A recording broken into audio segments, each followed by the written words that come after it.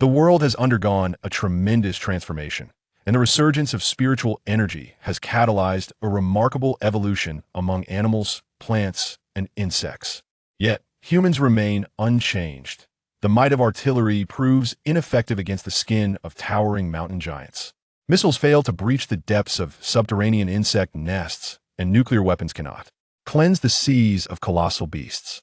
Evolution, cultivation, and the mastery of beast taming have become the prevailing trends in this world. Chapter 1. Beast Tamer. As the sun rises in the east and sets in the west, a young boy, with a bag slung over one shoulder, walks alone on his way home. Su Ming's face is etched with worry and tinged with hesitation.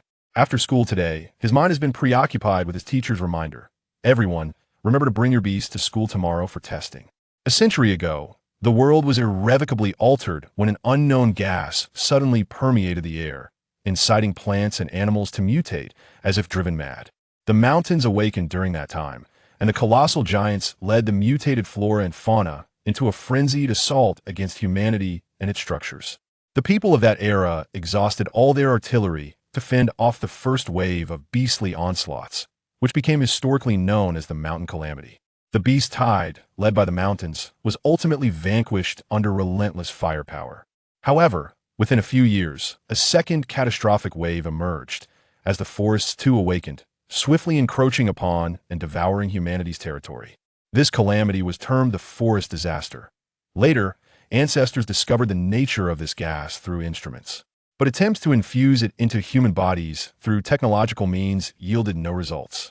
The hope that spiritual energy would propel humanity forward was thus shattered, until one day, a secret linking humans and these creatures was uncovered. Blood contracts. By feeding one's blood to a chosen beast, if the creature does not resist and acknowledges you. The formation of an unknown rune array signifies that the contract is established.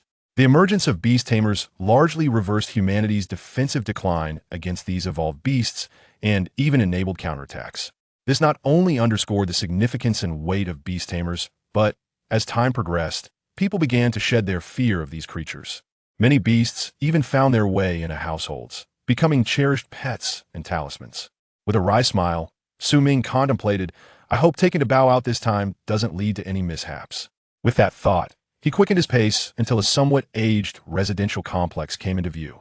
In the courtyard, numerous elderly individuals walked their cats and dogs, seemingly unchanged. However, appearances can be deceiving. These cats and dogs, though large and innocuous in appearance, had undergone profound transformations within.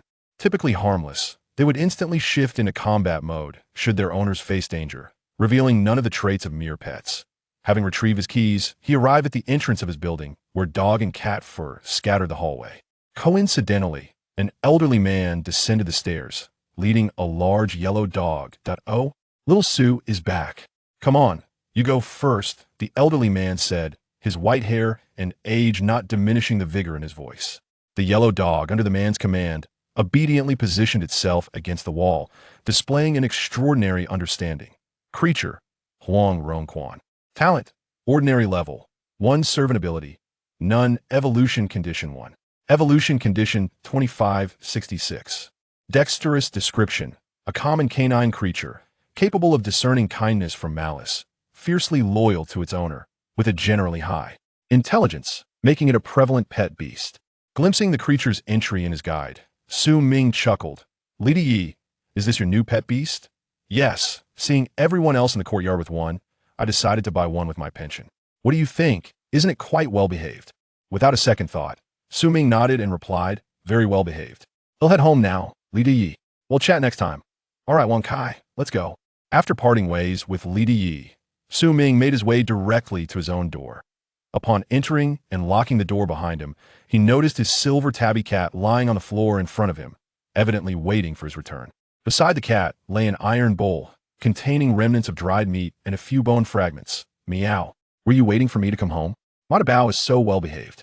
This silver tabby, which he had rescued from a ditch on his way home after his sophomore year, had been named to be Oda AT that time. It was filthy, scarcely 10 centimeters long, and weakly mewing from a ditch. Su Ming couldn't bear to leave it behind. Reasoning that a mere cat wouldn't consume much, he took the little creature home and cared for it diligently. Had it not been for the resurgence of spiritual energy, it likely would not have survived long enough for him to rescue it, let alone grow to nearly 1.5 meters in size. Ding! A payment of 2,000 credit coins has been received from Yuhai City Number 1 High School to your World Bank account, ending in 6677, with a note, scholarship. Su Ming snapped back to reality, instinctively checking his phone, unaware that Dabao, though eating fish, had its gaze fixed on him. 2,000. Combined with this month's official 2,000, that totals 4,000. His parents had perished during an expedition in the wilderness years ago, leaving Su Ming reliant on government subsidies and monthly scholarships for survival. He murmured to himself, and with his savings amounting to about 50 to 60,000, he wondered if he could afford to raise Dabao as a beast tamer. After all, the dietary needs of a beast tamer's creature differ vastly from those of an ordinary pet. While typical pet monsters possess some degree of attack capability, they're only sold after specialized training, and their combat strength, though formidable, pales in comparison to that of a beast tamer's creatures. The dietary requirements for these pets are quite lenient as long as they are willing to eat and can consume food. Complications seldom arise. In contrast, the requirements for beasts are stringent. Not only must they be provided with specialized nurturing solutions, but their food must also be rich in nutrients to ensure optimal growth and evolution. A straightforward example is the meat of other monsters. Meow. Su Ming was jolted back to the present by Dabao's soft meow, noticing that the cat had begun to lick the iron bowl clean of its remnants. Observing this scene, Su Ming felt a pang of guilt, recalling the amount of food he had prepared for Dabao that morning, which he confirmed had not only remained unchanged but actually increased. Could it be that Dabao's appetite had grown? Beast, by Ing Miao talent, elite level, 5 servant ability, rapid evolution condition, dexterous description, a daring and somewhat ruthless creature, possessing strong territorial instincts and a keen desire to hunt, relishing the thrill of the chase. He recalled that this entry had appeared shortly after he formed a contract with Dabao. Initially, he believed that all beast tamers would possess such a guide, but upon seeing the evolution conditions, he sensed something was amiss. He quietly listened to his classmates' discussions. He gradually realized that he was the only one with such a guide. Yet, despite what the illustrated guide indicated, he had once contemplated taking DBO outside. However, the moment DBO stepped out and spotted other issue, its mouth would water uncontrollably. What could be done about that? The issue space was not an option either once placed inside. All that resonated in his mind was DBO's agitated cries, for it despised the issue space. This was precisely why SMNG refrained from taking it out after that first experience. Although DBO obeyed his commands, its drooling and the way it regarded other issue or pet beasts as mere food left SMNG feeling quite helpless.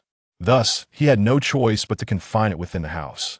Initially, SMNG even feared that DBO would wreak havoc at home, yet to his surprise, it remained exceptionally well behaved. It was rather peculiar the guide's description aligned with DBO's behavior in some respects.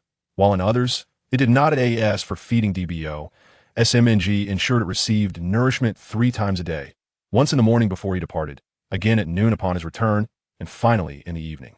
In this world where issue masters dictated everything, no individual could forsake the boundless opportunities it presented, let alone the fact that SMNG possessed that extraordinary guide. He gently scratched DBO's chin and tentatively proposed, "DBO, would you accompany me to school tomorrow?" Meow. Without a hint of hesitation, DBO affectionately nuzzled SMNG's palm, clearly delighted at the prospect. However, there may be battles at school, DBO. Before he could complete his thought, SMNG observed his cat suddenly freeze, standing as still as a wooden post. In his confusion, he noticed transparent strands trailing from the corners of DBO's mouth. SMNG's lips twitched. His greatest concern had manifested.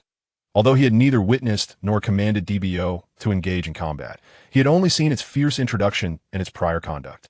Though a sense of resignation filled him, there was no avoiding the situation. He could only take it one step at a time. That I must prepare some noodles, DBO. Entertain yourself for a while. Without further contemplation, SMNG rose and returned to the kitchen.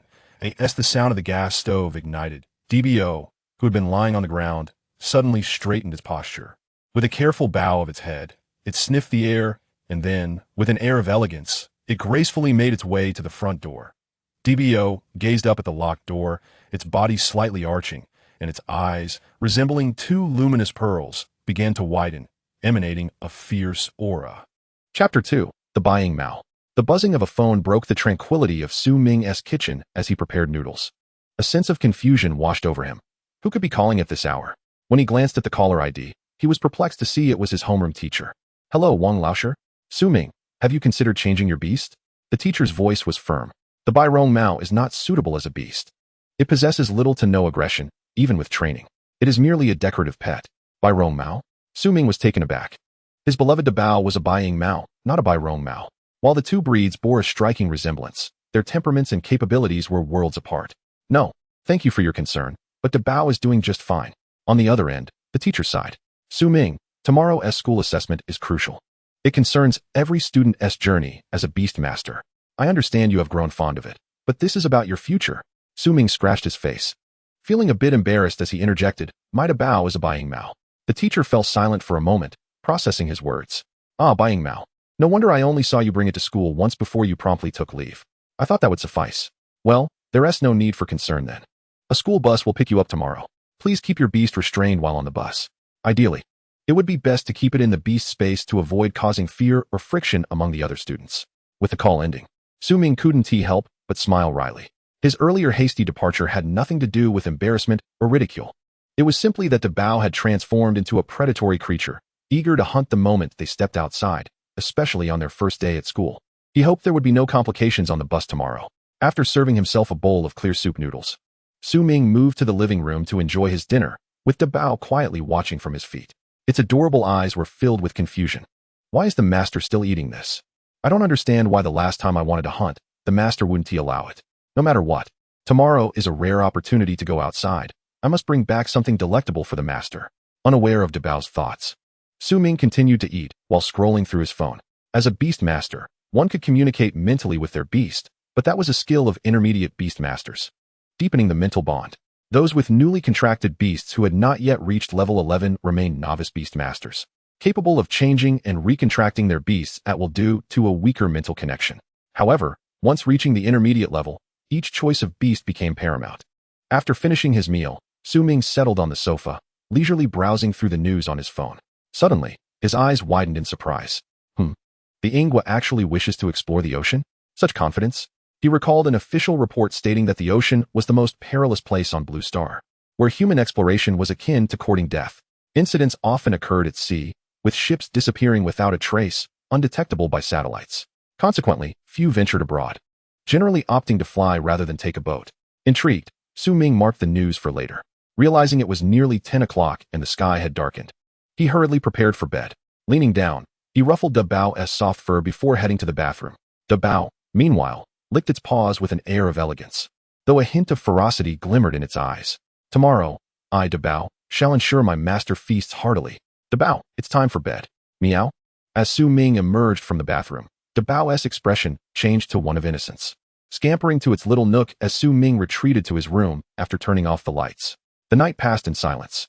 The next morning, as the first light of dawn broke, Su Ming awoke and began his morning routine. He had not intended to rise so early, but his homeroom teacher had called yet again. A glance at the group messages revealed that Lao Wang was keen to avoid any delays, reaching out to each student. And if unable to contact them directly, he contacted their parents instead. Su Ming could already envision some students boarding the bus with official seals. With his bag packed, he called out, Dabao, we're heading out. In an instant, a flash of white appeared at his feet. Meow?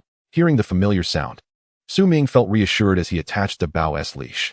However, as soon as he opened the door, a peculiar scent wafted into Dabao's nostrils, instantly altering its demeanor. Unaware of the change, Su Ming descended the stairs with Dabao trailing behind. Dabao's nostrils flared, and the ferocity in its gaze intensified. Those cats and dogs seem utterly oblivious to who truly rules this territory. Upon reaching the ground floor, several elderly residents were already walking their pets. Oh, Xiao Ming is taking Dabao out today? How rare. A jovial elder observed, only for his large dog, measuring nearly 2 meters in length, to suddenly shrink in fear. Trembling beside him, Wang Kai, what's wrong? The elder, confused, tried to soothe his dog, while Su Ming quickly recognized that Dabao was displaying its true nature and decided to lead it away. Li Dage, we'll chat another time. After walking a short distance, Su Ming rubbed Dabao's head in annoyance. Please don't act like last time. If you bite someone, I might not be able to compensate. Meow? Dabao let out a pitiful meow, prompting a resigned sigh from Su Ming. He decided to allow the little one some leeway as long as it refrained from attacking. However, as Su Ming reached the entrance of the community, he momentarily froze upon seeing what lay ahead. A bus nearly twice the size of a regular coach was parked at the entrance, resembling a semi-trailer, with a tall, dark-skinned man standing in front of it. Why does this school bus look different from the one I saw last semester? As Su Ming approached with his beast, the man came over and scrutinized Dabao. You must be Su Ming, right? Meow? Startled by Dabao's threatening growl, Su Ming quickly replied, sorry. The driver, my Dabao is a bit shy. The man, unfazed, grinned widely. That is a good thing. Come on aboard. Su Ming nodded, patting Dabao's head. Gradually, Dabao calmed down, but its gaze remained fixed on the man, even as they moved forward. Once aboard, Su Ming noted that despite the bus's size, few had released their beasts. Upon seeing a fellow student board with a fluffy white cat, the attention of others quickly shifted. What a cute cat. Is it a Bairong Mao? It looks just like one. I've heard they shed a lot and are unsuitable for battle, making them perfect as pets. An inappropriate voice chimed in. Having a pet beast is just like having a supply of food. I assenti it? Su Ming initially listened attentively, even exchanging pleasantries with the speaker. However, upon hearing a particular remark, his expression subtly shifted as he turned to face the individual who had spoken. This person, a rotund figure adorned with gold and silver, was Wang Jinbao, well known for his ostentatious behavior and boasting about his family's business in beast materials. What? Haven't you seen my black scorpion? Wang Jinbao chuckled lightly, nudging the 2-meter-long scorpion, its body as dark as ebony. The creature's long tail curled against its back, the formidable stinger gleaming menacingly. Slightly displeased by its owner's kick, it raised its massive pincers, fixating its gaze on Su Ming. Beast, Black Scorpion. Talent, Elite. Level, 7, Servant. Ability, Toxin. Evolution conditions. Pokédex entry. A neutral creature with strong territorial awareness. It possesses considerable offensive capabilities, but is best suited for counterattacks. The Black Scorpion is an ideal choice for novice beast tamers, loyal to its master and possessing decent attack power. As long as it is raised properly, it is unlikely to exhibit any aggressive tendencies towards its owner. Thus, a question arises. Why does a Black Scorpion, raised as a beast, only rank 2 levels above Su Ming's own beast, Dabao? While Su Ming scrutinized the scorpion's panel, Dabao had already begun to crouch down, stretching its body like a leopard, preparing to pounce. This little bug looks quite unique. I've never tasted insect meat. Let me try it, Su Ming exclaimed, hurriedly restraining the eager Dabao and finding a spot to sit down. The sharp claws scraping against the floor produced a jarring sound, startling the other students in the vehicle. Wang Jinbao, who enjoyed showing off but was not lacking in intelligence, observed this peculiar behavior. The white fluffy cat did not exhibit such aggression, nor could its claws produce such a sound. White shadow cat, Wang Jinbao murmured to himself. Just as the vehicle was about to start moving again, the dark-skinned driver suddenly spoke up. In this world, money alone amounts to nothing but meat buns. As the car began to move, the other students were left puzzled by the driver's words, but Wang Jinbao understood the implication. He cast a defiant glance out the window, while the Black Scorpion, sensing its owner's stillness, lay flat on the floor, feigning death. Since the revival of spiritual energy, beast tamers have become a strategic resource, which precludes the existence of private beast schools. What if someone harbors ulterior motives? Furthermore, the senior students' campus is distinct from those of the first and second years, as by the third year, most students are of age to form contracts with beasts. Thus, the senior campus is located in the suburban outskirts, adjacent to the city walls. Instructors are often invited to serve as practical teachers, and some schools are even established near military bases. This arrangement serves 2 purposes: to prevent students' beasts from going berserk and causing harm in the absence of instructors, and to ensure that the environment aligns more closely with the natural instincts of the beasts. Dabao surveyed the interior of the vehicle, captivated by the sight of all the other beasts, its mouth watering in anticipation. So many delicacies, I want to taste them all, it seemed to express. Su Ming sighed in resignation, fully aware of Dabao's tendencies. Noticing that Dabao was merely drooling without making any sudden moves, Su Ming decided to check on Dabao's evolution materials. Evolution conditions: Reach level 11, Elite, 100-year Windwalking Grass, Elite Wind Element Core, 100-year Beast Blood Fruit, Elite Bloodthirsty Tiger Heart, Elite Bloodthirsty Tiger Spinal Marrow. Usage steps: Evolution, according to the theory of beast evolution, can occasionally result in a snake unexpectedly transforming into a dragon, a phenomenon supported by anecdotal evidence. Yet, it is also possible for a snake to devolve into a mere worm, a scenario previously discussed by the National Research Institute as entirely uncontrollable. This underscores the importance of a nurturing trainer if one lacks knowledge. Not only can they waste money on enhancing their beasts, but they could also inadvertently degrade their beast's potential. Nevertheless, time and again, Su Ming scrutinized Dabao's evolution conditions, feeling a sense of stability. If this were indeed the case, the Pokédex's significance would be exceedingly profound. Rubbing Dabao affectionately, he began to contemplate the acquisition of the required materials. However, given the current circumstances, it seemed too challenging. For now, he aimed to cultivate Dabao to the elite level before progressing to the next significant stage, as the disparity between ranks could result in combat power variances of several multiples. While Su Ming pondered, another situation unfolded. Those with wealth and influence are never short of sycophants eager to ingratiate themselves. Noticing Wang Jinbao's slightly displeased demeanor, an individual approached with a fawning smile. Are you really going to let it go like this? Puzzled by the upcoming test, Wang Jinbao turned his head, scrutinizing the person who had spoken. This individual, tall and lanky with beady eyes, was Lu Hai, who had garnered a somewhat notorious reputation in the senior class for his sycophantic behavior. Despite this, he persistently sought out affluent individuals, claiming to want friendship, but in reality, he merely sought to ride on the coattails of the wealthy. Given the exorbitant costs of raising beasts, which could easily consume the entire income of an average household, securing a powerful patron made a significant difference. Now, approaching Wang Jinbao, it seemed he had given up on currying favor with others and turned to him instead. Wang Jinbao chuckled lightly. What? Do you have any ideas? If you succeed, I could offer you a share of my beast's evolution materials. Lu Hai, taken aback at first, felt a surge of excitement, and with newfound confidence, returned to his seat with a gesture of triumph. Observing this, Wang Jinbao's disdain for Lu Hai deepened, particularly as he glanced at Lu Hai's beast. This fool still hadn't realized that it was a white shadow cat, not a white fluff cat. What a dreamer, hoping to latch onto someone else's success while possessing nothing of value himself. Shaking his head in amusement, Wang Jinbao found Lu Hai's eagerness laughable. One should not heed the tales spun by others. If you wish to listen, heed the stories told by the system itself. Chapter 4. A Glimmer of Brilliance. With the skillful maneuvering of the dark-skinned driver, the enormous bus swiftly navigated through the city. Thanks to the expansion of the roads following the revival of spiritual energy, such a vehicle could now traverse the urban landscape. Su Ming gently caressed Dabao's tail, his gaze fixed on the scenery outside the window, where the cityscape whizzed by like a rapidly changing slideshow. Despite its bulky form, the bus moved with remarkable speed. Before long, it exited the urban area and entered a transformed forested road, and at this point, Su Ming could vaguely glimpse his school through the window. Ding! Students, we have arrived. Please exit in an orderly fashion from the rear door, one at a time, and let us avoid any scuffles that might provoke our respective beasts. As the consequences could be severe, the driver chuckled, though there was an air of ambiguity in his smile. Regaining his focus, Su Ming leaned down and, noticing that Dabao had buried its head, gently patted it. Dabao, we've arrived. It's time to get off. Meow? Are we at the dining place? Dabao exclaimed excitedly, only for Su Ming to realize that the spot where Dabao had buried its head was now soaked with an unidentifiable liquid, dampening its fur. He couldn't help but grimace. If only Dabao would consistently heed his commands. With the hint of disappointment reflected in Daba's humanized gaze, it is evident that he will be placed into the Beastmaster space and brought to school.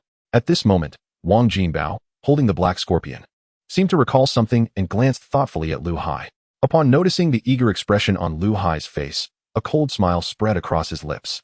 Daba, it seems your rations for today are secured. The black scorpion appeared somewhat perplexed by its master's words, yet it understood that it would soon feast on beast meat. Meanwhile, Su Ming attempted to restrain his Daba from wandering about, completely oblivious to Lu Hai's malevolent gestures toward his beast, indicating that it was about to cause trouble. Daba's nostrils twitched slightly, as if catching a scent. The previously dejected and patient gaze transformed into one of icy ferocity, and he promptly turned to strike at the gaping maw approaching from behind. A sharp, slicing sound echoed as if a blade had cleaved flesh. Warm blood splattering within the vehicle and on the nearby individuals, even touching the beasts. The sounds of howls and barks filled the air. What on earth is happening? Realizing something was amiss with Daba, Su Ming quickly turned around. His expression darkened upon seeing Lu Hai's beast, resembling a husky, adorned with a grievous wound that exposed bone. Beast, Qing Quan, torn injury. Talent, ordinary. Level, 3, servant. Ability, none. Evolution conditions, none. Pokédex entry, a creature with exceedingly low intelligence yet absolute loyalty to its master. Of little cultivation value and struggles to survive alone. Little cultivation value and struggles to survive alone? Su Ming squinted. Lu Hai, what do you mean by that? Lu Hai, initially startled by the sudden turn of events, snapped back to reality upon hearing this chilling inquiry. Many classmates still inside the vehicle turned their gazes toward them, while others who had already disembarked were also looking in their direction. Lu Hai understood that he could not back down or admit fault at this juncture. The events had transpired too swiftly for anyone to have seen clearly. Observing his beast writhing in agony on the ground, Lu Hai resolved to turn the tables. What do you mean? I still want to ask you, why can't you take care of your white fluffy cat as a pet beast? Don't you know it needs regular nail trimming? Su Ming's expression darkened, and he couldn't help but chuckle in anger as he loosened his grip on the cat's leash. You have one more chance to tell the truth. Noticing Su Ming's assertive demeanor and the increasingly peculiar expressions of those around him, Lu Hai felt an inexplicable surge of anger, and his courage grew bolder. What do you mean? What I just said is the truth. Seeing the odd glances directed at him, Lu Hai resolutely decided to maintain his facade. Su Ming was well aware of Lu Hai's reputation, notorious as it was within the senior class. You refuse to admit it, do you? You think my Daba is incapable of retaliation? Casting a glance at Daba, who was preparing to act, Su Ming's gaze turned icy, and he suddenly released the cat's leash. Lu Hai, seemingly oblivious to the looming crisis, exhibited an unusual excitement in his eyes. Meow! A sharp cry from the cat pierced the air, and a large white figure darted past. In an instant, accompanied by the sound of flesh tearing, the previously howling Qin Quan abruptly ceased its cries. Its throat was swiftly and violently torn open, warm blood splattering onto Lu Hai's face, while the once howling creature lay still, making its final futile struggles. Lu Hai's eyes widened, the excitement draining from them. Replaced by confusion and terror, he collapsed to the ground, tears in his eyes, cradling his still writhing beast. What happened to my Qin Quan? Wang Jinbao, who had been enjoying the spectacle, nearly burst into laughter but quickly turned away to conceal his amusement. Unfortunately, he collided with the driver while attempting to shield his reaction. You aren't being very honest, are you? Upon hearing this, Wang Jinbao's laughter evaporated, his expression turning fearful. For he could surmise the driver's identity based on his family's business dealings, most likely someone who would endure reprimands even from his father.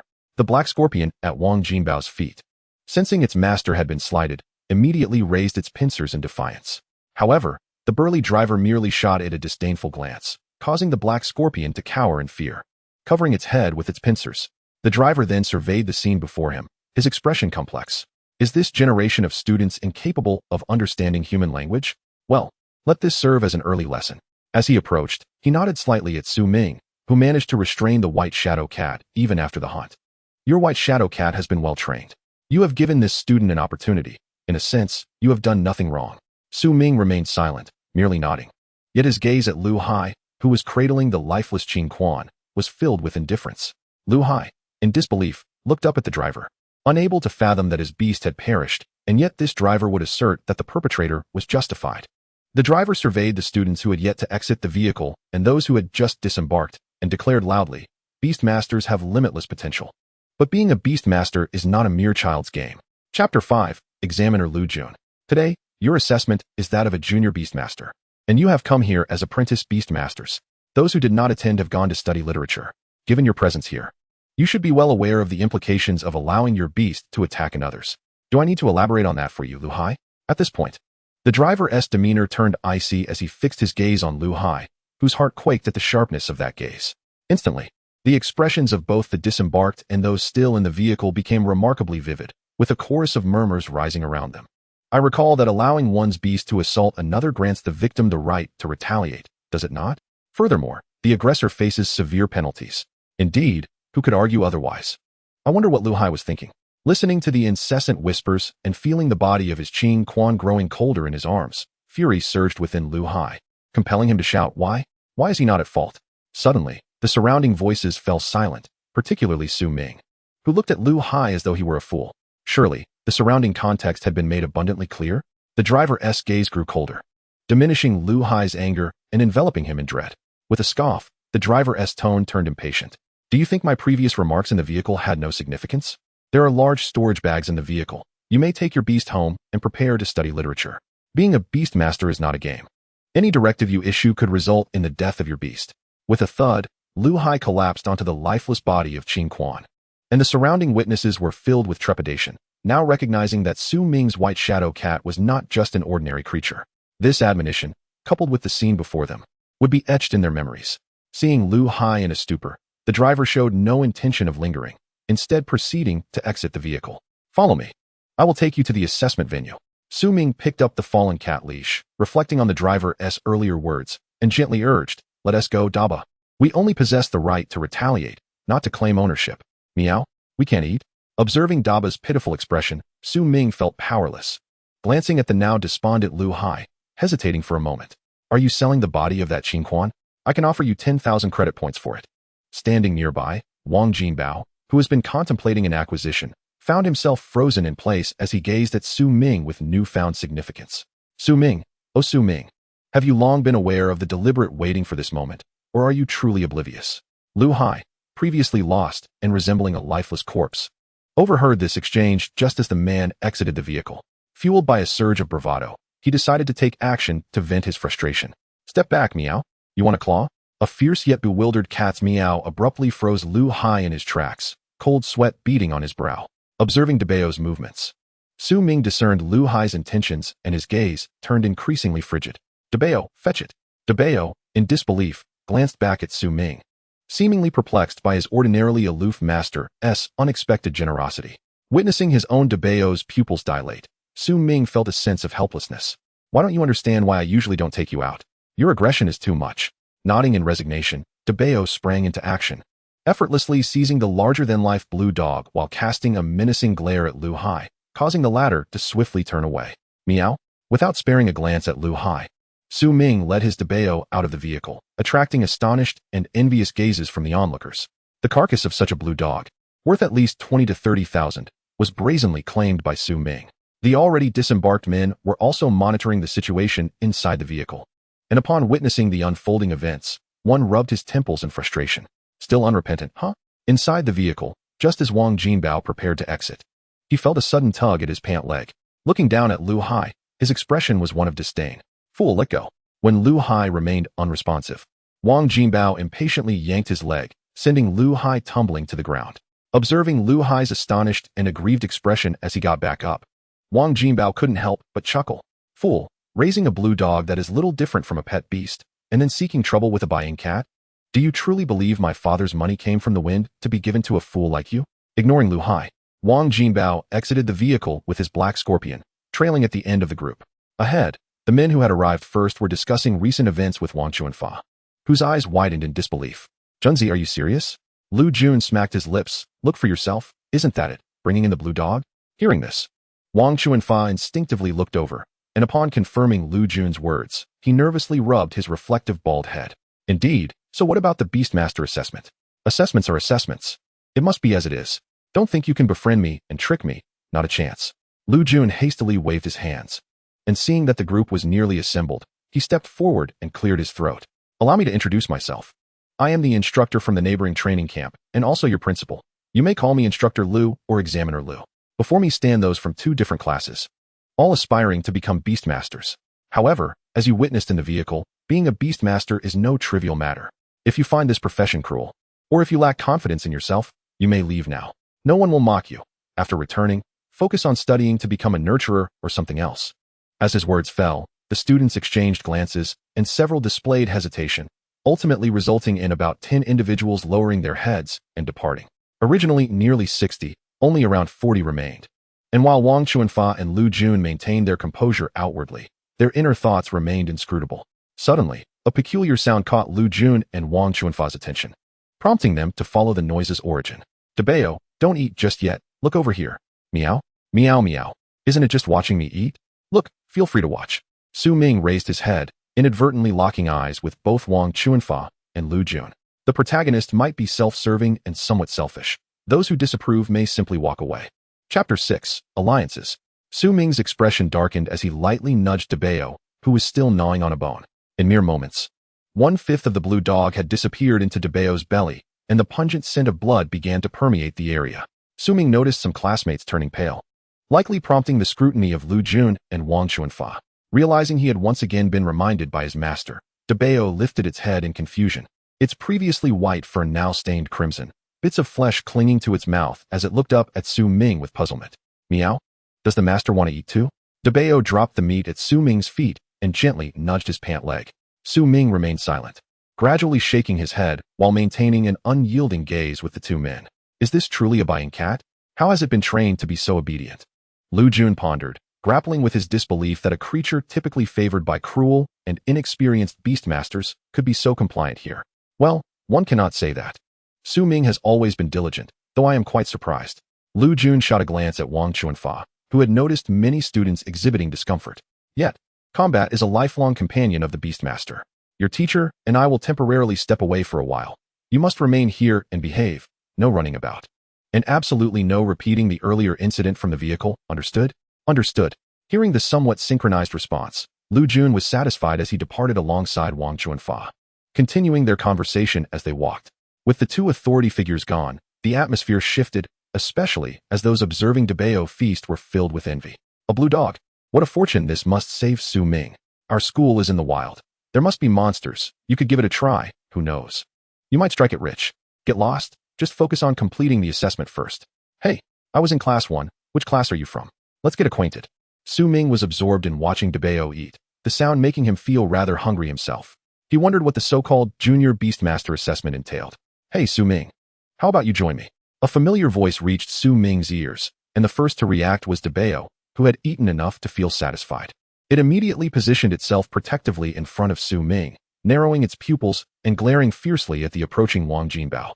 The bloodstains on Debao added an air of menace. Meow. You still want to trouble my master? Wang Jinbao, startled by this sudden turn of events, stumbled back, stepping on his black scorpion. Hiss. The black scorpion voiced its displeasure. Yet even amid Debao's provocation and hostility, it understood its duty and moved to stand protectively in front of its master, defiantly waving its large, dark pincers and making noise. This commotion instantly captured the attention of everyone present, particularly as they observed Su Ming's Debao, still brimming with combativeness and hostility. Many instinctively swallowed hard. Why is Su Ming's beast so ferocious? Didn't the book say that beasts become docile after eating their fill? This certainly doesn't seem to be the case. Wang Jinbao, taken aback, managed to regain his composure and awkwardly smiled. No need to be tense. I merely wish to discuss our collaboration. S.M. Eng's gaze appeared somewhat peculiar. He had not anticipated hearing such a proposition. What intentions did W. Ing Jnbo harbor? Did he comprehend what the assessment entailed? What collaboration did he seek? Speak plainly. Uncertain of W. Ing Jnbo's motives, S.M. Ing released the leash of his feline companion, prompting a darkened expression on W. Ing Jnbo's face. However, upon observing DBO, he refrained from direct aggression, his demeanor softening yet still perplexed. If memory served correctly, the BIYing-MO was a creature that should not be contracted by novice beast tamers. While undeniably powerful, especially in the early stages, it posed significant challenges, often failing to acknowledge its master and engaging in battles akin to a cat torturing a mouse, with rare instances of attacking its owner. How had S.M. managed to cultivate such a compliant BIYing-MO? Curious indeed. Suppressing his internal bewilderment, W. Jnbo straightened his posture.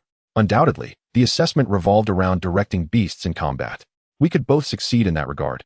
But have you considered what you would pursue as a beast tamer? What actions should you undertake? Upon uttering these words, both S.M. Ing and several classmates gazed at W. Jnbo with expressions of confusion, observing the effect of his words. W. Jnbo pretended to clear his throat. What does my family do, S.M. Ing? As my classmate, you must be aware that your family circumstances would not permit you to become a beast tamer without obstacles. In terms of field exploration and resource management, I possess more knowledge than all of you combined. Yet, one cannot explore the wilds alone. Hence, I seek a teammate. What do you think? Are you interested?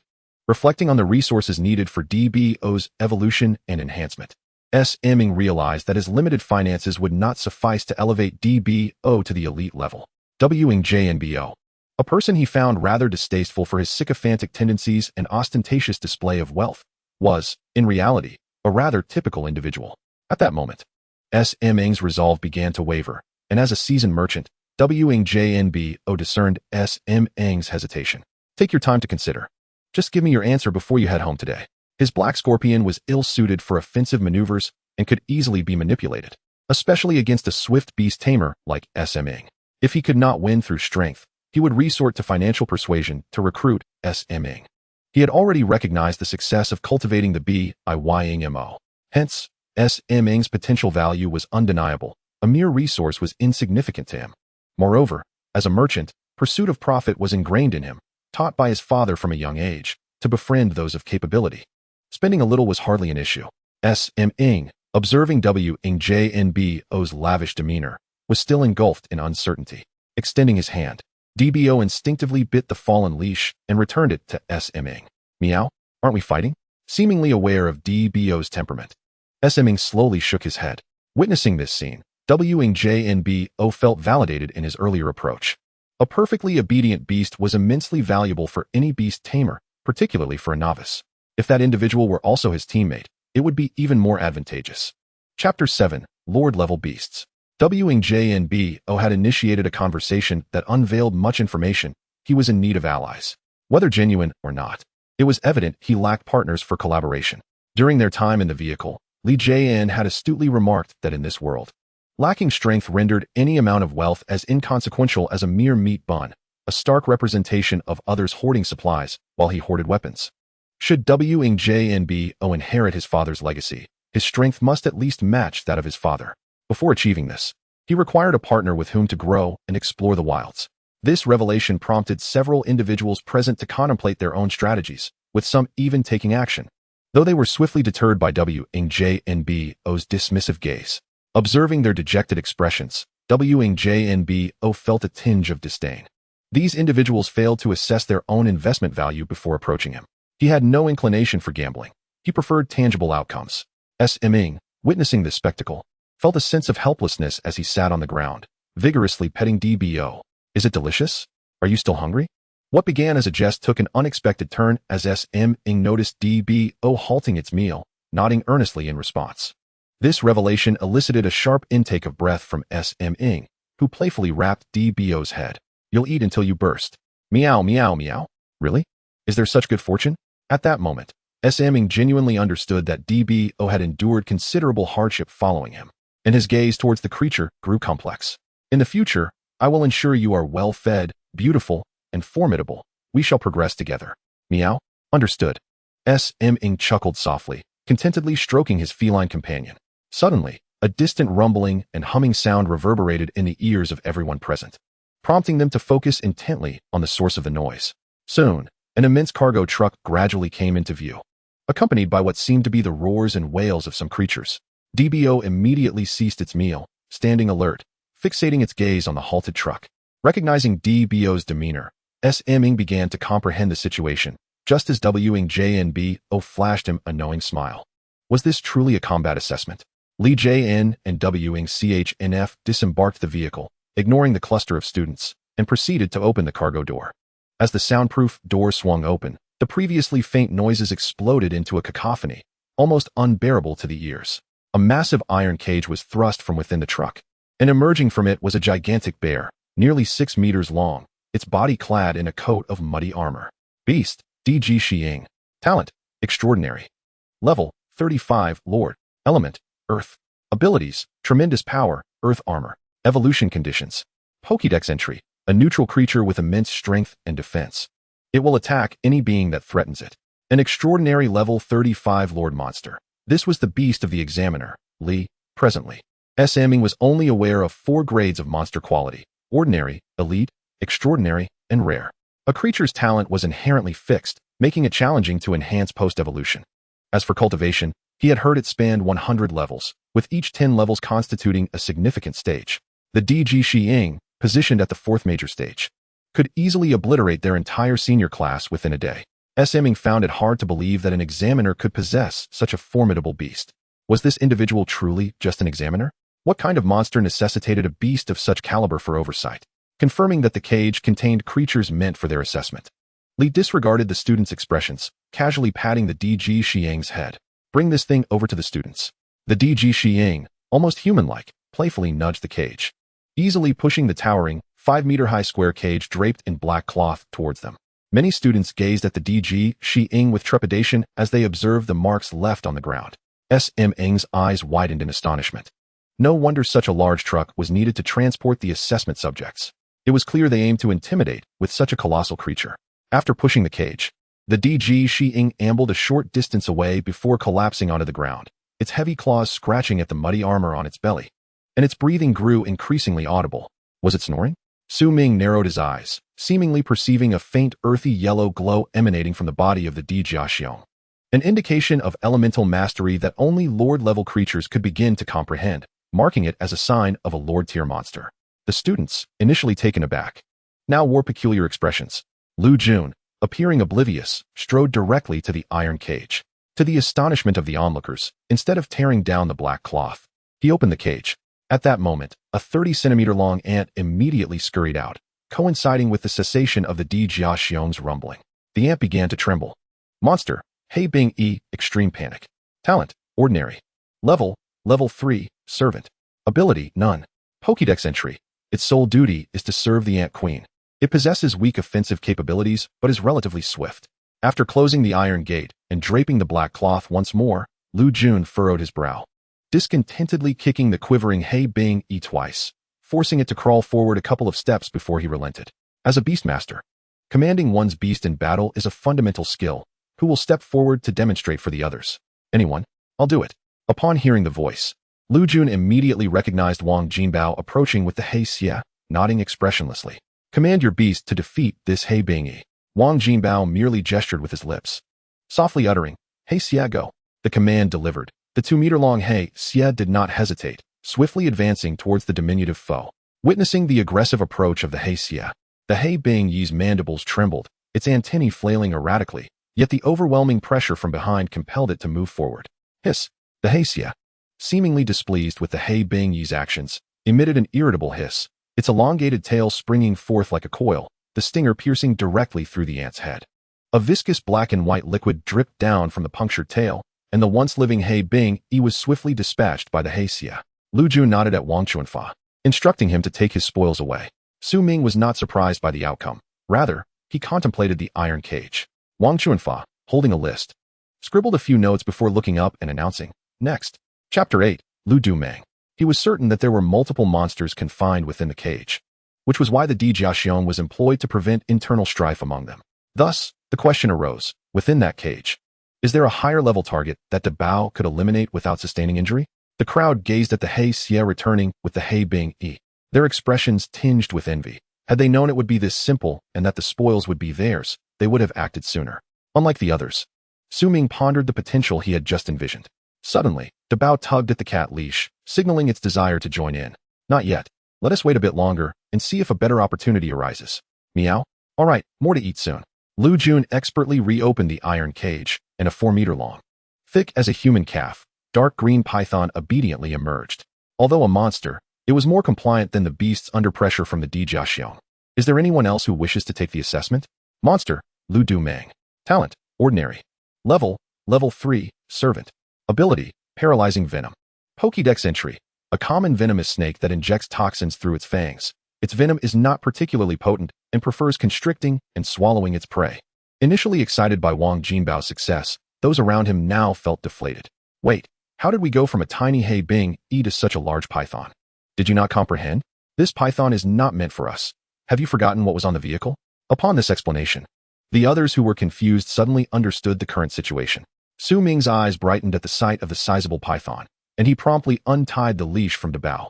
De Bao go. Meow. De Bao's voice sounded confident as Su Ming dropped the leash and followed behind. As De Bao approached, the Lu Dumeng coiled itself, flicking its tongue, poised to strike.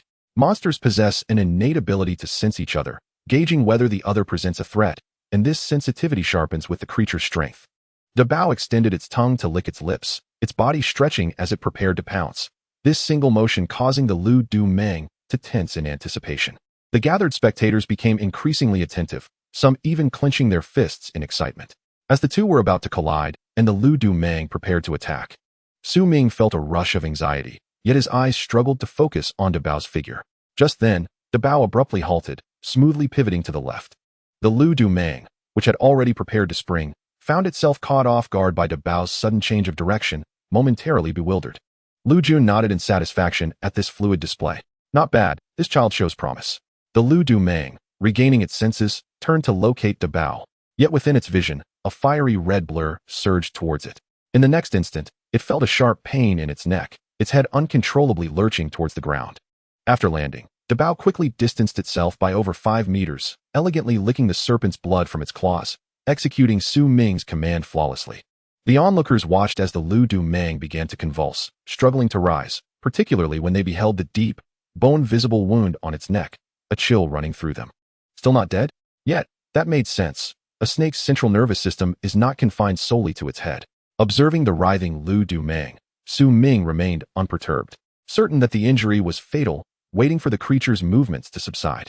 The area fell silent, save for the struggling Lu Dumang. The Bao ceased its actions, obediently sitting and watching the diminishing movements of the serpent until it finally lay still, at which point it turned to Su Ming. The classmates were astonished by De Bao's behavior. Is this truly the White Shadow Cat, renowned among novice beast masters for its lethality? How did Su Ming train it to such a level? Su Ming remained silent, meticulously observing the condition of the Lu Dumang, unaware that more than 10 minutes had elapsed since the creature's initial struggles. Some, unable to contain their impatience, voiced their frustrations. Isn't the Lu Dumang supposed to have been dispatched by your White Shadow Cat? Why not have your beast carry that snake away? As soon as the words were spoken, the first to react was not Su Ming, but rather the obedient De Bao, who had been sitting quietly on the ground. It immediately turned around, fixing its gaze intently on the speaker, and slowly approached the individual with deliberate steps. Those familiar with felines would recognize this as a definitive sign of aggression, indicating that the person had become the target of this formidable feline. The man, under De Bao's piercing stare, felt a chill run up his spine, instinctively retreating in an attempt to blend into the crowd. However, upon turning, he discovered that those beside him had already distanced themselves at the moment De Bao had set its sights on him. After all, the abilities of this Bai Ying Mao were well known to all present. If the Di Jiaxiong did not intervene, it was unlikely anyone could contain this white-shadowed cat. At that moment, Su Ming glanced at De Bao and softly commanded, De Bao, come back. With a gentle meow, De Bao dashed back to Su Ming's side, looking up at its master with a puzzled expression. In that instant, Su Ming cast a cold gaze at the man who had spoken. Are you unaware that the nervous system of a snake is distributed throughout its body rather than solely in its head? Or perhaps you have not seen the news of decapitated venomous snakes killing people. I do not fault you for your ignorance, but do refrain from speaking next time. Chapter 9. Si Liao Shanju. The man, taken aback by Su Ming's retort, felt a mix of shame and anger. His face flushing crimson as he attempted to retaliate verbally, yet was rendered mute by the unwavering stare of the Bai Ying Mao at Su Ming's feet. After a moment's contemplation, Su Ming turned his attention to Lu Junlu examiner. Let us proceed directly to the next assessment. This is not a matter that can be resolved in merely an hour or two. Lu Jun remained silent, his gaze upon Su Ming growing increasingly approving, internally acknowledging, this child possesses a sharp mind. Fat done, get to work.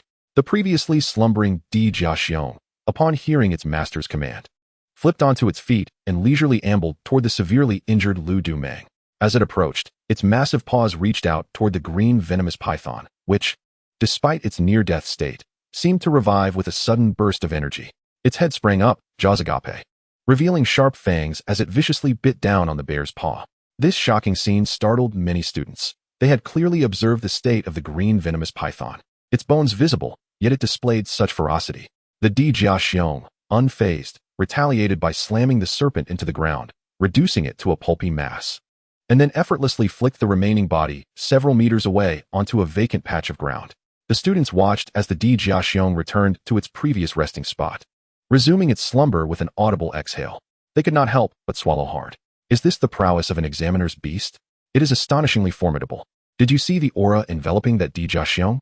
That is a lord-level beast. In the wild, it could claim territory for itself.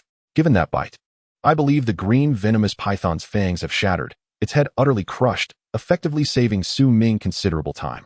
Having witnessed the entire spectacle, Su Ming finally allowed a smile to grace his lips. He hesitated to send De Bao into battle, fearing a lack of combat experience. What if the green venomous python's reflexes post-mortem were swifter than when it was alive? What if De Bao were to get bitten? This is a monster, not an ordinary animal from before the resurgence of spiritual energy. It retains its instincts, yet its abilities may have transformed. This was also why Lu Jun regarded Su Ming favorably. He had already triumphed, as the nerve responses of the green venomous python would cease with the passage of time. Such an outcome would be an utter waste of time. All right, who will come next? To avoid a repeat of the earlier incident, you shall step forward first while I observe and select the creatures. Lu Jun rubbed his hands together, his gaze filled with a hint of anticipation as he surveyed the students below. When no one responded, his brow furrowed. This is an assessment, a crucial step towards becoming true beast tamers. Think carefully. His words hung in the air like a solemn decree, and shortly thereafter, a classmate led their beast forward. Examiner. Greetings. I am Wang Kong. Approaching was a robust-looking man, accompanied by a red-haired mouse measuring barely over 40 centimeters in length. which caught Su Ming's attention. Beast, Hong Mao Shu. Talent, ordinary. Level, 3, servant. Ability, none. Evolution conditions. Pokédex entry, a common species of mouse, somewhat timid, with very sharp teeth. A Hong Mao Shu? If memory serves, this type of mouse is quite common in the city, is it not? Su Ming inspected Wang Kang's Hong Mao Shu and then turned his gaze to Lu Jun, who was opening the cage once more. Suddenly, a pig emerged. Yes, a pig. Measuring over 2 meters in length with 4 prominent tusks. At the sight of this pig, Su Ming was momentarily stunned. How could such a creature fit into that cage? However, upon viewing the pig's entry in the Pokédex, he began to grasp the situation, and his expression shifted to one of intrigue as he regarded Lu Jun. Beast, Si Liao Shanju. Talent, elite. Level, 13, elite. Element, earth. Ability, great strength. Evolution conditions. Pokédex entry, inhabits forests. Known for charging headlong to enhance its physical strength, able to battle above its level in a charge. The Pokédex indicated it was a beast, not merely a monster. Could this be Lu Jun's beast? Wang Kang's face paled upon seeing the Si Liao Shanju, and he glanced down at his red-haired mouse. An expression of conflict in his eyes. Oh, why are you down here? Go back. Lu Jun, turning around, was taken aback to find his beast had come down. Explaining Wang Kang's pale complexion. Not only Wang Kang, but the other students also turned ashen. How could a mere assessment summon such an obviously overpowering creature? Thankfully, this one was also Lu Jun's beast. Otherwise, they might as well turn around and head home to study. In that moment, Su Ming seemed to comprehend Lu Jun's intentions and managed an awkward smile. Truly, age does not dull the spirit. He must put on a little show. Irritated, Lu Jun kicked the Si Liao Shanju a few times to move it aside before reopening the iron cage. The Si Liao Shanju, understanding its place, lay down beside the Di Jia Xiong and began to sleep once more. As the cage opened again, Wang Kang focused intently on the creature emerging. When he saw that it was also a mouse, albeit one only 2/3 the size of his own beast, he felt an inexplicable sense of relief. Meow? Can I go in? No, absolutely not. Su Ming immediately denied Dabao's thoughts without a second's hesitation. Monster, De Qi Shu. Talent, ordinary. Level, 1, servant. Ability, none. Pokédex entry, inhabits forests. This type of monster is gentle by nature but exhibits extreme hostility towards its own kind, with its prominent incisors exposed. It will attack with full force upon encountering another of its species. After glancing at the De Qi Shu, Lu Jun, noticing Wang Kang's anxiety, offered some reassurance. Wang Kang, let your beast engage, there is no danger. Squeak. Wang Kang nodded vigorously, just as he was about to issue a command when, inexplicably, the opposing De Qi Shu suddenly charged at his Hong Mao Shu, seemingly in a frenzy. Wang Kang froze for a moment before hastily urging, Hong Mao Shu, do not be afraid. Yet, a peculiar scene unfolded. Upon receiving the command, the Hong Mao Shu hesitated before finally acting after a brief moment of observation. As the Hong Mao Shu hesitated before charging, Wang Kang's expression soured with frustration, while Lu Jun, observing, did not appear surprised. Wang Kang's predicament was quite normal. It was unrealistic to expect every student to command their beasts as effortlessly as Wang Jinbao and Su Ming. Such proficiency requires extensive training to achieve. A contract represents a mutual selection. A successful contract does not equate to absolute obedience. What if there exists coercion or a situation of necessity? Soon, a large and a small rodent-like creature were about to collide. At that moment, the large-toothed rat suddenly opened its mouth. Its 2 sharp white fangs aimed at the charging red-haired rat. Oh no, red-haired rat, evade. Chapter 10, Never Abandon, Never Give Up. However, a horrifying scene unfolded. The red-haired rat not only failed to dodge, but also opened its mouth in a clear intent to engage in close combat with its opponent. Witnessing this, Wang Kang turned pale, his fist clenched as he stared in bewilderment at the 2 creatures that collided. The moment they clashed, a thunderous sound erupted, and they began to wield their claws, seeking opportunities to bite each other. Although the large-toothed rat was smaller than the red-haired rat, its teeth were longer and sharper. The large-toothed rat sank its teeth into the red-haired rat's arm, and instead of tearing, it began to exert its full strength, dragging the red-haired rat backward. In an instant, the bitten area was left gaping and bloody. Thick blood splattered across the ground, and the intense pain coupled with being pulled back rendered the red-haired rat incapable of retaliation, its hind legs unable to muster any strength. Squeak, squeak. The anguished cries of the red-haired rat sent a jolt through Wang Kang's nerves. His gaze becoming somewhat dazed. How could this be? Why is this happening? The thought that he could not even pass the simplest assessment on his path to becoming a beast master, and that his beast might be killed by the testing monster, made Wang Kang shake his head uncontrollably. No, this cannot continue. I must find a way, or my beast's hand will be bitten off. Scratch the eyes of the large-toothed rat. The previously panicked red-haired rat suddenly heard its master continuously issuing commands, and the instinctual fear of death compelled it to trust its master this time. The acute pain in its paw fiercely stimulated the red-haired rat's nerves, and, obeying its master's directive, it retaliated. Its sharp yet short claws seized the large-toothed rat's eyes, and with a sudden pull downward, blood and fur were torn away. Squeak, squeak. The excruciating pain in its eyes forced the large-toothed rat to release its grip and roll on the ground. Wong Kong watched as a copious amount of blood flowed from the wound of the large-toothed rat, his joy evident. Subsequently, with one arm hanging limply, the red-haired rat glanced back at Wong Kong and decisively charged forward, its sharp teeth sinking into the large-toothed rat's nape. Witnessing his beast's success, Wong Kong was overwhelmed with excitement. His face flushed as victory seemed imminent. The red-haired rat did not disappoint Wong Kang's expectations, beginning to thrash violently. Soon, the struggling large-toothed rat fell still, and when the red-haired rat released its bite, it was revealed that it had severed the large-toothed rat's spine. Squeak. Looking at the responding red-haired rat, Wong Kong excitedly clenched his fist, cheering himself on. Well done. Applause suddenly erupted around them, eliciting skeptical glances from the crowd. It was Examiner Lu Jun, and under his influence, the onlookers began to applaud, the sound resonating throughout the assessment arena. Thank you all. Lu Jun looked at Wong Kong with great satisfaction, generously offering praise. Though you may not compare to Wang Jinbao and Su Ming in training and controlling your beast, your unwavering spirit has bridged a substantial gap between you and your beast. It is this very quality that enabled you to orchestrate a remarkable counterattack. Had you given up earlier, you would have had to retrieve your red-haired rat's body. To become a formidable beast master, such willpower is paramount. Now, take your trophy and descend. Squeak.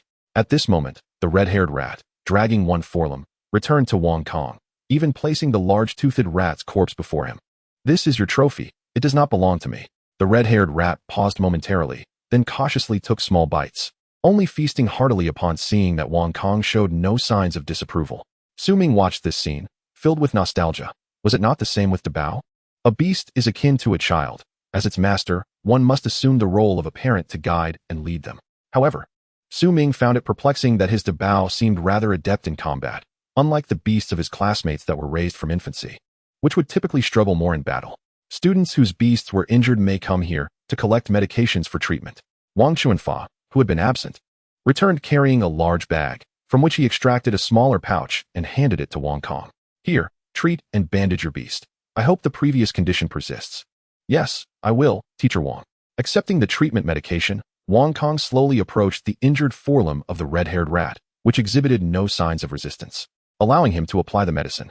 The most crucial element between a beast master and their beast is trust. Having gone through this ordeal, Wong Kong had established a significant degree of trust with his beast, a promising beginning. Wang Chuanfa believed this child would traverse a considerable journey along the path of a beast master. Lu Jun lifted a corner of the black cloth to observe the situation inside the cage, then turned to the crowd. Is there anyone else who wishes to take the assessment? There are not many left. Those who have not yet completed the assessment may have to wait until tomorrow. Is there anyone? Chapter 11. Investment. As time passed, the students preparing for the assessment transitioned from anxious observers to eager competitors. Remarkably, one student who had not defeated the assessment monster still passed. Lu Jun offered an explanation for this. It is normal not to succeed. This is your first time as a beast master, your first time commanding a beast in battle. There is no guarantee of victory in your inaugural battle. The courage to step forward and challenge is already a significant improvement. This statement ignited the students' enthusiasm for the assessment, and the utility of the Sea Lao Mountain Pig became apparent when students struggled against the assessment beast. Should there be a risk of a student's beast facing death, the Sea Lao Mountain Pig would charge in to scare off the assessment monster. This situation prompted Su Ming to glance frequently at the snoring Dijia Bear. If the Sea Lao Mountain Pig serves as a security guard, then the Dijia Bear's role seems to be one of intimidation. After all, it is the wild. The presence of a Lord-level beast is enough to deter any creature below the Lord rank within a 10-mile radius, maintaining a significant deterrent effect. The difference lies in that the Dijia Bear intimidates the entire school, while the Sea Lao Mountain Pig intimidates the monsters within that iron cage. While observing his classmates' assessments, Su Ming suddenly heard the sound of something shattering and instinctively looked down at his Dabao. Beast, Buying Cat. Talent, Elite. Level 6, Servant. Ability, Speed. Evolution conditions. Pokédex description, a bold yet somewhat cruel creature, It possesses a strong territorial instinct and a fierce desire to attack, relishing and enjoying the hunt. Has it leveled up? Su Ming couldn't help but chuckle, immediately squatting down to gently rub his plump Dabao's belly, which had only a third of the Qing dog's food remaining. Meow. So full, so full. Dabao lay contentedly on the ground, exposing its round belly, permitting Su Ming to pet it while displaying a look of enjoyment. Pat pat, a series of footsteps approached from behind Su Ming, causing the previously resting Dabao to spring up immediately.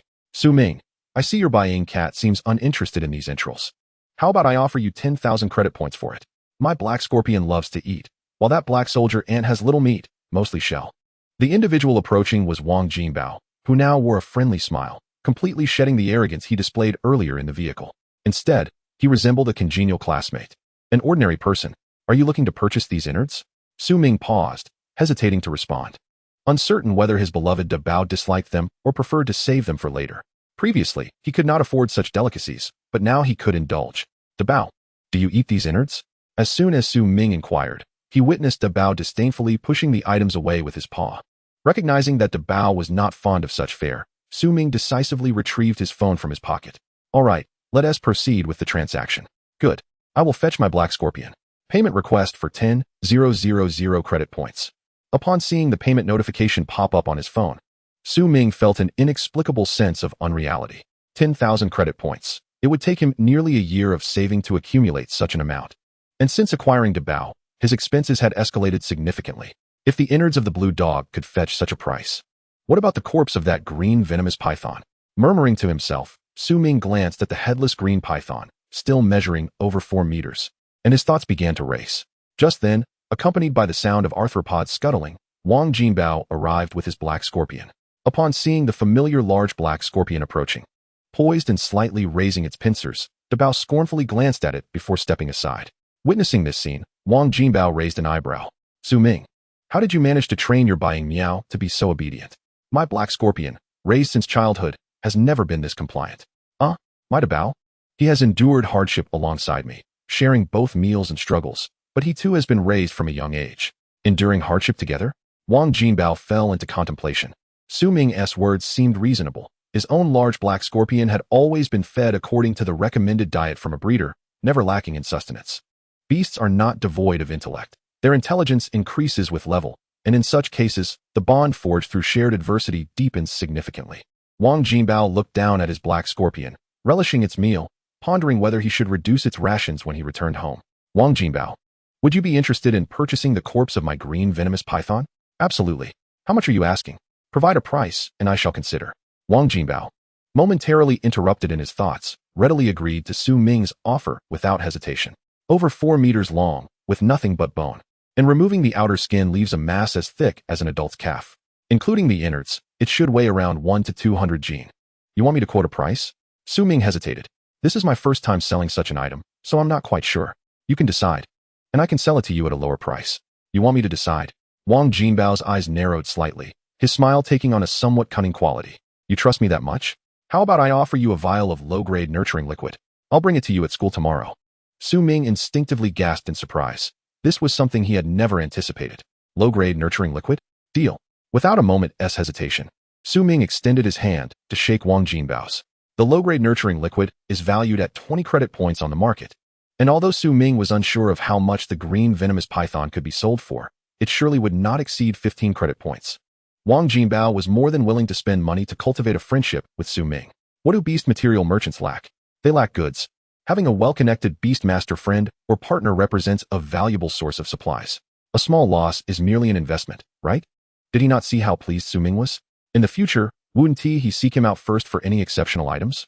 The two laughed simultaneously, expressing their satisfaction with the collaboration, both feeling they had gained an advantage. All right, it's settled. I'll call someone to take away the green venomous python. Tomorrow, I will bring you the goods. Su Ming refrained from speaking, simply nodding with a smile, and then sat down to pet his cat. As for fearing that Wang Jinbao might abscond with the goods, that was a thought only an idiot would entertain. How many people had witnessed the earlier scene and heard their conversation?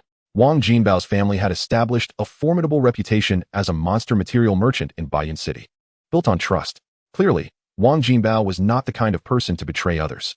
On the contrary, Su Ming found him quite astute.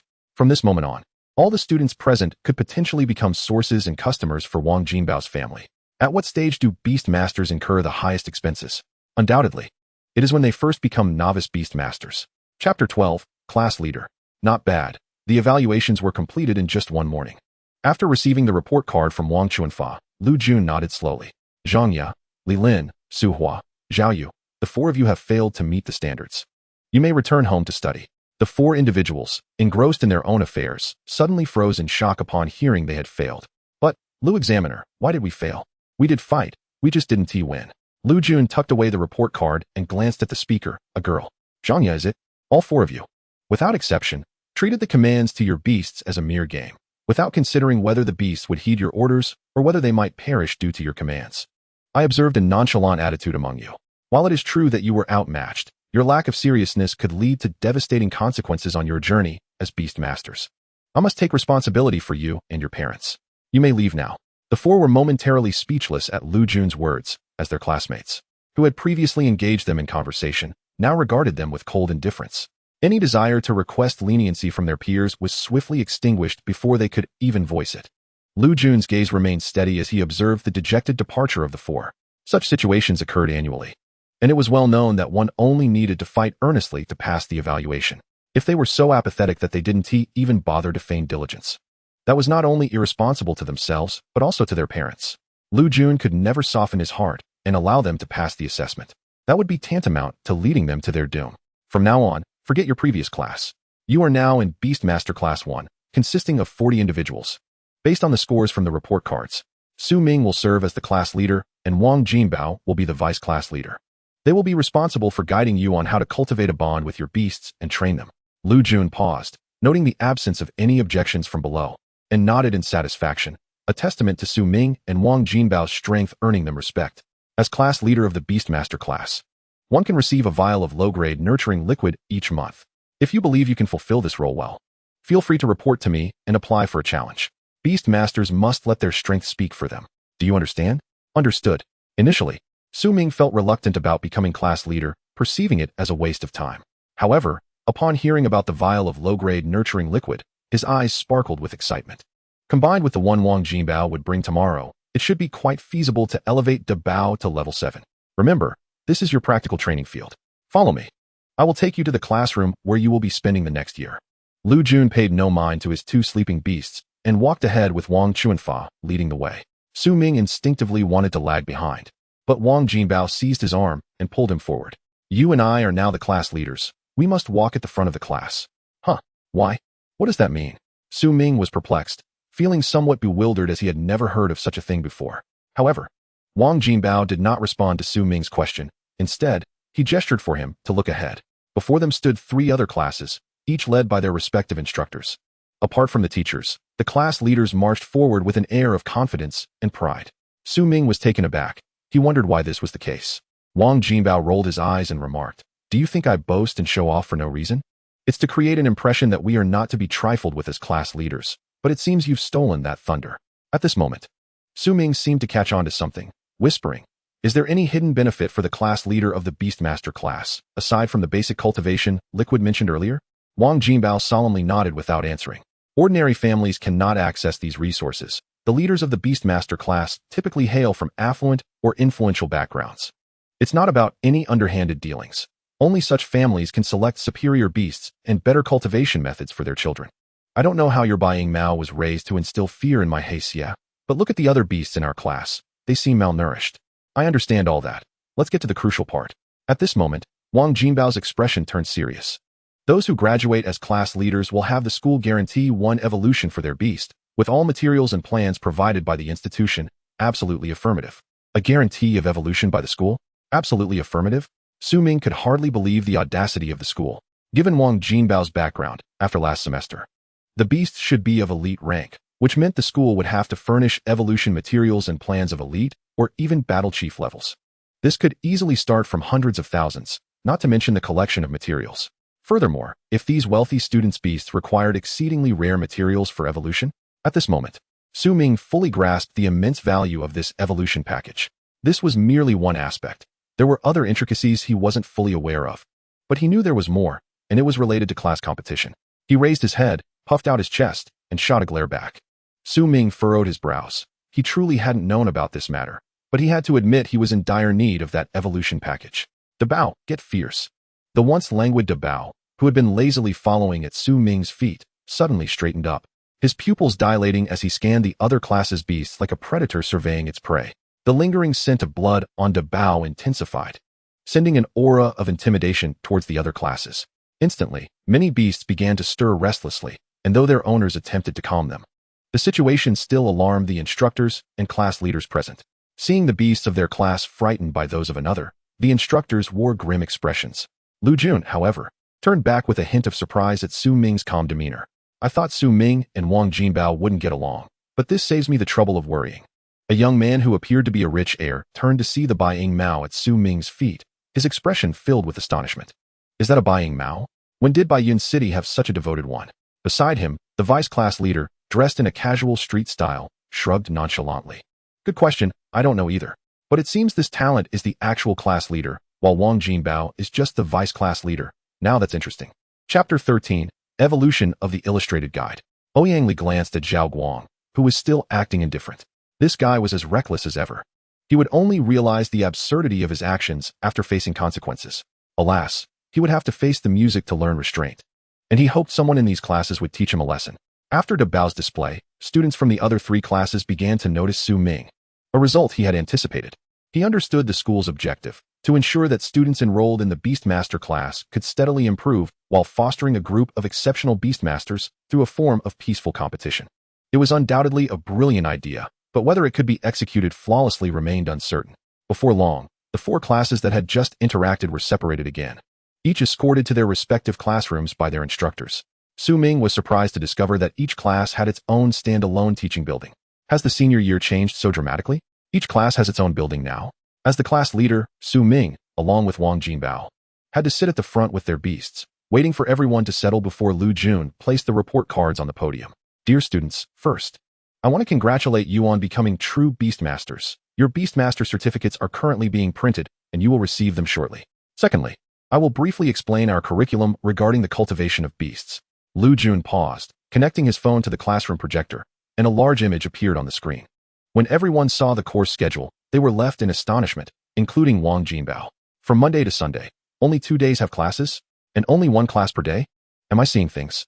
This question arose in the minds of all the students. Such a schedule was unprecedented, a stark contrast to their previous grueling days from morning till night. Observing the shocked expressions on the students' faces, Lu Jun nodded earnestly. You are not mistaken. That is indeed the case. 1 day for academic lessons, and another for training. It's quite simple. If anyone has questions, feel free to ask. As soon as he finished speaking, Wang Kong immediately raised his hand and stood up. Instructor Lu, aside from those 2 days of classes, how will the remaining 5 days be arranged? Lu Jun's gaze became profound. Of course, you will arrange them yourselves. Is there anyone else who doesn't understand? The students exchanged glances, and this time, there was not even a murmur of discussion. They all understood the reason behind the silence. Very well, regarding the cultivation of beasts. It does not refer to what you should feed your own beasts, but rather focuses on training and command in combat, similar to the assessment Wang Kong just underwent. This is quite straightforward. It appeared no one had questions. All right, next, let us have Teacher Wang conduct today's academic lesson. Lu Jun nodded silently and stepped aside, yielding the podium to the unassuming Wang Chuanfa. As Lu Jun departed, the projected image changed to another one. The moment Su Ming saw this new image, he perked up. As the first academic lesson of your senior year, you need to learn the fundamentals of cultivation. The purpose of this lesson is to prevent you from mistakenly feeding your beasts the wrong things and causing their death. There have been real cases, so pay attention. Everyone listened attentively during this hour-long lesson, which passed swiftly. Approaching the end of the class, Lu Jun returned with a handful of small cards and 2 vials resembling potions. These are your initial cultivation liquids and your Beastmaster certificates. Do not lose them, as they are difficult to replace. After distributing the items to Su Ming and Wang Jinbao, Lu Jun methodically handed out the certificates to the rest of the students. Item: Initial Cultivation Liquid. Illustrated Guide Description. It has a beneficial effect on improving the levels of level 110 servant-type monsters. Upon acquiring the cultivation liquid, an unexpected illustrated guide popped up, bringing delight to Su Ming. It seemed he would no longer misidentify items, thus avoiding the tragic fate of his beasts. It appeared the benefits had indeed been elevated, and the vice class leader also received his share. Here you go, just in time. As Su Ming gazed at the vial of nurturing liquid suddenly presented before him, his eyes sparkled with intrigue. He smiled faintly and remarked, "Then the transaction is considered complete. By the way, have you summoned anyone to remove the corpse of that green venomous python? Is there a risk of complications?" "Complications? What kind of complications could arise?" "Rest assured, there will be no issues," Wang Jinbao replied with unwavering confidence. Observing his resolute demeanor, Su Ming nodded slowly, inadvertently shifting his gaze to the black scorpion feigning death at Wang Jinbao's feet, contemplating what to search for on his phone later. Black scorpion. While Wang Jinbao was inspecting the Beastmaster credentials, he was taken aback by Su Ming's words and looked at him in surprise. "What's wrong? Your tone suggests there's more to it. Are you concerned that you might fail to cultivate it?" Wang Jinbao chuckled skeptically at the thought, and Su Ming merely responded with a smile, refraining from any rebuttal. Yet, that very smile hinted at a subtle unease to Wang Jinbao. However, trusting his instincts as a businessman, he chose to temporarily set aside his curiosity, promising himself to revisit it later. Beast. Hacia. Talent. Elite. Level. 7. Servant. Ability. Venom. Evolution conditions 1. Elite level Poison Core 1. Duan Hun Grass 1. Elite level Insect type Monster Remnant 1. Dead Blood Frog Venom Sac 1. Usage steps. Evolution conditions 2. Evolution conditions 3. Pokédex introduction. A neutral monster with a strong territorial awareness, serves its master, possesses formidable attack capabilities, but is only suited for counterattacks. A contemplative expression graced Su Ming's face as he perused the materials mentioned in the Pokédex, realizing that the official channels had yet to disclose such an evolution scheme. The majority of the publicly announced routes were buried deep within over 1,000 evolution paths. Perhaps the first one at the top was indeed the most potent evolution scheme. After all, the emergence of this Pokédex was quite extraordinary. After distributing the credentials, Lu Jun nodded at Wang Chun, who still stood at the podium, before vacating the classroom. "All right, the Beastmaster credentials have been distributed. Today's lesson has concluded. There will be no school bus to transport you tomorrow morning, so remember to take the bus to school. Class dismissed." As the words "class dismissed" echoed, the students began to leave the classroom of their own accord, still engaged in laughter and chatter. However, just as Su Ming and Wang Jinbao reached the school gate, they were intercepted by someone. Chapter 14. Duel, the Riot Monkey. The individual blocking their path was a spirited young man, his bright smile revealing pearly white teeth. Despite his sunny demeanor, there was an unsettling undertone to his actions. "Oh, you must be the class leader of Class 1. Allow me to introduce myself. I am Zhao Guang, the vice class leader of Class 2. After a moment of hesitation, Su Ming extended his hand. Class 1's leader, Su Ming. The moment Wang Jinbao caught sight of Zhao Guang, he understood the young man's intent. "Su Ming, he's here to challenge you to a duel. This guy is notorious in our circle for being particularly spirited. He has fought with us on numerous occasions." Upon shaking hands, Su Ming frowned slightly, realizing he was dealing with a battle enthusiast. Just as well, he thought. Meow? Hearing the mention of a fight, Dabao, who had been trailing behind Su Ming, darted to his side, causing Zhao Guang to instinctively retreat a few steps, astonished by Dabao's presence. "Oh, previously, I only caught a glimpse, but indeed. This is a well-trained Baiying cat. That fellow's Baiying cat is nowhere near as well-trained as yours." The mention of Baiying cat instantly captured Su Ming's attention. It appeared that he was not the only one in the school with such a companion. However, it was to be expected. Those from affluent backgrounds would naturally select superior beasts. "Meow meow." Dabao's voice suddenly took on a more aggressive tone. Observing this, Zhao Guang narrowed his eyes. This Baiying cat was extraordinary, exhibiting hostility not towards its owner, but directed elsewhere. Interesting, it's precisely such opponents that make a battle worthwhile. Let us head straight to the arena. Without further ado, Zhao Guang strode ahead, his head held high. Curiosity piqued. Su Ming thought about who else in their school might possess a Baiying cat. Perhaps Lily has one. But her Baiying cat pales in comparison to yours. There's simply no contest. Once you see it, you'll understand, Wang Jinbao remarked, chuckling inexplicably as they followed behind. Others who had yet to leave the classroom were equally eager, as duels were an integral part of their upcoming senior year, serving as a form of early adaptation. Soon, they arrived at an open area. Wang Jinbao's black scorpion tugged at his pant leg with its pincers, emitting distressed chirps. Seemingly hungry. "Why are you hungry again? Or are you about to molt, Big Black?" The possibility of this excited Wang Jinbao, his eyes shimmering with anticipation. "No rush. We'll head back right after this battle." At the arena, Su Ming and Zhao Guang maintained a distance of 15 meters. Once Zhao Guang deemed the space sufficient, he raised one hand, and a series of intricate and obscure runes began to swirl behind him. "Riot Monkey, arise." With Zhao Guang's command, the array pulsated, reminiscent of a droplet disturbing the tranquility of a lake. and from it emerged a black and red-furred monkey, landing before him. Beast, Riot Monkey. Talent, Elite. Level, 6, Servant. Ability, Agitation. Evolution Conditions. Pokédex Introduction. A gregarious monkey species, struggles for dominance within the group often result in death. The more severely injured it becomes, the more frenzied it enters a state of rage, enhancing its abilities while losing rationality. It possesses no apparent weaknesses, making it a challenging beast to command. The Riot Monkey's stature was comparable to that of Dabao, resembling a mountain demon but lacking the vivid markings on its face. The previously lethargic Dabao bristled slightly at the sight of the Riot Monkey, arching its back and stretching, eyes fixed intently on its adversary. Noticing this display, Zhao Guang exclaimed, "Oh, no proactive attacks? Then allow me. Riot Monkey, go?" The Riot Monkey did not hesitate, swiftly racing towards a nearby tree, its limbs propelling it forward at an incredible speed. Su Ming remained silent, casting a glance at Dabao. In an instant, Dabao transformed into a blur, its speed far surpassing that of the Riot Monkey. Just as Dabao was about to close in on the Riot Monkey, it executed a sudden stop, bending its body at an unusual angle and springing backward, eyes locked on the Riot Monkey. As Dabao leaped back, the Riot Monkey clenched its fists and accelerated backward, its tightly held fists crashing into the ground, creating a crater nearly half a meter wide. Zhao Guang's eyes widened in disbelief, as if he had seen a ghost, and he rubbed his temples in exasperation. Damn, did I just get outmaneuvered? Can that Ouyang Li fellow really predict the future? Noting the unfamiliar name, Su Ming remained vigilant, observing the Riot Monkey as it struggled to rise. He seized the opportunity, fully aware that the battle was about to escalate. Initially, he targeted the Riot Monkey's legs, aiming for precise strikes. Fortunately, the anatomical advantages of feline creatures and their inherent talents manifested brilliantly at that moment. Just as Dabao touched down, it surged forward at Su Ming's command. Witnessing this, Zhao Guang's heart raced, anxiety bubbling to the surface.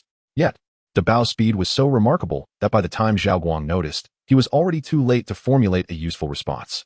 Upon rising, the furious monkey instinctively sought to evade, yet its newly awakened body wobbled, allowing Dabao to seize the opportunity. A line of crimson erupted from its calf. The furious monkey, taken aback, stared at the claw marks on its leg, blood oozing forth, as its obsidian eyes momentarily shimmered with a tinge of red. Zhao Guang furrowed his brow, realizing he could no longer afford to grant the Bai Yingmao any further chances. If his furious monkey sustained more injuries, the situation would spiral out of control. The movement speed of the injured furious monkey was noticeably heightened compared to earlier. By the time Su Ming's gaze returned to the furious monkey, it had already grabbed a clod of earth and begun to flee. Did this monkey feel no pain? Or did its frenzy grant it the ability to mask discomfort? If that were the case, a swift resolution was imperative. The contest was not a fight to the death. Inflicting sufficient harm to incapacitate it would suffice. Dabao, let us conclude this swiftly. Zhao Guang, momentarily taken aback, quickly regained his composure. He was acutely aware of his beast's capabilities. His furious monkey's endurance for pain was undoubtedly among the finest. While it might not match the Bai Yingmao in speed, its strength was undeniably overwhelming. Chapter 15, The Battle Unfolds. Observing the Bai Yingmao darting past his furious monkey with remarkable speed, Zhao Guang's breath quickened. His gaze fixated on the opposing beast, filled with astonishment. Was this speed truly possible? This sentiment was shared not only by Zhao Guang, but also echoed among the surrounding spectators, and even the furious monkey itself. Despite being prepared, the furious monkey could only gauge Dabao's next landing point before hurling the clod of earth with tremendous force. The clod emitted a sharp sound as it was released, slicing through the air like an iron projectile aimed at the oncoming Bai Yingmao. However, this was merely the prelude. The true spectacle was yet to commence. The Bai Yingmao's erratic movements began to strain Zhao Guang's eyes, prompting him to rub them instinctively. In the brief moment he averted his gaze from the battlefield, the conflict had nearly reached its conclusion. With a roar, the furious monkey's attacks were deftly evaded, and it found itself wounded, revealing its capabilities one after another. The ground beneath its powerful legs bore shallow impressions, and at that moment, its explosive speed rivaled that of Su Ming's Bai Yingmao. Seeing his strategy bear fruit, Zhao Guang felt a measure of comfort. As long as his furious monkey could close the distance, the Bai Yingmao stood no chance of victory. Witnessing the furious monkey charge like a cannonball, Su Ming felt a significant weight of pressure. Relying on brute strength was futile, as it was not Dabao's forte. Dabao instinctively crouched low, propelling itself forward with powerful strides, stretching its body toward the now-closed furious monkey. Zhao Guang, having just opened his eyes after rubbing them, was momentarily bewildered by the scene before him. What was the purpose of such an approach? An unexpected turn of events unfolded, surprising Zhao Guang and all the watching students. The Bai Mao's form twisted like a ribbon. They merely observed as the low-crouching creature shifted its body, sending the already raised fist of the furious monkey soaring several meters into the air. Zhao Guang's eyes widened in disbelief, shaking his head in denial of what he had witnessed. How could his furious monkey be sent flying, though he maintained absolute control over his beast's strength? Such a fundamental error was inconceivable. Suddenly, a thought struck Zhao Guang, and he turned to Su Ming. Wait, what just transpired with your Bai Mao? Did it execute some maneuver? Wang Jinbao gasped in astonishment, exclaiming, wow, so that twist was indeed pivotal? The event unfolded too rapidly for anyone to comprehend. The other students, realizing the significance of the moment, cast eager glances at Su Ming. Their curiosity piqued, yet as bystanders, they refrained from intervening in the bout. Su Ming inhaled deeply, withdrawing a vial of basic cultivation liquid from his pocket. Maida Bao's previous twist must have severed the tendons in the furious monkey's right leg, resulting in its sudden loss of strength. Silence enveloped the arena following this revelation, the students present observing Su Ming and the claw-licking Bai Mao as if witnessing a ghostly apparition. It must be said, the Bai Mao's ruthless decisiveness was a primary reason it dominated in the early stages of beast mastery, coupled with Su Ming's flawless command over his beast. It was akin to a horror story for the onlookers. At the moment of impending collision, the Bai Mao's sudden twist severed the furious monkey's tendons, throwing it off balance and sending it flying. Who could have anticipated such a turn of events? Zhao Guang, upon hearing the explanation, dashed to his beast to assess the situation. Upon inspection, he confirmed Su Ming's claims. Indeed, the tendons of his furious monkey's right leg had been severed, and blood continued to seep from the wound. The furious monkey's eyes had cleared, the red haze of rage dissipating, replaced by a bewildered expression, seemingly questioning why its leg could no longer bear weight. Faced with such a situation, Zhao Guang let out a resigned laugh. Indeed, if your Bai Mao had pursued relentlessly, my furious monkey would have met its demise. Now, it merely suffers from a severed tendon. Fortunately, I possess a healing beast, requiring no expense, and I must thank you for revealing my beast's shortcomings. With that, Zhao Guang feigned nonchalance and rose to his feet. I concede, it appears my beast has significant flaws when faced with a swift adversary. Su Ming paused for a moment, acknowledging the existence of mutual strengths and weaknesses. Applause began to cascade through the arena, resonating until a unified applause echoed throughout the venue. Only when the clapping subsided did Zhao Guang turn to summon a magic circle to withdraw his furious monkey into the beast's space, his eyes betraying a hint of helplessness and trepidation. This is a disaster. Upon returning home, I shall surely face my parents' ire for being outmatched and returning injured. Wang Jinbao, sharing the same social circle as Zhao Guang, understood the turmoil he faced, recognizing this was not his first encounter with such a predicament. At that moment, Da Bao ambled over, seemingly seeking praise, lifting its head to gaze at Su Ming. Meow? Meow? Am I quick and impressive? Su Ming bent down, ruffling Da Bao's fur with a satisfied smile. You are remarkable. My Da Bao is the best. Su Ming, let us depart. That fellow typically remains dazed for a while. There is no need to wait for him. After praising Da Bao, Su Ming turned to Wang Jinbao, voicing his lingering curiosity. I just incapacitated someone's beast. Can we truly resolve our grievances with merely a contest? Wang Jinbao chuckled, responding, it's hard to say for others, but not for Zhao Guang. Though he holds himself in high regard, he respects those he considers rivals and has often sought me out for duels. You may not be aware, but as long as your Bai Mao does not kill his furious monkey or sever its limbs outright, he will not harbor resentment toward you. Surprised by this revelation, Su Ming suddenly noticed a strikingly handsome young man emerging from the crowd, approaching Zhao Guang. Chapter 16, Turmoil in the Forest. Have you hit a wall? Will you continue with your lofty aspirations? Did I not advise you to temper your arrogance? Have you truly mistaken Su Ming for the easily bullied Li Li? Zhao Guang glanced at Ouyang Li with disdain, scoffing. How can one elevate themselves without engaging with peers of equal standing? How? You yearn to wander the wilderness. Yet your words drip with evident mockery.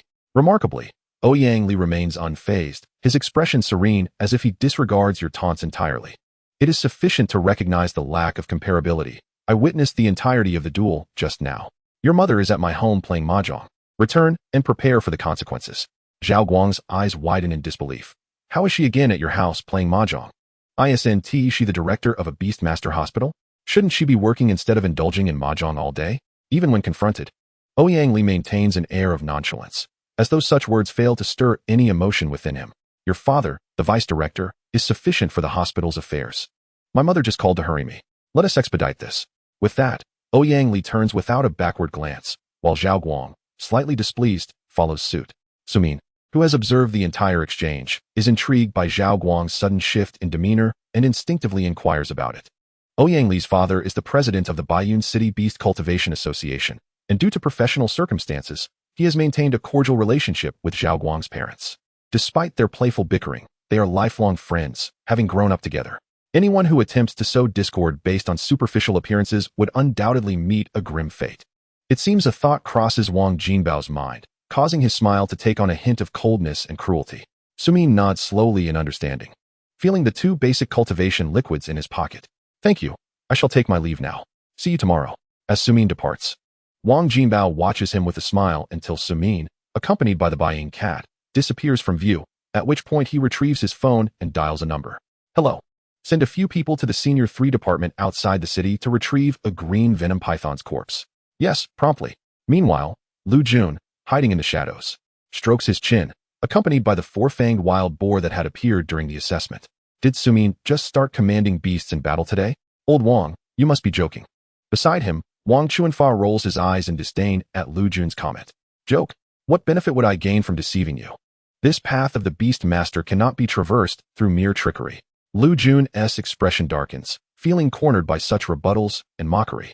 When did I ever say this child was inadequate? I am merely curious. His talent is somewhat extraordinary, particularly with the rampant monkey before it entered a frenzy. Ah! Wang Chuanfa exclaims, incredulously shaking his head.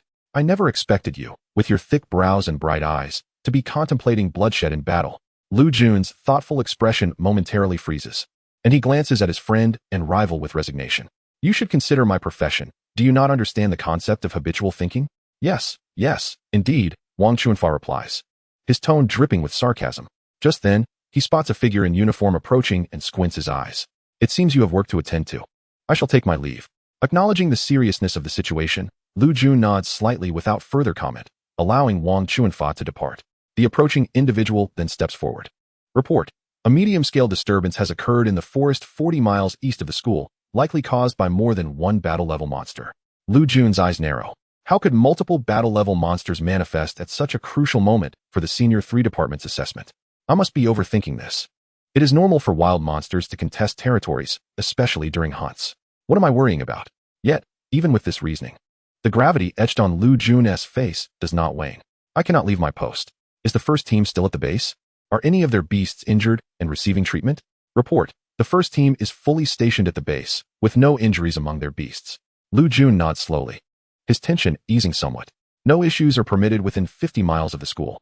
Relay this. Prepare the first team and dispatch them immediately to resolve the issue. But they must not exceed this 50-mile boundary. Even if the target escapes this range, pursuit is forbidden. Understood? Received. The messenger departs, yet Lu Jun remains standing, a hint of distress lingering on his face. Every day brings new headaches. I must have Fat done patrol again. At this, Lu Jun kicks the 4-fanged wild boar beside him. Go let your elder brother patrol the school and the vicinity of our base before sleeping. The anthropomorphized boar nods slightly and scurries off, its limbs moving swiftly until it fades from sight, leaving only the sound of its retreating footsteps. Lu Jun stands for a moment longer before gradually making his exit. Meanwhile, Sumin, who has boarded a bus at the school entrance, marvels at the Junior Beast Master certificate in his hand. With this, public transport is free? Why did no one mention this before? There is only one road leading from the city to the Senior 3 Department, with buses available around the clock, specifically designated for transporting students who have become Beast Masters. At this moment, Sumin comprehends why so many strive to become Beast Masters. Convenience is indeed a significant advantage. Securing the certificate, Sumin gazes down at the Bai Da Bao, who is quietly resting at his feet.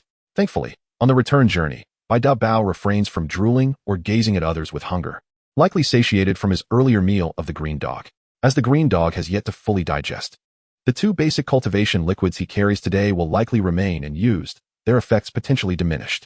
It appears he will need to wait a few days for them to be effective. Reflecting on the 2 basic cultivation liquids in his possession brings Sumin comfort. Although his day at school began with challenges, it concludes on a joyous note. However, he soon recalls the evolution materials for Bai Da Bao, and his expression falls. He pauses his actions to retrieve his phone. I should ask Wang Jinbao about the market price for that elite-level wind attribute inner core. Chapter 17. The Value of Friendship.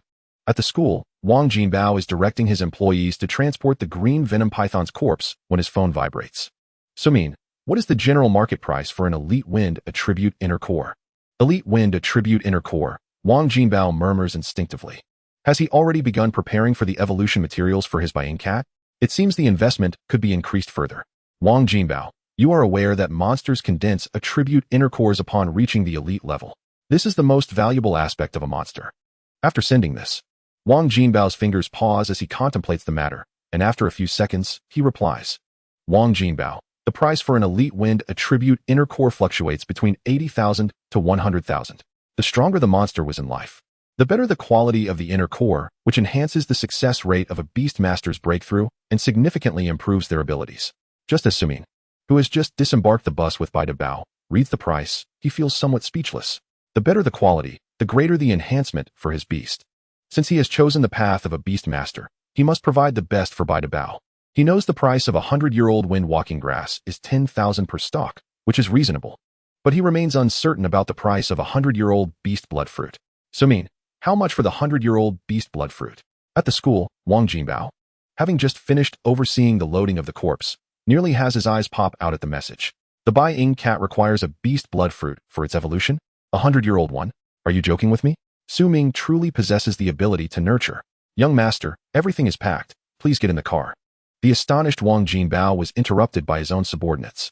After making an effort to regain his composure, he slowly nodded and entered the vehicle. As the car started, Wang Jinbao sat inside, utterly perplexed. His mind was in turmoil, unable to recall any mention of the beast blood fruit being a prerequisite for the evolution of the Buying Mao. In his recollection, the beast blood fruit was primarily utilized by strength-oriented and defense-oriented monsters. It was not that other monsters could not consume it, but rather that the effects were minimal. However, if the beast blood fruit were to be used as an ingredient combined with others to concoct an evolutionary fluid, any miscalculation could potentially endanger the life of the beast. This could not happen. He could not allow Su Ming to repeat the foolish mistakes of his former self, risking the life of his beast. If that were to happen, all his efforts would be in vain. The mere thought of that Na'vi individual from the senior class in Baiyun City sent shivers down Wang Jinbao's spine, prompting his fingers to fly across the screen. Wang Jinbao, it seems that the current published evolution chain of Buying Mao does not require the beast blood fruit. Are you preparing evolution materials for Buying Mao? Wang Jinbao's realization did not surprise Su Ming. However, the clarity of his explanation did catch him off guard. Since Wang Jinbao had already expressed his concerns, Su Ming felt it necessary to refrain from explicitly revealing that he intended to use the century-old beast blood fruit as an evolution material. Su Ming, you are overthinking it. I merely bought it to help my Da Bao regain some strength.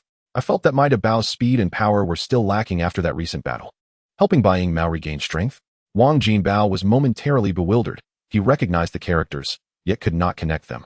Wasn't the sudden turnaround in the battle enough? Why was there still a need for more? And why use the century-old beast blood fruit? What was going on in Su Ming's mind? Wang Jinbao scratched his head in frustration, contemplating whether to offer the century-old beast blood fruit at a discounted price. After much hesitation, he steeled himself and sent a message. Wang Jinbao, the price for one beast blood fruit is approximately 2,000, but the century-old variety is considerably more expensive, around 650,000. Having returned home and set down his bag, Su Ming, with one hand petting his cat and the other browsing his phone for information, was momentarily taken aback upon seeing Wang Jinbao's message. With a swift finger movement, he navigated to the official beast shop. Product, century-old beast blood fruit. Price, 1,000,000. Description, the fruit resulting from the mutation of spiritual plants caused by the corpses and blood of monsters left after fierce battles during the revival of spiritual energy. It can comprehensively enhance the strength of monsters, recommended for strength-oriented and defense-oriented types. After reading the price, Su Ming's pupils constricted slightly. 650,000? Am I truly worth that much? Would Wang Jinbao's father punish him if he found out? However, Su Ming quickly recognized that the issue lay elsewhere. A quick calculation revealed that enhancing Da Bao would cost approximately 760,000 credit points. This was still at Wang Jinbao's discounted price. Otherwise, a century-old beast blood fruit would exceed 1 million.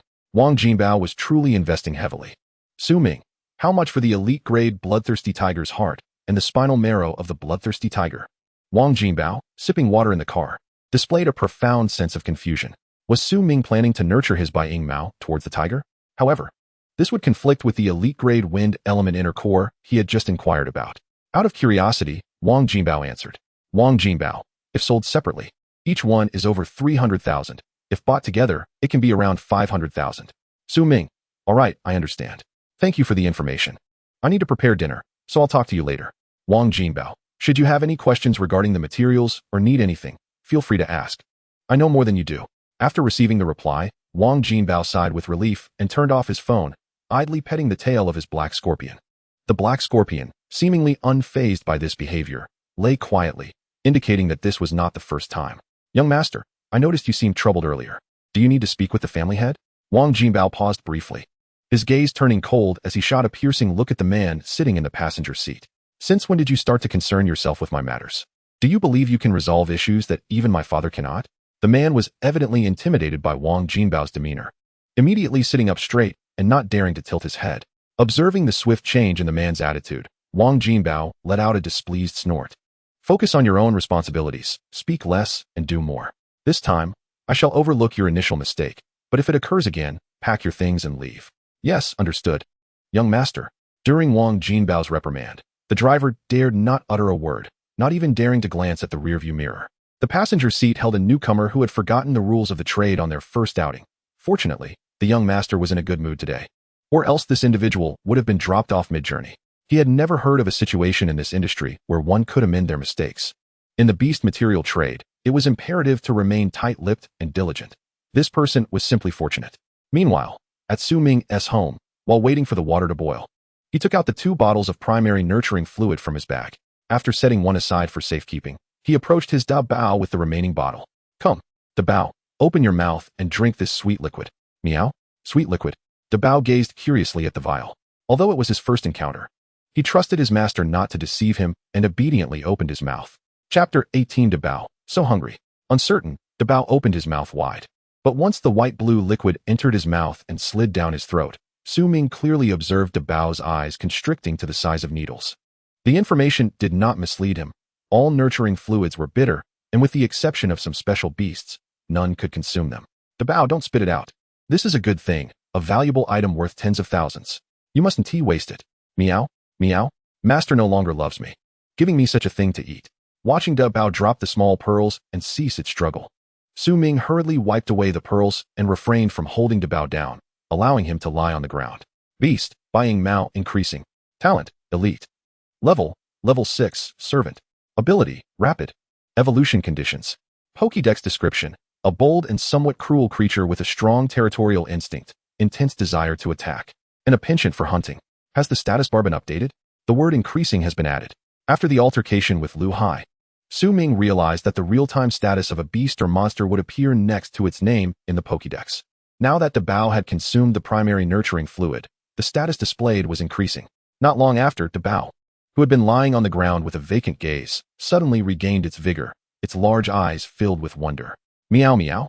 My stomach feels so good. I think I've become stronger. How could I consume such a bitter and strange liquid without any adverse effects? What is this that my master fed me? I want more. In an instant, Da Bao, who had initially resisted, clung to Su Ming's pant leg, preventing him from going to the kitchen. What are you doing? Da Bao? The water is boiling. I need to go cook noodles. Hearing the sound of boiling water, Su Ming, who was about to head to the kitchen, was halted by Da Bao's grip on his pant leg, looking down at him in confusion. Meow? Master, I want more. Su Ming was momentarily taken aback. Having raised this cat since it was small, he had encountered this situation many times before, even if they could not yet communicate simply. Convinced that DBO was simply being greedy, Ming couldn't help but chuckle softly. DBO, one cannot consume too much at once. You still have Q in meat in your belly, and after drinking a vial of beginner's nurturing solution, you must wait until the day after tomorrow to drink again. Otherwise, the efficacy will be diminished, and it will be wasted. DBO paused for a moment, seemingly taken aback, and reluctantly lowered its paws that had been playfully clawing at Ming's pant leg. Meow meow. You said it yourself, don't forget. Haha, I want to forget. Ming quickly assured, then hurried to the kitchen. A short while later, he returned to the living room with a bowl of noodles topped with a fried egg. However, just as he sat down with the bowl, his phone buzzed with a message notification. Who could be messaging me? Initially assuming it was a classmate or a group message, he was taken aback to discover it was a news alert about a story he had followed the previous evening. Upon reading the headline, he was left utterly stunned. Breaking news. The Marine Exploration Team, led by the King-level Beast Master TNGS NPD, has gone missing today. Upon seeing this title, SMing was first taken aback, followed by a chilling sensation. What exactly is a King-level Beast Master? A Beast Master can contract a maximum of 6 beasts in their lifetime, and a King-level Beast Master has reached this pinnacle, possessing 6 beasts, with the strongest being at least level 51 or above. In contrast, today's Instructor Lee's main beast, the DG-11 is only a level 35 Lord-level beast, which means Instructor Lee is a Master-level Beast Master, while the 4150 level corresponds to a Domain Lord-level monster, which in turn corresponds to a Master-level Beast Master. Lords can harness the power of the elements they belong to, whereas Domain Lords can manipulate a portion of elemental power within their territory. King-level beasts, however, can draw upon the powers of heaven and earth within their domain, meaning that they have begun to merge with nature itself. Beasts of such a caliber can communicate with humans through brainwaves, and even missiles can barely breach their defenses. How could such a formidable team of beast masters vanish silently into the ocean, and to confirm their demise merely a day later? The ease with which such a team could be annihilated implies that the enemy must be at least a level 60 or higher king-level monster. The further SMing delved into the article, the more alarmed he became. They lost contact after sailing only 173 nautical miles. Yet, 173 nautical miles is but a mere speck in the vastness of the ocean. This is akin to saying that on the way to the supermarket, one is struck down by a vehicle just steps out the door. Could such a distance harbor such a powerful beast? What level must the ruler of the ocean depths be? Could it truly be over level 90? But isn't that merely a fanciful conjecture? After finishing the article, SMing felt utterly incredulous, as if absurdity had knocked at his door. DBO, resting on the floor, noticed that the noodles had grown cold and wondered why its master was still sitting there, lost in thought. To prevent SMing from going hungry, DBO, feeling quite full, got up and nudged SMing's calf with its head. Meow meow. Master, eat. Humans are iron, and meals are steel. This is what you told me. SMing, feeling the nudge, snapped back to reality and looked down at DBO still nudging his leg. He then realized the noodles were nearly cold. Really, why think so much? We can't change anything. If the sky falls, there are tall ones to hold it up. We just need to live our little lives well. Seeing SMing suddenly adopt a nonchalant demeanor while scrolling through his phone, DBO, accustomed to this behavior, lay back down. In its mind, this was not the first time its master had zoned out. It found it strange that, outside, there were no creatures as adorable as DBO. Why not pay more attention to it? When SMing suddenly stood up and carried the bowl back to the kitchen, DBO understood that the day was drawing to a close, and it was time to return to its nest for rest. So, it made its way back to its cozy spot and prepared to lie down and sleep. When SMing returned from washing the dishes in the kitchen, intending to call DBO to rest, he found that DBO had already returned to its nest on its own. He chuckled lightly, and, after finishing his own grooming rituals in the bathroom, returned to his room to rest. As the lights in the living room dimmed, time flowed slowly, soon transitioning into the late hours of the night. Suddenly, the pitch-black living room was illuminated by a pair of moving flashlight beams. Meow, meow, why am I so hungry? Is it because of that jar of sweet nectar? Strangely, a thin silver line trickled down from the corner of DBO's mouth. Unable to bear the hunger any longer, it scampered to the window and skillfully opened it. In the darkness of night, its cat-like eyes, akin to flashlights, scanned the surroundings as if searching for prey. Chapter 19, Schoolroom Assignments. DBO, like a cheetah, crouched by the window, stretching its body, claws gripping the window frame tightly. Its sharp gaze sweeping the area below as if preparing to leap onto the air conditioning unit outside and descend the building. Its eyes glowed with a vivid emerald sheen, and soon, DBO's gaze locked onto a shadow scurrying about in the yard below. With a longing flick of its tongue to moisten its lips, it leapt onto the neighbor's air conditioning unit. Despite its considerable weight, it made only a slight sound upon landing. At this speed, DBO swiftly descended another level, moving with the agility of a seasoned hunter. In mere seconds, the creature that had been perched at the 7th-floor window was now on the ground floor, and the shadow seemed to take notice of DBO, even standing upright. As they drew closer, it became evident that the shadow was merely a common sewer rat, hiding in drains or pipes, venturing out at night to forage for food, but avoiding homes with beast masters or pet beasts. This particular rat was about 30 centimeters long. Faced with DBO's approach, the rat exhibited no fear, merely glancing at DBO while continuing to munch on scraps of food left behind by residents walking their pets during the day. Observing the indifferent rat, DBO's eyes reflected a human-like confusion. Meow? This rat isn't afraid of me? How is it different from those I've encountered before? Meow? How dare you underestimate me? A sharp cat call echoed through the yard, startling the rat, which promptly dropped its morsel and fled. Seeing that the rat was aware of the danger and began to run, DBO's irritation subsided slightly, and it leisurely followed behind. Each time the rat seemed to tire, DBO would accelerate, repeating this until the rat's energy waned and its speed noticeably diminished. In that moment, a white shadow pounced. With dawn's first light beginning to break, SM was awakened promptly by the 5:30 a.m. alarm. The first bus departed at 6, and waking at 5:30 allowed him to arrive at the senior high department before 8. However, when SM emerged from his room, he was taken aback to find DBO, its fur completely damp, emerging from the bathroom. DBO, what happened? Why is your fur so wet? Did you sneak a bath again? Remembering that DBO had a habit of bathing itself, SM instinctively inquired. DBO nodded naturally, meow. I just washed off the dirt I got on me. SM glanced at the wet bathroom, sighed helplessly, and patted DBO on the head. Next time you bathe, let me know, and I'll help you. As he began his own morning routine in the bathroom, DBO lay at the door and let out a satisfied burp. Soon, SM, all set to go, stepped outside with DBO. But not long after they had started walking, they stumbled upon a baffling pool of red liquid in the yard, emanating a foul odor. Nearby, there appeared to be some red meat chunks and tufts of unidentified animal fur, whose beast has escaped again to indulge in thievery. It remains a mystery as to who will ultimately cleanse this mess. Su Ming gazed at the dried remnants of the substance, shaking his head and sighing. As he secured the leash on his cat, Dabao, and made his way towards the bus stop. Unbeknownst to him, Dabao trailed behind, his head lowered, fixated on the ground. Upon exiting the community, Su Ming spotted a new model of Tank 300, parked across the street, which piqued his curiosity. Where could this vehicle have come from? It was indeed his first encounter with such a car. Su Ming, where are you headed? Come here, wait. The voice called out. And upon turning abruptly, Su Ming saw the driver's side door of the Tank 300 swing open, revealing Wang Jinbao waving at him from the roadside. This unexpected scene left Su Ming bewildered. What was unfolding now? Out of both curiosity and courtesy, he approached Wang Jinbao while the Bao, sensing something amiss, lifted his gaze and walked beside him. Get in first. Your Dabao can sit in the back where there is ample space designated for pets, Wang Jinbao instructed, turning to enter the driver's seat and shutting the door. Before Su Ming could fully comprehend the situation, the rear door of the vehicle opened. What was happening here? Through the windshield, Su Ming noticed that Wang Jinbao was alone inside, prompting him to pause and inquire. Is there something you need to discuss? I'd like to assess the situation first. Your enthusiasm makes me feel somewhat awkward. Wang Jinbao, hailing from a family of merchants, discerned the underlying meaning of Su Ming's words. Rather than taking offense, he chuckled. Do you know why there are 6 floors in our building? The upper 5 floors are entirely student apartments, each with single rooms. I drove to the school today due to recent events. It's a lengthy discussion that could waste time, so please, get in. Events? Is there something the school needs to announce? Although still perplexed, Su Ming recognized the wisdom in responding to kindness with kindness.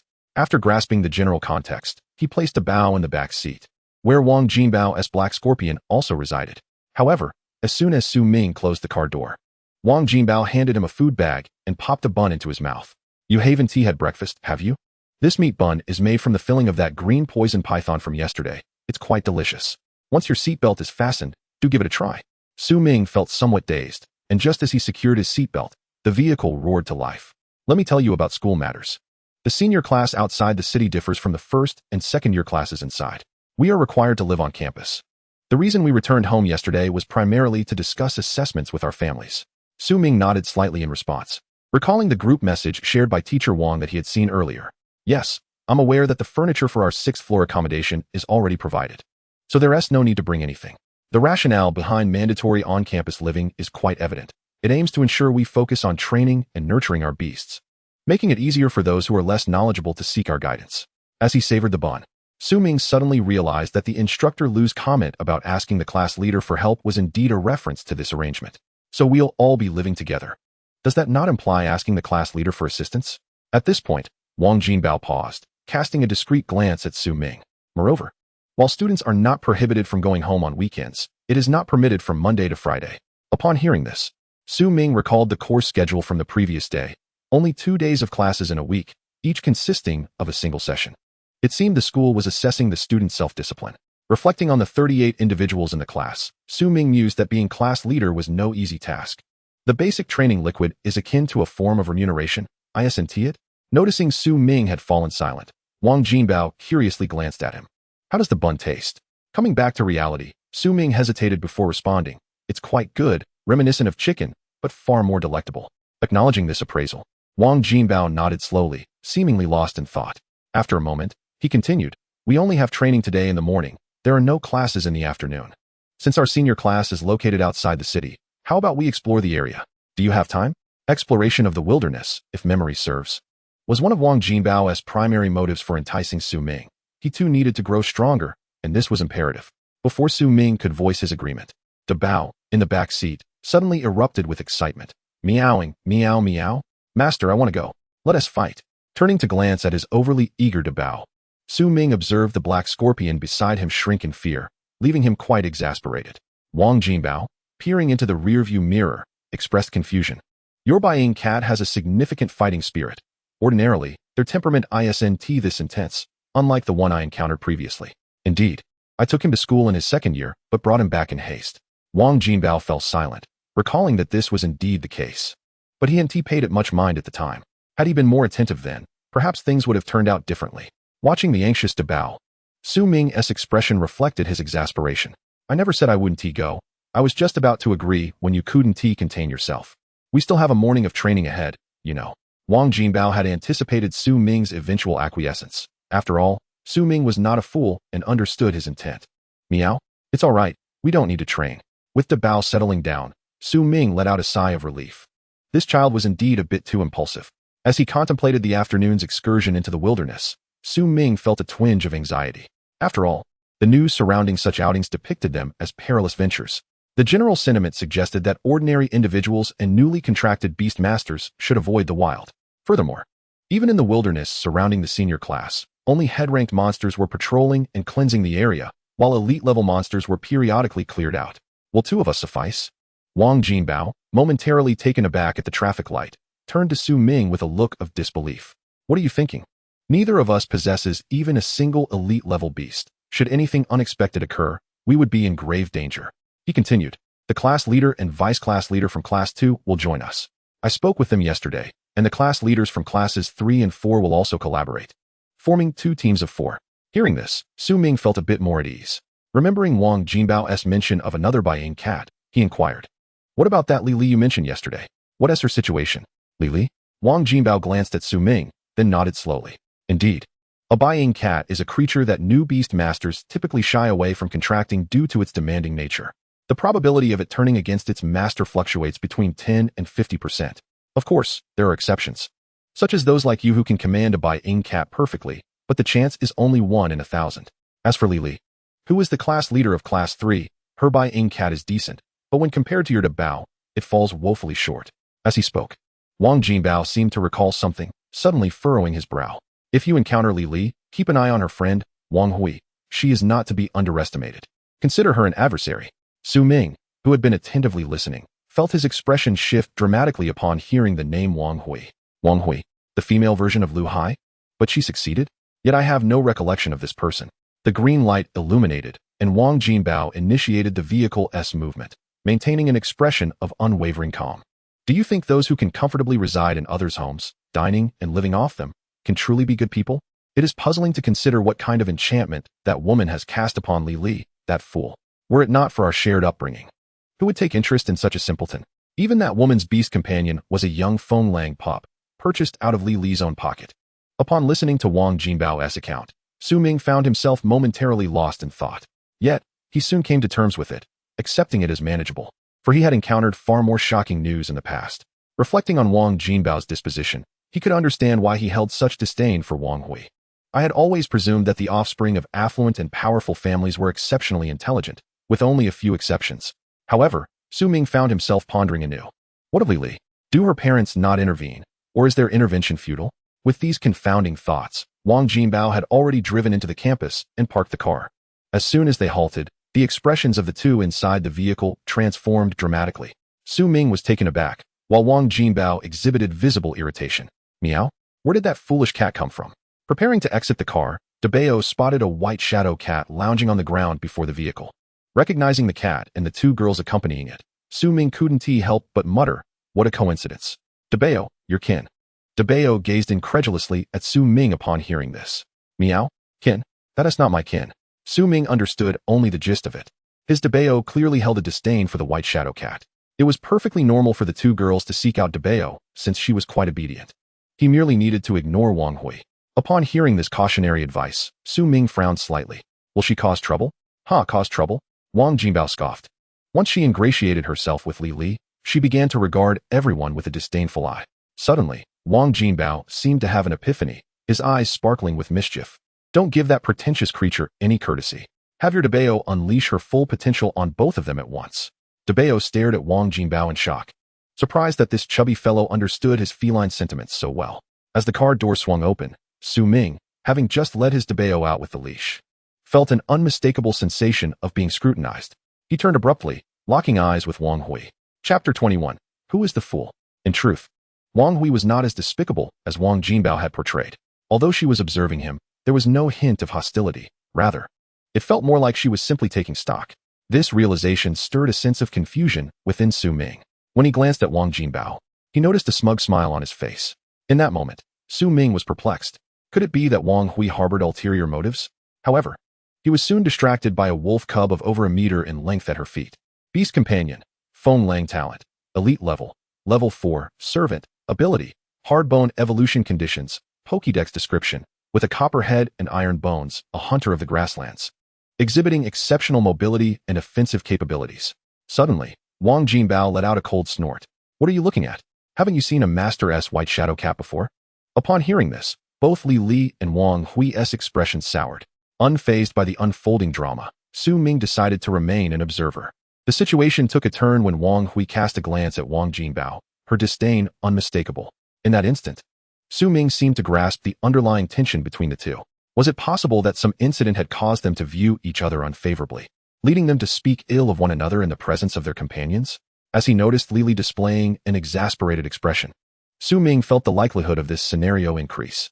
He resolved to seek out Zhao Guang later in the afternoon for clarity. He was an outsider to this circle. And as the saying goes, the onlooker sees more than the participant. He was unaware of the intricate details, yet someone always possessed insight. This peculiar atmosphere was no place for him to meddle. He was merely the slightly unusual class monitor. Excuse me, Su Ming. May I consult you regarding the cultivation of the white shadow cat? Mitabai sometimes does not heed my commands. Upon the mention of the white shadow cat, Debeo immediately turned to fixate on the more aesthetically pleasing counterpart at Li Li's feet. Su Ming glanced at the charming girl with her melodious voice before focusing on her beast companion. Beast Companion, by Ling Cat Talent, Elite Level, Level 6, Servant, Ability, Sharp Claws Evolution Conditions, Pokédex Description, a variant of the white shadow cat, visually indistinguishable. Possessing strong offensive abilities but a lethargic nature, disinclined to hunt. Su Ming pondered, by Ling Cat? I believe I have encountered it before. No wonder Debeo resisted when we first exited the car. It turns out she was referring to it not being her kin. Are you certain it is a white shadow cat? Wang Hui and Li Li were momentarily taken aback, their gazes towards Su Ming tinged with perplexity. Yet his demeanor remained serene. I cannot ascertain whether it is indeed a white shadow cat, but its behavior does not align with that of one. Have you seen a foreign beast companion that is so affectionate? Is the white shadow cat merely transitioning from a prone to a seated position? What are the typical behaviors of a white shadow cat? Do you believe it would alter its innate behaviors due to your influence? Wang Jinbao furrowed his brow, perplexed. What do you mean? Is it perhaps a white fluff cat?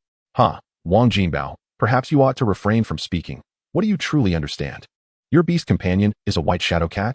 Or are you about to flaunt your family background again? Can you not have a modicum of self-respect? Su Ming regarded Wang Hui, who had begun to lash out, his mind racing with conjectures about their situation. Ignoring the ongoing quarrel, he took out his phone to search for information on the Bai Ling cat. Just then, Li Li hurriedly approached, her Bai Ling cat in tow. Not a white shadow cat. Could you explain how you discerned that? Su Ming raised an eyebrow. Wang Jinbao's concerns were not unfounded. This girl was overly polite and might indeed be susceptible to deceit. Wang Hui seemed to serve as a thorn on a rose. Fortunately, he had not blindly believed Wang Jinbao's words, or else Debeo might have faced consequences. Half a month ago, a variant had been added to the monster Pokédex.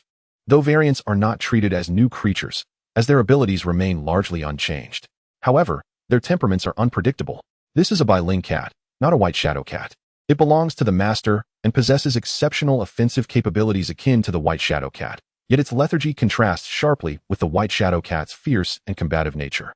It does not refuse to heed your commands. Rather, in the absence of a crisis, it simply lacks the motivation to move. I recalled this when I was perusing my phone earlier and revisited the Bai-Ling cat's description. Meow?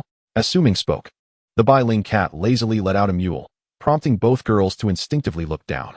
Meanwhile, Su Ming's Debao retreated with an expression of distaste. What is this strange creature? Not a white shadow cat. Then my training methods must have been flawed from the outset. Is there any way to motivate my Bai to be less lethargic? Observing the hopeful glint in Wang Hui's eyes and the subtle disdain in Debao's gaze, Su Ming considered that there might indeed be a solution, albeit one not feasible at the moment. With the class about to commence, he slowly shook his head. At present, there is nothing to discuss. You may as well search for information online yourself. I have class soon, so I shall not engage in lengthy conversation. Oh, very well. Noticing the other party's slight disappointment, Su Ming merely cast a lingering glance before intending to pull Wang Jinbao away. Just you wait. If I don't show you some real prowess, I won't be called Wang Jinbao. In response to such mockery, Wang Hui immediately bristled, with the Wind Wolf at her side stepping forward, while the Black Scorpion behind Wang Jinbao also moved in unison. However, it seemed that the misunderstanding between these two was quite profound. Observing the imminent clash, Su Ming realized that mere persuasion would be futile. He wore the same weary expression as Li Li had at the beginning. I may have identified the true fool in this scenario, but I shall refrain from voicing it. Feeling exhausted and helpless, Su Ming waved towards his partner, Debao. Debao, exert some pressure on them. No sooner had he spoken than Debao sprang into action, positioning himself gracefully between the two beasts, before elegantly lying down and licking his paws. The Black Scorpion and Wind Wolf were thus brought to a standstill, remaining motionless as they turned to their respective masters, awaiting further instructions. Li Li, witnessing this scene, felt a twinge of envy. As she glanced down at her own Bai-Ling Mao, her heart surged with fervor. Come on, Li Li, you can do this. Chapter 22, Nullification of Attack. Su Ming, command your beast to step aside, for today I shall demonstrate my might to Wang Hui. Wang Jinbao, oh Wang Jinbao, you won't shed tears until you see the coffin. With their beasts now silent, the two continued to hurl insults at each other, oblivious to Debao's exasperated demeanor as he lounged nearby. We have 10 minutes left to reach the training ground. If that's the case, feel free to skip class. I shall take my leave. Debao, let's go. In a flash, Debao dashed away as if fleeing, casting a disdainful glance back at the two. Meow meow. If you wish to fight, then fight. Stop the idle chatter. Upon witnessing Debao's contemptuous expression, the quarreling pair found themselves momentarily speechless, exchanging glances before each huffed and turned to lead their beasts towards their respective training grounds. After departing, Wang Hui noticed that Li Li had already covered a considerable distance and hurriedly jogged to catch up.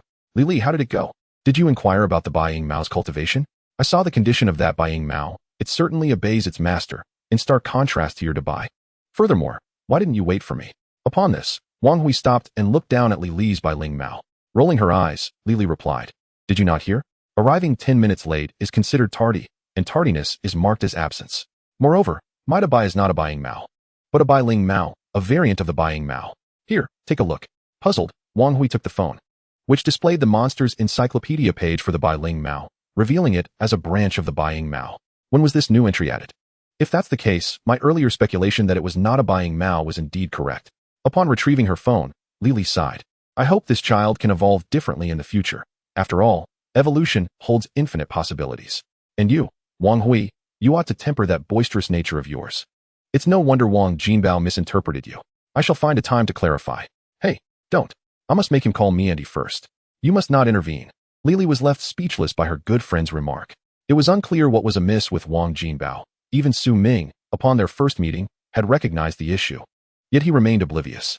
Hearing Li Li's complaints, Wang Hui could not help but scoff. Wang Jinbao is a fool who only knows business, forever viewing others through tinted lenses. But it matters not. A good beating will enlighten him. Meanwhile, Wang Jinbao, who had been moving rather slowly, finally caught up with Su Ming. Did I hear you correctly? Li Li's beast is a Bai-Ling Mao, not a Bai-Ying Mao. What a coincidence. Glancing at Wang Jinbao, Su Ming noted the absence of the earlier confrontational demeanor before slowly nodding. Indeed, Bai-Ling Mao, I recognized it at first glance. For a Bai-Ying Mao could not lie down in such a manner. It's no wonder Debao reacted so strongly upon hearing that it was of the same lineage. It simply wasn't the case. Wang Jinbao silently nodded. I thought so. I had never seen such a lazy Bai-Ying Mao. Coincidentally, the information about the Bai-Ling Mao was released just last week, and I didn't expect her to stumble upon it. Su Ming squinted at the group standing ahead as he spoke softly. All right, we've arrived at the venue. It seems we are the only ones late, so let us keep quiet. As the class leaders, the two confidently walked to the front of the class, immediately earning praise from Lu Jun. As class leaders, arriving precisely on time is commendable. The two exchanged stiff expressions. The truth was undoubtedly unmentionable. So Su Ming opted for a different explanation. We had a brief verbal altercation with some pedestrians on the way, and it took time to apologize. Lu Jun, surprised by this explanation, regarded them curiously.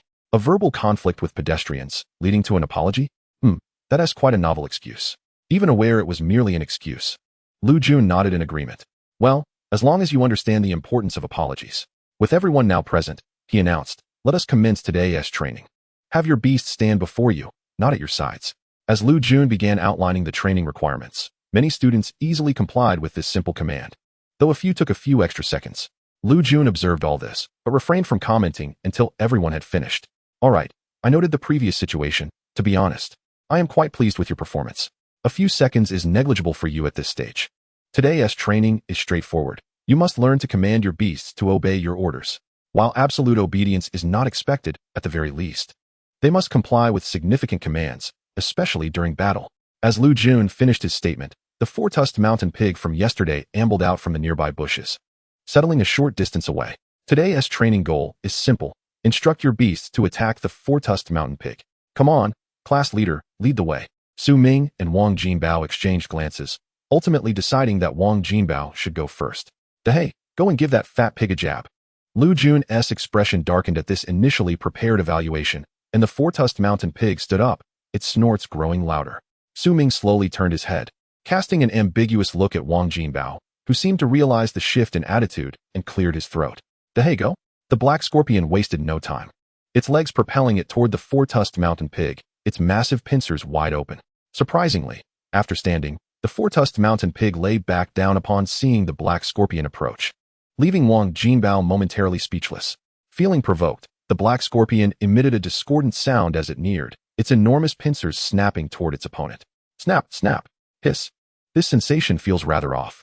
The black scorpion gazed in confusion at the object clamped in its pincers, a tuft of fur, and it couldn't break free. An overwhelming sense of humiliation engulfed the black scorpion, and its stinger suddenly shot out, but an unexpected occurrence transpired. As the stinger struck the mountain pig's fur and penetrated deeper, it was simply repelled by its belly. Witnessing this scene, Wang Jinbao inhaled deeply. With a significant disparity in levels, it is not merely a matter of breaking through defenses. Can one not even sever a hair? Chapter 23, The Chosen One. Lu Jun, standing at the forefront and observing the unfolding events, nodded slowly and proclaimed with clarity, next. As the black scorpion returned with an expression of existential doubt, Su Ming grasped Lu Jun's intention. Debao, proceed. With the prior experience of the black scorpion, Debao, now wearing a serious expression, bent down. Under the gaze of the crowd, it suddenly surged forth, darting past the Si Yao mountain boar like a streak of white. The speed was such that no one could discern the details. Only a few brownish hairs falling to the ground with a clattering sound. This was the noise of metal striking the earth. Was the Si Yao mountain boar in a defensive state? Upon realizing this, Wang Jinbao felt a sense of relief. Previously thinking that his black scorpion could not even sever a hair, it turned out that the opponent had activated a skill. This made perfect sense. Lu Jun cast a glance at Wang Jinbao, intending to teach them that one should not harbor the notion of battling across levels. There is a difference between leveling up and challenging higher tiers. Everyone gathered here is, to be frank, an ordinary person. None of you are particularly special. Yet, every year, there are fools who consider themselves the chosen ones, venturing into the wild, only to be found as tattered rags and broken bones. I do not know if any of you are among them, but should you encounter monsters of a higher tier in the wild, remember to turn and flee. You possess only a servant-level beast. There is no capital to stake everything on. Next, after Lu Jun's explanation concluded, many assumed that the purpose of today's lesson was fulfilled. However, soon a new issue arose. When it came time for a student to command their beast to attack, the creature stood trembling in place, hesitating, causing its master to flush with embarrassment. Su Ming glanced at the motionless Lu Jun, contemplated briefly, and then turned to the student. Faced with a higher-level monster, your beast can sense the threat. However, if it possesses high obedience, it will still advance to attack. This serves as a warning of crisis for the beastmaster. The student paused, instinctively looking up at Lu Jun, only to find him turning his head away, indifferent. Reluctantly, the student led his beast down. At that moment, Wang Jinbao understood Lu Jun's intent, promptly shouting, next. Soon, under their arrangement, all classmates completed the so-called test. Yet, until that moment, When everyone's gaze remained fixed on Lu Jun, he remained unresponsive. Su Ming, as the class leader, raised an eyebrow and decided to dismiss the class. Lu Jun observed, "All right. This time you all understand the disparity in monster tiers. I hope you will not engage in reckless actions. Do you see this area? It is quite expansive, is it not? This entire space is designated for you to cultivate your beasts during this lesson. For instance, commanding your beasts to attack tree trunks will enhance their attack proficiency for a more precise purpose. Alternatively, you may continue to attack the Sea Yao mountain boar to train your beast's obedience. The class duration is 2 hours. Continue attacking the Sea Yao mountain boar." Upon receiving this information, Su Ming pondered and approached Wang Jinbao, inquiring softly, "Wang Jinbao, is the fur of the Sea Yao mountain boar valuable?" Wang Jinbao, preparing to train his black scorpion's tail needle propulsion speed, paused momentarily, his eyes lighting up. "Not bad. This material has medicinal properties and can be used to make armor. The lowest price is 3,000 credit points per pound, and I can buy it from you for 2,500. What do you think?" Upon hearing this price, Su Ming nodded subtly. Debao, continue, go. Debao, initially believing it was not involved in this lesson, found the situation unfolding differently. "Meow meow. Master, I cannot break through that boar's defenses. Should I still attack?" Facing Debao's inquiry, Su Ming nodded without hesitation. "Yes, that boar's fur can be exchanged for plenty of food and drink. It is worth a considerable sum." Lu Jun, standing at the front and checking his phone, heard this and tightened his grip on the device. Plenty of food and drink? In merely a moment, Debao began to envision possibilities, and its mouth started to salivate. Without further hesitation, Debao dashed forward, startling the Sea Yao mountain boar, which had been preparing to sleep. As it felt a sudden nudge against its belly, slightly opening its eyes, it saw the large white cat from before scurrying away with its fur. Though it did not comprehend the situation, the gentle scratching was perfectly timed. Soon, a rain-like sensation of massage enveloped its body, and the comforting feeling lulled it into a deep sleep, unaware that its fur was rapidly diminishing. Many students training their beasts paused at the sight, their actions coming to a halt. Su Ming crouched down, cradling the mass of brown fur, which was nearly a meter high. It weighed about 20 pounds. "Give it a try." Wang Jinbao immediately reached out to take it, weighing it briefly before setting it down. "A bit less than 30 pounds. Let us consider it 30. I'll offer you 75,000. Lu Jun observed silently, his gaze calm and devoid of any emotion. Meanwhile, the classmates looked at the now hairless and sleeping Sea Yao mountain boar and at Su Ming, who had earned a considerable sum from Wang Jinbao. Feeling a surge of envy, unfortunately, their beasts lacked such abilities, so they bore no resentment towards Su Ming's fortune. "All right, I'll call my family to collect it." Wang Jinbao nodded, signaling the completion of the transaction just as an acquaintance approached, accompanied by a red-haired mouse. "Class leader, vice class leader, hello. My red-haired mouse lacks practical experience. May I request your assistance in training it?" Beast, red-haired mouse. Talent, ordinary. Level, 4 servant. Ability, none. Evolution conditions, none. Pokédex entry, a common mouse, somewhat timid. With sharp teeth. 4. This one leveled up after yesterday's encounter with the large-toothed rat. No wonder they seek us out for excitement. Upon seeing the Pokédex entry for the red-haired mouse, Su Ming understood. The owner was confident due to their beast's recent upgrade.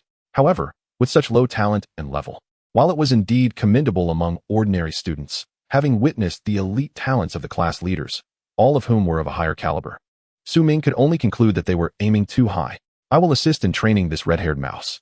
Wang Jinbao, having observed the healing of the red-haired mouse's wounds, chuckled softly. "You should consult Su Ming. His white shadow cat is precisely suited for catching mice. Why not give it a try?" What was meant as a jest unexpectedly prompted Wang Kong to take it seriously. "All right, no problem." Chapter 24, Cat and Mouse. Upon hearing this, both Wang Jinbao and Su Ming were momentarily taken aback, looking at Wang Kong with surprise. Debao subtly averted its gaze, and just a glance was enough to startle Wang Kong's red-haired mouse, causing it to stumble back behind its owner. Su Ming, witnessing the situation, fell silent, observing Wang Kang's resolute expression. "Are you certain? This is a battle with a predetermined outcome." In response to Su Ming's caution, Wang Kong displayed an unwavering demeanor. "It's fine. I have faith in my red-haired mouse." "What?" Wang Jinbao frowned slightly, pondering Wang Kang's inflated confidence. Su Ming had merely offered him a routine compliment yesterday. How could he have become so overconfident? This issue was apparent not only to Wang Jinbao, but also to Su Ming, who recognized that Wang Kang's mentality had become severely distorted. If not corrected, it would lead to dire consequences in the future. The moment Wang Kong approached with the red-haired mouse, Lu Jun, who was observing the students ahead, took notice, particularly when Wang Kong resolutely decided to initiate a duel. Lu Jun's expression soured. How could a creature so thoroughly overmatched dare to challenge its natural enemy? Was this confidence? Or sheer folly?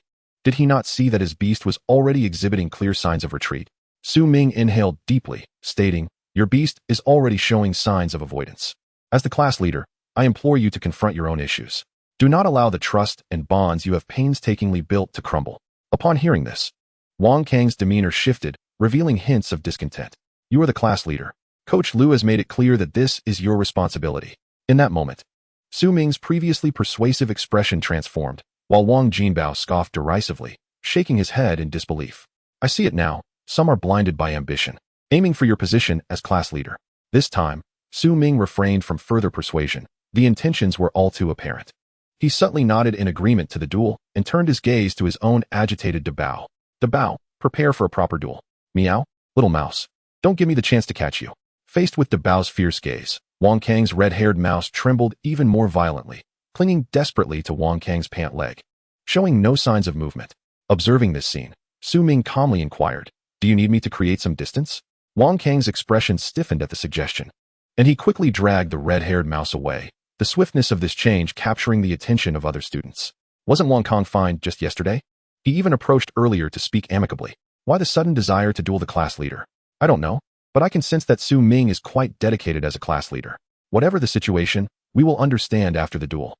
Casting a glance at the unwilling red-haired mouse, Su Ming had no intention of directing Dabao. Given the circumstances, even capturing Dabao's movements would be an arduous task. "Meow, I had a small mouse last night. Too bad I can't eat this one today." Su Ming paid little heed to Dabao's lament, merely wishing for the duel to proceed without severe complications. Dabao advanced without looking back, while Wang Kang squatted down, coaxing his red-haired mouse to be less resistant. As the duel was about to commence, Su Ming glanced at the still trembling red-haired mouse. "Are you certain you wish to proceed? Are you willing to face all consequences?" At that moment, Wang Kang, still oblivious, waved dismissively. "It's just a loss. Let us get started." His nonchalant response elicited a bright smile from Su Ming. Then, Dabao advanced with caution. In the next instant, Dabao stealthily approached the red-haired mouse, its feline eyes gleaming with mischief, a look that Wang Kang could easily decipher. Coupled with the faint laughter from the surrounding students, his face flushed with embarrassment, feeling his pride was at stake. "Red-haired mouse, charge forth and show them your prowess." After the events of yesterday, along with Su Ming's earlier persuasion, the red-haired mouse, now blindly confident, chose to trust its master's command. Watching the charging red-haired mouse, Su Ming shook his head and waved dismissively. Understanding the gesture, Dabao's eyes lit up. It lay low, its forepaws crossed as it scrutinized the approaching red-haired mouse like a tiger eyeing its prey.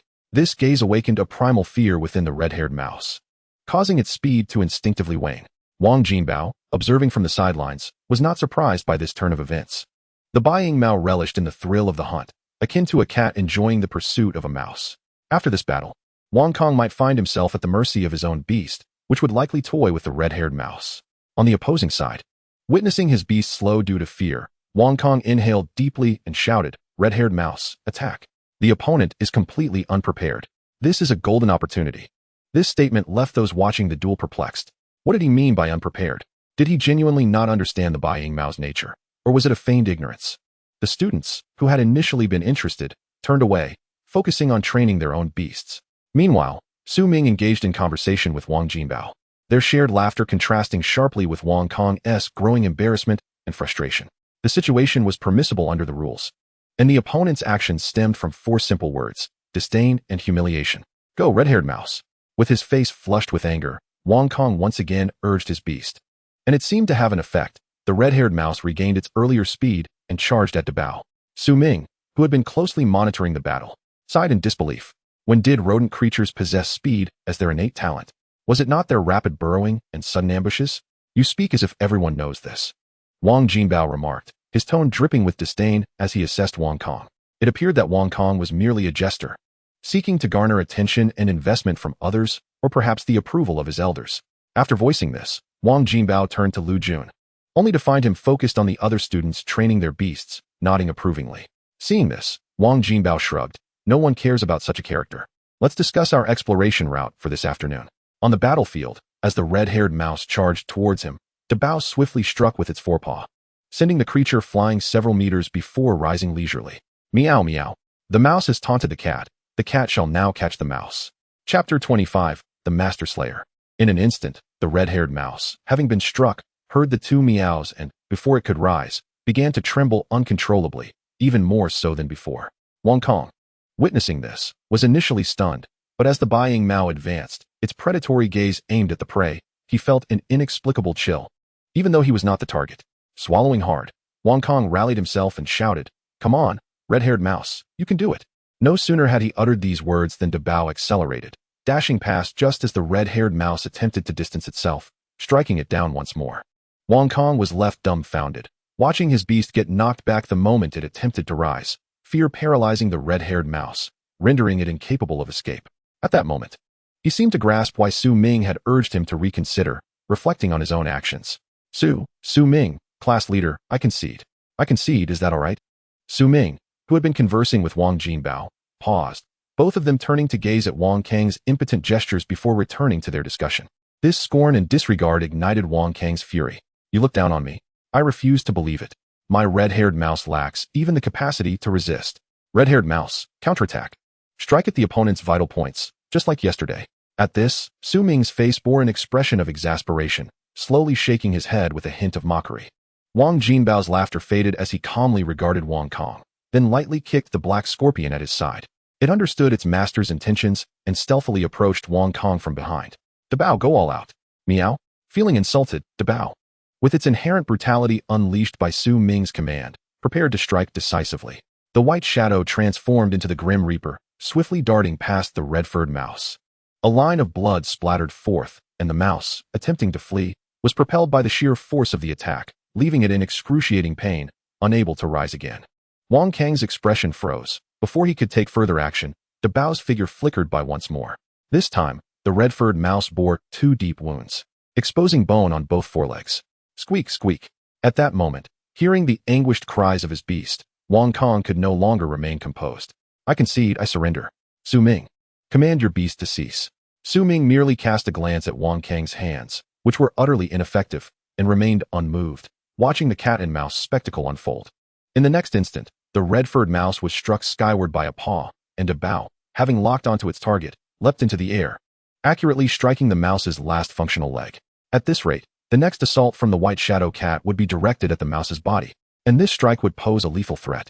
Lu Jun, witnessing this scene, could no longer stand idly by and sighed, "Cease the battle, Wong Kong."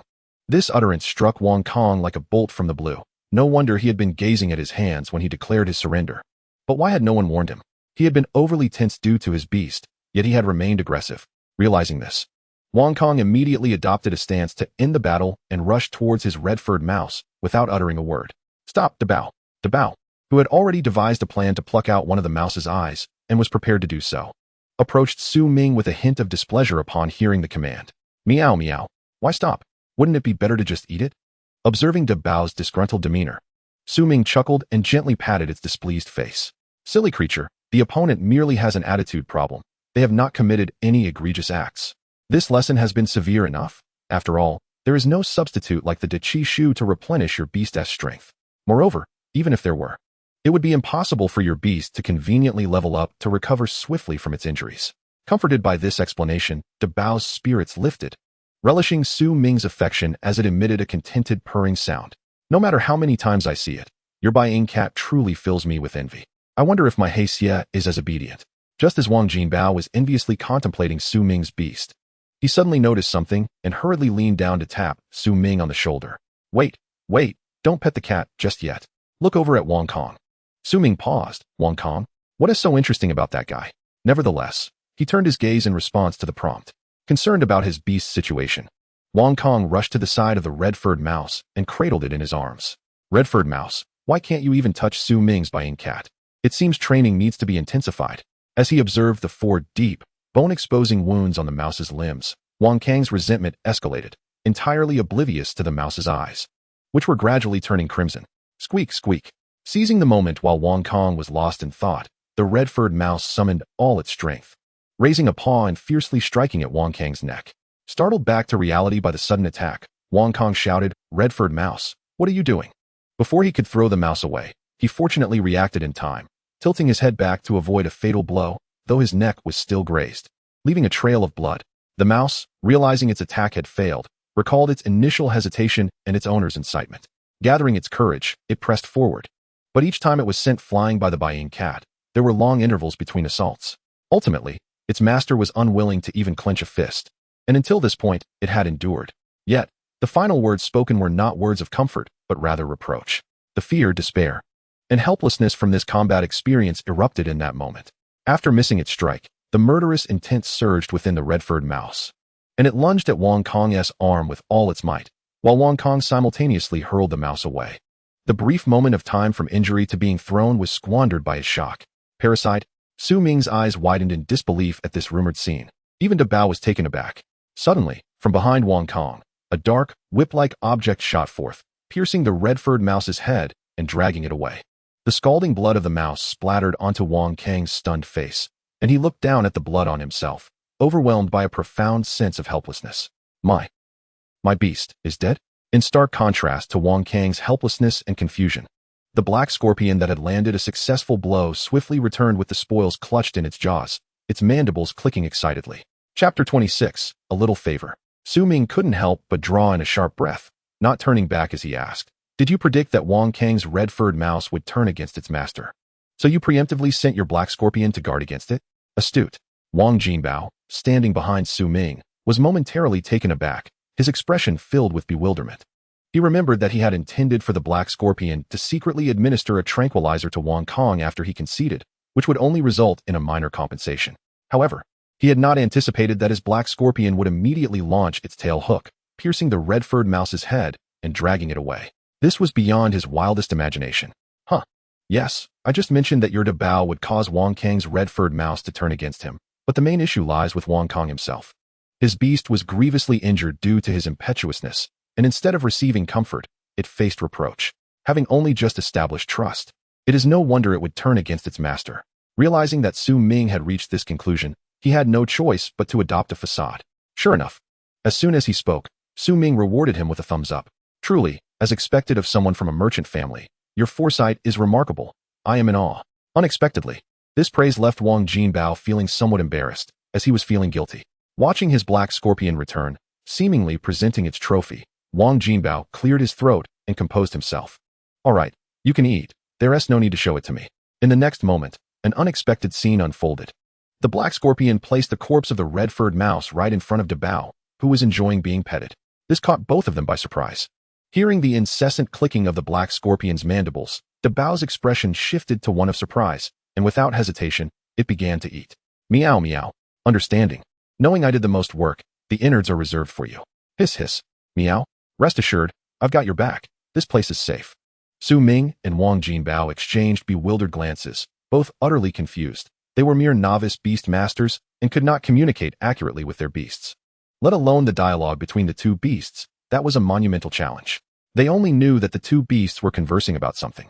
And Wang Jinbao's black scorpion seemed even happier, as if standing guard over De Bao while it feasted. Hiss. Why does it seem like there's a hint of a protection fee in the air? Upon hearing Su Ming's speculation, Wang Jinbao's expression darkened, and he immediately squatted down, giving his black scorpion a firm rap on the head. Are you foolish? You think you can make it sound like a protection fee? Hiss.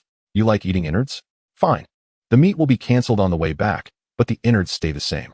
Hiss hiss. While laughter filled the air here, Wong Kong found himself engulfed in despair. My red-furred mouse, why did it turn against me? Why? No, wait, why is Wang Jinbao's black scorpion behind me? No, that is not correct. What reason does Wang Jinbao have to kill my Yusho?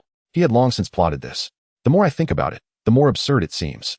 Wong Kong stood up, prepared to confront Wang Jinbao, intending to demand compensation for his Yusho. However, just as he rose, Lu Jun's resonant voice rooted him to the spot. All right, cease your training for the time being. Everyone, look over here. Upon noticing that the students were paying attention, Lu Jun slightly nodded and prepared to address the matter. Wong Kong, however, suddenly interjected. Instructor Lu, Wang Jinbao has recklessly harmed my Yusho. He should compensate me. Wong Kong had anticipated sympathy for his plight, yet all he received were cold stares and derisive laughter. Even Instructor Lu Jun merely glanced at him without offering a response. Listen carefully. Do not force your Yusho into battle, especially if trust has only recently been established. Forcing your Yusho to confront insurmountable foes, particularly when it is evidently reluctant to fight, is not cowardice. You have merely begun to forge trust. It is not true cowardice, but rather a genuine inability to prevail. If you persist, the death of your Yusho in combat is not the most tragic outcome. The true horror lies in your Yusho turning against you post-battle. At this, everyone seemed to look at Wang Kong in unison, an invisible pressure pressing down upon him, rendering him immobile. His face pale and beads of cold sweat forming all over. It was then that Lu Jun truly focused his gaze on Wang Kong. Wang Kong, in the recent incident, your Yusho was prepared to turn against you and had already initiated action. The wound on your neck serves as the finest evidence. Had it not been for Wang Jinbao's Black Scorpion, you would have met your demise. Do you now comprehend the situation? Lu Jun paused momentarily, recognizing that Wang Kang's situation was akin to repaying malice with malice. Such behavior was, in fact, tolerable within the senior class. Truth be told, he was quite inclined to expel Wang Kong, yet his actions did not warrant such a severe consequence. Your Yusho has perished. Return and take some time to reflect. Once you have contracted a new Yusho, think things through before returning. The underlying implication was that a junior Yusho master could replace and contract a new Yusho, but even if he managed to do so, he would not be welcomed back. The rest of the class would not accept him, nor would I. Wang Kong, however, seemed oblivious to the meaning, continuing to shout about contracting a new Yusho before running off. Fool, does he not realize there is no place for him in our class? Facing Wang Jinbao's derisive laughter, Su Ming had no comments to offer. He simply did not wish to share a learning environment with such individuals. At this point, Lu Jun glanced at the time. All right, this training session concludes here. Regarding your dormitory assignments, Teacher Wang has already posted them in the class group, so please check for yourselves. Lu Jun paused, directing his gaze towards Su Ming and Wang Jinbao. Class monitor and vice monitor, come here for a moment. The two were taken aback and quickly instructed their Yusho to pause their eating. Debeo, don't gnaw on that bone just yet. Hi Shexi. You two, cease your consumption. We have more pressing matters. With reluctant gazes from the two Yusho, they were led away by their respective masters. After the two departed, many classmates lingering in the vicinity exchanged glances, one of whom, observing the current situation, spoke with a knowing smile. What? Are you all hoping to let your Yusho have a little something to replenish their energy? Then do so, but let me remind you. Consider why someone else is the class monitor, and why the instructor specifically called the two monitors instead of gathering a few more. If you still desire to eat, then eat. After speaking, the individual strode away, leaving no room for further discussion.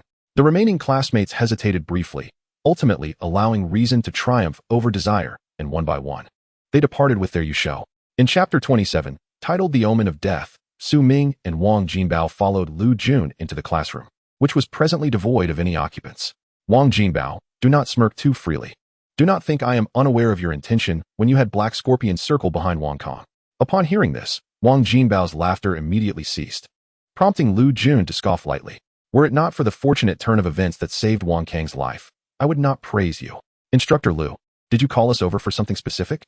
Lu Jun glanced at Su Ming. Do you have something urgent to discuss? After a brief silence, Su Ming slowly nodded. Wang Jinbao mentioned wanting to introduce me to two friends. I am quite curious who they are, whether they are male or female, and their appearance. Instantly, Lu Jun's expression soured. So, you are the one spouting such nonsense. Su Ming's unflinching nod left Lu Jun speechless. Well, I brought you here to discuss your upcoming schedules outside of class. Do not linger here in school all day. Lu Jun's words prompted an odd look from both Wang Jinbao and Su Ming.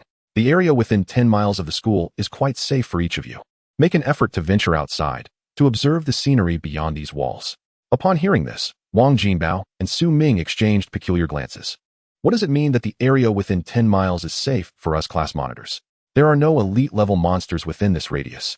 And even the levels of servant-class monsters are not particularly high, are they? Observing their contemplative expressions, Lu Jun recognized that his objective had been achieved and began to usher them out. Have you understood my earlier remarks? And you too. Were you not eager to make new friends? Off you go. Do I need to issue an invitation? Realizing the situation, the two promptly bid farewell to Lu Jun and hastily exited the classroom. They had already made arrangements with Class 2, so the notion of making new acquaintances seemed rather redundant. Suddenly, Lu Jun's expression stiffened, gradually morphing into one of resignation. The youth of today, their minds are so agile. Wang Jinbao's penchant for boasting is easy to decipher, but why does Su Ming's speech seem so ambiguous? Shaking his head, Lu Jun picked up his phone and seemed to initiate a call with someone. As the route to the dormitory was behind the classroom, the duo, upon exiting, encountered no classmates and proceeded directly to the school gate. Ouyang Li and Zhao Guang are already waiting for us at the gate. Su Ming glanced at Wang Jinbao, who was engrossed in replying to messages, his expression revealing confusion. At the gate? Are we not climbing over the wall to exit?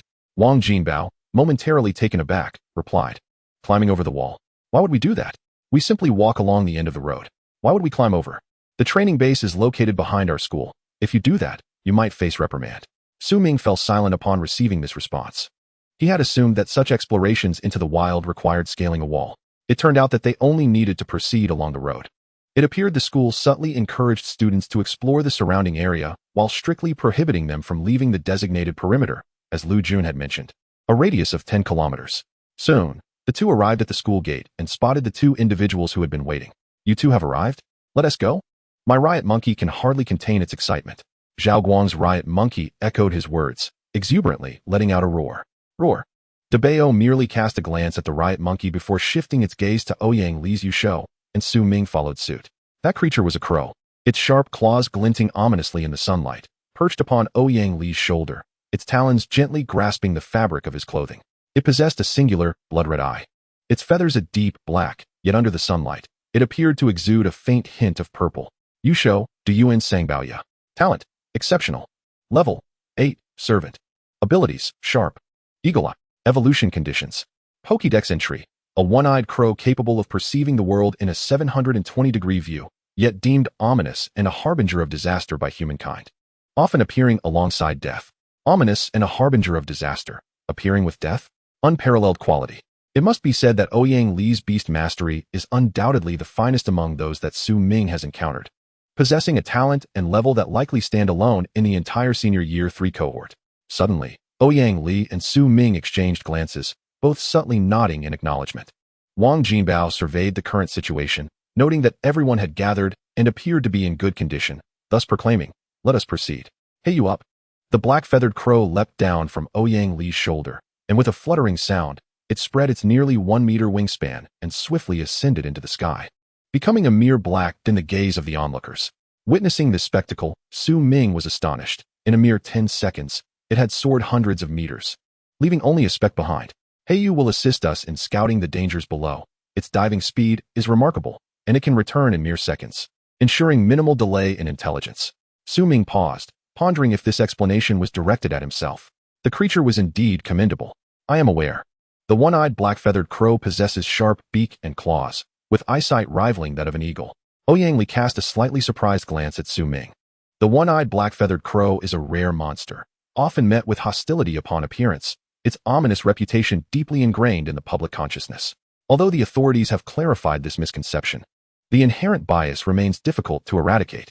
Zhao Guang, familiar and unreserved, approached with his own chaotic monkey, saying, "Hey, Su Ming, don't be fooled by Ouyang Li's silence. He used to be much like me, but due to this beast, you see, he rarely smiles now." "Meow?" Debao abruptly interjected with a fierce cry, startling the 4 companions. Upon closer inspection, it seemed the chaotic monkey had acquired a few white hairs. Wang Jinbao instinctively glanced at Su Ming, who, unsurprisingly, wore a dark expression. "Zhao Guang, control your unruly monkey. It has no sense of decorum." Zhao Guang, equally irritated, swatted the chaotic monkey on the head and casually plucked 2 of its hairs. This action displeased the monkey, prompting Zhao Guang to strike again, which finally subdued it. "This is a Baiing cat, not a Byron cat, you fool." After delivering the reprimand, Zhao Guang visibly exhibited signs of fatigue. "Apologies. My monkey has a poor memory, especially regarding the times it has been reprimanded. It simply cannot retain such events." "Cannot remember being reprimanded?" Su Ming, upon hearing this, seemed to have a fleeting thought but lost it moments later, redirecting his focus. "Our current lineup is quite complementary. We have offense, mobility, reconnaissance, and defense essentially complete." The 3 others remained silent, merely nodding in agreement, for the path had vanished. Chapter 28. Shadow Demon Rat. The path had indeed disappeared.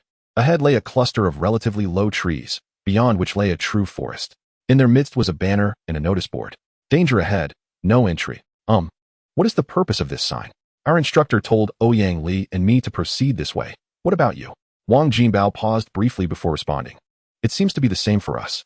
It is likely to prevent others from wandering in, especially since the school year has just commenced. And many students' beasts are too low in level, lacking the necessary obedience. Straying could indeed lead to trouble." Ouyang Li merely glanced at the sign before stepping boldly into the area. "The others are insufficiently powerful, hence the instructor did not inform them. Let us move quickly." Wang Jinbao closely followed Ouyang Li, while Su Ming and Zhao Guang trailed behind. The group soon entered the forest, where the trees were lush and intertwined, allowing very little sunlight to penetrate. Noticing Wang Jinbao and Ouyang Li leading ahead, Su Ming leaned slightly closer to Zhao Guang. What is the situation between Wang Jinbao and that Wang Hui? Wang Hui, the friend of Li Li? Upon hearing Zhao Guang's retort, Su Ming nodded in affirmation, while Zhao Guang displayed a playful smile. That is a misunderstanding. Wang Hui comes from a modest background and aspires to improve her circumstances through hard work. Li Li has an exceptionally accomplished brother, which leads her parents to impose strict expectations on her. Based on my understanding of Li Li, this assessment should be accurate. The two became friends in the library of Baiyan City. And this very situation led Wang Jinbao to believe that Wang Hui was intentionally befriending Li Li to enhance her own status, when in fact, Wang Hui was genuinely diligent. Once, Wang Jinbao and I went shopping, and coincidentally, Li Li intended to buy Wang Hui a new outfit. Wang Jinbao saw Wang Hui's ecstatic expression, and the misunderstanding deepened. As he recounted this, Zhao Guang shrugged his shoulders in exasperation. After all, she is someone from a small town, unaccustomed to fine things. It is normal for her to be excited over a gift from a friend. But Wang Jinbao does not see it that way. He won't believe my explanations.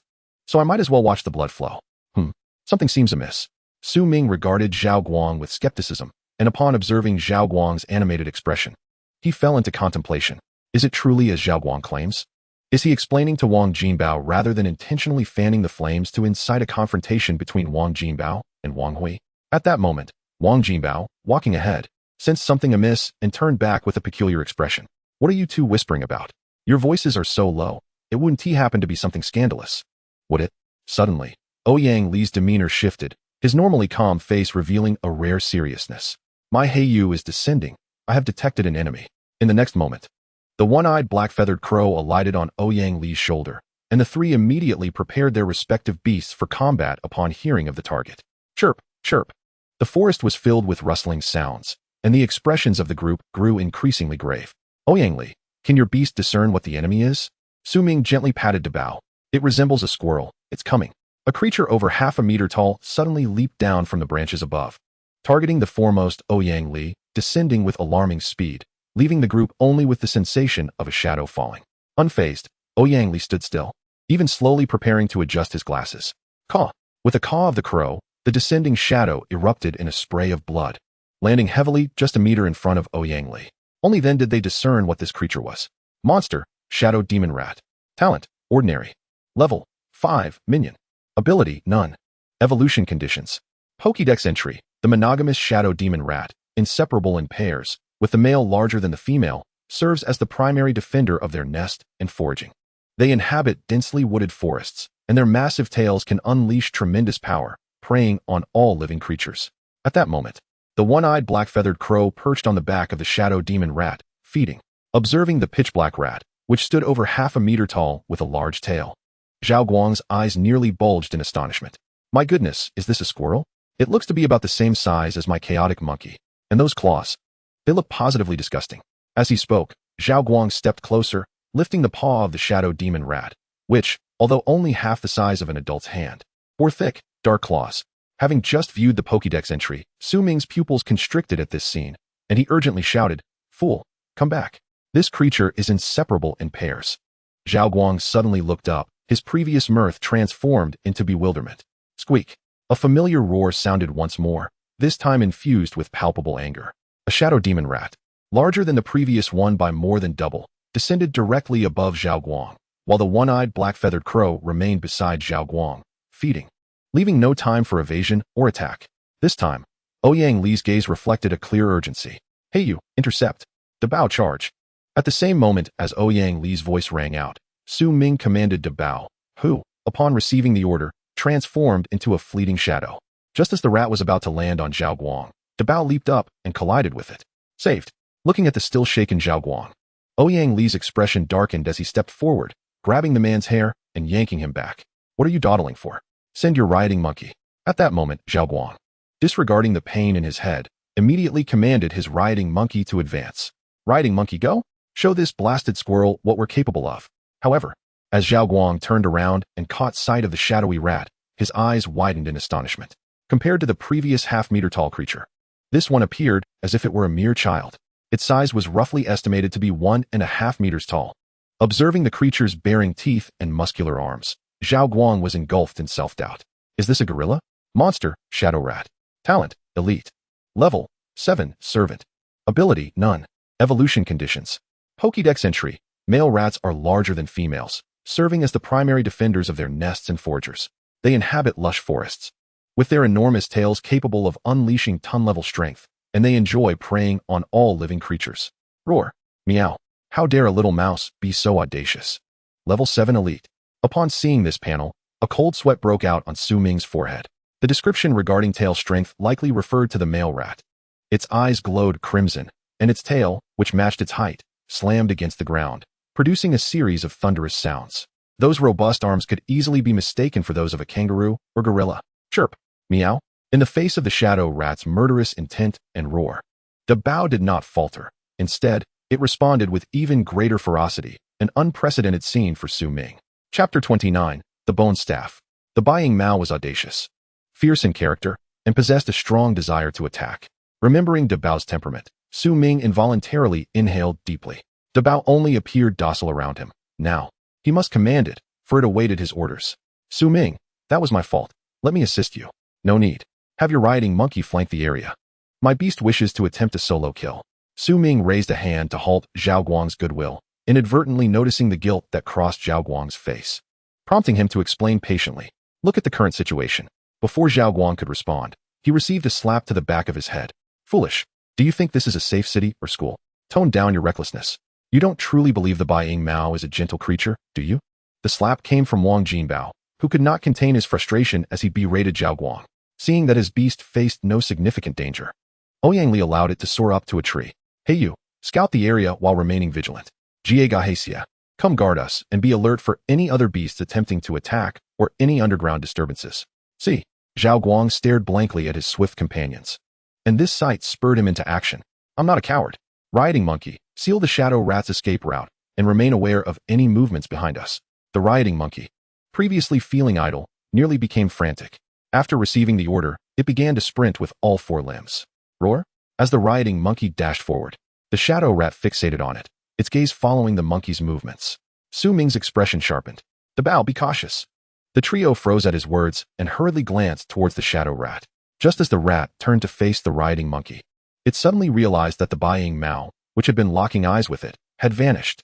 Before it could redirect its attention, a sharp pain surged through its Achilles tendon. Watching the shadow rat, which knelt in agony, Zhao Guang felt a chill. Is this a severed tendon? Wang Jinbao shot him an incredulous glare. Why would you send the Bai Ying Mao to confront such a creature head-on? Feeling guilty, Zhao Guang fell silent, his gaze shifting to his riding monkey, ready to issue commands at any moment. Having successfully struck, De Bao's form gradually became visible, positioned behind the kneeling shadow rat. Advancing cautiously, realizing De Bao's intention, Su Ming's pupils constricted. No. Increase the distance. Stay clear of the shadow rat's tail. As Su Ming issued the command, both the shadow rat and De Bao sprang into action. The shadow rat leaned back slightly, its healthy leg thrusting forward with great force, propelling its body backward, while its massive tail swung down to strike. As a cat, De Bao's reflexes outpaced the shadow rat's. The moment the rat moved, it coiled and leaped backward, creating distance. Boom. The impact generated an illusion of an earthquake, and upon looking again, the shadow rat's missed strike had created a large crater in the ground. At that moment, Su Ming felt an unprecedented sense of pressure.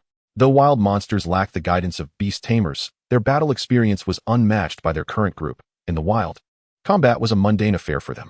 Given such power, if that strike landed on De Bao, it might not result in death, but it would certainly cause severe injury. Meow. With a furious roar, De Bao transformed into a blur and lunged at the shadow rat. The shadow rat's healthy left leg touched the ground, attempting to rise with the support of its tail, but the severed tendon in its right leg caused excruciating pain with any movement. This intense pain momentarily halted its movements at a critical juncture. A flash of sharp glimmer passed. Warm blood, accompanied by the furious cat's cry, rained down from above. The once mighty tail drooped, revealing its bony base, marked with visible claw marks. In the next instant, blood gushed forth, covering the exposed bone, and the shadow rat collapsed to the ground. At this moment, Su Ming could clearly see the panic in the shadow rat's eyes as it flailed its arms, desperately seeking a point of support. The previous flash reappeared, and a snowy white figure, stained with red, soared above the shadow rat. Thud! The fallen shadow rat bore a distinct wound on its neck, blood flowing profusely. Seeing this, Xiaoguang could not help but gasp in shock. Is the Bai Ying Mao's attack so simplistic and brutal? Simple? Brutal? Su Ming raised an eyebrow. This is all meticulous work. Mida Bao is not comparable to your riding monkey, which can brute force its way through anything. For reasons unknown, Zhao Guang found Su Ming's words peculiar. My riding monkey can indeed break through all obstacles? That seems exaggerated, doesn't it? You and Ouyang Li have already fought. Let me try the next monster. Go on. The next one is mine, Wang Jinbao interjected, pushing past Zhao Guang. You should observe and learn properly. Zhao Guang frowned, but pondered for a moment before nodding slowly. You make a valid point. Children can be taught, Wang Jinbao remarked, satisfied as he noted Zhao Guang's humility. Now, let's unleash our respective beasts. Ouyang Li's crow delights in feasting on monster brains, Su Ming's Dabao enjoys gnawing on meaty bones, and Mida He prefers entrails. That leaves your riding monkey to deal with the rest. Zhao Guang agreed, feeling the allocation was fair. All right, my riding monkey is omnivorous and not picky. Upon concluding his remarks, Wang Jinbao extracted a small knife from his pocket and approached the male He Ying Mo Shu. After circling it twice, he raised his gaze towards Zhao Guang. The tail of this He Ying Mo Shu measured over a meter in length, and the bone could be skillfully fashioned into a fine club. Do you want it? Zhao Guang's eyes immediately sparkled at the suggestion, and he turned to Su Ming, inquiring. Su Ming, are you willing to sell this? How much? Su Ming, who was preparing to lead Dabao to a meal, was momentarily taken aback and instinctively glanced at Wang Jinbao. Misinterpreting the situation, Wang Jinbao feigned deep contemplation. Well, Su Ming doesn't understand these matters, considering we are comrades. Perhaps you could offer him 50,000 credit points. Chapter 30, Toxic Stinking Overlord Flower. 50,000. Su Ming was taken aback, realizing from Wang Jinbao's raised eyebrow that there had been a misunderstanding. If you find this tailbone appealing, take it. We are in the wilderness, and it is impractical to sell it. I have no use for it. We are all classmates. You may have it. Wang Jinbao was momentarily stunned, then fell silent as he processed the offer. Zhao Guang gently slapped his own face, astonished as he gazed at Su Ming. Su Ming, are you truly giving it to me? Yes, if you want it, take it. Noticing Zhao Guang's repeated confirmations, Su Ming nodded without hesitation. Just as Ouyang Li cast a glance in their direction, Su Ming understood that this was not mere coincidence. Ouyang Li, too, was surprised by his actions. Zhao Guang's parents were the president and vice president of the Yusho Hospital in Baiyun City, with only one official Yusho hospital operating in each city, making it an unavoidable establishment. This item was of little use to him. Even if sold, it would only fetch 50,000. A trivial sum compared to the evolution materials for Dabao.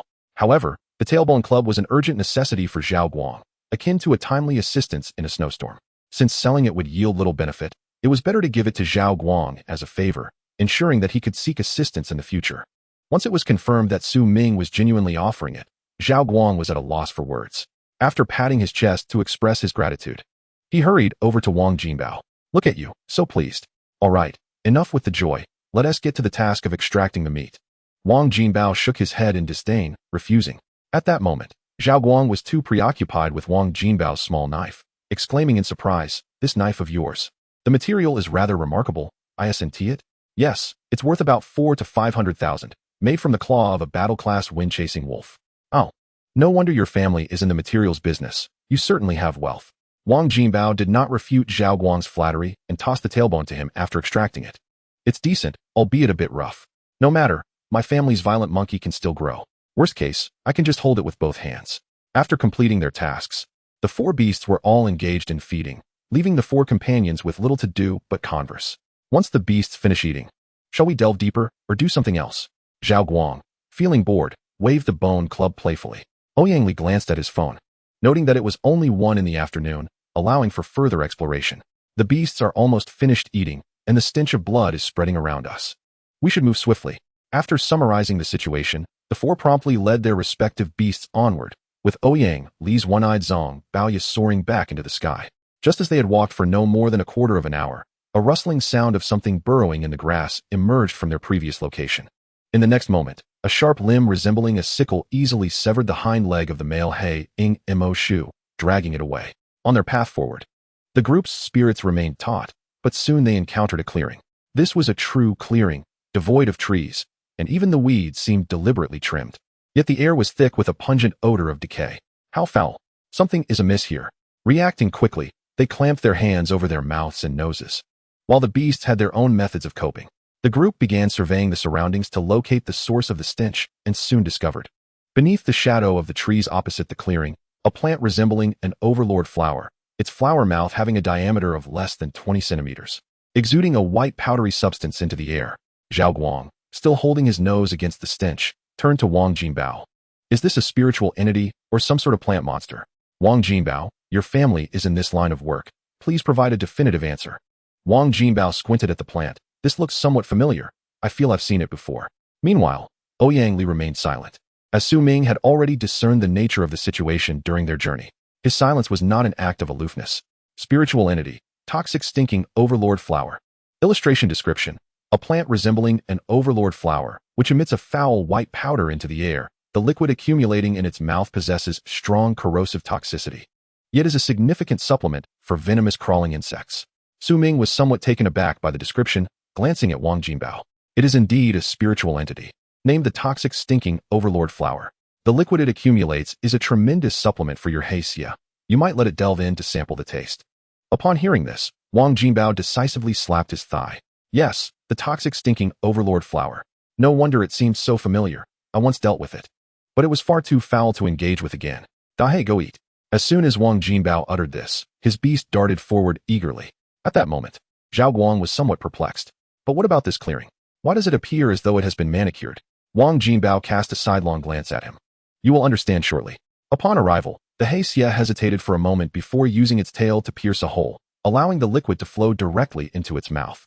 As the liquid diminished, the plant ceased to emit the noxious powder, and the group saw heisia suddenly turn around and start munching on the grass. Zhao Guang was bewildered. What is happening? Seeing Zhao Guang's confusion, Su Ming, who had been observing the surroundings, furrowed his brow. The liquid from the toxic stinking overlord flower is both bitter and foul, possessing strong corrosive toxicity. While it is edible for certain toxic insects, it is not particularly selective. After consuming that liquid, it simply nibbled on some grass to cleanse its palate. Most importantly, it is evident that this area frequently serves as a hunting ground for monsters. After hearing Su Ming's explanation, the others, regaining their senses, did not linger and promptly continued onward. Time passed, and the clearing soon welcomed another guest. It was a creature approximately 1 meter and 3 centimeters long, a brownish, crawling insect that closely resembled a mantis, equipped with a pair of serrated, sharp sickles, one of which bore the severed leg of the male Mo. It approached the toxic stinking overlord flower, its intent clearly focused on the food. As it prepared to plunge its head into the flower's mouth for a drink, it suddenly paused, raising its head in confusion to observe its surroundings. Ultimately, it noticed a gaping hole beneath the toxic stinking overlord flower, and its brownish eyes were suddenly enveloped in a crimson glow. Chapter 31, The Killer Mantis. It's almost 4 o'clock. Should we not head back? If we return to the school now, it would likely be around 6 or 7. Zhao Guang, feeling vexed, swatted a mosquito about 5 to 6 centimeters long and brushed off his hands disdainfully. Monster, blood-sucking mosquito. Talent, ordinary. Level 1 minion. Ability, none. Evolution conditions, none. Guide introduction. A large number of oviparous blood-sucking mosquitoes, mutated from ordinary mosquitoes before the revival of spiritual energy, exhibit low attack capabilities, are extremely difficult to cultivate, and hold minimal breeding value. The appearance of blood-sucking mosquitoes indicates the nearby presence of streams. The water's edge in the wilderness at night is perilous, so it is prudent to turn back. Wang Jinbao, having promptly squashed a blood-sucking mosquito, swiftly assessed the current situation. The night appeared tranquil and silent, seemingly an opportune moment to relax, yet it concealed greater dangers than daylight, especially concerning water sources. During the day, it was manageable, but come nightfall, the forest submerged beneath water was shrouded in obscurity. Su Ming raised his head, instinctively narrowing his eyes. Indeed, the sunlight was waning, and the sky was dimming. It was time to retrace their steps. All right, Ouyang Li affirmed, adjusting his glasses in agreement, while Zhao Guang observed his chaotic monkey wielding a large bone with a hint of discontent. What a pity, this bone hasn't been consecrated for my chaotic monkey. All right, there will be an opportunity for that next time. Dabao, perplexed, nudged Su Ming's pant leg. Meow, are we going home? Well, not home per se, but back to school. We will be residing at the school for the time being, not returning home. Dabao visibly paused at this revelation. Meow, meow, do I have a nest there? Is there food? Observing the bloodstains at the corner of Dabao's mouth as it attempted to appear adorable, Su Ming understood its thoughts. Yes, of course there is. After all, it's a dormitory specifically designed for students and their beasts. Everything necessary will be provided. Wang Jinbao, accustomed to the seamless communication between Su Ming and Dabao, noted the curiosity of Ouyang Li and Zhao Guang, particularly Zhao Guang. You can communicate effortlessly with your buying cat? Isn't that a skill of an intermediate beastmaster? Fortunately, it's not complete fluency, just a matter of familiarity. Zhao Guang, caught off guard by this response, was momentarily speechless. In light of Zhao Guang's reaction, Su Ming offered a polite smile, gently stroking De Bao's adorable face as he prepared to return with the group. Just then, an unexpected change occurred. De Bao, who had been enjoying Su Ming's affection and appearing playful, suddenly transformed its gaze into a sharp, piercing glare, abruptly crouching and turning towards the thicket on the left front. The sudden shift startled the three, except for Su Ming, who felt a chill run down his spine. This is bad. There is a dangerous target nearby observing us, and it harbors significant hostility. Goodness, your buying cat is like a searchlight, able to detect such threats? Zhao Guang exclaimed in disbelief, only to be validated by Ouyang Li's confirmation. In the wild, never doubt the instincts of a buying cat. It is inherently a hunter, a killer. You lost visibility due to the lighting just now. That is why I agreed to return. The realization that even Su Ming's buying cat sensed the danger posed by the creature heightened the group's tension, far more than when they faced the black shadow rat. Wang Jinbao felt beads of cold sweat forming on his forehead. In this forest, aside from the rustling wind, not a sound could be heard. Su Ming, can your buying cat detect how far the creature is from us? At this, Su Ming remained silent, instead leaning slightly to stroke De Bao's chin. It is in our left front, and it is continually approaching. Is it capable of discerning such details? Zhao Guang hesitated, scratching his chaotic monkey's chin, which responded with a puzzled look. Monster, Killer Mantis. Talent, Elite. Level 7, Servant. Abilities, Sharp Blade, Blood Poison. Evolution conditions, none. Guide introduction, a mantis that has shed its wings, specializing in ground ambush. Its size and appearance have also changed, adapting its color to the environment.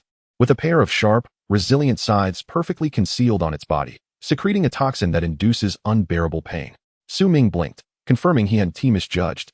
The creature was indeed slowly advancing towards them. Zhao Guang, have your chaotic monkey charge forward with the tailbone to flush out its exact form.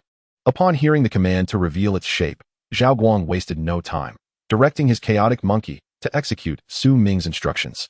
With a fierce roar, the chaotic monkey bit itself, its eyes instantly turning red, and it swung the massive tailbone with great vigor. The tailbone, propelled by tremendous force, swept through the grassland in front of them, leaving Su Ming astonished at how the chaotic monkey wielded it like a ribbon. Can it unleash rage in this manner? Zhao Guang sheepishly chuckled at the inquiry. After returning home yesterday, I pondered and devised this little trick, specifically designed to enhance our combat effectiveness against your buying cat. Su Ming was taken aback. The seriousness of the situation lightened considerably with this comment, prompting Wang Jinbao to chuckle in approval of the clever idea. Ouyang Li's expression twitched slightly, yet his gaze remained fixed ahead.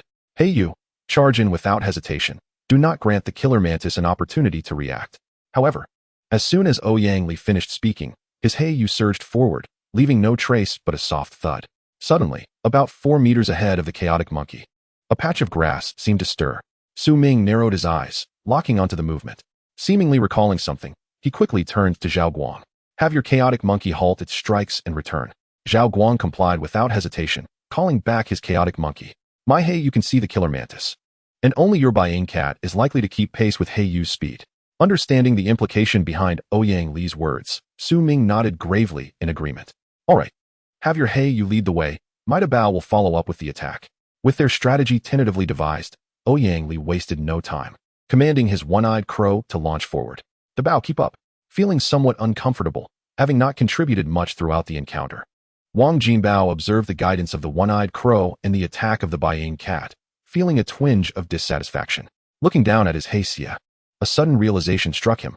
Heisei can burrow, black, dig underground, and reach near the killer mantis. I will direct Su Ming's buying cat to flush the killer mantis towards your position. Hiss, hiss, hiss. Observing the confusion on his Heisei's face as it raised its pincers, Wang Jinbao kneeled to pat its head reassuringly. Have no worries, it will work out perfectly. After emitting a peculiar sound, Heisei's massive pincers aimed at the ground, seemingly confirming its direction.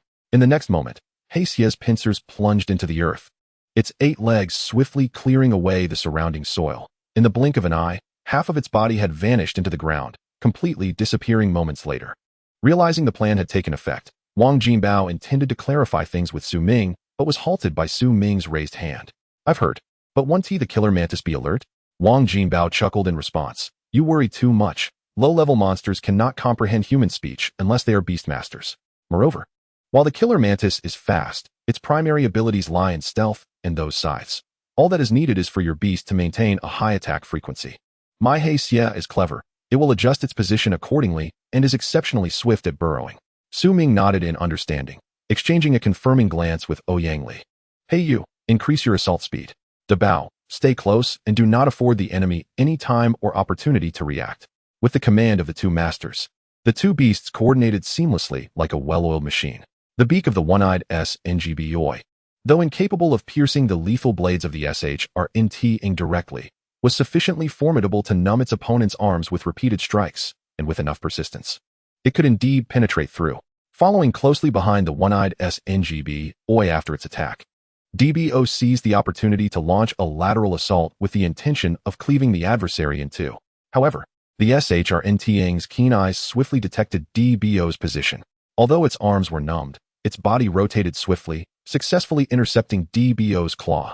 Observing that its strike had missed, DBO retreated immediately, yet the gaze of the SHRNT remained fixated on it. It was not that the SHRNT hesitated to attack. Rather, it found itself in a position of disadvantage. Slightly tilting its head, the SHRNT seemed to ponder its predicament.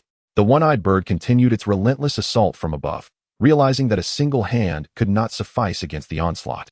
Two would be necessary. If it were to flee directly, the likelihood of being struck was considerable, especially with the accompanying feline. The odds of demise were high. Acknowledging the dire nature of its situation, the SHRNT, despite its desire to unleash its venomous wrath, understood that persisting in a futile struggle would only lead to its own demise. Thus, each time it parried the one-eyed SNGB's attack, it utilized the momentum to retreat towards the bushes behind it. The four onlookers had indeed noticed this behavior. Zho Guing blinked and gestured to his Arolu Nhu, responding promptly to his master's command. The Arolu Nhu positioned its tailbone against its shoulder and returned a gesture to Zho Guing. Just as the SHRNT felt it might escape, it suddenly sensed a disturbance in the mud beneath it. Instinctively, it attempted to leap backward. But it was too late. The soil's upheaval was caused by the black scorpion's tail, which had suddenly propelled itself from below the ground. The moment the SHRNT sensed the disturbance, the scorpion's tail had already emerged from the earth, having only leapt 30 centimeters off the ground. It found its abdomen pierced by a dark tail, leaving its body dangling from the scorpion's stinger. The scorpion's tail hook had impaled the SHRNT's abdomen entirely. Upon witnessing this opportunity, Zho Guing could not contain his excitement and shouted, Arolu Nhu, charge! With a roar, the Arolu Nhu recalled how it had been outmaneuvered by the mantis and rushed towards its position, wielding its tailbone as a weapon. Despite its abdomen being impaled, the SHRNT refused to yield, raising its arms in an attempt to slash at the tail beneath it. Just as it lifted its blade, a massive bone club struck its head, splattering brownish-green viscous fluid in all directions. The blow crushed the SHRNT's head, nearly severing its upper body from the lower half, rendering it lifeless. The black scorpion, having felt the life leave its foe, crawled out from the mud and, upon witnessing the SHRNT's demise, triumphantly flicked its tail. This bizarre scene elicited a strange expression from SM, who instinctively glanced at the still laughing WJNBO. Indeed, I shall reward you handsomely upon our return. Hiss. SM, why do you regard me with such eyes? Suddenly, WJNBO noticed SM's peculiar gaze and instinctively inquired about the curiosity that had arisen within him. No. I was merely wondering if there is any market for the SHRNT. Realizing his faux pas, SM quickly shook his head in denial and shifted the topic, internally contemplating the implications of the beasts that belong to their masters. Is it true that every master possesses corresponding beasts? Through what means is this connection transmitted? Is it through the mental link with their beasts? Though SM was uncertain, he deemed the question not particularly pressing. The SHRNT? This creature is of no value, merely a financial liability. SM, upon receiving this response, looked bewildered at WJNBO, who remained amused. Are you not elated because the SHRNT is of great worth? Observing SM's demeanor, WJNBO understood his intent to discuss the distribution of spoils, but regrettably, the SHRNT truly held little value. While its blades were indeed effective, humans could not wield such weapons. The toxins were secreted by the blades themselves, dissipating rapidly upon the beast's demise. As for its flesh, it was scant, primarily concentrated in the abdomen, while the rest was exoskeleton with mere strands of meat. Otherwise, Ouying and his beast would not have struggled to detach its blades after so many attempts. After this explanation, Ing let out a deep sigh. If it holds no value, so be it. The spoils are still tangible. However, the monsters in the wild are indeed a different breed from those encountered during yesterday's assessment. No wonder the instructor discreetly warned us. Moreover, if he was not mistaken, the SHRNT had been attempting to retreat into the bushes while leveraging the attacks from Ouying's beast during its final moments. Ouying, who was soothing the one-eyed SNGB Oi that had not feasted on insect brains, nodded in quiet agreement upon hearing Ming's remarks. Indeed, while yesterday's monsters were also captured from the wild by the instructor, they were under the watchful eyes of elite beasts, and their levels were not particularly high. Today, however, we ventured forth without elite beasts for support. We are reliant solely on ourselves. At this juncture, Ouying cast a disapproving glance at Zhou, who was busy snapping photos with the corpse of the SHRNT. Fool. Enough of that. We must leave. Chapter 33, The Lord of the Lake. The interrupted Zhou chuckled. This time, I won't be punished upon our return. Just let me take a look. Very well, let us head back.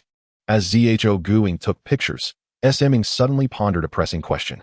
Could it be that we have traveled beyond 10 kilometers? After all, it has been nearly evening since we set out at noon. In response to Ming's concern, Ouying addressed the matter directly. You need not worry. If we had traversed 10 kilometers, there would be a warning line, which is inspected twice daily, at noon and midnight. The first inspection coincided with our class's conclusion. Since we were in the forest, each step of our advance was cautious and measured. With this clarification, Ming gained a clearer understanding. All right then, let us return and freshen up. We class leaders enjoy certain privileges that allow us to order meals directly from the school. We can order meals from the school? Ming turned to Wnjnbo, his expression filled with astonishment. Indeed, this has been a tradition for class leaders. It's a benefit exclusive to us. After all, considering your earlier encounter this morning, what harm is there in enjoying a few meals from the school? Ming paused, realizing the validity of Wnjnbo's words, and instinctively nodded in agreement. Indeed, dealing with such matters as a class leader is indeed troublesome. At that moment, Zhou, who had been examining the photos, suddenly burst out laughing. Did you all encounter troubles this morning as well? Is someone in the class causing mischief? Wnjnbo and Ming exchanged glances, signaling for Zhou to continue, while Ouying merely turned away. Zhou, before speaking, cast a glance at Ouying, and that single glance conveyed a distinct aura. Cough. This morning, a girl from my class attempted to pursue Ouying. When he rejected her, they ended up fighting. Upon hearing this, Wnjnbo and Ming instantly lost interest. Wnjnbo impatiently nudged Zhou's face. Enough of that. With Ouying's perpetually stoic expression, I and Ming have already deduced the outcome. It is uninteresting. Let us focus on our journey. For the night is drawing near. The atmosphere fell into silence as the four proceeded cautiously along the path they had traversed, even if they did not remember every detail. Their respective beasts did. The dim sunlight filtered through the dense foliage, illuminating the path ahead, and fortunately, no further incidents occurred along the way. Approximately an hour had passed when the group emerged from the treacherous wilderness and arrived at the familiar road, the signpost still standing in its original position. Yet, an eerie scent seemed to linger in the air. All four sensed it, and, with a knowing nod, they silently parted ways towards their respective dormitories. Upon reaching the rear of the teaching building, the entrance to their dormitory, Wang Jinbao and Su Ming could faintly hear the sounds of commotion and argument. An inexplicable sense of foreboding washed over Su Ming. We still have a responsibility to mediate, Wang Jinbao remarked, turning back to glance at Su Ming with curiosity. You seem a bit on edge. Not only do we lack such a responsibility, but the school actually encourages students to engage in competition. The squabbles typically concluded with beastmaster battles, rarely escalating to the point of fatalities among beasts, unless it mirrored the events of that very morning. Su Ming felt slightly reassured by this, nearly mistaking Wang Jinbao for a caretaker. Fortunately, it seemed his role merely required assisting classmates with their inquiries during class hours. As they ascended the stairs, Su Ming became aware of the considerable size of the dormitory. The staircase was situated in the middle of the building, with both he and Wang Jinbao residing on the top floor. There was a password-protected door at the stairwell leading to the 5th and 6th floors, requiring both of them to utilize their junior Beastmaster credentials to unlock it. The top floor contained only 2 dormitories, positioned to the right and left of the staircase. Upon entering the dormitory, Su Ming was taken aback by its spaciousness. After a meticulous inspection, he exhaled in relief, realizing it was akin to a standard apartment. Spanning around 100 square meters, though it featured only one room and a bathroom, creating an illusion of grandeur. "DeBeo, don't you enjoy showering alone? You go ahead. I'll make the bed," Su Ming stated before leaving DeBeo to return to his own room. It must be said that the specifications of this dormitory surpassed those of his previous living quarters. After they took turns showering, exhaustion from the day's journey enveloped them, and they promptly fell into a deep slumber. As time slowly slipped away, the lights in the dormitory extinguished one by one. Meanwhile, in the training camp at the back of the school, Lu Jun listened with a peculiar expression to the reports from his subordinates. Classes 1 and 2 had eliminated a pair of shadow demon mice and even dismembered a murderous mantis. The individual below glanced at the documents in hand and nodded decisively. Indeed, this was confirmed by comrades on tonight's patrol. There are distinct claw marks and traces of paralyzing toxins. And the surveillance captured Zhao Guang's rampant monkey carrying the tailbone of a public shadow demon mouse. Lu Jun, upon receiving this confirmation, rubbed his scalp, feeling a sense of unease. Is it truly that ferocious? Li Li and the others returned after slaying just one. This group of youngsters certainly stands out. As the conversation dwindled, a silence enveloped the room. After a moment, Lu Jun regarded the reporter with a somber gaze. What is the situation with the large lake near Baiyun City? Have teams 2 and 3 detected any anomalies? Report: numerous servants and elite-level aquatic monsters have been surfacing from the lake, including combat-grade ironbone dragonfish and cascading crocodile turtles. Although teams 2 and 3 have intercepted and eliminated them, the team leaders suspect there may be a lord-level monster sleeping within the lake. Upon hearing this news, Lu Jun squeezed his eyes shut, causing his face to crease with frustration. He recalled his own transition to this position 5 years prior, exclaiming, "What in the world? That lake hasn't stirred in nearly 5 years. How is it that, upon the slightest disturbance, we're informed of a lord-level monster?" After observing the reporter's bowed head, he recognized that it was not the fault of those below him. It merely indicated that the beast lurking beneath the lake was exceedingly well hidden. After gathering his thoughts, Lu Jun fixed a serious expression on the reporter. "Now, inform teams 2 and 3 to maintain a vigilant guard over that lake. I will immediately notify Team 1 to provide support. If there are energy fluctuations exceeding combat grade levels, retreat at once." Understood. As the reporter saluted and departed, Lu Jun sank into his chair, massaging his temples. What a predicament. Once he regained his composure, Lu Jun's gaze sharpened. He needed to devise a strategy to ascertain what lay within the lake, so he could effectively target it and eliminate the threat. Otherwise, sleep would evade him. The next morning, as dawn broke, Su Ming awoke, stretched luxuriously, and quickly sat up to check on DeBeo. Noticing that DeBeo was still asleep by the bedside, emitting soft purring sounds, a smile crept across Su Ming's face. Still asleep? No surprise there. Yesterday must have worn him out. As Su Ming instinctively prepared to rise, he suddenly remembered that this was the school dormitory, not his home. Aside from basic necessities, the room was starkly empty. Recalling Wang Jinbao's words from the previous night, Su Ming felt an inexplicable urge to approach the main door of the common area. He had noticed a display screen beside the entrance upon entering the night before. This screen must be the one Wang Jinbao mentioned for ordering food. Curiously, Su Ming tentatively navigated the screen. The moment his finger touched it, the display illuminated, transforming into something resembling a restaurant menu, leaving Su Ming momentarily stunned. It offered 3 categories: breakfast, lunch, and dinner.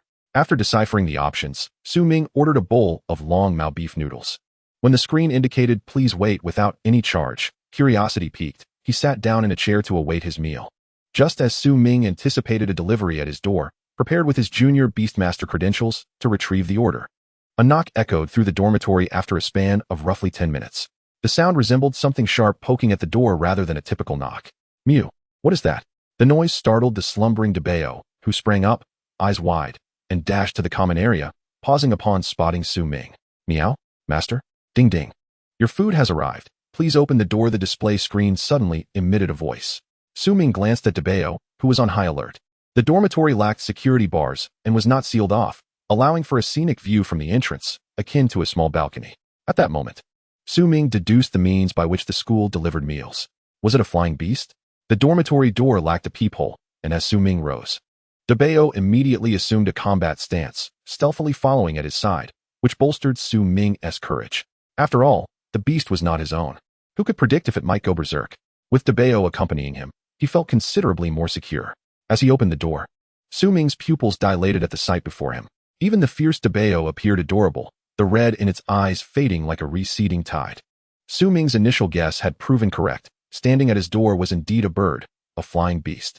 However, this bird stood 2 meters tall, its feathers as white as snow, and its claws dark and gleaming like obsidian. Remarkably, its beak resembled exquisite jade, and it held a bowl of long Mao beef noodles in a plastic bag dangling from its mouth. It stood at the threshold of his dormitory, a living masterpiece. Albeit the bowl of noodles marred the scene. Beast, by Yu Yao Zhua He. Talent, exceptional. Level, 31 Lord. Element, wind. Abilities, eagle eye, blade feather.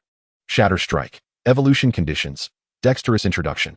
A terrifying creature embodying beauty and strength. Its claws, akin to obsidian, can effortlessly shatter the defensive exteriors of monsters of equal rank.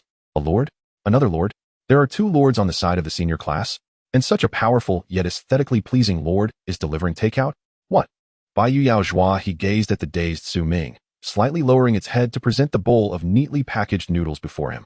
It was only then that Su Ming snapped back to reality. Thank you. Thank you, he stammered, hurriedly accepting the breakfast, his mind reeling with astonishment while pondering the identity of this crane-like beast. Could it belong to Instructor Liu? After all, Liu's Dijiaxiong was a lord-level beast, which would qualify him as a master beast tamer capable of contracting for beasts. Yet, nurturing 2 lord-level beasts would require an astronomical sum. It was rumored that the breeding cost for a single lord-level beast could start at several million. The Bai Yu Yao Zhua He, having delivered its appearance to Su Ming, took to the skies, its wings unfurling to a span exceeding 5 meters, leaving Su Ming spellbound, his eyes not daring to blink. No wonder. If the Dijiaxiong ruled the ground, then surely there must be something in the skies as well. Initially, Su Ming thought that the Dijiaxiong could intimidate nearby aerial creatures. Clearly, this was not the case, for there existed this lord-level flying beast. Might there be other hidden lords within the senior year club?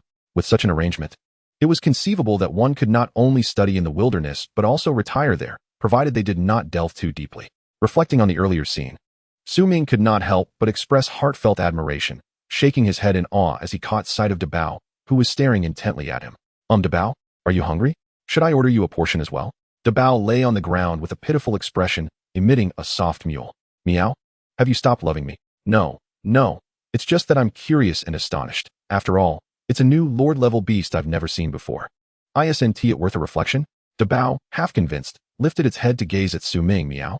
Really? Indeed. Su Ming confidently gestured with his hand, assuring Dabao that he would not consider a second beast until after its evolution. Don't worry, little silly. Dabao, like a child, immediately brightened at those words, its mouth curling into a smile, resembling a victorious kitten. I'll order you a portion too. When I placed the order, I saw the beast options. He emoshumi? Su Ming's eyes widened in disbelief upon spotting that single option. Is this the only one? He suspected it was not mere coincidence. It was likely that their outings were accompanied by military personnel, or perhaps the soldiers had brought it back during their night patrols. Realizing this, Su Ming understood that the meals for beast tamers were provided free of charge, for how much could one person possibly consume? But the beasts were a different matter. It seemed that for every creature slain in the wild, a corresponding amount could be ordered here, though regrettably, the killing mantis was devoid of meat. After placing his order, Su Ming began to eat his noodles in the living room, while Dabao nestled by his feet, rubbing against his calves. Within a few minutes, the familiar sound of knocking echoed once more. Before Su Ming could rise, Dabao darted to the door, swiftly opening it and returning with a piece of meat in its mouth, gently using its hind legs to close the door behind it. This entire sequence transpired in mere seconds, leaving Su Ming chuckling as he observed Dabao returning with its prize. All right, you've got yours too.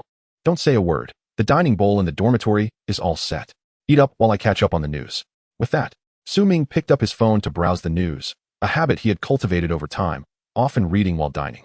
The news, contrary to the notion that it was not of interest to the youth, was far more captivating post the resurgence of spiritual energy than it had ever been before.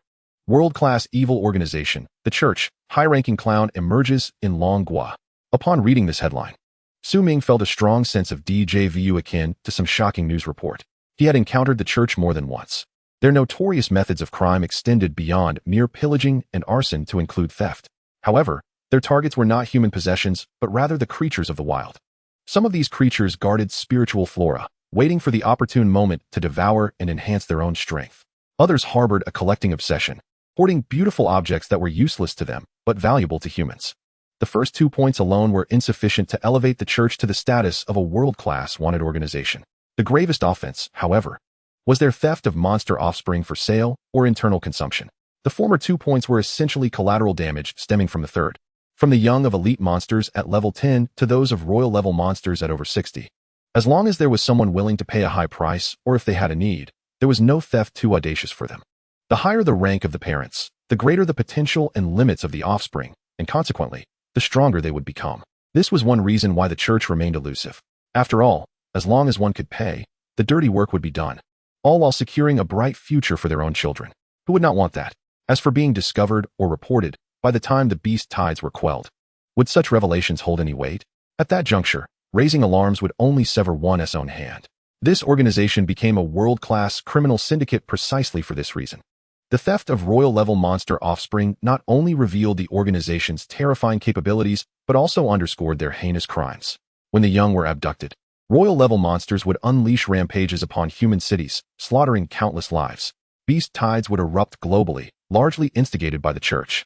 Countless lives have been indirectly lost due to their malfeasance. Although Su Ming had never witnessed the beast tides instigated by royal-level monsters, he had read descriptions of them in the news. The earth would tremble, myriad elemental forces swirling, the air suffused with these elements, coalescing around the royal-level monster. Among other absurd portrayals, while these depictions seemed far-fetched, they aligned with Su Ming's imagination of royal-level creatures. Now, as he scrutinized the headline, a sense of unwarranted concern began to gnaw at him. Clown, he mused. This was the first time he had heard of such a high-ranking member within the church. Contemplating further, Su Ming scrolled down, mostly encountering discussions on how to track their movements into Longhua, though no specific direction was revealed. It mentioned the deployment of royal-level beast tamers to trace scents and tracks, but Su Ming felt no alarm, as even in the event of an incident, he would simply refrain from causing trouble for the state. Moreover, the church refrained from stealing monster offspring within 3 countries, not out of goodwill, but rather fear. These nations were Longhua, Xiongua, and Inghua, rumored to possess legendary beast tamers. The veracity of such claims remained uncertain.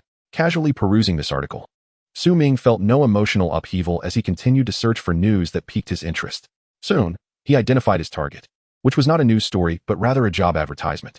Tianya Security Company hiring, details as follows. Starting from elite-level beast tamers, with a high sense of responsibility and a willingness to risk their lives for money. In addition to the base salary, after completing each assignment, one would receive a bonus of 20 to 50% of the fee for that task. After reading this, Su Ming fell silent. Under normal circumstances, how would an ordinary person become a beast tamer? Typically, they would join such security companies, earning protection fees, while keeping any personal gains from their outings. When these security companies first emerged, there were numerous incidents of murder and pillaging, until the authorities enacted laws regarding such matters. If the employer died, the employee would return alive to serve a term of 20 years. The euphemistic term was service, while the harsher reality was akin to terrorism, border skirmishes, and so forth. Whenever there were issues involving beast riots or battles, these individuals would be the first to be thrust into the fray. 20 years may sound appealing, but in reality, very few managed to endure, as the dangers of the conflicts would only escalate over time. Until he finished his meal, Su Ming was unable to find any news that suited his taste. After tidying up the table, he looked at Dabao, who had already finished eating and was resting on the ground, and felt that this situation was unsustainable. He needed to find a way to earn money. Among the evolution materials for Dabao, the blood of a century beast alone cost 1 million. The money he had saved was insufficient even for 1/5 of that material. Not to mention the elite-grade wind attribute inner pill and the century wind grass. If he were to battle in the wilderness near the school, while small materials could be easily carried, what about the larger ones? What about the monster corpses? This was something one person could not manage alone. And Wang Jinbao and the others, surely not lacking in funds, would not be inclined to assist. Thus, he had to find an alternative approach. Su Ming sat dazed in his chair, apathetically observing Dabao licking its paws and the emerging Codex frame. Suddenly, his eyes brightened, and he sprang to his feet. Of course, he could take the examination for the breeder certification. Breeders earn money. Dabao, lying on the ground, blinked in confusion at its master and tentatively called out. Meow? Master, what's wrong? Dabao, I'm going to take the breeder certification exam, and perhaps I can acquire some materials for you along the way. Why don't you stay home? Su Ming, realizing this, greeted Dabao and headed straight out of the dormitory with his junior Beastmaster certificate in hand. It wasn't that he didn't want to bring Dabao along. It was simply that the breeder examination did not allow the presence of beasts to prevent cheating and to avoid friction among the candidates' beasts. Dabao glanced at the already closed door in confusion, then turned around and returned to the room to sleep. Meow? It seems I can't go where Master is headed. Those people are truly unkind. Meow? I will eventually visit all the places I'm not allowed to go. At this moment, Su Ming, having exited the dormitory building, walked briskly toward the school gate. Under normal circumstances, it was Wednesday, and students were not permitted to leave the campus except on weekends. However, the class monitor was an exception. Not only could the monitor leave the school, but they also did not need to report to teachers or coaches about their whereabouts. As long as they could be seen before class on the following Monday, everything was fine. If they were not seen, the monitor's position would be revoked, and they would be ineligible for re-election. This truly made Su Ming acutely aware of the convenience that came with identity and power. Chapter 36, Breeder Examination.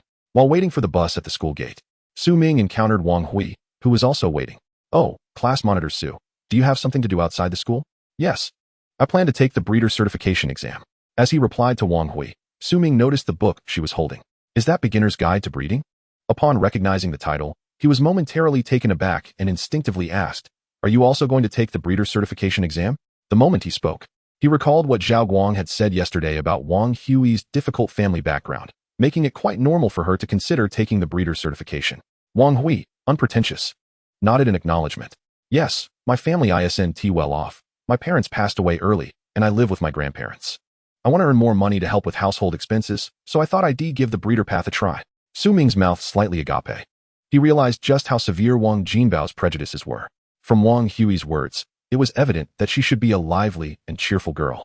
As for why he said should be, it was because he was unsure whether her efforts were genuine or feigned. However, she was certainly not as destitute as Wang Jinbao had described.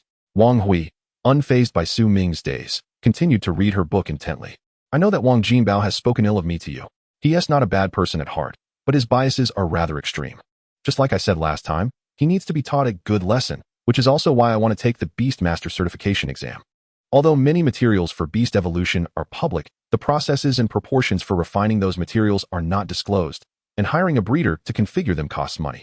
These words resonated perfectly with Su Ming's own thoughts.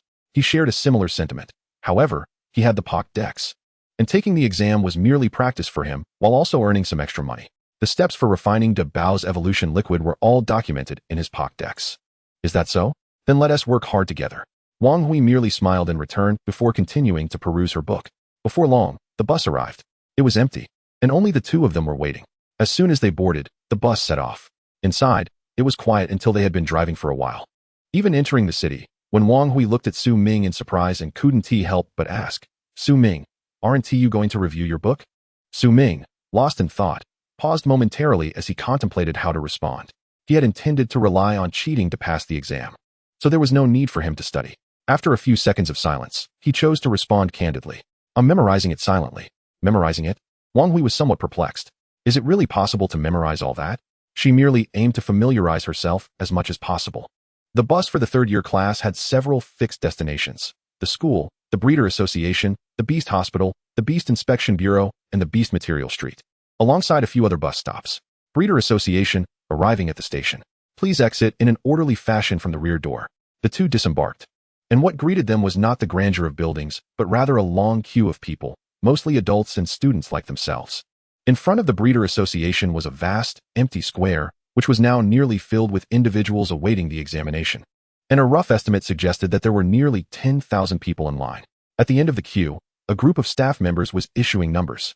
As it was Su Ming's first time in such a place, witnessing so many people standing in line gave him a sense of déjà vu, reminiscent of his first year when he participated in military training at school. At that moment, Wang Hui approached him, gently tapping him with her book to bring him back to reality.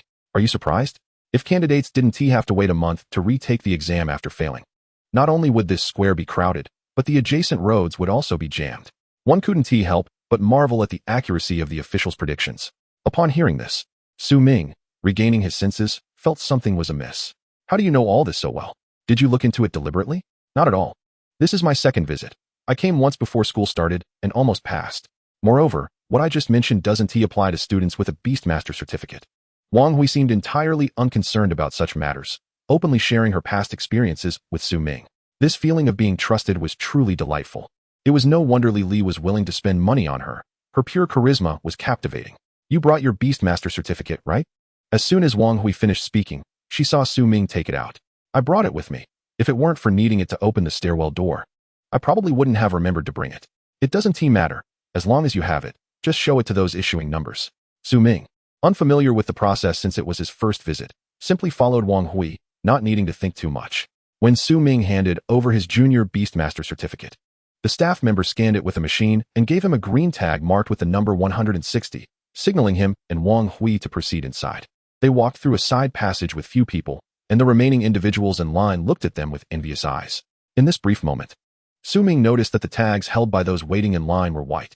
Upon entering the hall, if the outside was crowded yet orderly, the inside was a chaotic mass of people. All individuals stood in the central hall, quietly awaiting in front of the display screen and speakers. Just as Su Ming curiously gazed at the content on the screen, Wang Hui suddenly tapped him on the shoulder. Su Ming, there's a man looking at you with a peculiar expression. Is he your enemy? Before Su Ming could inquire further, Wang Hui's words left him momentarily stunned. My enemy? I am merely a student. How could I have an enemy? Wang Hui did not respond, but pointed in a direction. Following her gaze, Su Ming indeed spotted a figure glaring at him with palpable disdain. The individual was none other than Wang Kong, a person of dubious character, who had simply been sent home. His junior beast tamer certification had not been revoked. Upon recognizing Wang Kong, Su Ming felt unsurprised. Oh, it's him. That explains everything. Did something happen between you two? Upon hearing this, Su Ming noticed the glimmer of gossip in Wang Hui's eyes, eliciting a sense of intrigue within him. Don't you think I might have instigated trouble first? Wang Hui's eyes widened in disbelief. Why would I think that? You can play nicely with Wang Jinbao and Ouyang Li. You can't be as despicable as you claim. Su Ming replied. You must have heard about the incident in our class with someone's beast attacking its master. That person is Wang Kong, and although he was sent home, his junior beast tamer certification remains unrescinded. Upon hearing this, Wang Hui's expression changed to one of disdain upon seeing Wang Kong. Such a person is truly despicable. You have good intentions, but he has the heart of a dog. Wang Hui's voice was neither too loud nor too soft, drawing the curiosity of several onlookers. And Wang Kang's face turned a shade of deep green, likely having overheard her words. At that moment, the central announcement began, capturing the attention of everyone in the hall. Please, candidate number 101160, proceed to room 303 on the third floor for your assessment. Please, candidate number 161220, proceed to room 304 on the third floor for your assessment. The announcements repeated twice, and soon after, the screen displayed the room numbers 303 and 304, along with seating arrangements. Let us go. It's time for the assessment. As the two took a few steps, Wang Kong also moved, having been closer to the stairs, and he ascended. It seems the rivalry is truly inevitable. I am number 161, and we are not in the same examination room. Su Ming, do your best. Give him a thorough beating. I detest such shameless individuals who bite the hand that feeds them. Good luck. Observing Wang Hui's unconventional encouragement, Su Ming felt a bit embarrassed. He had not anticipated that Wang Hui, who appeared quite charming and possessed a decent figure, albeit slightly plump, was actually quite the female warrior. Thank you. I will strive to do my best. As they ascended the stairs, they found Wang Kong already waiting on the third floor. Oh, so the class monitor has come to take the Beast Cultivator certification? Do you even deserve it? His remark attracted the attention of others still on the third floor, lingering near the examination room entrance, as it was permissible to observe for 5 minutes before entering. In an instant, Su Ming felt a sense of helplessness akin to not having brought his treasured companion along. Yet the regulations of the Cultivator Association did not allow beasts inside the examination room, a perpetual dilemma. However, Wang Hui could not contain herself, glaring at Wang Kong with utter disdain. Oh, what is this? Has the small-minded person finally achieved something? I kindly offered help, and what thanks do I receive? You have the audacity to act this way? Wang Hui continued, quietly suggesting that you refrain from battling would only undermine your trust with your beast. Yet now look where it has led you. Your beast has turned against you, hasn't he? Instantly, the spectators who had previously held a casual interest in the unfolding drama now regarded Wang Kong with contempt, abandoning their curiosity and entering their respective examination rooms. Wang Kong, upon hearing these words and witnessing the gazes directed at him, felt his face flush with shame and anger. You are the vice monitor of Class 3, right? I've heard of you. Your academic performance was quite commendable in high school. However, if I recall correctly, your previous humanities grades were rather mediocre, placing you in the middle tier. What are you doing here, trying to obtain a Beast Cultivator certificate without diligently clinging to Wang Jinbao's coattails? Su Ming was utterly astonished by Wang Hui's boldness. Her sharp tongue truly lived up to its reputation. Seeing that she was about to continue, Su Ming quickly intervened. Don't pay him any mind. It's merely an impotent bark. If my treasured companion were here, he wouldn't utter a single word. Let us not allow such individuals to disrupt our mindset. The assessment is paramount. Indeed, the assessment is crucial. Let us encourage each other. Wang Hui took a deep breath, revealing a smile as she extended her palm.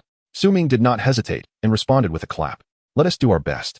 Wang Kong stood there in astonishment, watching as the two disregarded him and proceeded toward the examination room. Frustrated, he reached out to grab Su Ming's arm. Stay right there. As soon as he spoke, he saw Su Ming turn around, his demeanor striking fear into Wang Kong. Su Ming's eyes were deep and cold, like a ghostly apparition, sending a chill down Wang Kang's spine. Understand this. I raise a Baiying Miao, not a pet monster like a Bairong Miao. Wang Kong shivered and dared not intervene further, while Wang Hui, witnessing this scene, burst into laughter. After both entered the examination room, Wang Kong finally regained his composure, glaring at Su Ming's retreating figure, uncertain of his own thoughts as he followed into the room.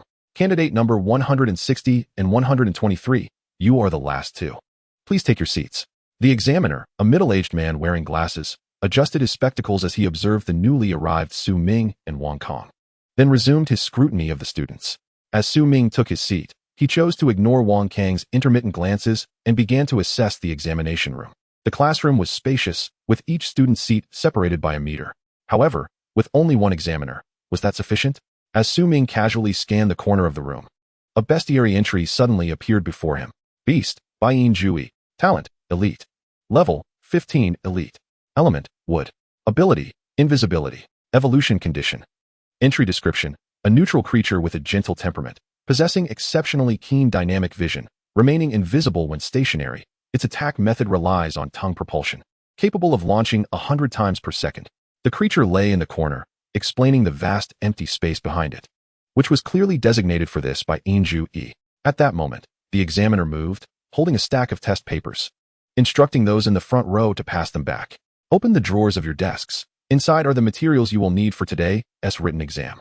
Cheating during the exam is strictly prohibited. Any violators will be disqualified and barred from examination for 1 year. After the examiner finished speaking and scanned the room, he promptly exited the examination hall. Su Ming, having just received the test paper, opened his drawer. Inside was a pen and several spirit plants. Upon seeing the spirit plants, Su Ming felt bewildered and instinctively glanced at the test paper. Question: if a Qing Maochong suddenly begins to convulse and emits silk, which spirit plant in the drawer can effectively treat this condition? Please describe the plant's appearance and provide an introduction. Su Ming understood. That was the reason Wang Hui had emphasized becoming familiar with the plants. One aspect was to test the identification of spirit plants, while the other examined their efficacy. Carefully examining each spirit plant, Su Ming swiftly determined the answer. However, upon seeing a piece of bark, his eyes sparkled with surprise. Spirit item, Qing Dingmu bark. Entry description, a common tree type. Its branches and bark are bitter but rich in nutrients, making it a favored food for herbivorous monsters. It can be used in medicine to treat epilepsy or convulsions in both humans and monsters. Could it also be used to treat human ailments? Unaccountably, Su Ming felt as if he were learning traditional Chinese medicine. Directly transcribing the introduction from the illustrated guide, Su Ming completed the first question in mere minutes and began the second. Question: among the evolution materials for the red-haired mouse, which item in the drawer is most likely? Red-haired mouse? This question left Su Ming somewhat bewildered, yet he swiftly retrieved the corresponding spirit plant from the drawer, having just seen it moments ago. Spirit item, Yu Mao Chao. Illustrated guide entry. Its appearance closely resembles a clump of hair secreting plant oils, and can generally be incorporated into the evolution liquid of hairy monsters. So it turns out to be a universal answer. However, the first question merely tested common knowledge, while the second seemed to probe into potential evolution materials. The disparity was quite significant. As Su Ming diligently wrote, he felt as if something was watching him, and he could ascertain that it was the Baiyin lizard. While others were still discerning spirit plants or hesitating, only a few had completed the first question, making Su Ming's progress incompatible with the environment as he had already moved on to the third question. 5 minutes later, he reached the third and fourth questions. At this point, some gazes turned towards the nearly unstoppable youth, the sound of his writing echoing in the hearts of the others. Fifth question, sixth question. When he reached the fifth question, the examiner returned, holding a cup of water. Upon observing Su Ming's relentless pace, he exhibited a hint of surprise. However, since the Baiyin lizard had not collected the papers, it was presumed that no cheating occurred. As time passed, not only were the other candidates occasionally stunned by Su Ming, but even the examiner squinted suspiciously. Suddenly, Su Ming stood up, the chair scraping back loudly. resonating with the hearts of the others. One of the candidates behind him could no longer contain himself, his eyes wide as he asked, "Are you serious? You're submitting your paper in under an hour?" Chapter 38, Watering. The assessment had not even reached the halfway mark when Su Ming's act of submitting his paper directly startled the examiner, who promptly approached. "Give me the paper." With a skeptical attitude, the examiner accepted the test paper and began to read. Soon, his expression shifted from confusion to astonishment, and he instinctively glanced towards the back of the classroom where the Baiyin lizard was, nodding slowly as if confirming something. Folding the paper and placing it in his pocket, the examiner regarded Su Ming with a profoundly complex expression. "You have passed your assessment. Follow me. I will arrange your second examination." Amidst the incredulous gazes of the other candidates, as Su Ming was about to exit the classroom with the examiner, Wang Kong, witnessing this scene, crushed his pen in his grip. "I report him. I suspect he cheated." The uproar caused by Wang Kong's voice invigorated everyone, although many who had previously watched from outside remained skeptical of his claims. "Cheating?" The examiner looked at Wang Kong in astonishment, and upon noticing the wrathful expression directed at Su Ming, he seemed to understand. "This candidate, I must remind you, cheating in this assessment is far more difficult than stealing from the inspection bureau, understand? Candidate 123, answer appropriately and refrain from reckless behavior." After reprimanding Wang Kong, the examiner turned to Su Ming. "Candidate 160, do not let your mind be disturbed. Adjust your mindset in preparation for the next segment. Now follow me." Yes. The primary Beast Tamer certificate had not been submitted, indicating a desire to earn money as a junior cultivator to recontract the first beast. With this thought in mind, Su Ming followed the examiner out of the classroom expressionlessly, but as he approached the door, he cast a glance back at Wang Kong. "Respect others, and they will respect you.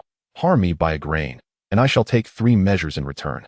The exchange of glances between Wang Kong and Su Ming as they departed carried an unsettling calm that inexplicably evoked a sense of foreboding in Wang Kong, causing his hand, which held the pen, to tremble slightly.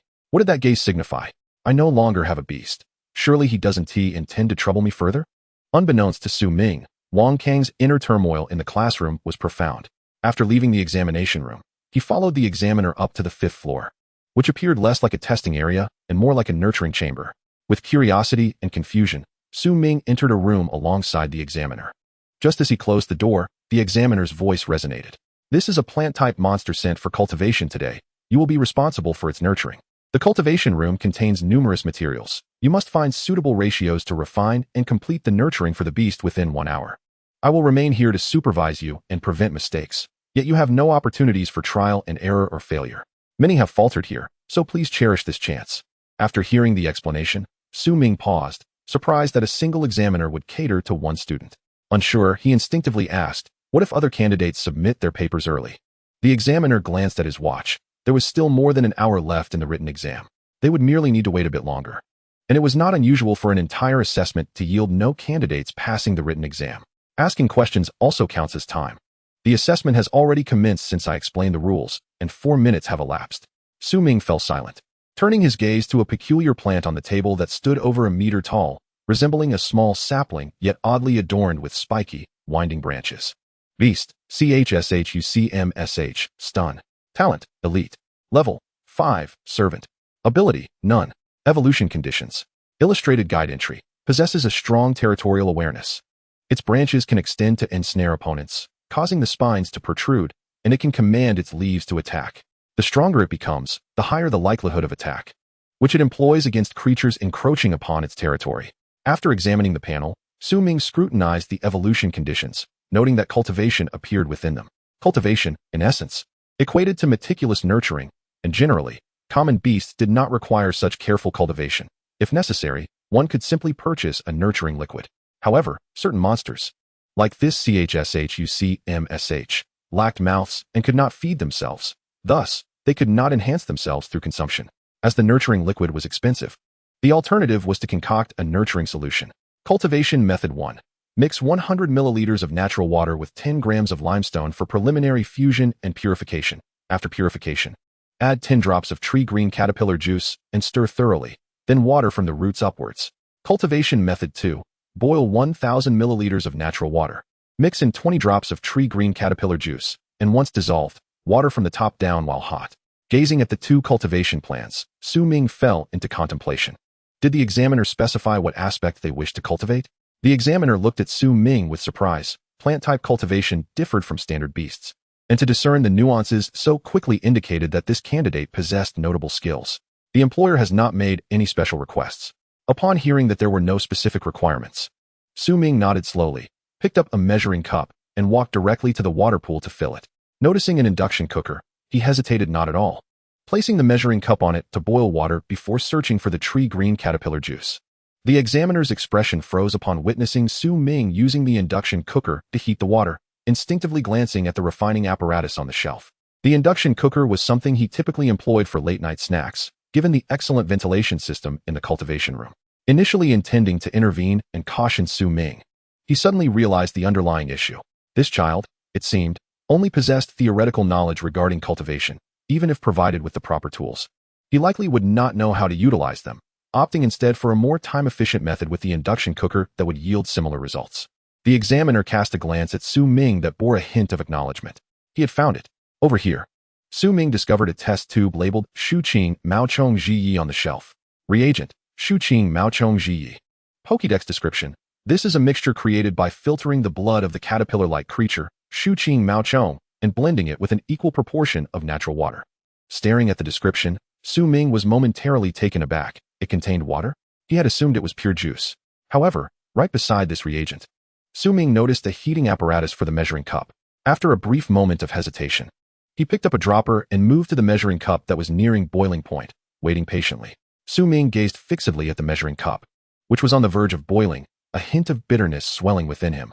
To be honest, he had completely overlooked that heating apparatus when he saw the induction cooker. He merely thought it would suffice to bring it to a boil, especially since the measuring cups were specially designed to be extremely heat-resistant, so he placed it directly on. Chapter 39, Customers Arrive. Bubbling.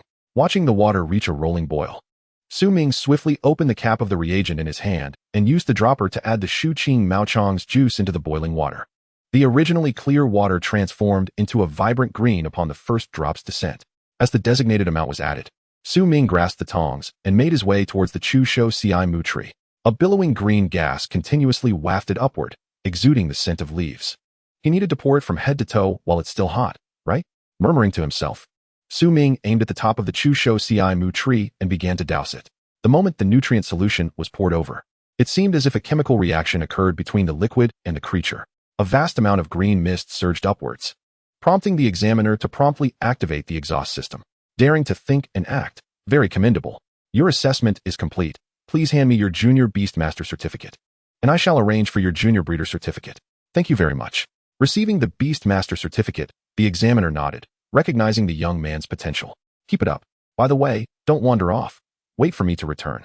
As the examiner departed, Su Ming immediately took out his phone and began searching for storefront rentals in the Beast Material Street. He was taken aback. 1,000 credit points per month? And that was for a location at the end of the Material Street? Prices surged to 11,000 as one moved slightly forward. This was utterly outrageous. The end of the Material Street saw few visitors, with reputable shops located deeper within. Those renting on the outskirts were merely clinging to a gamble, hoping to turn a bicycle into a motorcycle. However, such scenarios were largely unrealistic. Renting a storefront with any foot traffic would cost over 100,000, nearly exhausting his entire savings. Not to mention the expenses for refurbishing the shop. It seemed that renting a store was not a viable option. He needed to consider alternative strategies. Perhaps he could post himself on a forum to see. With this thought, Su Ming, who frequently surfed the internet, acted impulsively, heading straight to a breeding-related forum, polishing his personal profile, and promptly posting himself. After all, not every breeder had startup capital.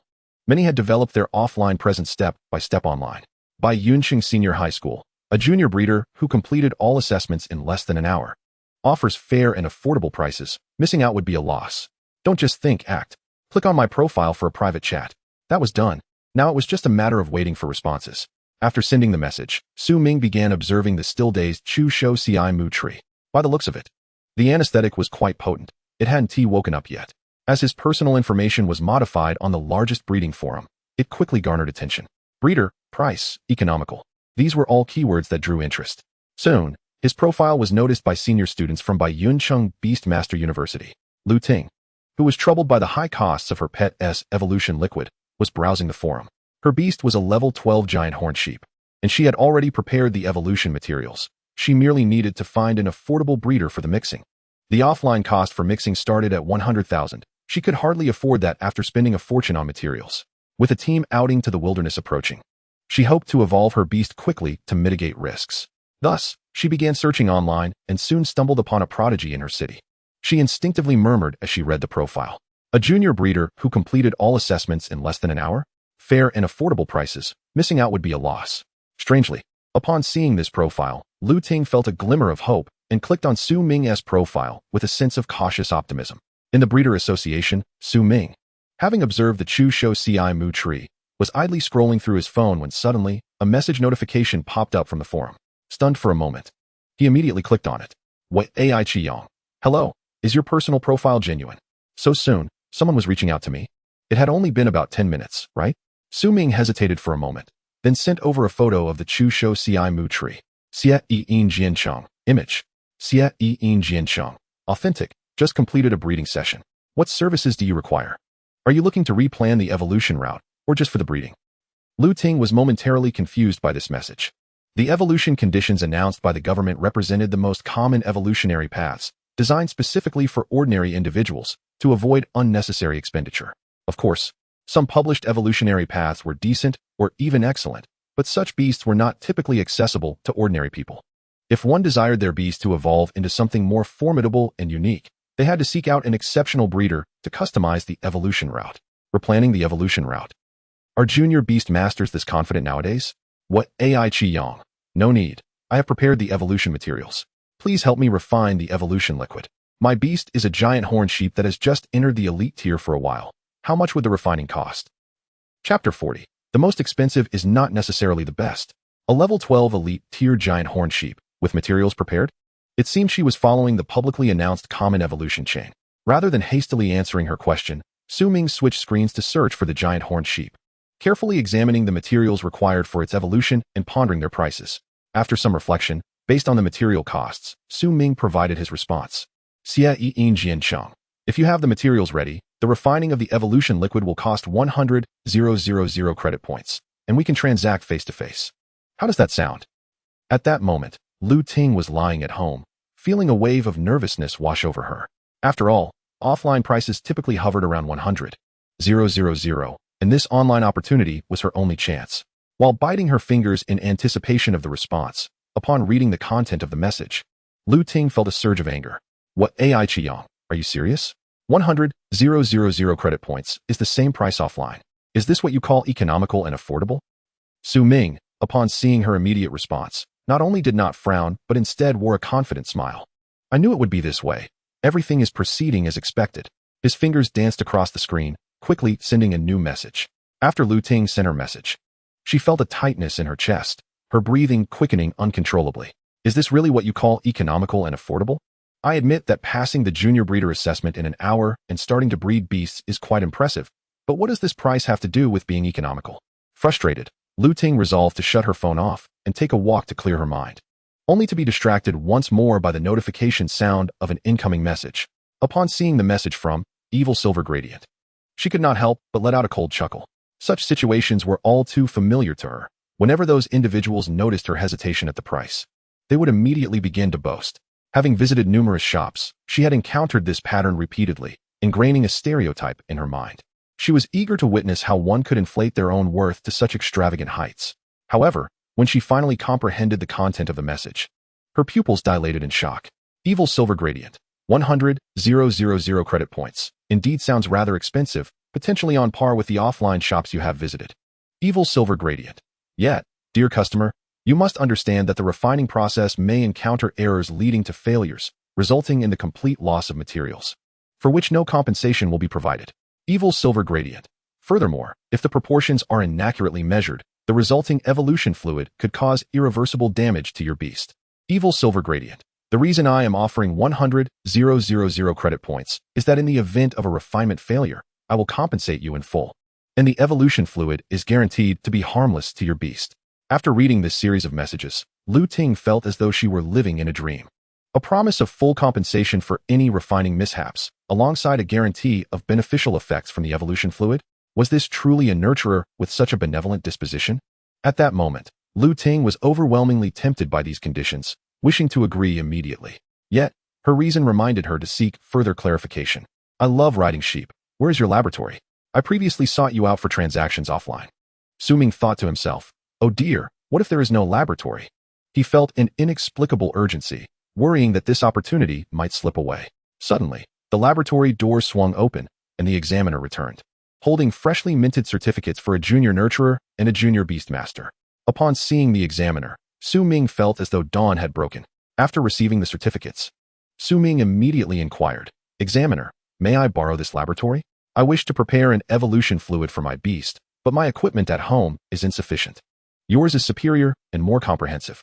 The examiner hesitated momentarily, contemplating the request. Preparing an evolution fluid for one's own beast? After glancing at the watch, the examiner's expression turned serious. There are still 45 minutes left until someone arrives for assessment. Can your family deliver the materials and allow you to complete the refining process before then? Su Ming blinked and began to compose a message on his phone. Evil Silver Gradient. I am at the Nurturer Association, and I will return shortly. Can you deliver the materials to me within 25 minutes? At home, Lu Ting, who was preparing to meet the enigmatic Evil Silver Gradient, nearly choked on her water upon reading this message. The Nurturer Association? The official one? Her eyes widened with a mix of shock and curiosity.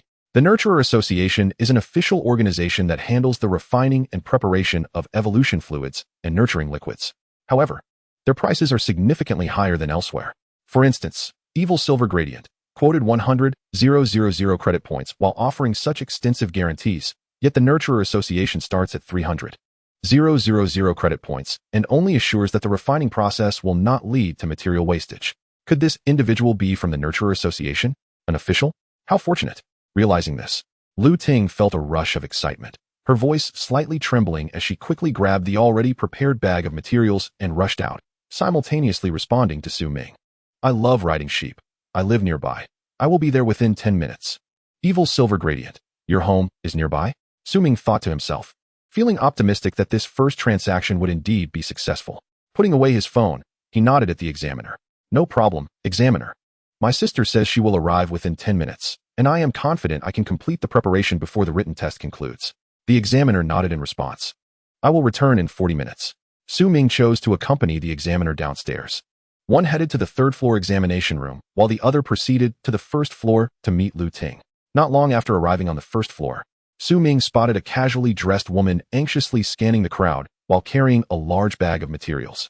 Checking the time on his phone, he felt it was nearly time and walked towards her, calling out, Are you I love riding sheep? As soon as he spoke, he noticed her pause in surprise before rushing towards him, bag in hand. Lu Ting approached but hesitated to hand over the materials immediately. You are Evil Silver Gradient? May I see your junior nurturer certificate? Su Ming was not taken aback and promptly showed her the freshly minted certificate. Once she confirmed its validity, Lu Ting finally handed over the materials. Chapter 41. Roasted lamb. After receiving the materials, Su Ming opened the bag to inspect its contents. Ensuring everything was correct and that there were no ulterior motives from Lu Ting, he then opened the payment code. You may wait in the first floor hall or here. It will take approximately 30 minutes. Once ready, I will contact you and come down to find you. Sure. By the way, which floor is your laboratory on? Su Ming paused mid-turn, replying, 5012. Upon hearing the laboratory number, Lu Ting's final shred of caution faded away, as those waiting in line merely glanced at them without further interest. With the materials in hand, Su Ming hurried back to the laboratory where he had just undergone the assessment. He moved the tentacle wood aside and quickly retrieved the necessary equipment, organizing the materials methodically. Then he pulled out his phone to search for images of the elite stage great horned sheep. As the images refreshed, the corresponding information appeared. Among the various evolutionary branches, he found the one selected by Lu Ting. Evolution conditions 807. Topical, beast blood fruit mashed into a paste mixed with elite-grade metallic inner elixir and 3,000 milliliters of natural water, producing approximately 500 milliliters of thick paste through refining or boiling. This substance evenly coats the horns of the great horned sheep, requiring a refining or boiling time of 30 minutes at a temperature of 2,000 degrees, during which refined gold liquid must be added continuously, with each addition not falling below 10 milliliters. Internal use. The leaves and stems of the golden grass and beast blood fruit should be mashed into a paste, then mixed with 20 milliliters of natural water for 1 minute of stirring, repeating this step 10 times. And finally purifying for 10 minutes to yield approximately 50 milliliters of internal use evolution liquid, with a deviation of no more than 1 milliliter. After reviewing this series of conditions, Su Ming could only shake his head in disbelief. No wonder private nurturers do not guarantee the success rate of their evolution liquids. The requirements were exceedingly meticulous. A momentary lapse could spell disaster. The internal use evolution liquid specifications were particularly stringent.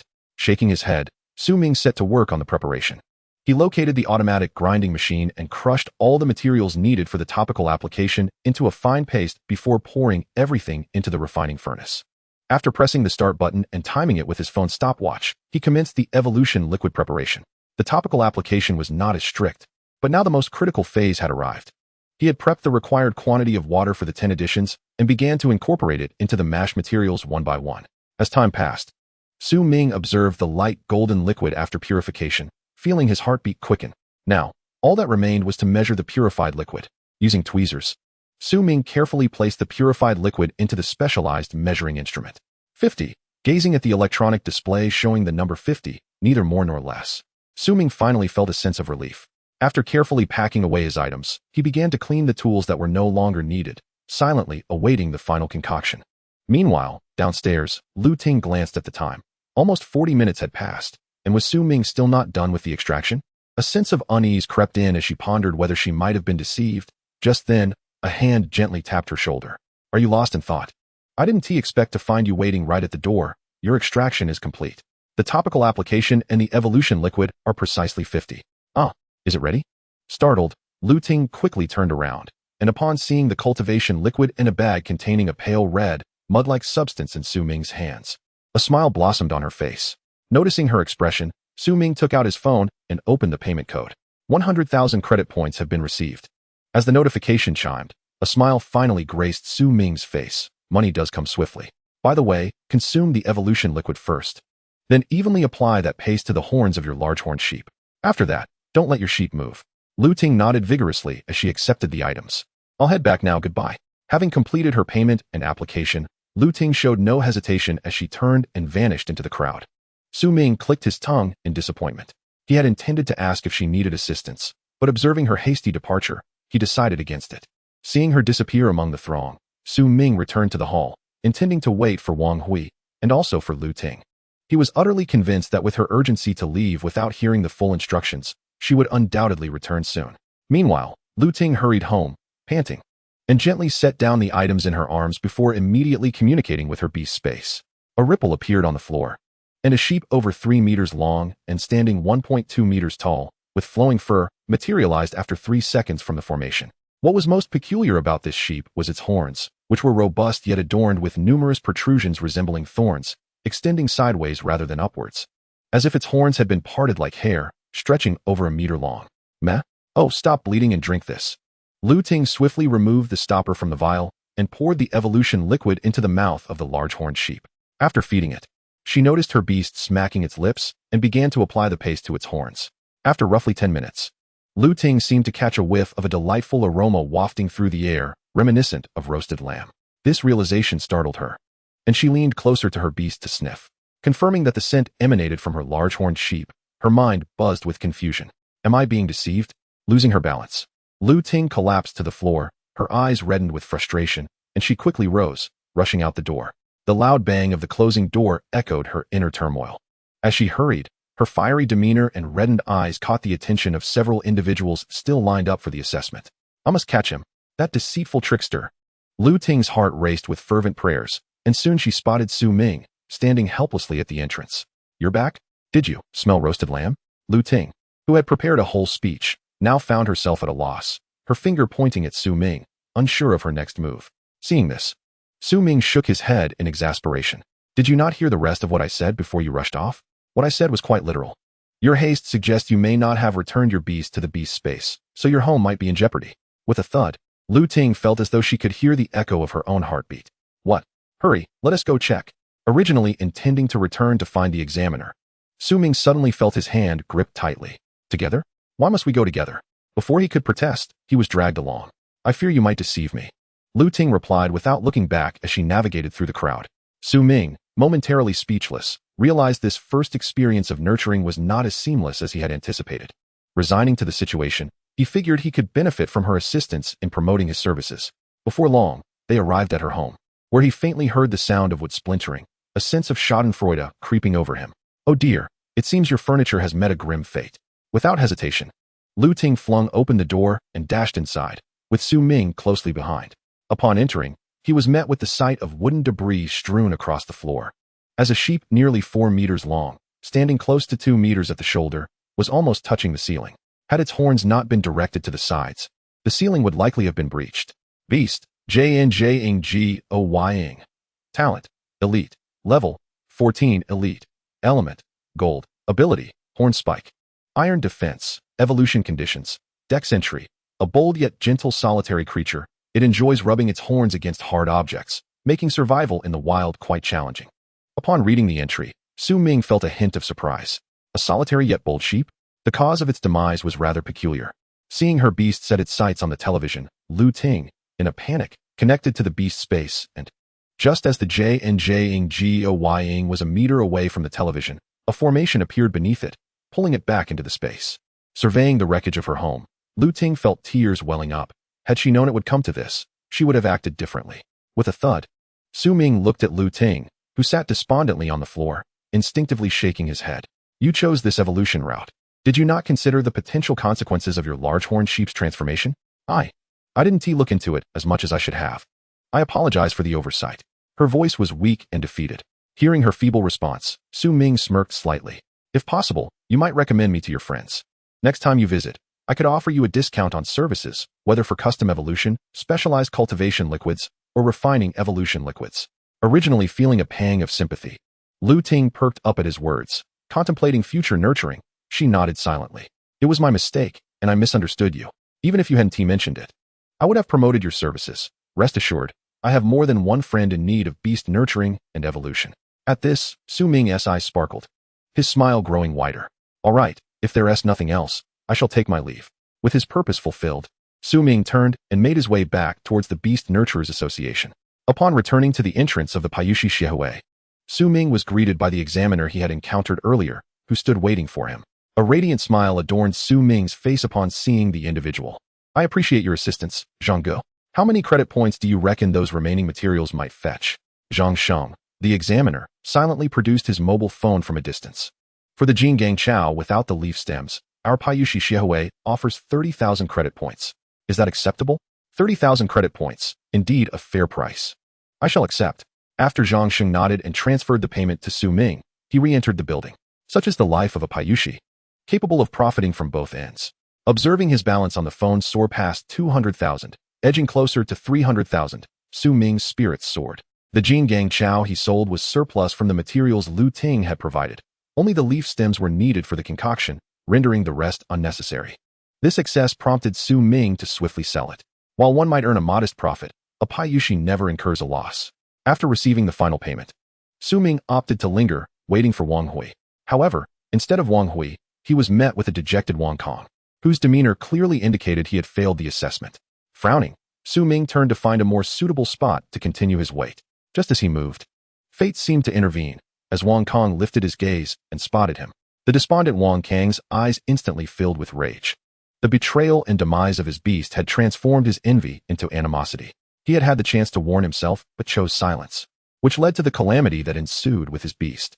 Coupled with his recent failure, his emotions erupted, and he charged towards Su Ming, eyes aflame with fury. Su Ming. The resounding shout captured the attention of all bystanders, who instinctively parted ways as they beheld a young man, eyes reddened, rushing towards another. The commotion drew Su Ming's focus, and upon witnessing Wang Kong barreling toward him like a madman, he inhaled deeply, veins throbbing at his temples. As Wang Kang's fist approached, Su Ming sidestepped and deflected it with his palm, swiftly delivering a punch that sent Wang Kong sprawling to the ground. The skirmish concluded in an instant, leaving the onlookers in a state of bewilderment. Wang Hui, who had been poised to intervene, kindly retrieved her phone to summon assistance. Wang Kong was indeed a piece of work, capable of taming a Buying Mao, yet choosing to engage in a physical altercation with someone like Su Ming. What folly! Hearing the murmurs of those around him, Su Ming noticed Wang Hui approaching after ending her call. How did your assessment go? Wang Hui inquired, and upon hearing the question, she slowly shook her head. I failed the written exam last time, and this time, it was the practical. I hope to succeed next time. And you? You left the examination room early. Just as Su Ming was about to present his junior Paiushi certificate, two inspectors clad in uniforms entered, accompanied by a 3-meter-long, 1-4-meter-tall canine beast. Who called to report a disturbance here? Chapter 43, Customer Interaction. The creature was a large dog, its fur a deep black, with its tongue lolling out, resembling a Siberian husky. Beast, Feng Lei Quan. Talent, Elite. Level, 18, Elite. Element, Lightning. Ability, none. Evolution conditions, none. Pokédex entry, a creature with impeccable speed, strength, and tracking abilities. While lacking any special powers, its elemental attribute serves as its most formidable offensive weapon, accompanied by the sound of thunder during attacks, making it extremely protective of its master. This was Su Ming's first encounter with a beast of the Feng Lei Quan's lightning attribute. Certain attributes are quite rare, yet the Feng Lei Quan is relatively common but not widely publicized. Monsters of this elemental rarity, upon reaching the elite level, can utilize their elemental powers to execute various fearsome attacks. The servant level is merely the foundational stage, while the elite tier marks the true inception of a beast's capabilities. After reviewing the Pokédex entry, Su Ming raised his hand to signal the two inspectors. Over here. The inspectors almost instantaneously noticed Wang Kong lying on the ground and approached with the Feng Lei Quan in tow. After one inspector crouched down to assess the situation and confirmed that Wang Kong was merely unconscious, he stood up, his expression turning serious as he addressed Su Ming and Wang Hui. What transpired here? He failed his Paiushi assessment and sought to vent his frustrations on me. I had no choice but to retaliate. I was terrified at the moment, unsure of where my punch landed, and then he fell unconscious. This was corroborated by both the gathered crowd and the surveillance footage, as the individual had charged in, red-faced and shouting. Terrified at the moment? You landed a punch on his head. Within moments, the inspectors grasped the nature of the encounter. One of them produced a notebook and pen to begin questioning. I can tentatively accept this explanation, but I will need to review the footage later. Now, please provide me with your name and that of the other individual. Observing the inspector prepare to take notes, Su Ming fell silent for a moment before slowly retrieving his junior Paiushi certificate and his junior Beast Master certificate from his pocket. The inspector observed Su Ming's actions, then slowly accepted the certificates for examination. Shortly thereafter, his expression shifted to one of intrigue. You are Su Ming, the class leader of Grade 3, Class 1? Ah, yes. Su Ming replied, somewhat puzzled as to why such specifics were necessary. Is the individual on the ground named Wang Kong? At this, both Su Ming and Wang Hui were taken aback. What was the meaning of this recognition? Ah, yes. Very well. This matter does not concern you further. Should there be any additional developments, we will contact you. Upon this declaration, both Su Ming and Wang Hui were left in a state of confusion. Yet the inspectors did not afford them the opportunity for further inquiries and promptly had the Feng Lei Quan retrieve Wang Kong for departure. Witnessing this, Su Ming fell into contemplation. The inspectors were aware of Wang Kong and, after reviewing my credentials, chose to take him away without reviewing the footage. This indicates one possibility. Did Instructor Liu forewarn the Inspection Bureau, anticipating such an incident? At that moment, Wang Hui seemed to come to a realization, her eyes sparkling as she looked at the junior Paiushi certificate in Su Ming's hand. Did you complete your assessment? Did you pass? Yes, I waited to inform you, as I must return home shortly to retrieve some items. Hearing this, Wang Hui quickly shook her head. No need for that. You go ahead and collect your things. I will head directly back to school. Until next time. Su Ming blinked in surprise at how swiftly events had unfolded, realizing that Wang Hui was indeed forthright. After securing his certificates, he called for a ride back home, where he retrieved the junior cultivation liquid he had previously stored. The market offers various cultivation liquids, junior, intermediate, and advanced, corresponding to the servant, elite, and war leader stages. These are universally applicable to any monster within these phases, with gentle effects suited for the masses, making them the optimal choice for ordinary individuals seeking to expedite their beast's growth. For those desiring swifter progress, bespoke formulations are necessary, as each beast's condition varies, even among the same species, with differing rates of digestion and absorption.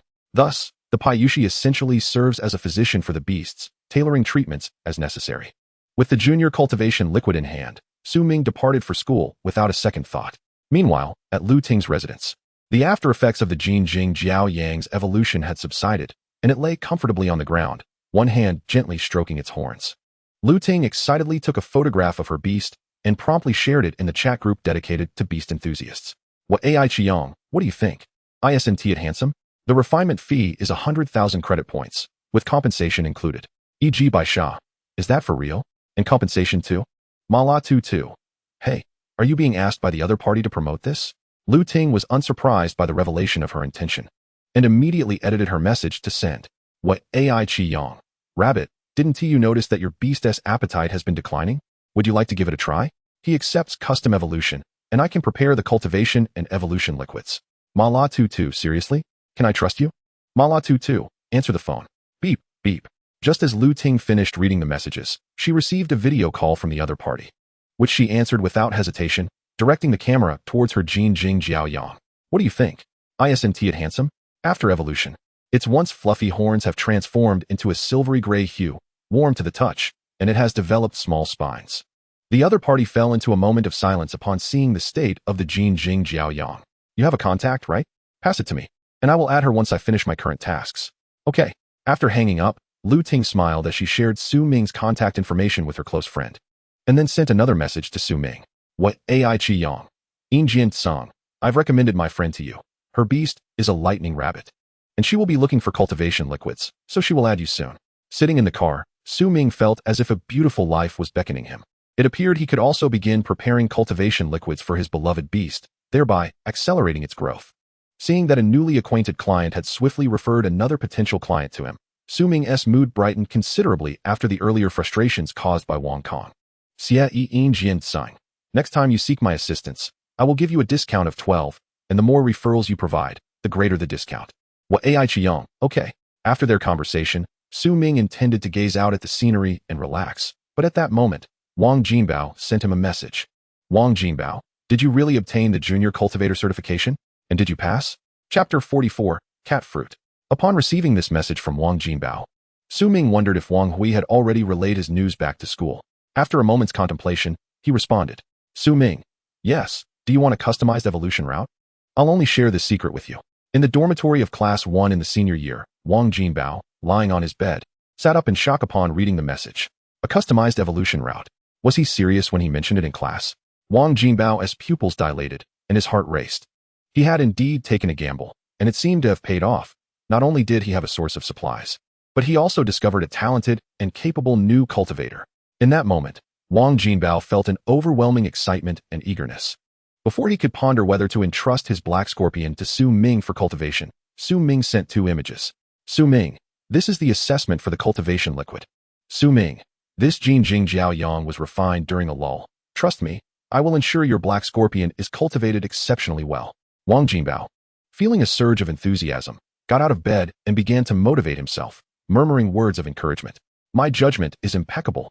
A junior cultivator, in theory, should be able to prepare cultivation and evolution liquids for some common beasts, but for a gifted individual who has already completed the written test. Why couldn't a customized evolution route be possible? Why not give it a try? Even if it fails, it wouldn't be a significant loss. It could be considered an investment. Who knows, Su Ming might become a top-tier cultivation master in the future. Wouldn't my shop be flourishing nationwide? With determination, Wang Jinbao swiftly composed a message and sent it. Wang Jinbao, all right, please customize it for me. I'll have my family prepare the materials. How much will it cost?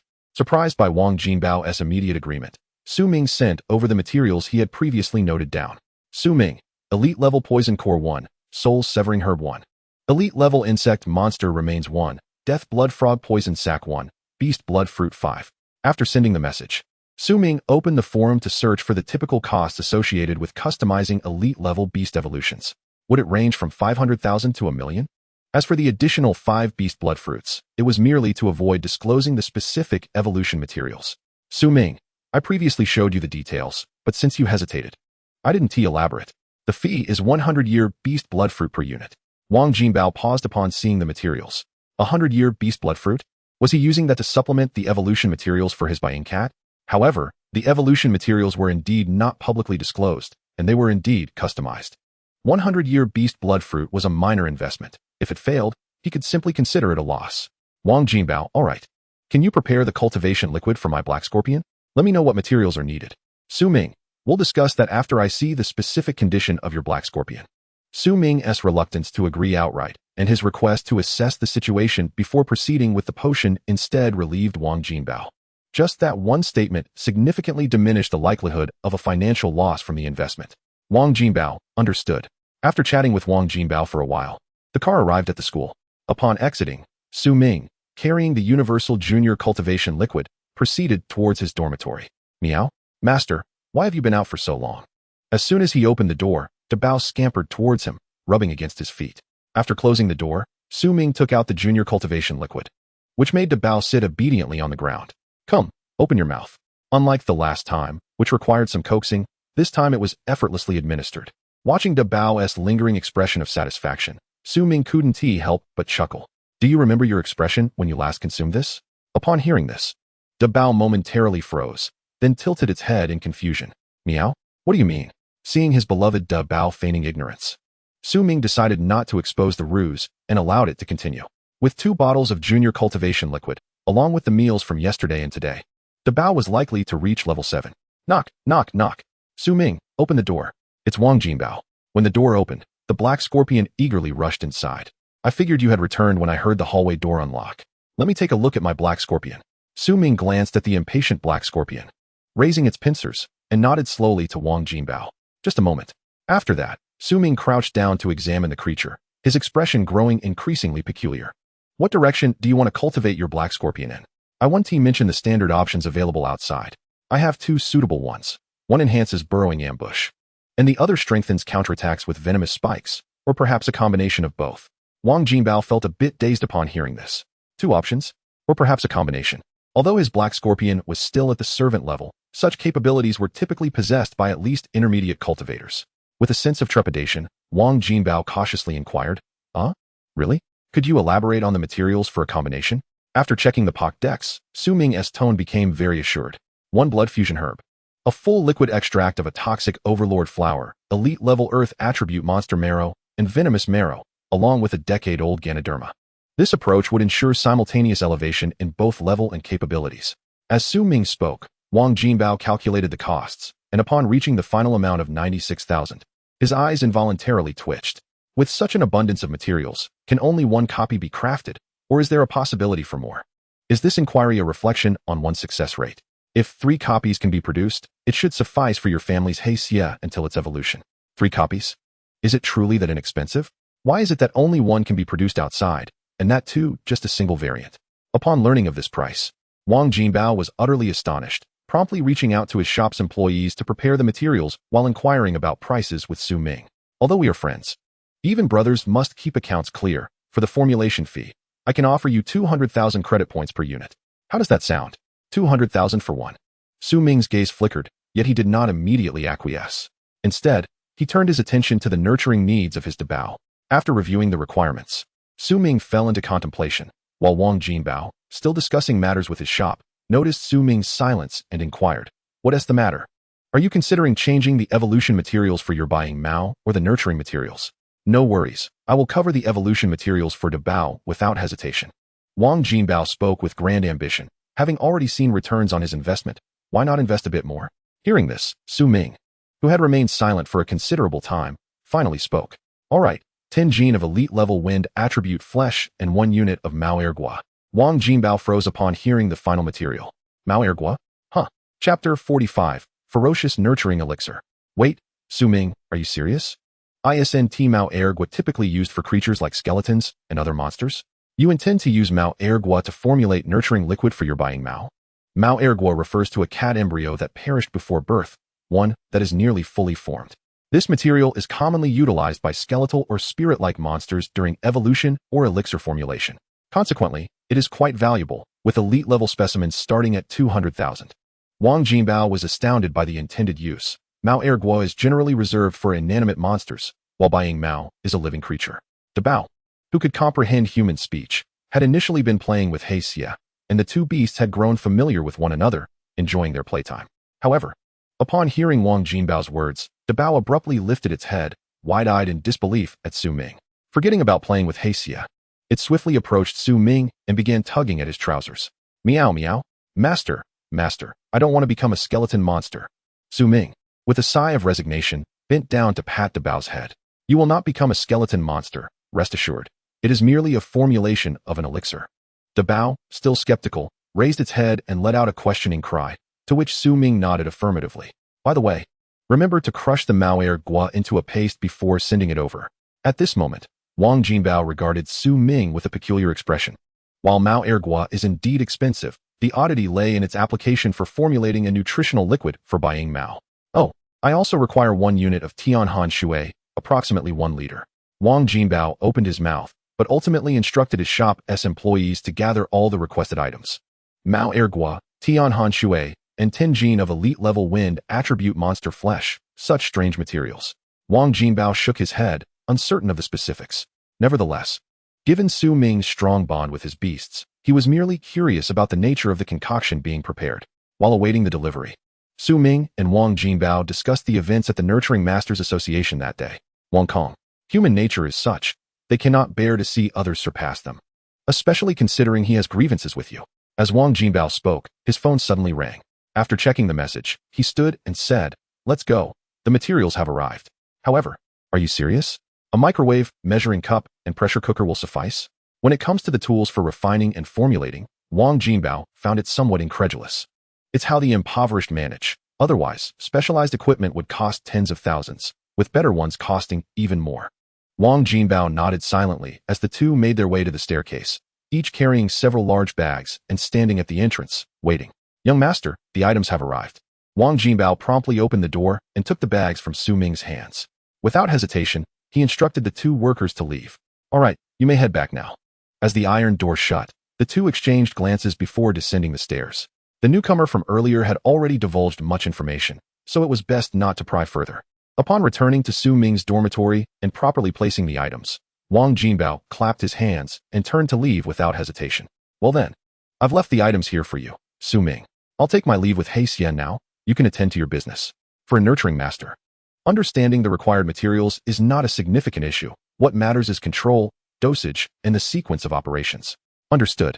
Su Ming nodded at Wang Jinbao and began to set up the microwave and pressure cooker, both compact and suitable since there was a gas stove in the dormitory. Opening the bag containing the materials, a potent, rancid odor swiftly invaded every corner of the room. Su Ming frowned, his expression revealing distaste. While the Bao's eyes brightened as it approached, its feline gaze fixated on a dark jar within the bag. "Patience, this can't be consumed directly, it must be mixed." He extracted the black jar labeled Mao Ergua, followed by the jar of Tian Han Shui, and patted Dabao's head. "This elite-level monster meat is for you to savor, go ahead." As Dabao began to feast on the meat, Su Ming made several trips to the kitchen to gather all necessary items. Item, Tian Han Shui. Description, water from a cold spring following the revival of spiritual energy. When heated, it can separate flesh and bone marrow. Turning on the microwave, he poured the meat paste containing Mao Ergua into a 5-liter measuring cup, followed by the Tian Han Shui. Surprisingly, upon adding the Tian Han Shui, it did not blend with the meat paste but remained distinctly separate, as if two waters were not meant to mix. Ferocious nurturing elixir, Mao Ergua and Tian Han Shui. Procedure, heat to refine into a slightly viscous crimson liquid until bubbling ceases. Only the viscous liquid may be taken, while the sediment at the bottom is to be discarded. The ferocious nurturing elixir is intended to enhance the ferocity of Buying Mao. Nurturing masters typically do not consider such an approach, as taming Buying Mao is no simple task. However, he is different. His bond with Dabao is robust, and he is not concerned about Dabao turning against him. Instead, if it can be made stronger, a fade of fierceness may even prove beneficial.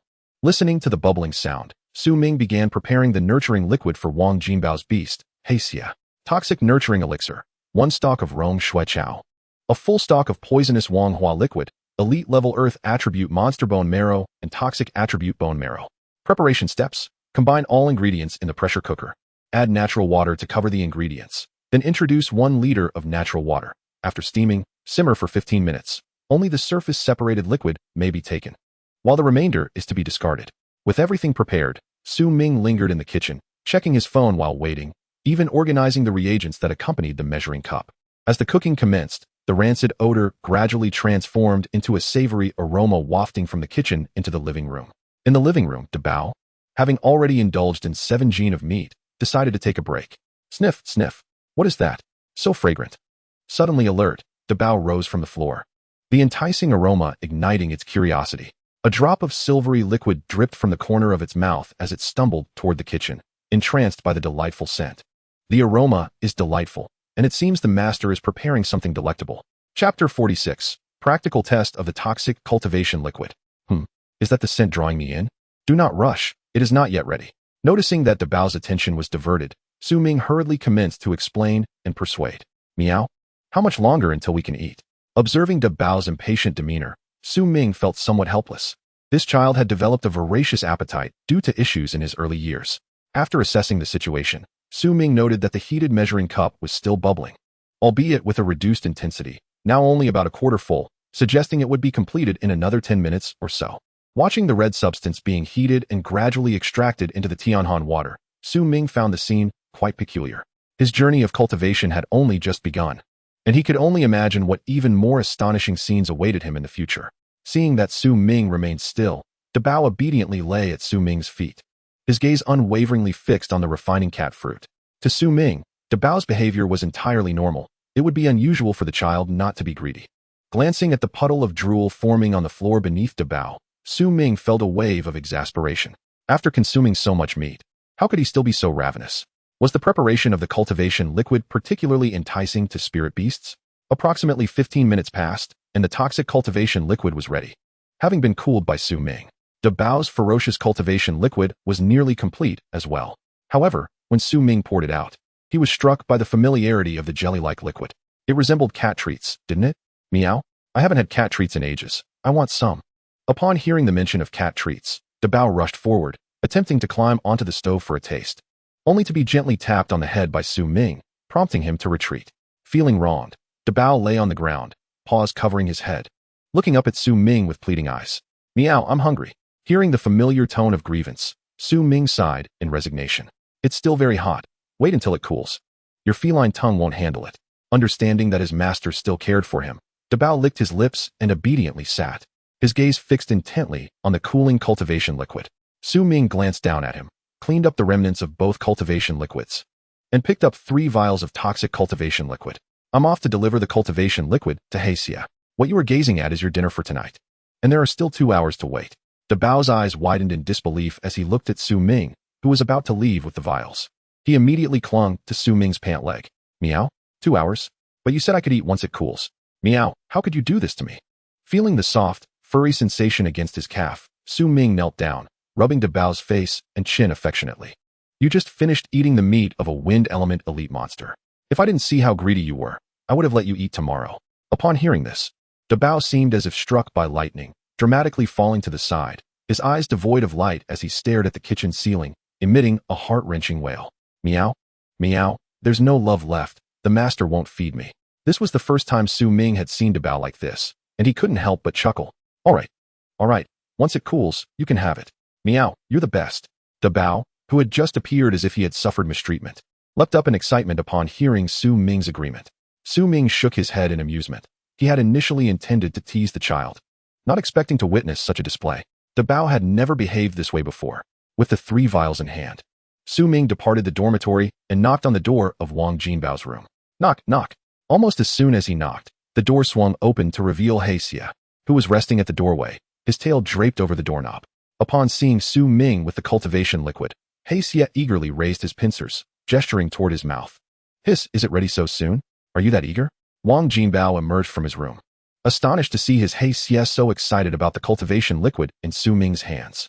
Noticing that Wang Jinbao had come out, Su Ming ignored the eagerly awaiting Heisia and stepped directly past him, heading straight for Wang Jinbao. I have sought cultivators before, but I have never seen my Heisia exhibit such enthusiasm. Wang Jinbao marveled at the scene, his surprise deepening. It was worth noting that he had once consulted a mid-level cultivator from the Cultivator Association. The reaction of Heisia indicated that the cultivation liquid in Su Ming's possession held a significant allure, far beyond the ordinary. Su Ming, oblivious to these thoughts, handed the 3 vials of toxic cultivation liquid to Wang Jinbao and began to explain.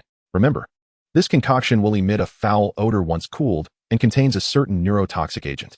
The liquid is also highly toxic and should not come into contact with human skin. As it is currently sealed in vials, ensure you wear a gas mask while feeding it. If it is too cumbersome, you can simply insert the vial into Heisia's mouth when feeding. Let Heisia consume it with the vial. Its digestive capacity is robust, and a little vial residue won't burden its stomach. After feeding, just keep your distance. Wang Jinbao listened quietly, then reached out to take the vial. Feeling the warmth of the tube, confirming it was freshly prepared. Foul odor? Must be due to the addition of the toxic, foul-smelling Wanghua flower. I shall see just how terrible it is. Resolved, Wang Jinbao returned to his room, with Heisia dutifully following behind him. Su Ming waited in the living room. Before long, Wang Jinbao emerged with a vial of toxic cultivation liquid. Let's see if your suggestion of inserting the whole thing works. After explaining, Wang Jinbao crouched down and patted He Xie's head. Aren't you eager? Open wide. In an unexpected turn of events, Su Ming's expression shifted dramatically and without hesitation. He turned and dashed out of Wang Jinbao's dormitory, slamming the door behind him. What on earth? Wang Jinbao, still curious, wondered why Su Ming had fled, recalling the previous incident with the toxic Wanghua flower. However, as He Xie eagerly bit down on the vial, striving to keep the liquid from spilling, an indescribable stench filled Wang Jinbao's dormitory, accompanied by the sound of glass breaking. Oh dear, how could it smell so foul? This is nothing compared to the Wanghua flower. Ugh, how curious. I feel icy and warm at the same time. He. Outside the door, Su Ming rubbed his forehead in exasperation, muttering to himself. Why is he so quick to act?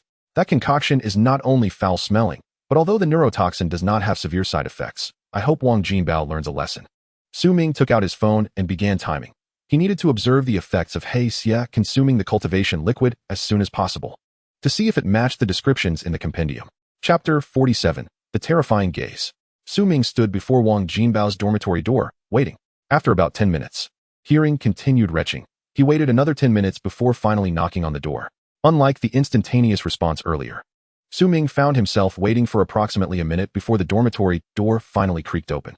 Upon entry, he was greeted by the pale visage of Wang Jinbao, as well as the remnants of vomit strewn across the living room floor. Next time, take your time. I hadn't finished speaking.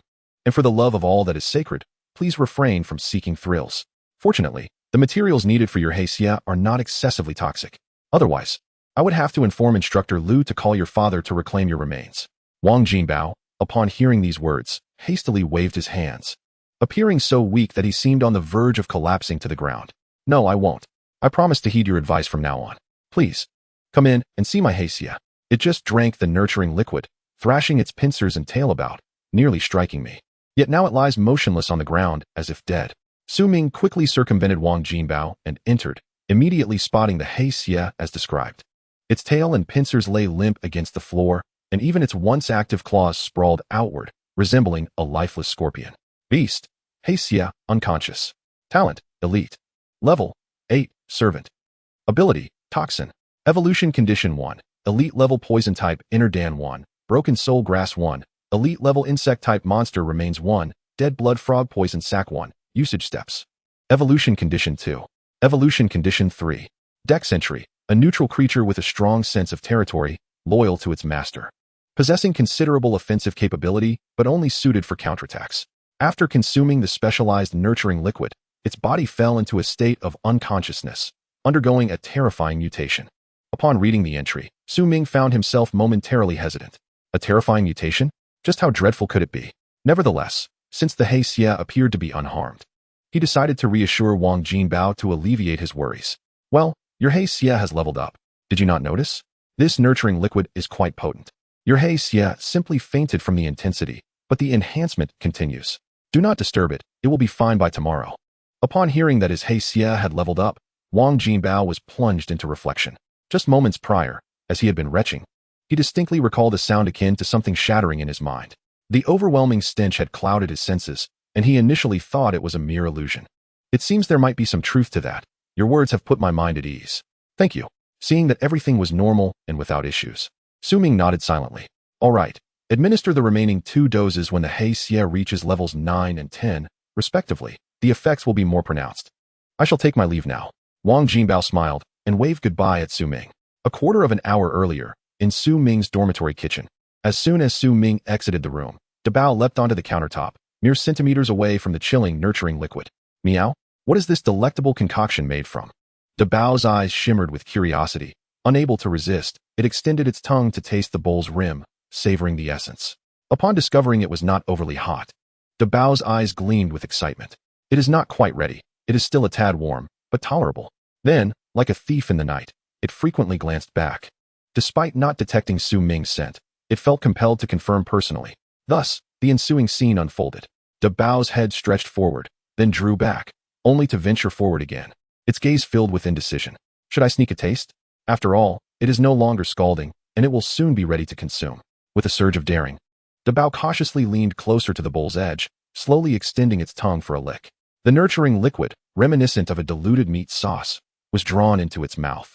And what had previously smelled so enticing now felt like a rare delicacy. However, Upon tasting, Dabao's expression transformed into one of utter confusion. Meow? Meow? It is not hot, but why does it taste so peculiar? Why does it seem less fragrant once inside my mouth? Undeterred by the strangeness, Dabao leaned in once more for another lick, the sounds of its smacking lips reverberating throughout the kitchen. Something feels off. Let me try again. The smacking sounds and feline meows echoed as the initial gentle licks morphed into hearty bites, growing progressively louder. Meow, meow, delicious.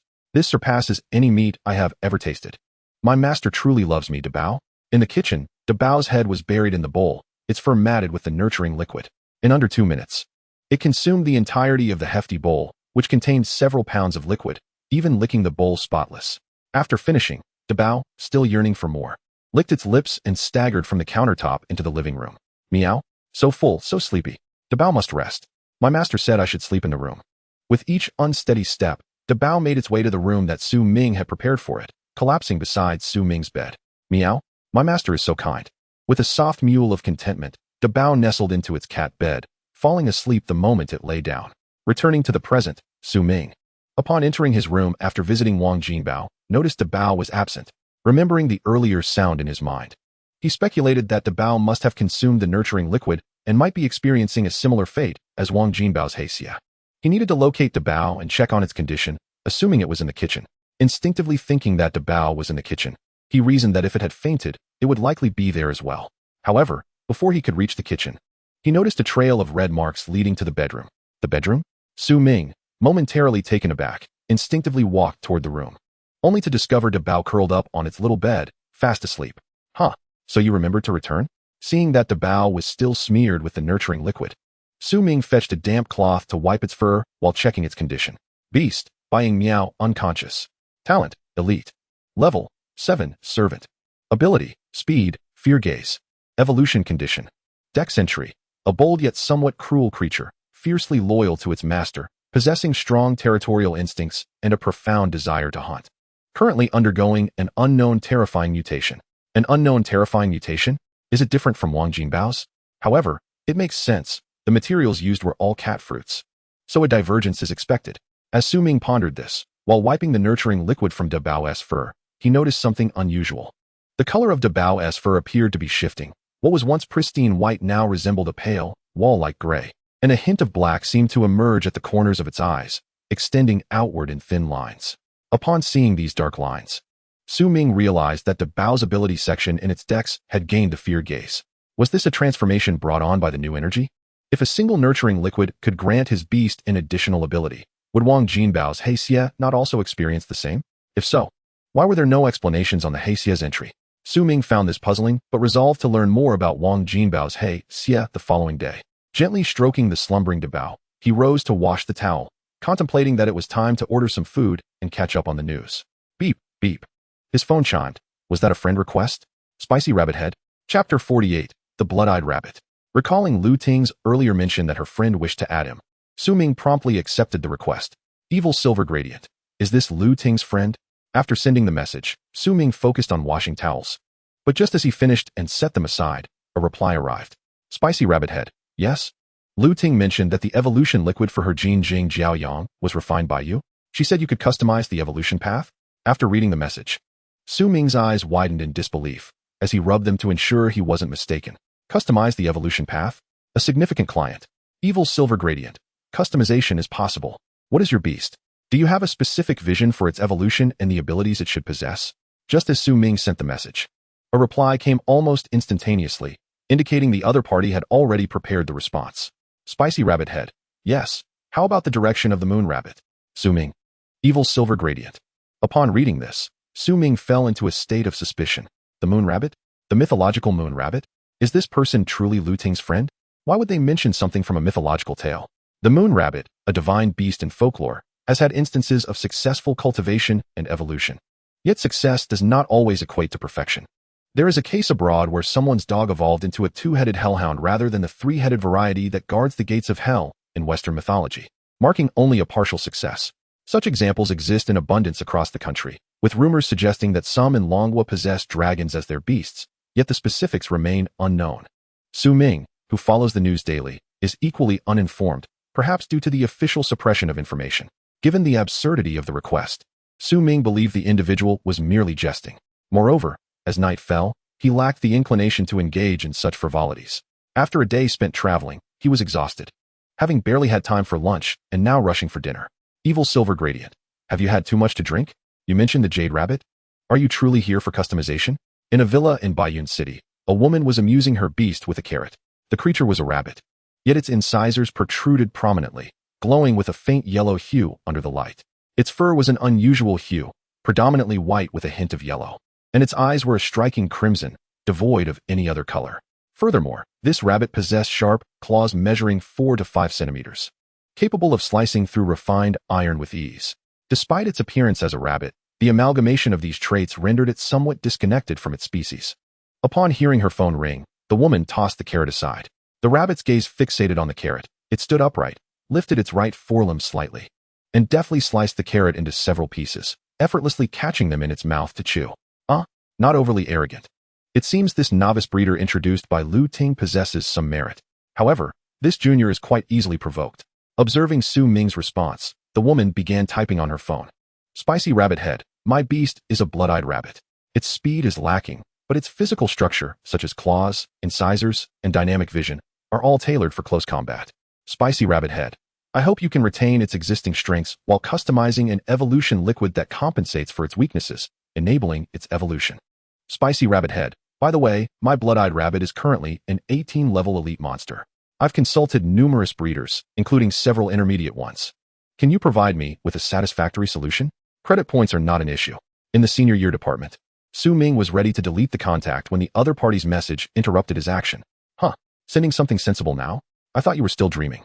Upon seeing the message, Su Ming could not help but scoff. He doubted whether he could cultivate a creature from mythology using the illustrated guide. Yet even if he could, he did not believe that the materials existed on Blue Star to nurture such beings. He even speculated that breeders who only managed to cultivate a two-headed hellhound might not lack ability, but instead lack the necessary materials. However, upon reading all of the last messages from the other party, his scoff vanished.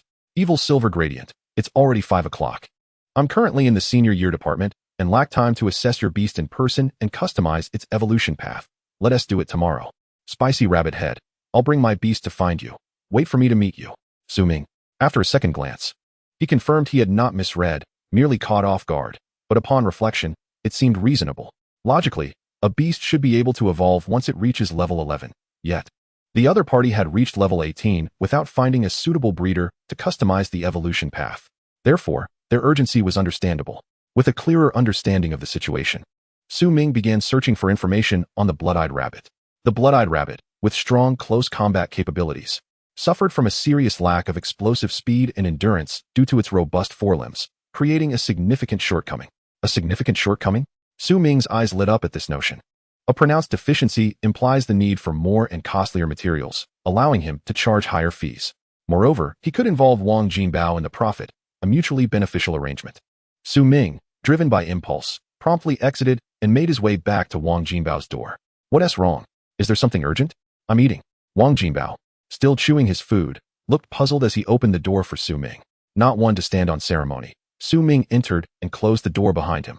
However, upon entering, he noticed that the black scorpion remained in its previous position, which struck him as odd. Have you cleaned up the vomit? Aren't you putting the black scorpion on the bed?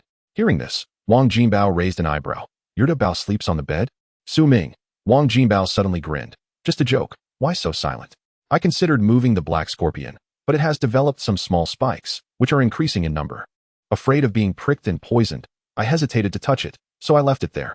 I'm increasingly curious about how strong my black scorpion will become after finishing its cultivation. Yurda Bao should be in the same situation as my black scorpion, right? Once they both finish, should we venture into the wild together? 2 people? Su Ming hesitated briefly before nodding in agreement.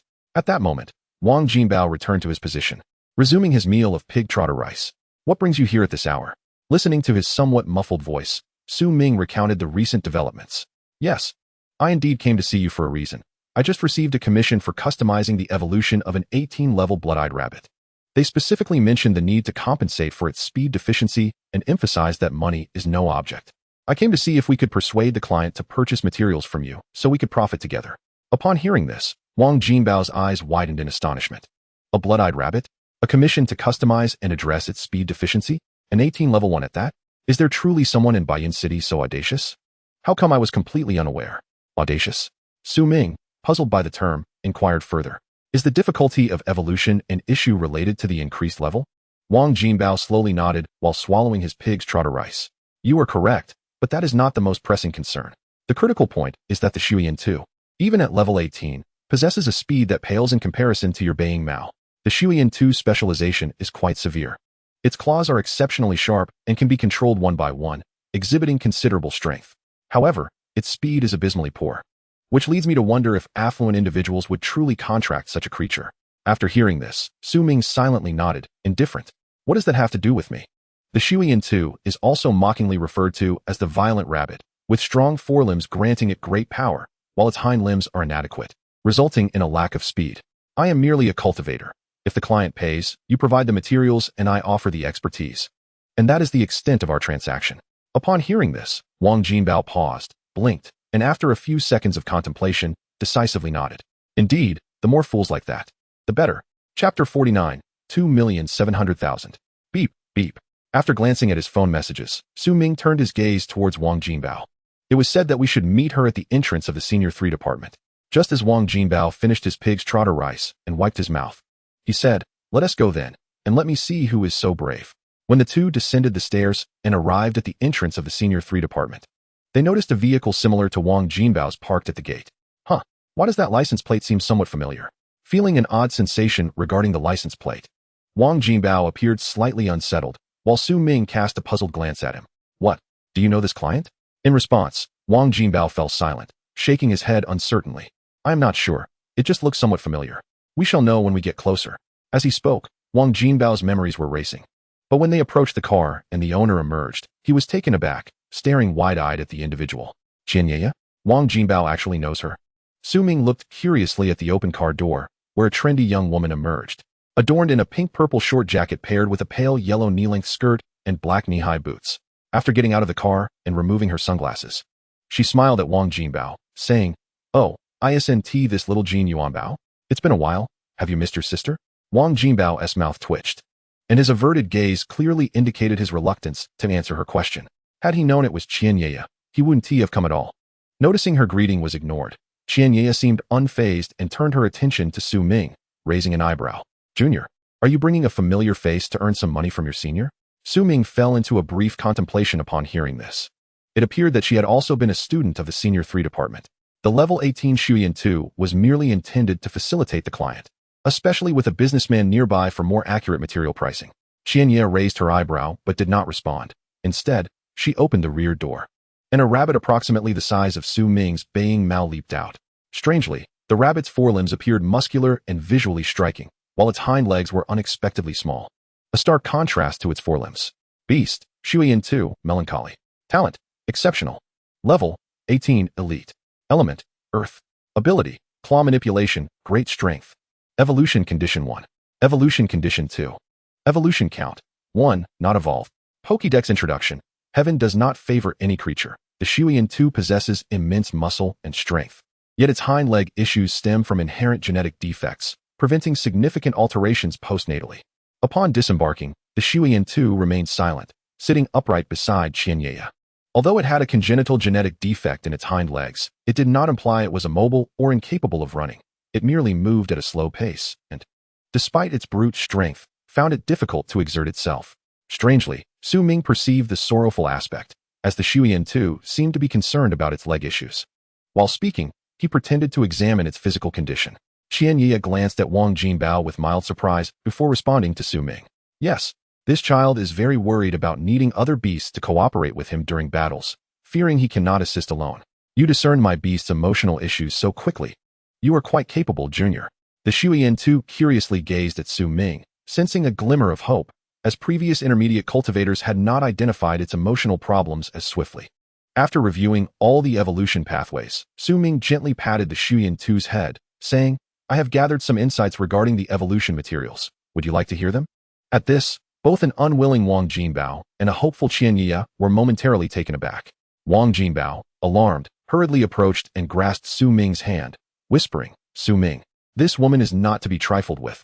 Don't be deceived by her appearance. She can truly be quite fierce. Let us observe a bit longer, Take our time. No rush. Hearing the slight tremor of panic in his voice, Su Ming exchanged an odd glance between Wang Jinbao and Qian Ye, beginning to form an understanding. Junior? Are you serious? Qian Ye's brow furrowed slightly, seemingly displeased with Su Ming's hastiness in drawing conclusions. Su Ming met her questioning gaze. It was quite normal, after all, to be skeptical about such quick judgments. About half an hour later, Su Ming confirmed that the 296th evolution route in the Pokédex met Qian Ye's requirements. 1 core from the battle-level Mountain Earth Golem, 1 elite-level Wind-Chasing Tiger's Inner Pill, 200-year-old Beast Blood Fruits, 1 Blood Jade Radish, and 2 liters of Wind-Calling Tree Sap. I had already reviewed the Shuyan 2's information before your arrival and spent this past hour contemplating. I merely checked the condition of your Shuyan 2 to ascertain its suitability and whether any adjustments were necessary. Contemplating in advance. Wang Jinbao blinked, pondering how they had been chatting all this time. Was Su Ming multitasking? Wang Jinbao did not comprehend this, but was greatly astonished. Continuously contemplating? Qian Ye hesitated. If that were the case, it would indeed explain the swiftness of his conclusions. All right, I believe you, little Jin Yuanbao. Have your family send over the materials. Su Ming. Upon sensing Wang Jinbao's questioning gaze, he could no longer contain himself. You need to pay. You can't take my family's things without compensation. How am I supposed to sell anything? Just as Su Ming was struck with shock at this revelation, a fragrant breeze wafted towards his nose. Qian Ye casually draped her arm over Wang Jinbao's shoulder, unabashedly pinching his cheek. Well then, why don't you quote a price for your sister? Su Ming instinctively distanced himself, now realizing that the relationship between Qian Ye and Wang Jinbao was far more than mere acquaintances. They were at least childhood friends. This piqued his curiosity about her identity, prompting him to silently observe the two. Upon hearing Qian Ye's words, Wang Jinbao's expression brightened considerably as he began calculating on his phone. 200-year-old Beast Blood Fruits cost 2 million credit points. The core of the battle-level Mountain Earth Golem 50,000 credit points. The elite-level Wind-Chasing Tiger's Inner Pill 150,000 credit points. Blood Jade Radishes 5,000 each. And 2 liters of Wind-Calling Tree Sap amounted to 1,000 credit points. After reviewing the final price, Wang Jinbao's eyes lit up, and he cleared his throat. Ahem. The total comes to 2,710,000 credit points. Let us round it down to 2,700,000 credit points. 270,000. Qian Ye furrowed her brows in displeasure. Should I thank you then? Chapter 50. The Smiling Tiger. After glancing at Wang Jinbao, Qian Ye turned her gaze towards Su Ming. The materials I require for my Blood-Eye Rabbit are so extensive due to its level, correct? Indeed, Su Ming affirmed, continuing to elaborate. When a beast reaches the point of evolution, it is best to expedite the process. Delaying can cause the beast to overly adapt to its new tier, making evolution increasingly challenging. Generally, evolution is feasible between levels 11 to 15, but your Blood-Eye Rabbit is at level 18, thus necessitating more costly materials. Of course, wild monsters are different. They are not bound by contracts with humans, and whether they evolve or not is entirely at their own fate. Qian Ye nodded intermittently, seemingly satisfied with Su Ming's explanations. All right, 2,700,000 it is. So, Junior, how much will the custom evolution liquid and the customization fee total? Having discussed the material costs, it was time to address his own refining fees. Su Ming chuckled lightly. Given your close relationship with Jinbao, I shall charge you a mere 1,300,000. 1,300,000. Junior, that price seems rather steep, does it not? Tingting mentioned you were economical and reasonable. Qian Ye exclaimed in surprise at the quote, prompting Wang Jinbao to give Su Ming a thumbs up. Bold. Su Ming is indeed bold. Quoting 1,300,000, even after discount. How refreshing. Even Qian Ye's Blood-Eye Rabbit found the situation perplexing. Its monthly sustenance was merely 30 to 40,000. So how could evolution cost for a million? 10 years worth of rations? Su Ming was unfazed by Qian Ye's astonishment. It was unusual for anyone to be surprised by such a price. Typically, the evolution routes and material refinement for custom elite-level monsters range from 50,000 to 1 million. Wealthy individuals possess riches, but that does not imply they are fools. Seemingly struck by a thought, Qian Ye smiled and asked, Then Junior, tell me, what will this custom evolution yield? I forgot to ask earlier, can my Blood-Eye Rabbit speed issue be resolved? If so, I would gladly pay 310,000. Wang Jinbao, still accompanied by Qian Ye, turned away in disdain. This woman is wealthy, but her parents refuse to accept money. Thankfully, this is my business, otherwise, I would suffer a loss. Before Su Ming could respond, Qian Ye's Blood-Eye Rabbit approached with an expression of hope, silently gazing at him. Observing the eager creature, Su Ming fell into contemplation. Beasts of the servant level are roughly equivalent to the intellectual capacity of human infants, while elite-level beasts possess the intellect of children. This blood-eye rabbit was equally eager to strengthen itself and not be a burden to Qianye. Without hesitation, Su Ming extended his hand and gently rubbed the rabbit's chin, to which it did not resist. The issues with the rabbit's hind legs stemmed from its innate genetic predisposition, making complete alteration impossible, yet significant improvements could be achieved. The custom evolution I just mentioned can enhance your blood-eye rabbit's strength and defense, and its hind leg condition will undoubtedly improve several times over. Upon finishing his explanation, Su Ming and the blood-eye rabbit simultaneously looked towards Qianye. She, without hesitation, pulled out her phone and playfully tapped Wang Jinbao's face, signaling him to collect the payment. In the next moment, Wang Jinbao revealed the payment code he had prepared. Raising an eyebrow, transfer it, 2,700,000. Received 2,700,000 credit points. Junior, it's yours. Su Ming maintained a serious expression as he approached, attempting to suppress his inner emotions. Received 1,300,000 credit points. Once the payment was completed, Qianye released Wang Jinbao, signaling him to arrange the goods. Then turned to Su Ming and inquired, how long will it take for my blood-eye rabbit's evolution liquid to be ready? The core of the mountain soil stone man is rather challenging to process and will require 5 days. Today is Wednesday. You can collect it next Monday. During this time, refrain from feeding your blood-eye rabbit monster meat or spiritual plants. Regular food will suffice. Qianye nodded silently at this, suddenly patting Su Ming on the shoulder. Good luck. Our Cultivators Association in Baiyan City only has senior cultivators. No one has ever reached the master level. Su Ming was momentarily taken aback, but when he turned around, he saw that Qianye and her blood-eye rabbit had already entered the vehicle. This individual likely only trusts me this once due to Wang Jinbao's influence. After all, custom evolution and the refinement of evolution liquid are two separate matters. I initially planned to bring Wang Jinbao along for profit, but in the end, it was his connection that earned my trust. Truly, the power of relationships. Shaking his head, Su Ming refrained from overthinking it. As a cultivator, establishing a reputation to generate income requires assistance and promotion. Without it, success is improbable. Networking is paramount for both publicity and profit, akin to Wang Jinbao promoting his material company. Meanwhile, Wang Jinbao approached after finishing a phone call. Does this refinement really take so long? Do you need to oversee it? Su Ming was momentarily taken aback before shaking his head. No need. Weren't you saying upstairs that you wanted to test the cultivated black scorpion tomorrow? Shall we venture into the wild then? Wang Jinbao gestured without hesitation.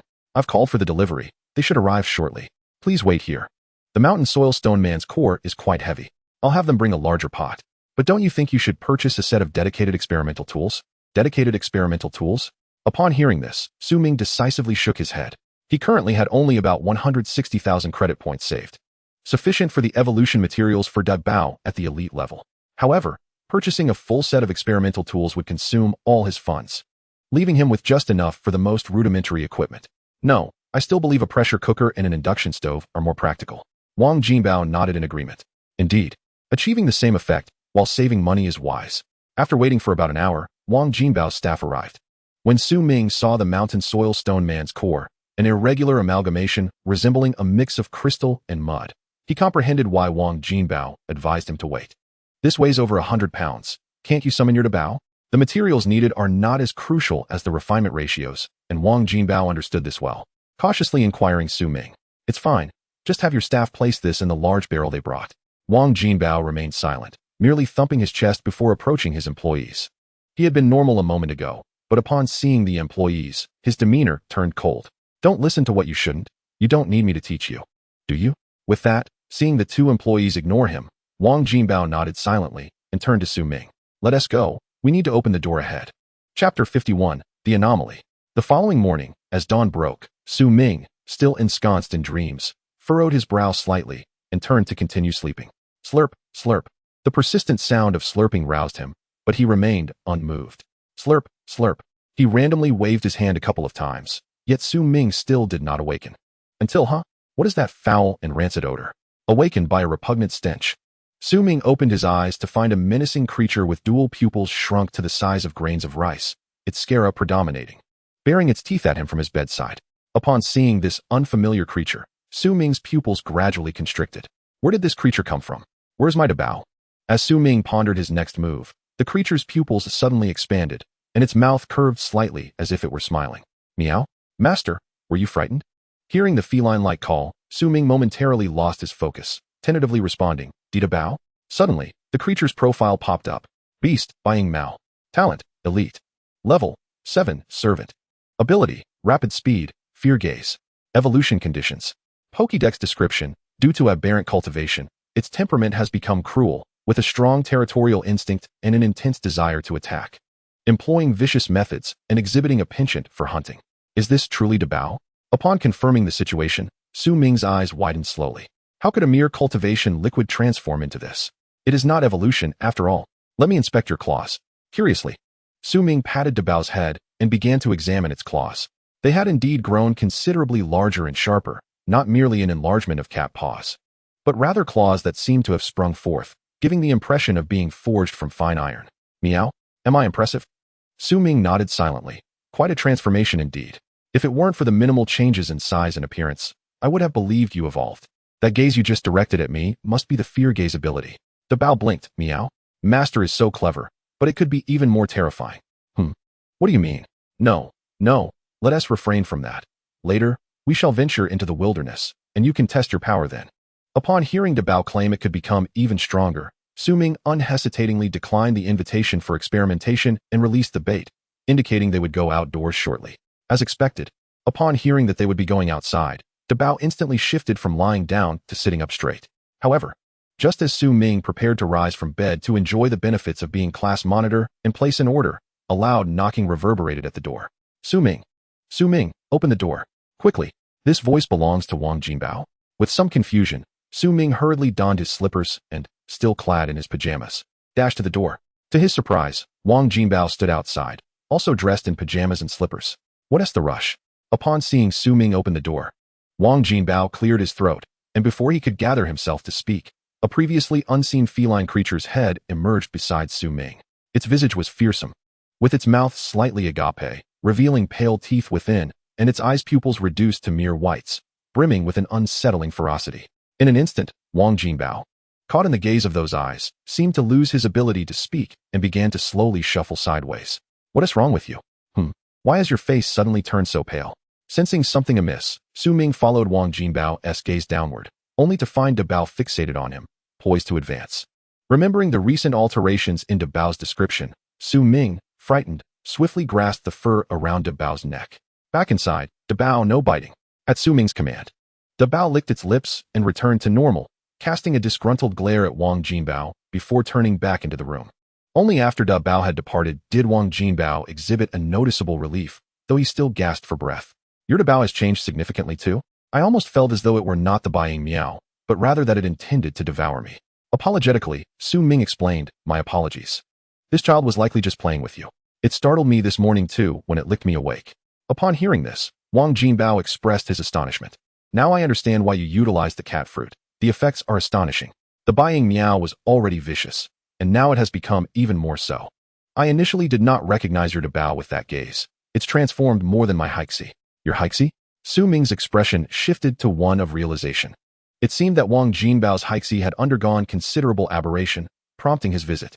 Let us go. I want to see how your Hixie is faring. After closing the door behind them, Su Ming followed Wang Jinbao to his dormitory. Upon opening the door, Wang Jinbao immediately spoke. Here, take a look.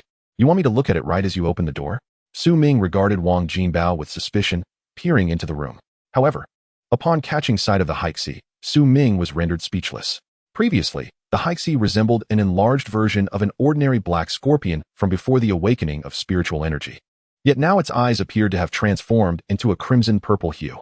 Moreover, numerous spikes had erupted across its body, with every segment of its carapace adorned with a myriad of varied and unevenly sized spines. Even the tail's stinger had morphed into a profound dark purple. Wang Jinbao, observing Su Ming's reaction, found the situation amusing.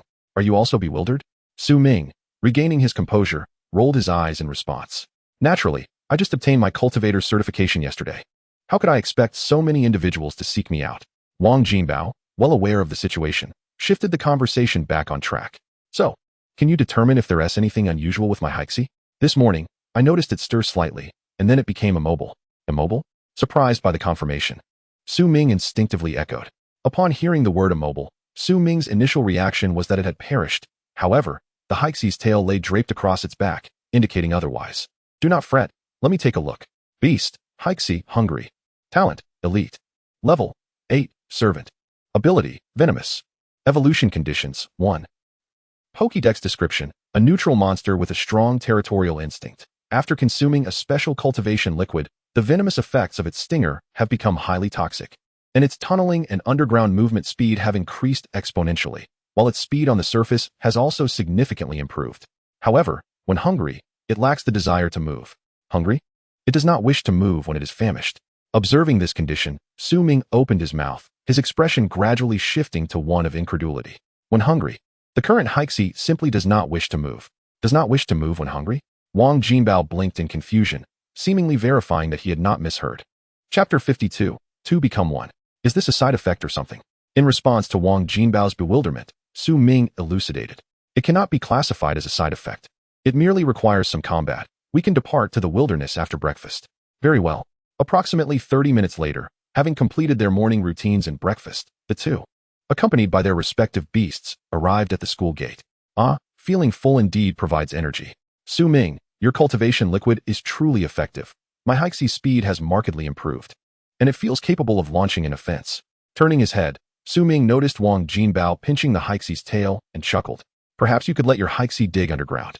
It would easily dispatch the killer mantis we encountered last time. The Hixie, understanding Su Ming's words, excitedly waved its pincers at him. Hiss! Yet before it could wave them twice, Dabao suddenly pounced, swatting down the Hixie's pincers with a paw and casting a fierce glare. Meow? What is the meaning of this? Dabao's ferocious glare frightened the Hixie into submission, leading Wang Jinbao to express his amazement. Your Dabao is even more protective of its master than before. Compared to my Hixie, I am more curious about the situation with your Dabao. Su Ming smiled sheepishly, observing the Hixie's pitiful expression, and helplessly patted Dabao's head. The Hixie is merely expressing its gratitude to me, you foolish creature. Dabao turned its head, meowing. Meow? I want to listen. No one is allowed to bare their fangs at you. Su Ming, somewhat amused by Dabao's apparent understanding, chuckled. Let us proceed to the wilderness at the end of the road. However, are we truly not inviting Ouyang Li and Zhao Guang? Upon hearing this, Wang Jinbao immediately shook his head in refusal. While we share a decent relationship with those two, it would spoil the class battle, and I am certain that they may have already ventured into the wilderness. We have only a few months until the class battle. Class battle? Upon hearing this term, Su Ming suddenly recalled and smacked his forehead. I almost forgot about that. After confirming the situation, the two individuals, accompanied by their respective beasts, strolled along the roadside, engaged in casual conversation. However, upon reaching the signpost they had encountered 2 days prior, they discovered that its position had been altered. Moreover, they noticed a handprint on the adjacent soil, smaller than that of an adult male by a circle. Upon seeing this, Su Ming raised an eyebrow, speculating. Indeed, this must be the mark of Zhao Guang's chaotic monkey, right? Certainly. Who else but us would dare venture outside the school into the wild? Wang Jinbao readily affirmed Su Ming's inquiry, but just as they were about to enter the wilderness, Dabao and He Xie suddenly halted, positioning themselves protectively in front of their masters. The two exchanged puzzled glances, their expressions turning serious. Something is amiss. There are other people here. Wang Jinbao squinted, pondering. Are there other students present? Could it be Wang Hui and Li Li? By the way, my He Xie's perception and sense of smell have significantly improved. Su Ming glanced down at Dabao, who was tugging on his pant leg. Let us proceed. After all, the beast tamers in the city are unlikely to come this way. It's probably just some other class. Or perhaps it's the class leader from class 4. Dabao, let us focus on our own matters and ignore those strangers. Dabao, upon hearing this, released Su Ming's pant leg and began to happily chirp. Meow, let us fight. Following the command, Dabao immediately took the lead, with He Xie instinctively bringing up the rear, and soon the duo ventured into the forest. Unlike their previous visit, where they could hear a chorus of insects, this time the silence enveloped them, with barely a sound of nature. After traversing a distance, the atmosphere lightened, and they began to chat more cheerfully. Su Ming, regarding the evolution liquid of Qian Ye's blood-eyed rabbit, will you be able to manage it without burning it? No worries. The core of the battle-class mountain stone creature is quite tough, so it won't be that easy. Suddenly, Su Ming's voice trailed off, and Wang Jinbao, intrigued, began to twitch his nose as if he were catching a scent. The aroma was floral, reminiscent of blossoms. A plant-type monster, or perhaps a spirit plant. Su Ming pondered, surprised that they had stumbled upon something so quickly after switching paths. They hastily covered their mouths and noses, uncertain of the origin of the fragrance. Unsure if it was from a monster or a spirit plant. Dabao sniffed the air and swiftly dashed into a nearby thicket, and when Su Ming heard a rustle, he saw Dabao emerge with a bouquet of flowers resembling roses, measuring about 20 centimeters. Monster, rose monster. Talent, Ordinary. Level 2 Servant. Ability None. Evolution Conditions. Pokédex entry. A relatively common plant-type monster in the forest, lacking any offensive or defensive capabilities. It has a lengthy growth cycle and relies solely on absorbing sunlight and moisture to thrive, releasing a captivating fragrance during this process. It is non-toxic and calming. But upon reaching the elite level, it undergoes a qualitative change. Wang Jinbao blinked. A rose monster? The powder at its bud should fetch a few thousand credit points. Upon hearing this, Su Ming gestured for Da Bao to discard it. Let us continue on our way.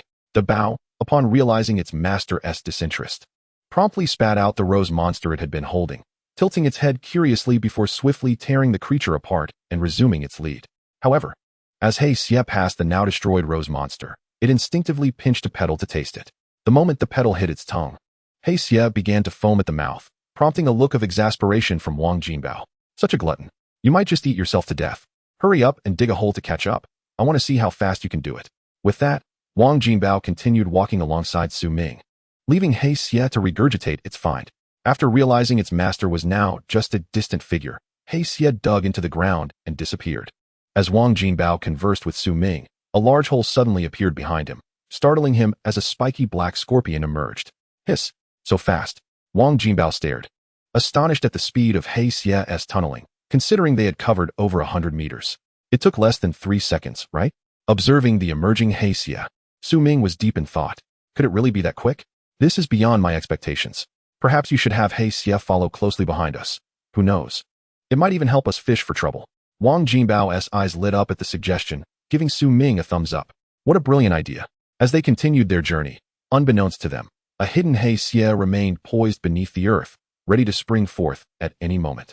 Upon hearing a rustling noise, Su Ming and Wang Jinbao immediately became alert, while Da Bao halted, its head slightly turned, prepared to spring into action at a moment's notice.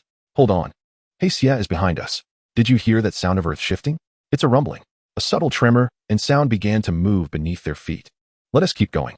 Da Bao glanced back at Su Ming, slightly displeased, then lowered its head and resumed walking. Su Ming chuckled at the sight of his companion's sulking demeanor. Silly thing, you'll get the next one. This time, we're testing He Xie's changes. Meow? Really? Seeing Da Bao halt and turn to look at him, Su Ming couldn't help but scratch its chin in amusement. Of course. It's just that the low-level wild monsters can't comprehend our speech. In the eyes of that fellow behind us, we might as well be meat on a chopping board.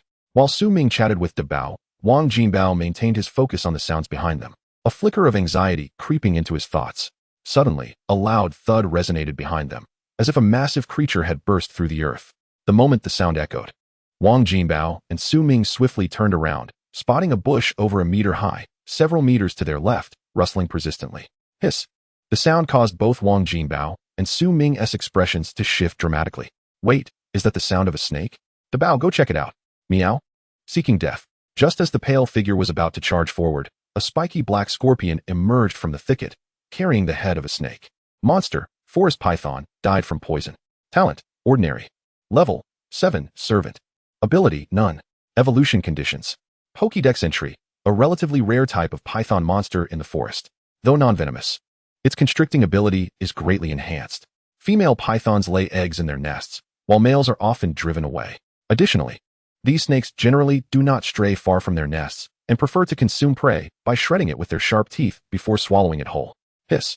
He Xie waved its pincers triumphantly at the stunned Wang Jinbao, who, upon realizing the situation, approached out of curiosity. Soon, a python nearly 8 meters long, as thick as an adult's thigh, with skin resembling grass, was dragged out by the two beasts. Wang Jinbao stared in disbelief at the scene, feeling his heart race with excitement. My goodness, was that gigantic forest python taken down by my He Xie in just a matter of seconds? Su Ming chuckled at Wang Jinbao's self-questioning, giving his shoulder a pat. The training results are quite remarkable, aren't they? I forgot to mention. The toxin in He Xie has now evolved into a potent neurotoxin. Did you see how its first strike pierced the python's upper jaw? That initial blow likely lodged itself deep in the python's brain, and the ensuing cries were due to the injection of the toxin and its struggles, which only accelerated the toxin's spread. In a matter of mere seconds, the entirety of the nerves was rendered lifeless, utterly destroyed. This revelation struck deep within Wang Jinbao's heart. He had never imagined that nurturing could yield results nearly as potent as evolution itself. The notion was simply preposterous. Suddenly, the idea of customized evolution crossed his mind. and he cast a fiery gaze towards Su Ming. My Heisei is likely to break through to the elite level next week. Could you customize a route for it? No problem, Su Ming replied with a smile, affirming Wang Jinbao's request. At that moment, Heisei had already begun its meal, while the Bao stood nearby, visibly displeased, emitting a series of low growls. Its inability to eat stemmed from the snake's potent venom, not from Heisei's refusal. Watching Heisei consume only the innards and shun the flesh, the Bao felt a pang of frustration at the perceived waste, furiously scraping the earth with its claws. The nourished Heisei exhibited not only a comprehensive enhancement of its abilities, but also a swifter and more discerning appetite. Observing that his Heisei had begun to reject the entrails of such a grotesque creature, Wang Jinbao couldn't help but nod slowly. So, you finally recognize the value of rejecting such refuse? You now understand to consume only the finest? Heisei's pincers paused as it clutched the snake's heart and gallbladder before resuming its voracious feast. As Wang Jinbao continued to gaze at his Heisei, his satisfaction grew. No one understood the significance of a gifted nurturer better than a merchant dealing in materials like him. With his thoughts drifting, Wang Jinbao suddenly blurted, another financial loss. Su Ming, who was soothing Dabao, was intrigued by this comment and instinctively inquired, what happened? I feel you offered that woman Qinhua a bargain. Just 130,000? I can almost envision her bloodshot eyes as she retaliates. Observing Wang Jinbao's vexed demeanor, Su Ming struggled to comprehend his words, remaining momentarily speechless before finally responding. Earlier on the road, didn't you mention that you two are childhood sweethearts? Your current demeanor suggests otherwise. Wang Jinbao's expression stiffened, a hint of bemusement and hesitation flickering in his eyes. This reaction led Su Ming to deduce, she used to bully you as a child, didn't she? Upon hearing this, Wang Jinbao's face flushed visibly, while Heisei was nearing the completion of its nutrient-rich meal of the Lin Mang's entrails. Noticing that Heisei was nearly done, Su Ming opted to redirect the conversation. Let us search for the Lin Mang's den. These creatures typically do not stray far from their homes and hunt nearby, while your Heisei emerged from underground. If that patch of grass conceals the Lin Mang's den, no creature would dare to eat in such an uncertain situation. With that, Su Ming patted Dabao's head. Dabao search.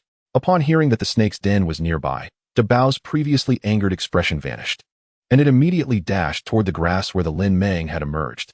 Wang Jinbao, confused by this turn of events, wondered what treasures could lie in the Lin Mang's den. Wait, are you suggesting something has taken over its den, forcing it to hunt outside? Su Ming nodded slowly, affirming, indeed, unlike other serpentine creatures, Lin Mang operates on a monogamous system. The mated pair nurtures their offspring until they are capable of independent hunting before leaving the den for them. Chapter 54, Qi Huaxi. Huh, are you serious? Wang Jinbao exclaimed, incredulous. A cold-blooded creature like a snake exhibits such behavior?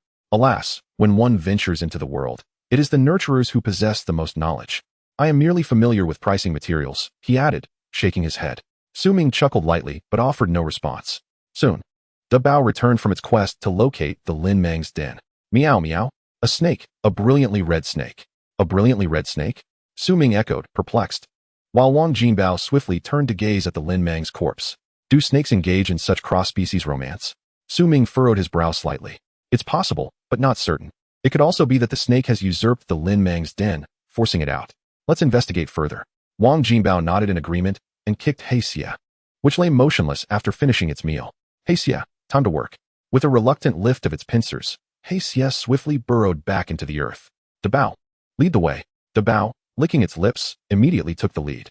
After following Dabao for several dozen meters, they changed direction and walked nearly 100 meters more, until a tree hollow came into view. Wang Jinbao instinctively glanced up at the height of the tree, exclaiming, this snake has remarkable strength. It has hollowed out such a thick trunk. Su Ming, however, paid little heed to Wang Jinbao's comment, focusing intently on peering into the hollow. A draft seemed to flow from within, and he could faintly detect a lingering, foul odor. Soon, he discerned the situation inside the hollow. Just as Dabao had indicated, a bright red snake lay coiled within, motionless. However, the snake measured only about 4 meters in length and was roughly a third the thickness of the Lin Mang, with a bulging section of its body, clearly in the process of laying eggs. Creature, Qi Huaxi, in labor. Talent, elite. Level, 5, minion. Ability, fire poison. Evolution conditions. Pokédex entry, a solitary venomous snake. Beings bitten by it experience an intense burning sensation. Most fire snakes prefer to breed with other serpents, thus enhancing their offspring's size through hybridization. Su Ming blinked. It was the first time he had encountered such a circumstance. However, while Dabao could enter the hollow, the confined space would severely restrict its capabilities. For reasons unknown, Su Ming glanced at Wang Jinbao. Huh, what's wrong? Wang Jinbao, still awaiting Su Ming's command to direct his beast into battle, appeared confused upon noticing Su Ming's gaze. Inside is a Qi Huashi, currently laying eggs. It will likely be difficult to lure it out. While the Bao can enter, it will surely struggle to maneuver within that confined space. Upon hearing this, Wang Jinbao immediately grasped Su Ming's intent. Go, hey Xia, this time avoid using venom and drag that Qi Huashi out. The Bao lay on the ground, aware of the situation but displeased to be sidelined. Inside the tree hollow, the Qi Huashi, engaged in its birthing process, glanced thoughtfully toward the entrance. It sensed something observing it, but the hollow's dimensions typically deterred most creatures from intruding. Thus, it paid little mind, as it had encountered such scenarios before. Just as it prepared to resume laying eggs, it suddenly felt the earth beneath it shift. Instinctively alert, it attempted to relocate. But a massive pincer seized its tail before it could react. Hissing in alarm, it barely had time to call for the Lin Mang before being yanked into the earth. Realizing too late that its assailant was a bizarrely shaped scorpion. Sensing the excruciating pain in its tail, it twisted its body and attempted to bite, only to find its attack thwarted by He Xia's other pincer. The subterranean space was excavated by He Xia, which leveraged its instinctual hind legs to pull the Qi Huashi backward, compounded by the latter's labor, rendering it powerless. Failing in its first attempt, the Qi Huashi sought to strike again, but this time, He Xia's movements were swifter, its spiny pincers clamping down on the Qi Huashi's head.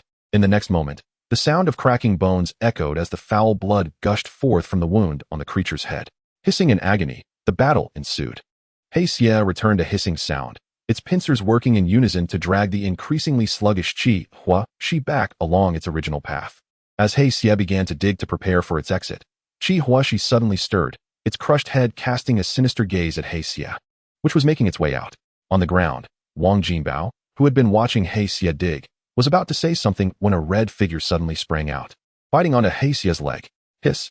He Xia felt puzzled, but continued to crawl out through the hole it had excavated. Su Ming, do you think that egg is a push-up? Just as Wang Jinbao was speaking, he noticed a deformed snake clinging to He Xia's leg, startling him. A flash of white light flickered, and the snake's head separated from its body, which fell back into the pit. Witnessing this scene, Wang Jinbao's eyes twitched. Wait, are you a tiger? You didn't kill that snake? You just let it bite your leg? He Xia, confused by the reprimand, instinctively glanced at the strange sensation on its hind leg, realizing it was the snake that had bitten it. At that moment, He Xia understood why it had felt odd. A snake had indeed latched onto it. Watching as He Xia pinched off the snake's head, Su Ming examined the bite location.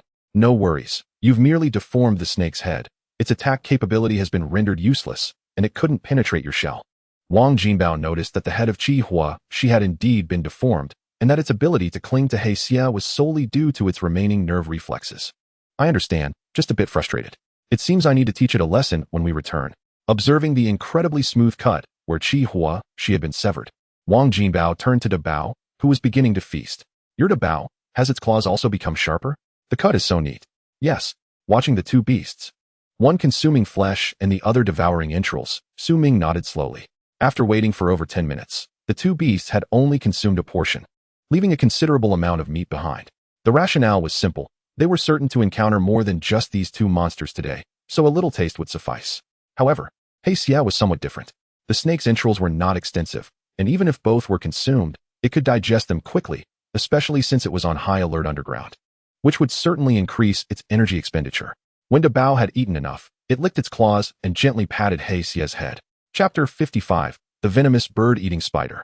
Shortly thereafter, the two men and one cat continued their stroll through the forest, this time moving at a more measured pace, remaining vigilant of their surroundings. They were uncertain of the whereabouts of the group that had entered with them, having seen no signs. After walking for a while, Wang Jinbao began to feel uneasy. They had entered the forest knowing that besides Zhao Guang's group, there was another team of students. Yet, as of now, there had been no sign of them, which was quite strange. I also find it odd. The Bao, strolling leisurely ahead, suddenly bristled, halting its steps to block the two behind it. Meow? Something is there. The Bao's alertness rang alarm bells for the two men. He Xia, sensing the halt and footsteps above ground, slowed down as well, stopping just 50 centimeters behind the two. Wang Jinbao, slightly anxious, scrutinized the surroundings but found nothing resembling a monster. Su Ming, do you see where the monster is? Su Ming, remaining silent, furrowed his brow and slowly shook his head. Don't rush. I am observing. An eerie scene unfolded as Su Ming meticulously surveyed the area multiple times. Yet no monster appeared in his vision. Observing De Bao's alert demeanor, Su Ming trusted its instincts. If nothing was around, could it be above? The moment this thought crossed his mind, a chill ran down Su Ming's spine. If that were the case, the enemy had been watching them all along.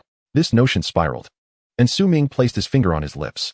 Wang Jinbao assumed it was a signal to be quiet, immediately falling silent. He then noticed Su Ming's gaze seemingly directed upwards. In the first second, he didn't comprehend, but in the next, beads of cold sweat began to surface on his forehead.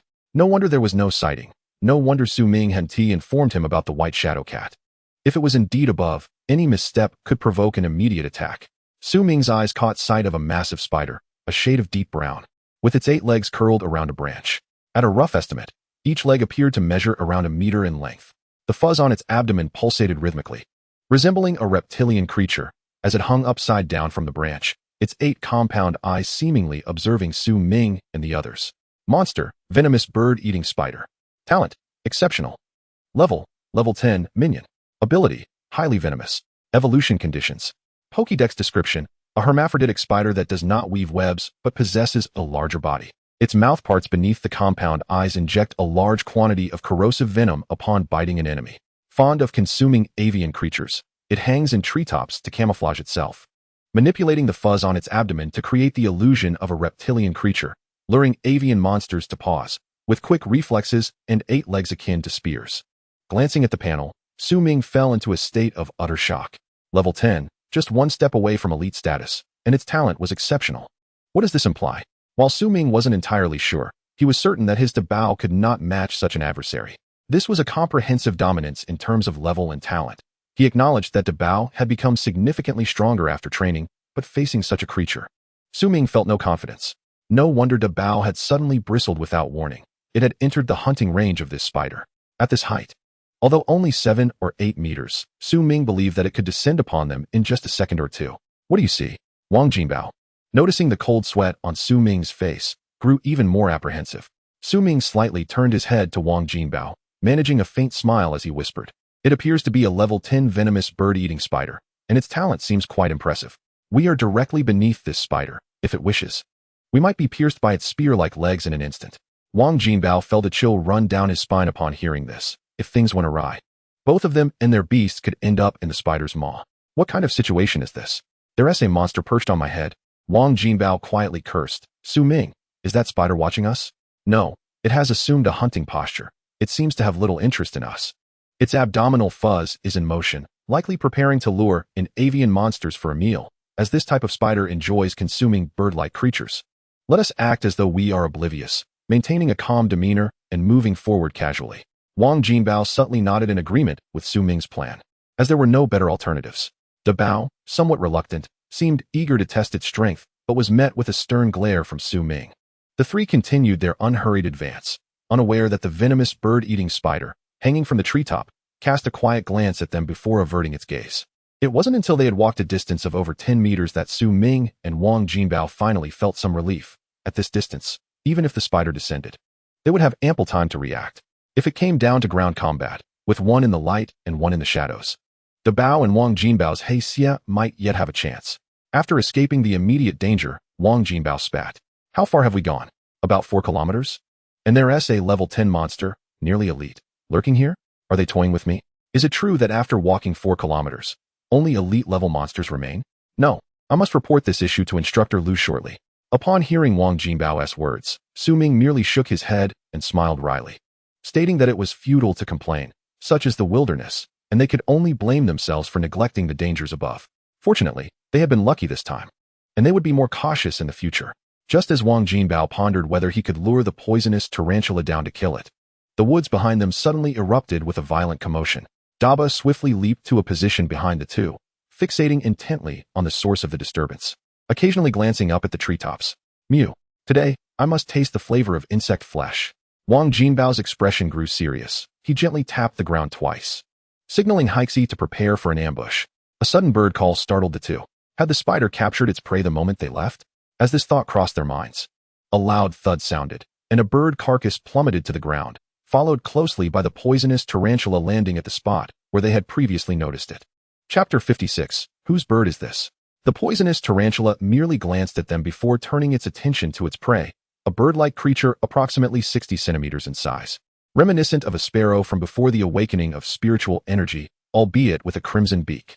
The creature bore a straight, penetrating wound across its chest, with its innards and blood gushing uncontrollably. Even though it had not yet perished, it continued to convulse, a testament to the lethal work of the tarantula's barbed legs. However, as Su Ming examined the creature's entry in the bestiary, his expression shifted. Beastmaster, Hong Hua Kong Niao. Talent, Elite. Level, 6, Minion. Ability, Sharp Eyes. Evolution conditions, NA, Bestiary entry. A relatively common aerial monster, it possesses average attack capabilities. The bright red beak is merely a distinctive feature without any special effects, making it a monster favored by humans. Beastmaster. Is this truly the Beastmaster of that unknown team? An elite-level monster with a talent of level 6? The leader of Class 4? Or perhaps the vice leader? Wang Jinbao stared intently at the Hong Hua Kong Niao, which was breathing heavily, blood spilling more with each breath. Su Ming remarked, "This bird seems unusual. Why does it keep staring at us, almost as if pleading for help?" After a brief silence, Su Ming continued, "It is likely a Beastmaster rather than a wild monster. Do you recall the other team we spotted upon our arrival, aside from Zhao Guang and his crew?" Wang Jinbao appeared taken aback by this revelation, inhaling sharply. "Goodness, it seems we have inadvertently nurtured this Beastmaster. Has its owner not informed it that it cannot simply approach and bite everything in the wilderness?" Su Ming glanced down at Daba, who was crouching low, realizing that this could indeed be an opportunity. The tarantula had entirely ignored them as it began to feast, and in that moment, the injured Hong Hua Kong Niao succumbed to its fate. Daba, slowly approach, and when you are in a position to strike, do so. Daba remained silent, stealthily advancing toward the feasting poisonous tarantula, moving like a phantom without making a sound. When Daba was approximately 5 meters away, the hairs on the tarantula's body stood on end, sensing danger. However, Daba seized the opportunity, leaping forward while the creature remained unaware. Underground. Hixie sensed Daba's ascent and immediately sprang into action, no longer concealing itself as it swiftly approached the tarantula. With a hiss, the poisonous tarantula emitted a warning sound, and without hesitation, its last remaining leg lunged toward Daba as he leaped. Daba's pupils constricted as he struck, his sharp claws extending, gleaming coldly as they severed the creature's extended leg.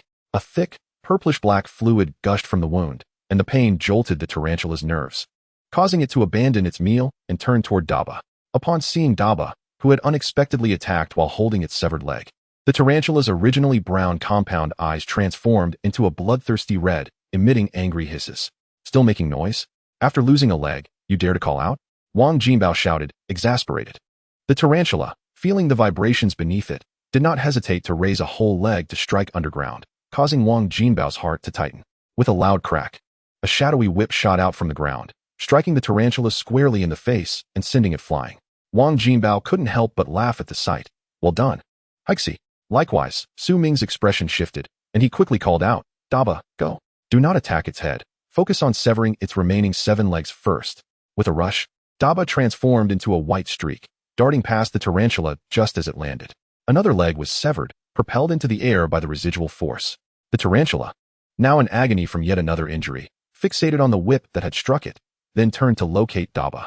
Its compound eyes had sustained significant damage from Hixie's strike, leaving them bloodied and bursting, eliciting disgust from Su Ming and Wang Jinbao. "This creature seems rather lackluster, doesn't he?" As Wang Jinbao contemplated celebrating, Su Ming quickly shook his head. "Do not be deceived. The tarantula can control 4 of its 8 legs simultaneously when necessary. Do you understand what I mean?" Realizing the gravity of the situation, Wang Jinbao's expression shifted to one of seriousness. Now that the creature had suffered a significant blow, it would be paying attention to both the underground and Daba. "Let my Hixie take the lead. Your Daba can create distractions on the ground. By the way, I remember this creature does not spin webs, correct?" Su Ming nodded in agreement, acknowledging, "Indeed, this creature has forsaken its web-spinning ability in exchange for formidable melee prowess. Daba, circle around this creature and apply some force in your steps."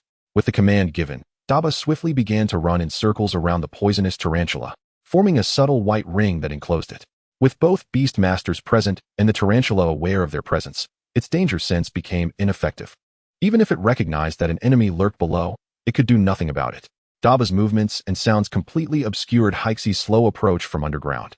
As blood continued to drip from the tarantula's wounds, its eyes turned a furious red, reaching a breaking point as it charged directly towards Su Ming and Wang Jinbao. This was a development neither of them had anticipated. Unable to swiftly eliminate their two beast masters, it chose to confront them directly. "Quickly retreat, Su Ming," Wang Jinbao shouted, and before he finished speaking, Su Ming was already pulling back, taking him along with him. At that moment, Hixie, which had been closing in on the tarantula, moved swiftly alongside the creature's charge. Chapter 57. Repaying Grievances with Kindness. Beneath the earth, the speed of the black scorpion surpasses that of the venomous bird-catching spider on the surface, making its ambush remarkably effective, as demonstrated in this moment. If we consider that the black scorpion aimed to strike the spider's mouth moments ago, it now emerges from the ground, its dark purple tail piercing directly into the spider's abdomen. With a successful strike, the black scorpion swiftly retracts its tail, burrowing deeper into the earth. The venomous spider, taken by surprise, collapses onto the ground, tumbling over. Seizing the opportunity, Daba rushes in from the side, delivering a fierce claw strike to the exposed abdomen of the spider. The sharp claws slice through flesh like a knife through paper, accompanied by a sharp cracking sound. A torrent of dark purple blood, mingled with the venom just injected by the black scorpion, sprays forth from the spider's wound. Su Ming and Wang Jinbao, having retreated a safe distance, are filled with joy at the sight. A fatal blow. Daba, move aside to avoid a counterattack from this creature. Black scorpion, stay close to the rear of the venomous spider. Do not let it escape. At this moment, the venomous spider, previously surrounded, seems to have been set free.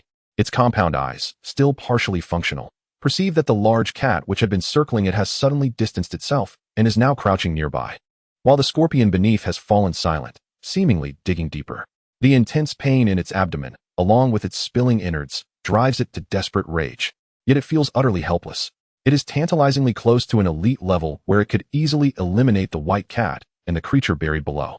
Su Ming, observing the trembling spider, senses something amiss. Wang Jinbao, I have a bad feeling. Instruct your scorpion to coordinate with my Daba. Confused, Wang Jinbao instinctively asks, "What's wrong? It looks like it's about to die. What unexpected event could occur? I see it trembling. I fear it might make a last-ditch breakthrough and retaliate against us. It is better to finish it off quickly." Upon hearing this, Wang Jinbao is momentarily speechless, realizing Su Ming's reasoning is sound. Black scorpion, position yourself to release some venom. As Wang Jinbao loudly commands in an attempt to divert the spider's attention, Su Ming discreetly conveys a signal to Daba. In the next moment, the scorpion's tail emerges from the ground about 6 meters behind the venomous spider, creating a noise as it breaks through the earth. Instinctively, the spider twists its body, alert to the disturbance behind it. At that instant, Daba lunges forward, aiming for the spider's continuously bleeding abdomen. Just as Daba prepares to strike, the half-turned spider suddenly halts. Observing this, Su Ming's pupils narrow. Daba, retreat. Though Daba feels some confusion at the command, it promptly obeys. In the next moment, the spider, having been turning back, suddenly pivots and thrusts 2 of its legs forward, mere centimeters away from the retreating Daba. Had Daba not retreated at that instant, a severe injury or even death would have awaited it. Su Ming, panting heavily, feels cold sweat bead on his forehead, while Wang Jinbao, witnessing the scene, is astonished. This creature can strategize? How cunning. Not entirely. Regaining composure, Su Ming observes the spider's abdomen. It was already on the verge of death. The recent swift motion has only exacerbated its wound, as it seeks to take down something in its final moments. Upon hearing this, Wang Jinbao feels a chill. If even a non-elite creature exhibits such cunning, we must swiftly enhance our strength. With its abdomen mortally wounded and 2 legs severed, the venomous spider succumbs minutes later, rolling over onto its back, its remaining 6 legs curling inward. Creature, venomous bird-catching spider, deceased. Talent, exceptional. Level, 10 minion. Ability, highly venomous. Evolution conditions. Pokédex entry. Seeing the Pokédex display the death notification, Su Ming exhales in relief. It is dead, let your scorpion consume it. My Daba likely has no appetite for such fare. This thought crosses Su Ming's mind, only for Daba to rush over, nuzzling against his leg, leaving Su Ming momentarily stunned. Wang Jinbao raises an eyebrow. Your white shadow cat doesn't seem as you described. It appears eager to eat. However, arthropods lack substantial meat. If it were to eat, it could only nibble on the flesh of the severed spider legs. Observing Daba's expression, Su Ming feels inexplicably choked. If you wish to eat, go ahead. However, do not touch the red-billed, empty bird or the corpse of the venomous spider. Focus on those 2 legs instead. You can indulge next time. Having always been curious about the taste of insects, Daba is now thrilled, letting out a joyous meow before eagerly waddling toward the severed legs. Yet, Just as Wang Jinbao and Su Ming relax, and their beasts begin to feast, two figures rush toward them from the front. One is a thin man, while the other has a normal build with a hooked nose, accompanied by a beast of their own. My beast is here. That is my red-billed empty bird. The scarred thin man rushes to the corpse of the red-billed empty bird. Noticing the bite marks on its chest, his eyes instantly reddening. Damn it. Did your beast kill mine? Wang Jinbao? The black scorpion, caught mid-meal, pauses in confusion, turning to look at Wang Jinbao. Daba, having found the spider legs reminiscent of chicken, halts its gnawing, licking its claws before turning to the speaker. Huh, you accuse me? Fool, do you truly believe that? Having been a pampered heir, Wang Jinbao is not accustomed to such accusations and immediately responds with anger. The man is momentarily intimidated by Wang Jinbao's presence, but only for a fleeting instant. Wang Jinbao, seeing this, is quick to anger, yet Su Ming intervenes.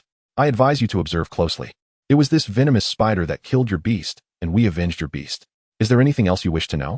Upon hearing this, the thin man's companion, the hook-nosed individual, speaks up. If that is the case, then this venomous spider should belong to us, as your beast merely collected the spoils after our red-billed empty bird gravely injured it. We are classmates, so this arrangement seems reasonable, don't you think? Su Ming's pupils constrict at this brazen proposal, glancing at the opponent's beast, and speaks without hesitation. You are truly overstepping. Daba, eliminate his beast. Chapter 58, Ma Lianxiong. The hooked-nosed man's beast resembles a bear, slightly larger than Daba, with an unusual appearance akin to a horse-faced bear, measuring 2.5 meters in length, but only a meter tall at the shoulder. It seems bear-like, yet its size is comparable to some canine monsters of the present day. Beast, Ma Lianxiong. Talent, ordinary. Level, 7, minion. Ability, thick skin. Evolution conditions. Pokédex entry. One of the mutations produced during the calamity of spiritual energy awakening, retaining the habits from before the mutation. It has a penchant for honey, insects, and small mammals, moving clumsily but possessing a high pain tolerance. To humans, it is a deadly creature. To other formidable predators, its rich fat makes it a delicacy. Wang Jinbao was taken aback. Was Su Ming truly intending to eliminate the opponent's beast? After all, he was dealing with a bear, and my black scorpion could coordinate effortlessly. Hearing Wang Jinbao's desire to assist him, Su Ming felt quite pleased. He slowly shook his head, indicating that it was unnecessary. The bear in question was known as the Ma Lianxiong, a creature renowned for its culinary appeal in the presence of formidable predatory monsters, often featured in the menus of upscale restaurants. Wang Jinbao was momentarily stunned. After hearing Su Ming's words, he felt incredulous. His limited education left him unaware of such matters outside the realm of his family's business. In his memory, bears were akin to lions or tigers. Was there truly a day when such a creature would be served as a meal? While the two conversed, Daba, upon receiving instructions, dashed forth. The slender figure, initially clutching the red-beaked empty bird, was startled to see the cat nearby dissolve into an afterimage. Terrified, he tossed aside the beast's corpse he was holding and scurried behind the hooked-nosed man. Li Qi, hurry. The white shadow cat is coming for you. Have your bear take it down. Li Qi, with a stern expression, nodded slightly. He had heard of the white shadow cat's reputation. Yet after all, his beast was still a bear. Its size was nearly double that of the white shadow cat, which meant the cat had only one chance to miss. While his Ma Lianxiong had countless opportunities, Li Qi was decisive. Seeing the white shadow cat charging towards him, he bellowed, Ma Lianxiong, go forth and slay it. Show your bear's might. With its master's encouragement, the Ma Lianxiong let out a roar and charged toward the white shadow cat. Meow, I shall consume you. Daba's pupils suddenly constricted, the fear-inducing effect taking hold. His pale eyes resembled the gaze of death. The charging Ma Lianxiong, upon encountering that gaze, seemed paralyzed, its body coming to a halt as its pupils trembled. A sickening sound of claws piercing flesh echoed, splattering crimson blood into the air. The Ma Lianxiong collapsed, emitting a mournful howl. As the scarlet liquid flowed from the wound connecting its right forelimb to its body, onlookers could see the white bone marred by scratches. Daba circled around the fallen Ma Lianxiong, turning his back to Li Qi and the others, and elegantly began to lick the blood from his claws. His eyes filled with a mocking, human-like expression. Meow? Is this not sufficient? Meow? My hunt has only just begun. Let it linger a bit longer. The slender man observed this scene, his complexion paling, as he could not help but shake Li Qi's arm in agitation. Your beast is a bear, right? How can it be so easily defeated by a cat? Li Qi's expression froze, his face darkening. How could he possibly know the answer to this? Perhaps this white shadow cat was indeed extraordinary. Earlier on their way here, his Ma Lianxiong had single-handedly dispatched a monster, something they had both witnessed clearly. Now, do not speak, Let me concentrate on commanding, do you understand? It must be said that the rapport between these two appeared rather amicable, which intrigued Wang Jinbao. Su Ming, do you think they lack experience? After a brief hesitation, Su Ming replied, perhaps they do. I was somewhat like this not long ago. It was only a few days prior that I began to cultivate my confidence. As the two observed, Su Ming and Wang Jinbao completely disregarded their conversation. Su Ming did not even direct the white shadow cat, allowing it to act freely, which infuriated Li Qi, causing veins to bulge on his forehead. Li Qi, glancing at the nearly incapacitated right arm of his Ma Lianxiong, realized that running on 4 legs was impractical. If 4 limbs would not suffice, then 2 would have to do. You insolent fool, do you look down upon me so? Ma Lianxiong rise. Hearing his master's furious voice, the wounded Ma Lianxiong, filled with rage towards the white shadow cat, disregarded its injured forelimb and stood upright with determination. Splendid. Show your spirit. Amid Li Qi's encouragement and the Ma Lianxiong's own fury, the fear it had felt in the presence of those eyes dissipated. With a furious roar directed at Daba, the Ma Lianxiong embodied the very essence of a bear's ferocity. Daba paused in his grooming, then licked his lips. Meow? Do you not like to run, or do you not wish to live? With each step the Ma Lianxiong took, a dull thud resonated. Daba, observing the approaching Ma Lianxiong, gradually lowered his body, his cat-like eyes piercing through the air. Misunderstanding Daba's posture, Li Qi believed it was a sign of fear, and he could not help but boast to the slender man. See, I told you, a bear is a bear, and a cat is a cat. Even with the revival of spiritual energy, can a cat truly slay a bear? Do you think this cat is a tiger? The slender man nodded in agreement. If we can take down this cat, it should fetch a good price. It will serve as compensation. And I will rely on you to help me find a new beast in the wild. Absolutely. Their voices were far from discreet, lacking any intention of secrecy. Wang Jinbao, upon hearing this, fell into contemplation. After a moment's thought, he stepped back 2 paces, wary of the expression on Su Ming's face. He was acutely aware of Su Ming's unique family background as an orphan. He and his white shadow cat had likely become each other's entire world, intolerant of any slight or affront. The earlier actions of the two had already provoked anger, and now they were so brazen. Initially, he thought Su Ming might simply dispatch the beast, but now he feared Su Ming might resort to silencing them altogether. Thus, he chose to step back, allowing Su Ming to make his own decisions. Indeed, as Wang Jinbao anticipated, upon hearing the brazen words from the hooked-nosed man, Su Ming's eyes filled with ferocity. Chapter 59, Eradicate the Roots.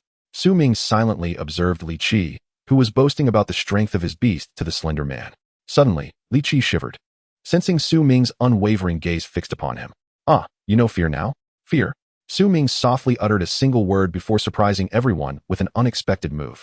He lifted his foot and took a step forward, followed by a second, and then a third, advancing toward the positions of the slender man and Li Qi. Wang Jinbao immediately understood that his suspicions were correct and muttered under his breath, in just a few days, is he about to experience the act of murder and theft? Though, in this case, the goods might merely be a plate of meat.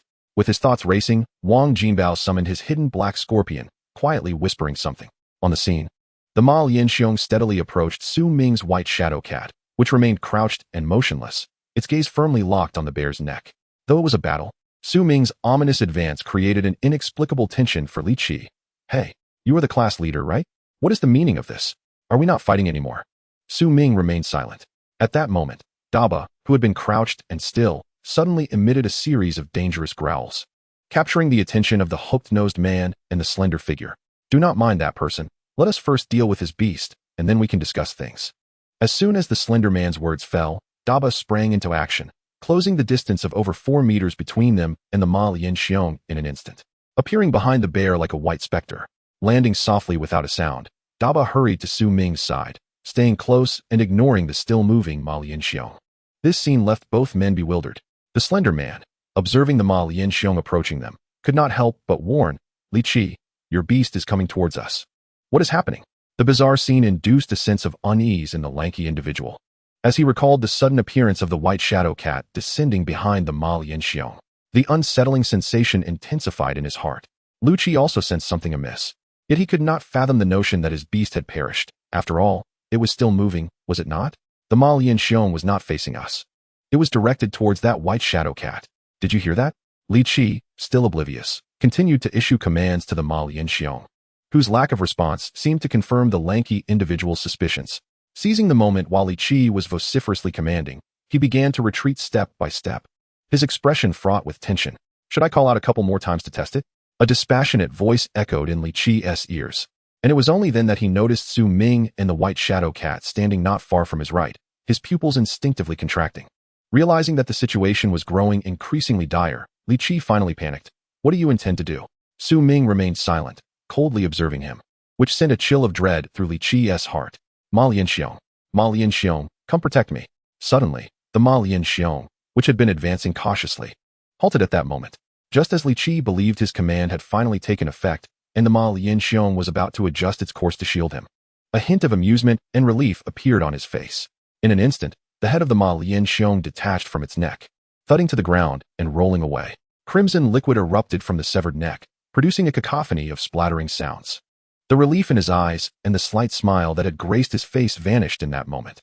Li Qi's pupils trembled uncontrollably, his body quaked, and his complexion turned increasingly pale as he struggled to swallow, slowly turning his head to glance at Su Ming. When he discovered that Su Ming and the white shadow cat remained unmoved, he found some stability in his condition.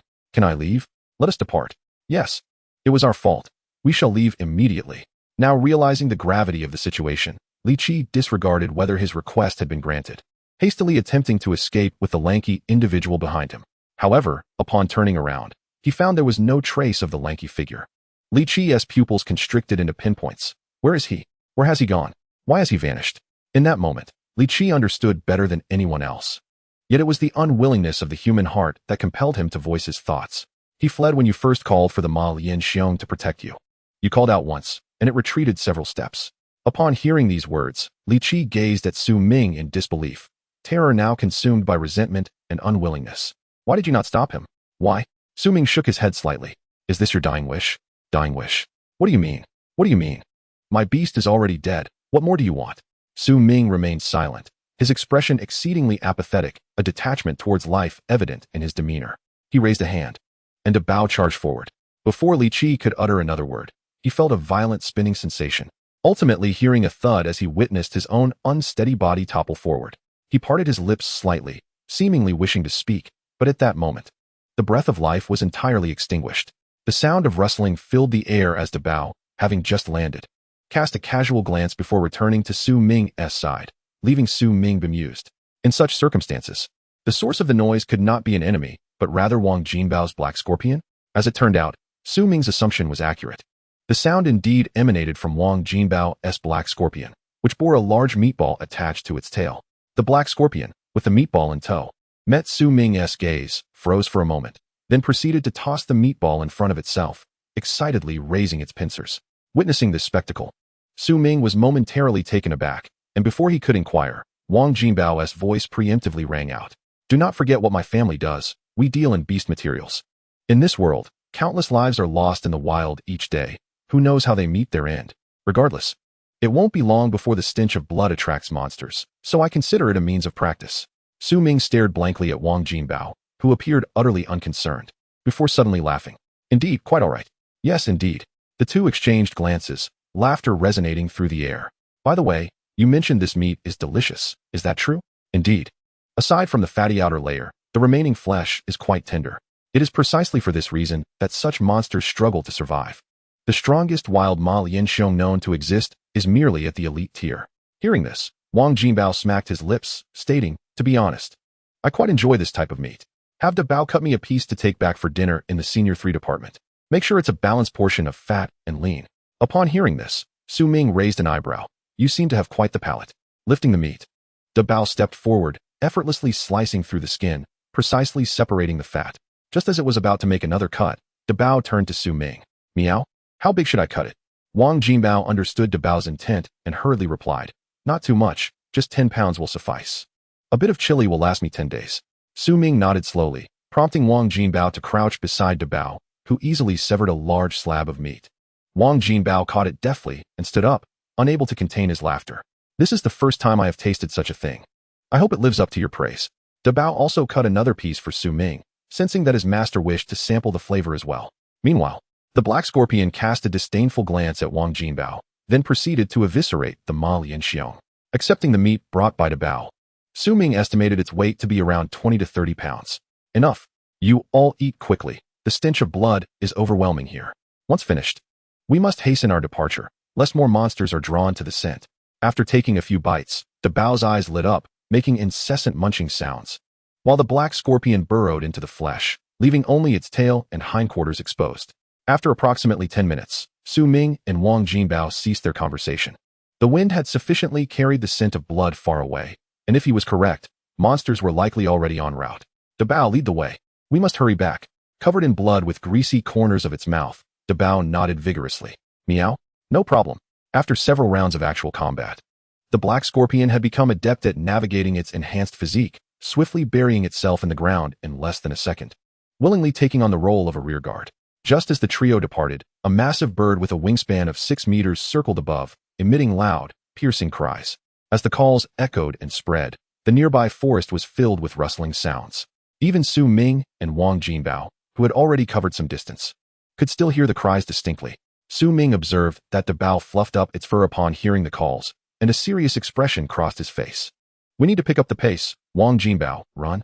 Wang Jinbao, caught off guard, had no choice but to follow closely behind Su Ming, questioning the nature of the bird's cry. Do you recognize what kind of monster it is? Listening to the wind generated by their movement, Su Ming slowly shook his head, yet his tone was exceedingly grave. I am not that skilled. I cannot discern it. However, Dabao is agitated. The last time it fluffed up was when that venomous capture spider was overhead. This revelation caused Wang Jinbao's complexion to pale significantly. Are you suggesting that bird is also level 10? Level 10? Su Ming hesitated for a moment before decisively shaking his head in denial. It is improbable that we could have ventured nearly a mile away before hearing that cry. Such a considerable distance still managed to impose a sense of dread upon Dabao. It must undoubtedly be a monster of elite rank. Upon learning it was a bird-like creature of elite classification, Wang Jinbao's expression shifted dramatically. Were it not for the necessity of hastening our pace, he would have been cursing vehemently. Yet again, I reiterate, we had been assured that no elite creatures would be present within a safe distance. So how did such a formidable bird emerge? This matter cannot be reported to Instructor Liu, or else we would surely encounter complications. We entered the school with a substantial piece of meat. Su Ming was momentarily taken aback by Wang Jinbao's words. Indeed, he had a point. However, concealing the truth would pose an even greater dilemma. Ouyang, who was also present, had his own morning crow that could detect this monster from afar, meaning they would undoubtedly be ahead of us in retreating. The entrance to our senior year department was under surveillance, and given the circumstances, this meet could raise suspicions. It seemed we would not be able to enjoy it after all. Without hesitation, Su Ming discarded the meat he was holding aside. Wang Jinbao, though pained at the sight, followed suit.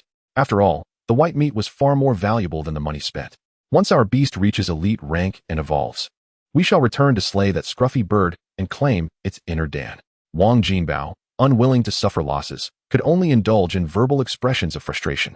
After an indeterminate duration of running, both individuals finally ceased their frantic pace upon no longer hearing the cry. Panting heavily, Dabao vigilantly surveyed the surroundings. Once assured there were no traces of monsters, he affectionately nudged Su Ming's leg. Meow? Master, are you tired? No, not particularly. That bird did not pursue us. A brief rest of 1 or 2 minutes should suffice before we continue. Su Ming glanced at the retching Wang Jinbao and hesitated before softly suggesting, perhaps you should consider shedding some weight? It was unclear whether Wang Jinbao absorbed his words, as he continued to vomit, expelling undigested breakfast. After approximately 4 minutes, the two resumed their journey back. With our current circumstances, it seemed likely that within a week, our beast would break through to elite rank, allowing us to become intermediate beast masters. Wang Jinbao, with his flushed complexion, appeared lost in thought. Your identity as a nurturer may not stay under wraps for long. Soon you shall be the center of attention in our senior department. Hearing this, Su Ming couldn't help but chuckle. Center of attention? How many families can afford the costs of nurturing even once? You may have the materials at home, but the price of concocting the nurturing liquid alone is daunting, let alone the ingredients they must source themselves. If one truly wishes to profit from them, it would likely be when they collectively achieve intermediate beastmaster status and form teams for hunting. Wang Jinbao nodded in agreement. You are right. We seem to be nearing the intersection. The sunlight is increasing. Upon hearing this, Su Ming's expression shifted. Let us quicken our pace. Once we exit, we must immediately inform Instructor Liu of the situation. Indeed, in Baiyun City, at the senior department's office building, Principal Lu Jun regarded the breathless Zhao Guang and Ouyang Li with a serious demeanor. Ouyang, you claim that within the 10-mile safe zone, your beast detected an elite-grade ghoul vulture from a distance, prompting your immediate retreat? Did you observe any signs of the class leaders from Class 1, Class 3, or Class 4 during your exit? Chapter 61. Where is the commotion? At Lu Jun's inquiry, both individuals appeared momentarily dazed. Wang Jinbao and Su Ming also ventured into the wild. What about Li Li?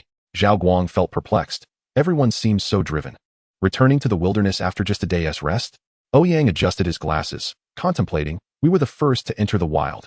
As for who followed afterward, we are unaware. If Wang Jinbao and Su Ming truly entered, they did not seek us out. We have not encountered any signs of others in the wild.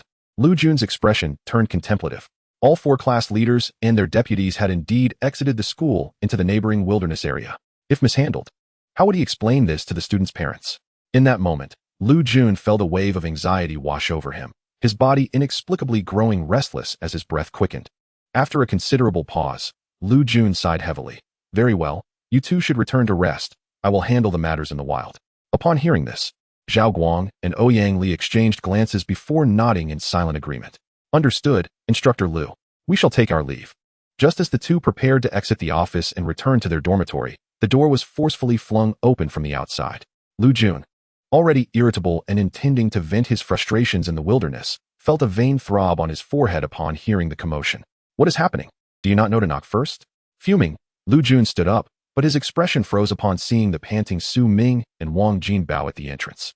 The moment he recognized the class leader and deputy from Class 1 had returned, Lu Jun's anger dissipated entirely, and his inner turmoil eased significantly. With the return of the leaders from 2 classes, only those from Class 3 and Class 4 remained. Quickly, you two, assist them in catching their breath. Zhao Guang and Ouyang Li, understanding the urgency, approached and helped Su Ming and Wang Jinbao inside, gently patting their backs to regulate their breathing. Upon opening the door, seeing Zhao Guang and Ouyang Li poised to leave, he realized how prudent it was to discard that meat. Indeed, they had arrived at Instructor Lu's office to report their situation before the two. Cough, cough. Instructor Lu, we encountered an elite-grade bird monster. Though we were at a considerable distance, my Bai-Ying cat reacted immediately upon hearing its cry. It is undoubtedly a creature of elite rank. Lu Jun stood, assessing Su Ming and Wang Jinbao before slowly nodding. Zhao Guang and Ouyang Li have already informed me. It is an elite-grade ghoul vulture. Did you see the leaders from Class 3 and Class 4? Both boys stared blankly for a moment, as if in silent agreement, and slowly shook their heads. We did not see them. We had just slain a forest python and a scarlet flame snake when we heard the commotion, prompting our hasty retreat. At this, Su Ming's voice trailed off, his expression growing grave. If it is indeed a ghoul vulture, the situation implies some creature's corpse attracted it, compelling it to approach. And ghoul vultures primarily feast upon marrow, human marrow. At this revelation, Lu Jun fell silent, as this was the very scenario he feared most, that someone had perished in the wilderness, summoning the ghoul vulture. Ghoul vultures possess an acute sense of smell, capable of detecting blood from several kilometers away, but this is limited to human scent. They are less responsive to the blood of other creatures. Meanwhile, Zhao Guang's eyes widened in shock, clearly unsettled by Su Ming's revelation. That creature specifically targets human marrow? An elite-grade ghoul vulture would require how many lives to satiate its hunger? As these words left his lips, the atmosphere grew heavy with an eerie silence, as if one could hear a pin drop. No, it is not solely humans. Humanoid monsters are also among the ghoul vulture's favorite prey, such as your rampaging monkey and the shadow demon rat we encountered previously, or other simian creatures. As he spoke, Su Ming instinctively glanced at Zhao Guang. A single look made Zhao Guang uncomfortable. Fortunately, he was accompanied by Ouyang Li, or else he felt he would have met an untimely end. Lu Jun, enveloped in silence, felt a chill settle within him. Please stay here. I shall venture into the wilderness for a while, Lu Jun declared resolutely as he strode out of the principal's office, leaving the 4 individuals behind, searching for seats and exchanging glances without uttering a word. After a moment, Zhao Guang hesitantly glanced at Su Ming, who had made himself at home, pouring water for his cat. Su Ming, isn't it inappropriate to use that cup to give water to your Bai-Ying cat? Meow? My master is feeding me. What is your concern? As Zhao Guang finished his sentence, Dabao, who was about to drink, abruptly turned to glare at him, nearly causing him to tumble from his chair in fright. Su Ming furrowed his brow, glancing at the disposable cup in his hand. It is just a disposable cup. It should be fine, right? Observing the cup was indeed disposable, Su Ming proceeded to feed Dabao water. Zhao Guang, witnessing this, scratched his face in resignation. I mean, no offense. It's just that this office only has that one cup, and it's a disposable one, which was ultimately used by Instructor Lu. Su Ming, who had been feeding Dabao, froze at this revelation, and even Dabao paused, its tongue still in the cup, unable to lick. Wang Jinbao burst into laughter. Zhao Guang, were you doing this on purpose? You could have just said it outright. Zhao Guang's reaction was immediate. Don't slander me. I merely saw Su Ming's buying cat drink without processing it at first. His voice trailed off as he instinctively glanced at Dabao. Clearly unsettled by the earlier incident, Dabao disdainfully spat out some water, and Su Ming sighed helplessly. I was too quick, Dabao. Let us wait until we return to drink. We should wait here for Instructor Liu. Dabao had no objections, always obedient to Su Ming's words. Though it was displeased that the cup had been used by someone other than its master, it decided to endure, planning to ensure that the black-skinned one would have to taste a bit of its saliva in the future. Wang Jinbao sensed something amiss. Strange. Why is there no sign of the Dijiaxiong? That creature causes quite a commotion when it moves, doesn't he? Chapter 62. What is a lord? As Wang Jinbao spoke, Ouyang Li opened his phone and soon looked up to explain. The lord level by Yu Yao Zhuahe of our school, which is also Instructor Liu's Beast, recently broke through to lord level while at the Breeder Association in Baiyun City. Su Ming, Wang Jinbao. The two exchanged bewildered glances before turning their attention to Ouyang Li, who frowned at their reaction. What's wrong? Didn't you know? Wang Jinbao rolled his eyes. How could we possibly know? I've been busy managing the family business online in my spare time. Su Ming added, I have been occupied with helping in cultivation, customizing evolution routes, and refining cultivation and evolution liquids, leaving me no time at all. As Wang Jinbao finished speaking, Zhao Guang's eyes widened, unable to contain himself. Even Ouyang Li couldn't help but glance sideways. You have so many responsibilities? Didn't you just obtain your junior breeder certification yesterday? Ouyang Li's father is the president of the Breeder Association in Baiyun City and the only senior breeder there, which is why he is well informed. His mention of the Bai Yu Yao Zhuahe was somewhat akin to Wang Jinbao's earlier actions. As he planned to spread the news during the next week's class to pair it with the welfare policy he discussed with his father. This could potentially draw considerable attention and income, yet it seemed that Su Ming had already received orders that rivaled many of the mid-level breeders in the association. How could someone who just obtained their junior breeder certification yesterday be taking customized evolution orders? Unknowingly, Ouyang Li found himself admiring Wang Jinbao, who had learned the ways of commerce from a young age. Wang Jinbao noticed Ouyang Li's gaze and raised his eyebrows in a showy manner. Su Ming, have you considered joining the Breeder Association? It's an official organization, and it would be beneficial for you. Before Ouyang Li could finish his sentence, Su Ming interrupted. Sure. Can you tell me about the benefits? This sudden agreement took everyone by surprise, including Ouyang Li, who momentarily lost his train of thought. After a few seconds, he responded. In addition to the existing benefits for junior breeders, we will waive your income share from breeding, but the association will not provide the necessary tools for experiments and refining.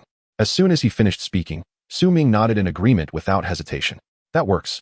When Ouyang Li saw Su Ming extend his hand, he was still in a daze. This was the first time he had actively sought to establish a relationship, emulating Wang Jinbao's approach to win others over. And he had even prepared to lower the standards for Su Ming. Yet, he never anticipated that Su Ming would agree so readily. After a moment of astonishment, Ouyang Li shook his hand. Regarding your official status and credentials, I will deliver them to you by tonight.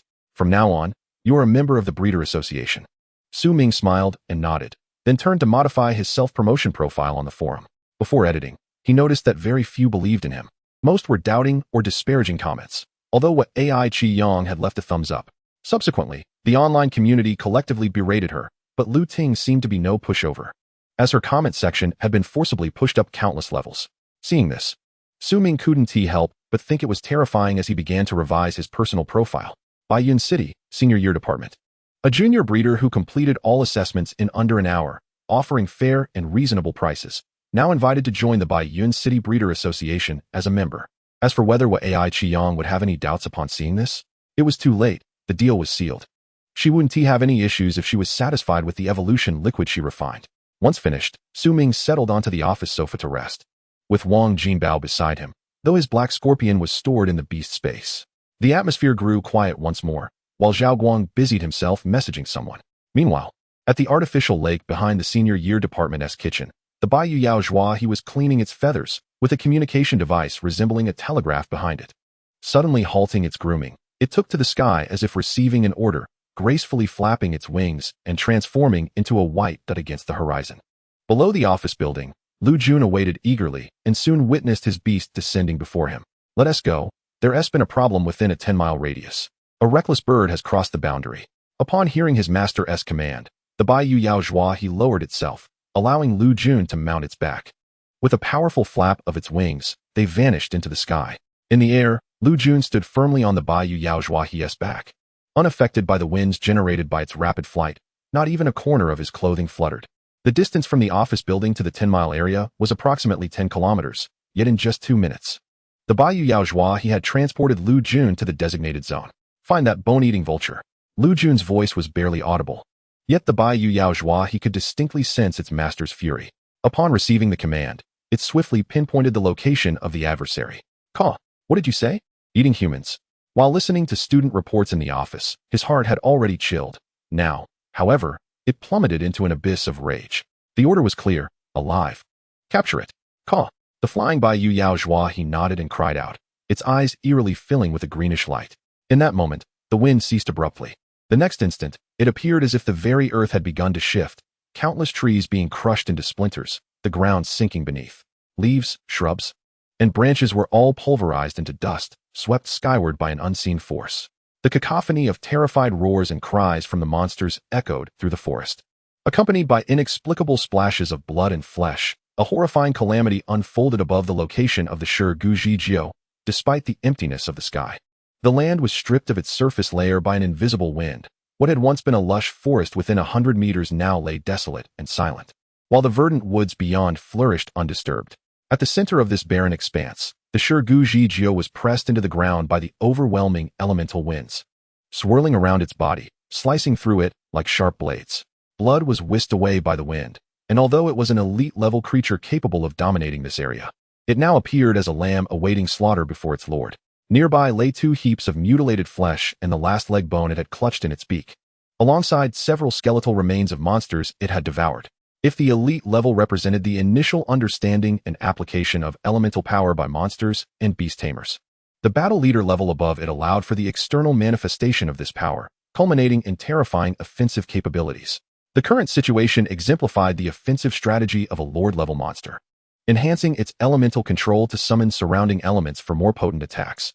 Above the lord level, the domain lord monsters or beast tamers could alter the environment itself, adapting it to suit their elemental needs. While domain lords could begin to manipulate terrain, one could only imagine the powers of those above them. Lu Jun, atop the Bayou Yaozhua he, gazed at the struggling Shigujijio, its futile efforts evoking a chilling sharpness in his eyes. Open its belly and retrieve everything it has consumed. As his words fell, the winds in the arena shifted dramatically, transforming from a downward force to one sweeping from left to right. The Shigujijio, already battered and torn, was subjected to an uncolored, odorless, an intangible wind that disemboweled it.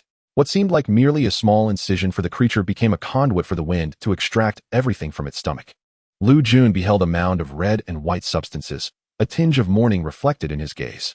This was the life of a beast tamer, a profession that appeared glamorous and resplendent on the surface, yet concealed unfathomable peril and despair beneath. Retrieve this and compare what level this Shigujijio is. Upon hearing its master's command, the Bayou Yaozhua he understood immediately. A gentle breeze sliced off a piece of the Shigujijio's flesh and delivered it to its mouth. Caw. Level 17? Level 17?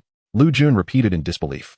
How had a level 17 Shigujijio dared to traverse the hazardous territory of the Bayou Yaozhua he? Lu Jun's curiosity piqued, especially when he noticed the remnants of an arthropod on the ground. The shattered exoskeleton and form suggested it was a spider-like creature, likely not elite, but close enough. Had Li Qi and the others encountered such a monster, leading to their demise and injuries? Was it the scent of their wounds that attracted the elite Shigujijio, resulting in this tragic outcome?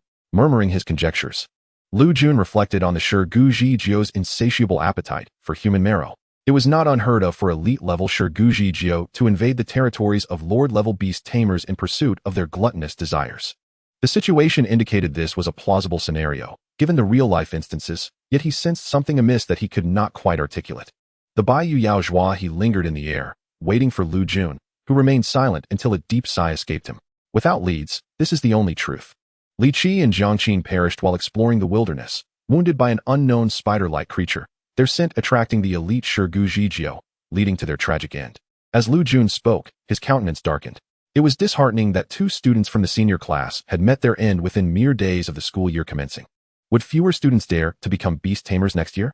Sighing, he regarded the Shigujijio, barely clinging to life, contemplating the value of its inner core, flesh, and head, all of which could be sold as materials for nearly $1 million, a compensation for the parents of those 2 children.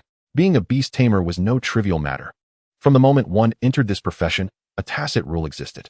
Death during wilderness exploration bore little connection to the school. Hence, both the senior class and the Beast Tamer University had long advised students to team up with trustworthy companions. If someone truly wished to harm you, there was no sanctuary in the school. Gently tapping the back of the Bayou Yao Zhuahi, Lu Jun spoke with mixed emotions. Let us return. Leave these remains by the lake where you rest. I will arrange for someone to retrieve them. The Bayou Yao Zhuahi seemed to sense the reluctance of its master, but had no recourse.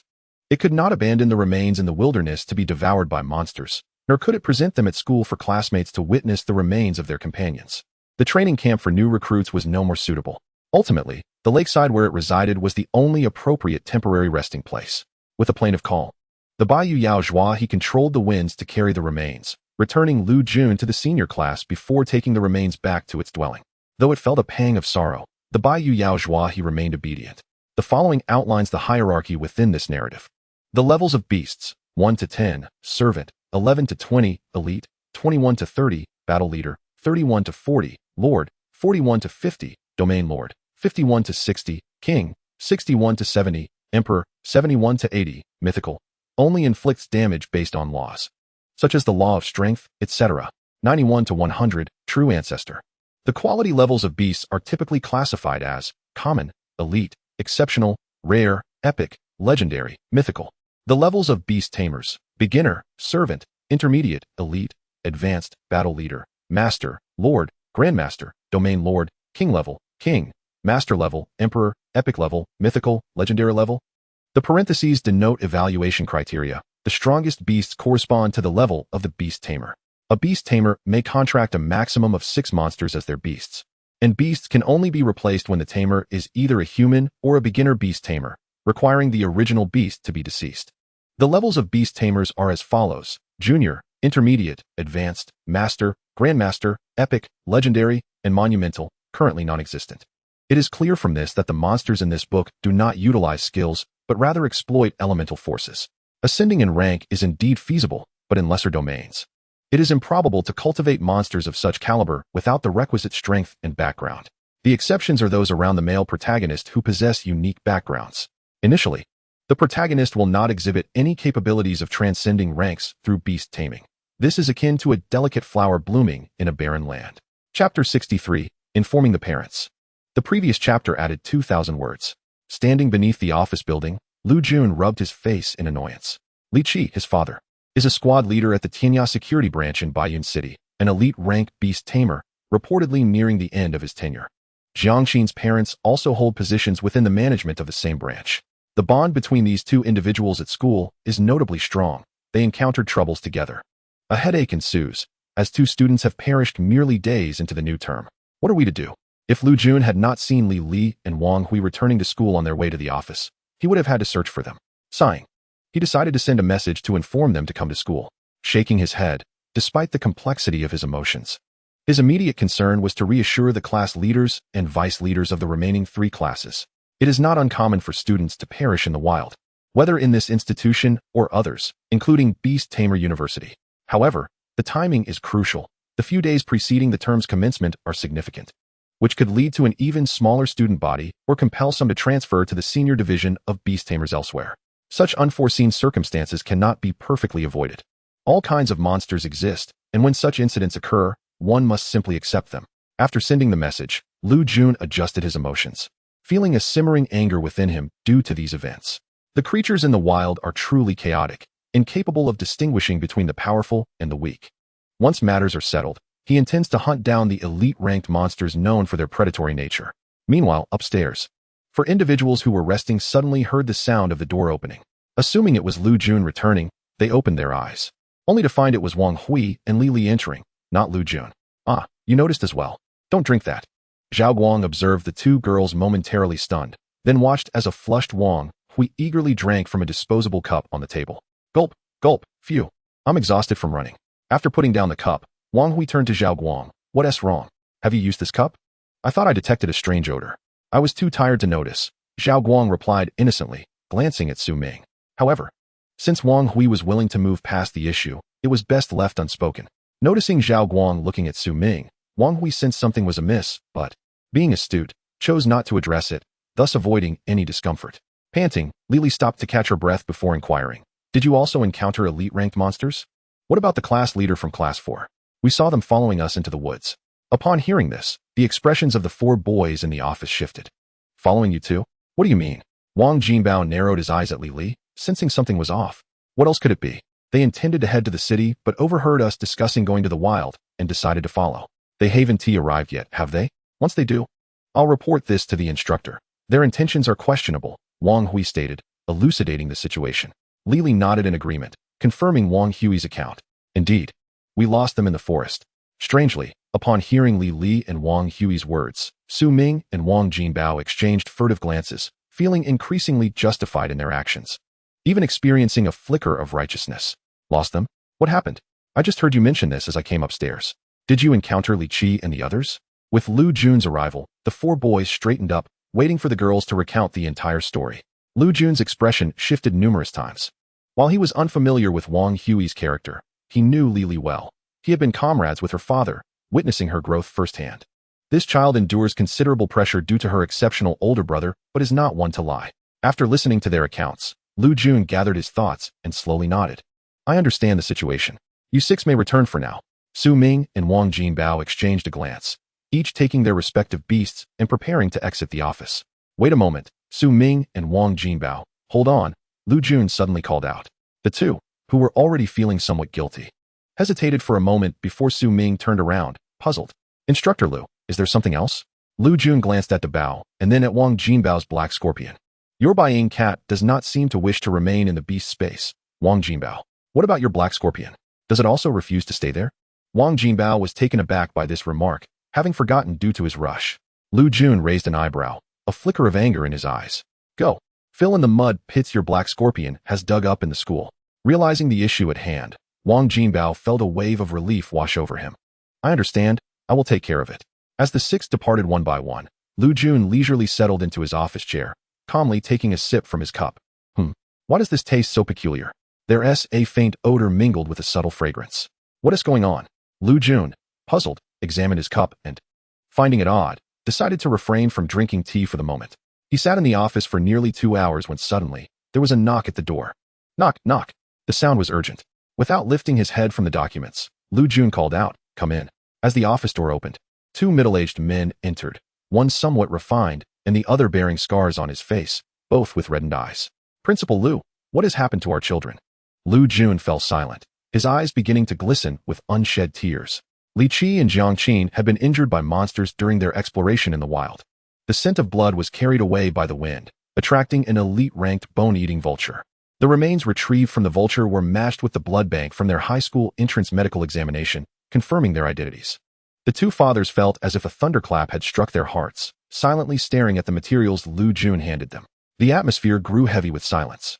After a prolonged pause, the bespectacled man, Jiang Qin's father, looked at Lu Jun with reddened eyes and spoke slowly. Whose fault is this? Faced with such an inquiry, Lu Jun fell silent, unable to articulate a response. Under normal circumstances, it could be deemed merely unfortunate luck, but how could he express that to the parents? Chapter 64, Murder and Robbery. Regardless of the intentions behind the pursuit of Li Li and Wang Hui by those 2 boys, it is too late to seek accountability now that they have perished. Jiang Qin's father, I can assure you with utmost responsibility that this is not anyone's fault. You both are employees of Tianya Security. You are more acutely aware than I that such incidents occur countless times across the world daily. There is no need for me to elaborate further. I share in the sorrow of students who lose their lives during field explorations. Jiang Qin's father froze. While Li Qi's father, a rough man, understood little beyond violence. Could it be murder for the sake of robbery? Upon the utterance of those words, Jiang Qin's father's expression subtly shifted, prompting him to tug at Li Qi's father's arm. Meanwhile, Lu Jun, who had overheard the conversation, immediately altered his demeanor, his gaze sharpening like that of a hawk, fixated upon Li Qi's father as if he were being pierced by a needle. The latter's throat convulsed slightly, momentarily disregarding the anguish of losing a child, and hastily stated, "This is my conjecture. After all, my duty is to alert employers to such occurrences." Lu Jun lowered his eyes and, after a moment, nodded solemnly in agreement. I shall investigate. You 2 need not worry. I will provide you with a satisfactory explanation.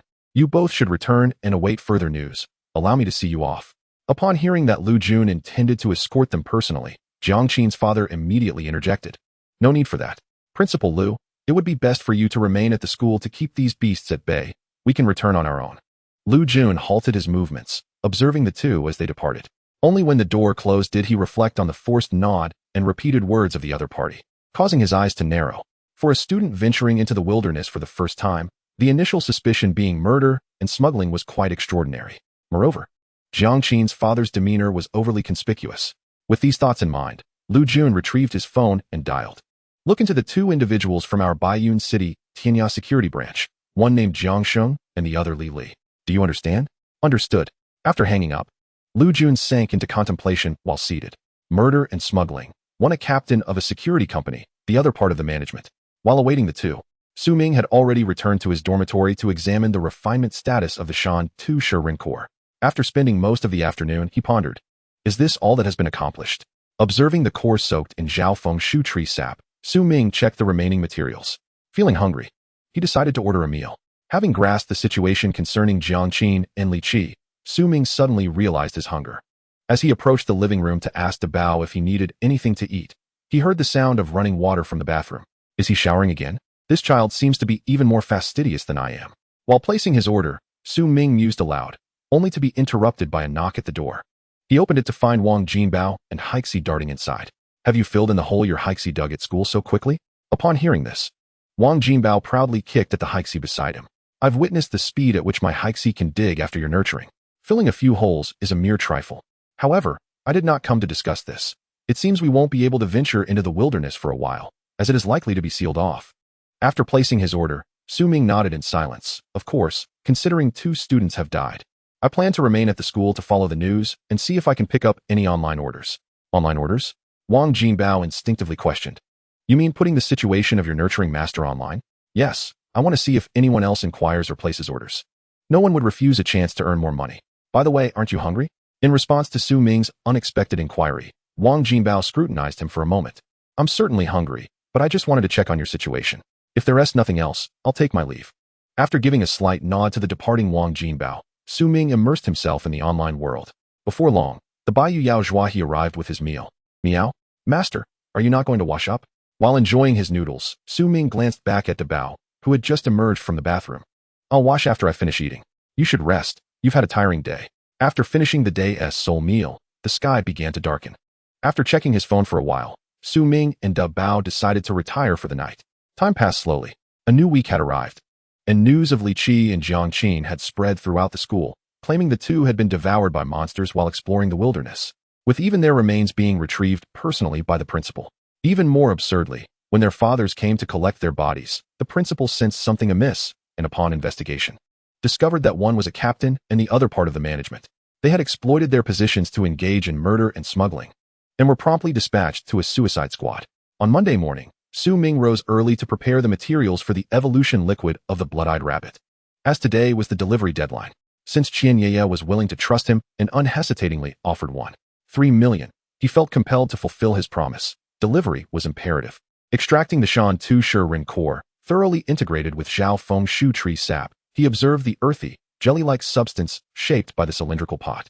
After opening the top, he proceeded to blend in 2-century-old beast blood fruits, mashing them into a paste, and placed an elite-level chasing wine tiger's inner core in the center. Reflecting on the steps, Su Ming diligently moved through the process. The moment he inserted the inner core, a chemical reaction seemed to occur. The jelly began to dissolve rapidly from within, surging towards the chasing wind tiger's inner core, which quickly expanded from the size of a baby's fist. Holding the final ingredient, the blood jade radish, he watched the transformation unfold. Before long, the expansion of the chasing wind tiger's inner core ceased, and the melting halted. Yet the energy contained within the jelly enveloped the inner core like silk. The original earthy jelly had transformed into a pristine white. Su Ming began to extract juice from the blood jade radish, ultimately drizzling the liquid atop the inner core, with a crack reminiscent of an eggshell breaking. The energy silk encasing the inner core ruptured and fell away, revealing the core within. Almost there, but not quite. I must wait 10 minutes. Checking his phone, he noted that there was still an hour before class commenced, and that Qian Yeye had sent a message half an hour earlier, indicating she was en route. De Bao squatted beside Su Ming, observing intently, its nostrils twitching in curiosity. Meow? Why is there not a hint of fragrance? With nothing else to do, Su Ming glanced down at the inquisitive De Bao, instinctively chuckling. The inner core of the stone creature, essentially its core, was merely a lump of mud imbued with potent energy. The inner core of the chasing wind tiger was a pure condensation of wind elements, not meat. The sap from the Zhao Fengshu tree was of a non-meat nature, and the blood jade radish, while visually peculiar, was likewise non-meat. Ironically, the century-old beast blood fruit bore no blood-like scent, so it was no wonder Dabao could not detect any fragrance that would appeal to it. Dabao tilted its head and pouted, "Meow. What about mine, master? I want to eat too." "You want to eat?" Su Ming instinctively glanced at Dabao's panel. Beast, Buying Meow. Talent, Elite. Level, 8, Servant.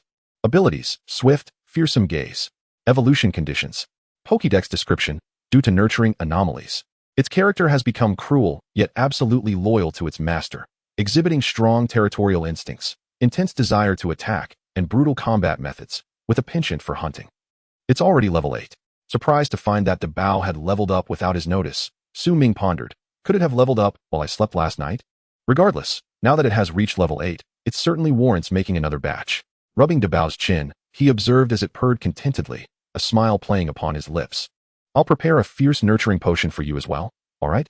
Upon hearing that there was more to eat, Dabao's eyes sparkled, and it licked Su Ming's palm.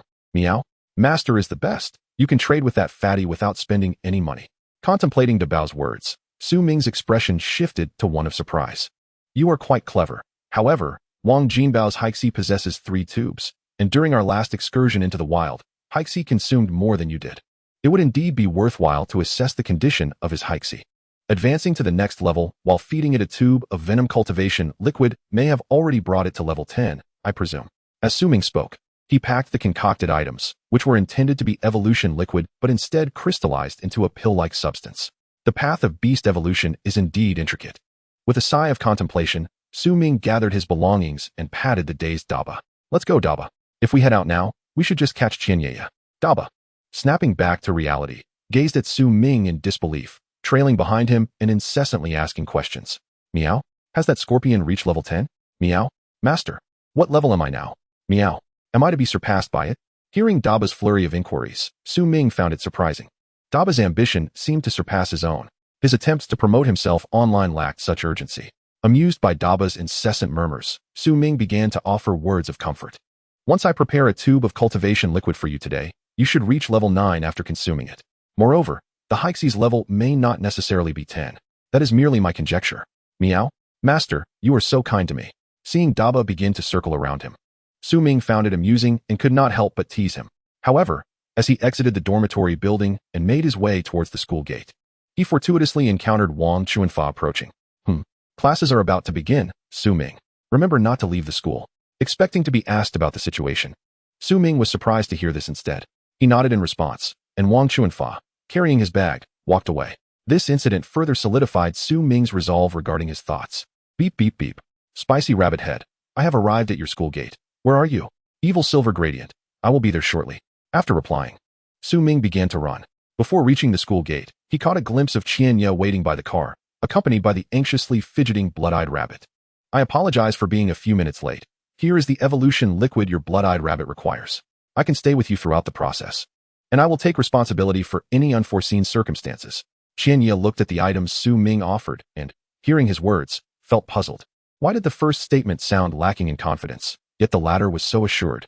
As the blood-eyed rabbit saw its evolution item finally in its master's hands, it rushed forward eagerly, its breathing noticeably quickening. "Aren't you going to class? Today is Monday. You should head to class first." Su Ming hesitated for a moment, wishing to say more, but a glance from Qianye halted him. "Very well, do not chew this item, swallow it whole. Afterward, drink a liter of water. It is normal for your hind legs to hurt during the process. Contact me if there are any issues." Having conveyed the precautions, Su Ming turned to leave. It was unexpected for Qianye to care about her class attendance, considering she had placed the order based on Lu Ting's recommendation. But her determination to order stemmed from Wang Jinbao. Wang Jinbao likely shared his cultivation experiences with her, such as the power of connections. Shaking his head, Su Ming decided not to dwell on it. The classes were paramount, and as long as she followed his instructions, there would be no problems. Creak. Qianye patted the increasingly heavy-breathing blood-eyed rabbit. "You can eat here. Class is starting soon, and this road generally sees no traffic. There is water in the car. Go fetch it."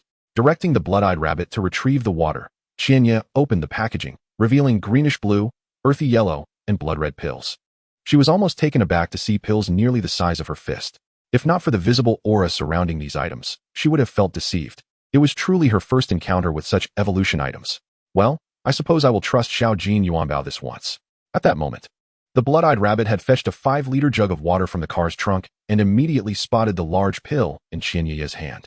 Without hesitation, it opened its mouth wide, having clearly heard Su Ming's prior instructions. Do not chew. After feeding the inner pill, Qianye heard a loud gulp, and then the blood-eyed rabbit began to drink water vigorously, using its paws to tear open the bottle. Qianye observed closely. After her blood-eyed rabbit swallowed the inner pill, a faint 3-colored glow enveloped its body, exactly the colors of the pills: greenish-blue, earthy yellow, and blood-red. Following the ingestion of the inner pill, the blood-eyed rabbit began to grimace. Through their mental link, she instinctively glanced at the creature's hind legs. The hind legs, previously mismatched with its body, began to change, causing her heart to tremble. Chapter 65, On-Site Promotion. Instinctively, Qianye distanced herself from her blood-eyed rabbit, aware through their mental connection that it was in significant pain at that moment. Particularly in its hind legs, it felt as if everything beneath its skin, bones, fascia, blood, and flesh, was being crushed and restructured with excruciating agony. Initially, Qianye worried that something had gone awry, but upon receiving feedback from her blood-eyed rabbit, her uncertainty transformed into determination. Hang in there, blood-eyed rabbit. Your hind legs are affected by congenital genetic issues, and the pain you are experiencing means that evolution is occurring in that area. You must endure, do not lose consciousness. While Qianye passionately encouraged her beast, Su Ming had already returned to the classroom and taken his seat. Wang Jinbao was sitting right beside him and inquired, "How did it go? Did you deliver the items? Do you think blood-eyed rabbit can endure?" After sitting down, Su Ming paused for a moment before slowly responding. "I sincerely hope that her blood-eyed rabbit can withstand it and complete the evolution. This type of evolution, altering the congenital through the acquired, is quite different from our usual progression. If it cannot endure, not only will there be no enhancement, but the blood-eyed rabbit's hind legs will be irreparably damaged. As long as Qianye ensures that the blood-eyed rabbit does not lose consciousness during the evolution, I have already messaged her that even if it requires a knife to keep it awake, the evolution will surely succeed." Upon hearing this, Wang Jinbao shivered. "My Hixie won't have to endure such suffering, will it?" "Huh," Su Ming replied, slightly taken aback. "The evolution of insects should be similar to molting, right? I have not concocted evolution liquid for this type of creature before, so I am uncertain. However, I can assure you it is not the same. You need not worry." The two continued their conversation, exchanging casual remarks, their voices neither too loud nor too soft, and the classmates around them were not deaf. From the beginning to the end, some students could not help but inquire, "Su Ming, did you pass the junior breeder certification?" Finally, the bait had been taken. Su Ming and Wang Jinbao's eyes simultaneously lit up, and they stood up in unison, facing the group of bewildered classmates seated behind them. "Indeed, last week, I completed the junior breeder assessment in under an hour and was invited to join the Breeder Association of Baiyun City. If anyone requires cultivation liquid or evolution liquid for their beasts, as class monitor, I can offer everyone a discount. If there are any material losses due to mistakes during the production process, I will provide full compensation." As soon as Su Ming finished speaking, Wang Jinbao cleared his throat, drawing attention once more. "My Hixie has entrusted Su Ming with concocting the cultivation liquid, and it is now at level 10.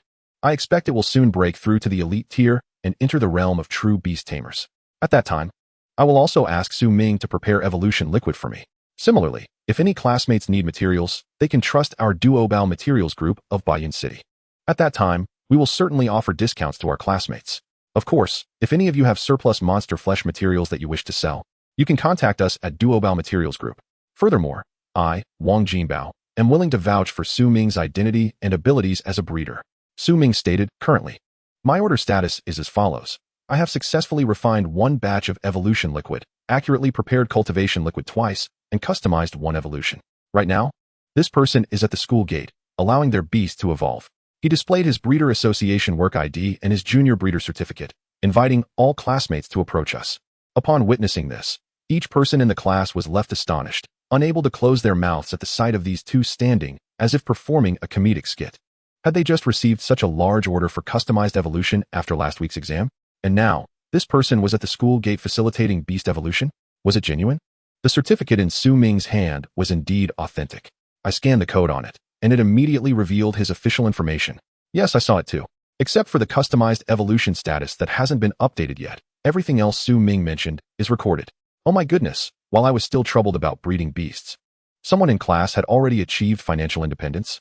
The lack of an update on the customized evolution must be because the person at the school gate hasn't completed the evolution yet, right? Their conversation ignited a spark in the classroom, transforming the previously quiet atmosphere into one of excitement. Meanwhile, at the classroom door, Wang Chuanfa stood, intrigued by the commotion inside. He was aware that Su Ming had obtained his junior breeder certification and had felt joy for the child, not anticipating that he would quickly receive a customized evolution order.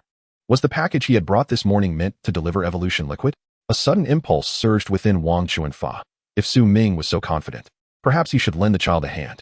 Having clarified his thoughts, Wang Chuanfa strode into the classroom, coincidentally locking eyes with Wang Jinbao and Su Ming as they had just settled down, causing both to feel an inexplicable flutter in their hearts. They exchanged glances, astonished that the homeroom teacher was eavesdropping from outside. As the class fell silent upon his entrance, Wang Chuanfa surveyed the room. Since some were curious and others skeptical, why not all head to the school gate and witness the event firsthand? After all, seeing is believing, and experiencing it is always more convincing than hearsay. He paused briefly, specifically calling out Wang Jinbao and Su Ming. At the same time, I hope both of you remember the promise you made about offering discounts. Let's all head to the school gate. The events had unfolded in a way that neither Wang Jinbao nor Su Ming could have anticipated. Su Ming, you are truly on the verge of attaining wealth, exclaimed Daba, tugging at Wang Jinbao's sleeve with excitement, causing Wang Jinbao to flinch. Are you jealous of men? You white shadow cat.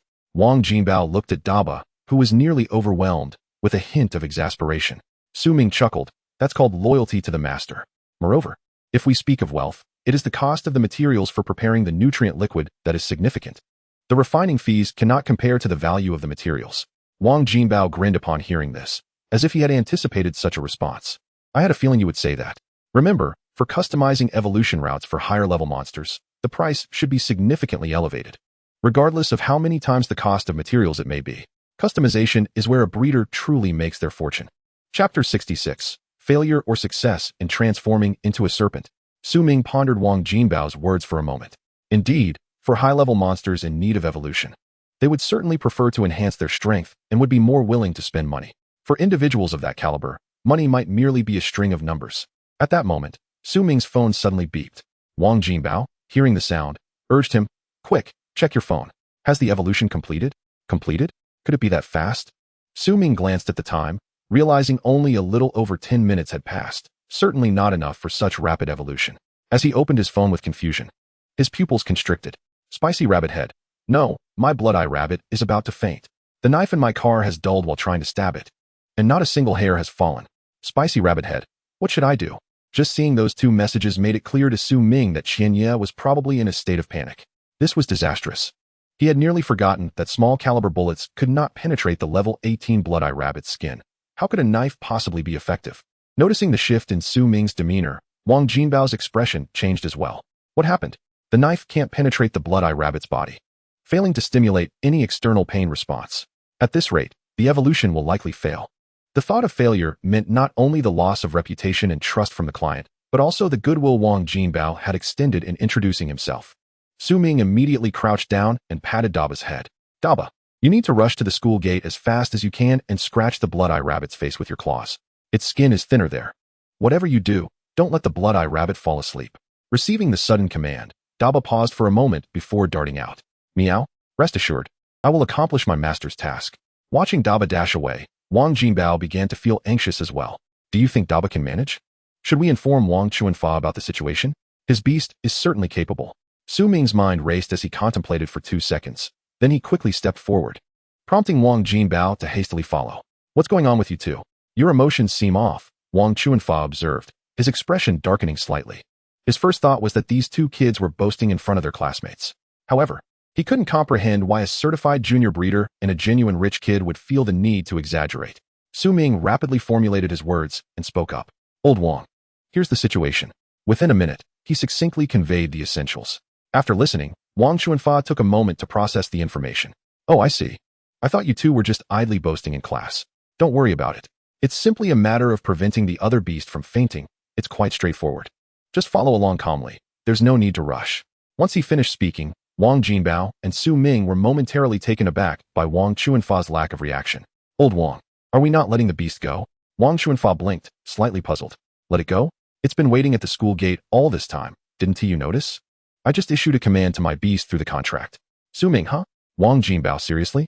If anyone was truly bewildered, it was undoubtedly Su Ming. While he had frequented the school gate multiple times, he had never seen the evolution interface appear. However, there was no time to dwell on this now. The only close combat capability they had at their disposal was Su Ming's Bane Cat. Meanwhile, at the school gate, Qianye watched the blood-eye rabbit lying on the ground, occasionally twitching, its eyes nearly closing. Don't faint, blood-eye rabbit. You must not faint. If we can just hold on, the evolution will be complete. Please. Don't fall asleep. As she spoke, she continued to poke the already dull knife into the blood-eye rabbit's body, yet it had no effect whatsoever. Just then, a sudden gust of wind caused her to instinctively squint her eyes. She squinted her eyes and seemed to catch a glimpse of a fleeting white light, her blood-red eyes widening slightly. Wait, is this cat the white shadow cat that Xiao Jin Yuan Bao spoke of? You are Su Ming's beast, sent here by him, are you not? Da Bao shot a cold glance at Qianye, delivering an icy retort. Meow? What else could it be? Sharp claws sprang from Da Bao's paw, and in the next moment, Da Bao swung its paw towards the face of the blood-eyed rabbit. A shocking scene unfolded. Only a white mark appeared on the rabbit's face, along with a tuft of fur falling off, not a drop of blood spilled. Witnessing this, Da Bao couldn't help but widen its eyes, inexplicably starting to doubt itself. How could it have sheared off every hair from that four-fanged wild boar, yet failed to draw blood from a mere rabbit? However, Qianye's focus was entirely different from Da Bao's. If Da Bao was on a mission, Qianye merely wished for her blood-eyed rabbit to safely navigate this evolution. Seeing that Da Bao's strike had an effect, and her rabbit reacted, she hurriedly urged. The materials customized by Su Ming contained the core of a mountain earth stone man from the battle stage. Now the energy of the evolution pill is radiating to the surface. Please continue, do not stop. Da Bao replied, this task seems rather arduous, master. Reluctantly, Da Bao had to shove past Qianye, its claws furiously slapping the rabbit's face.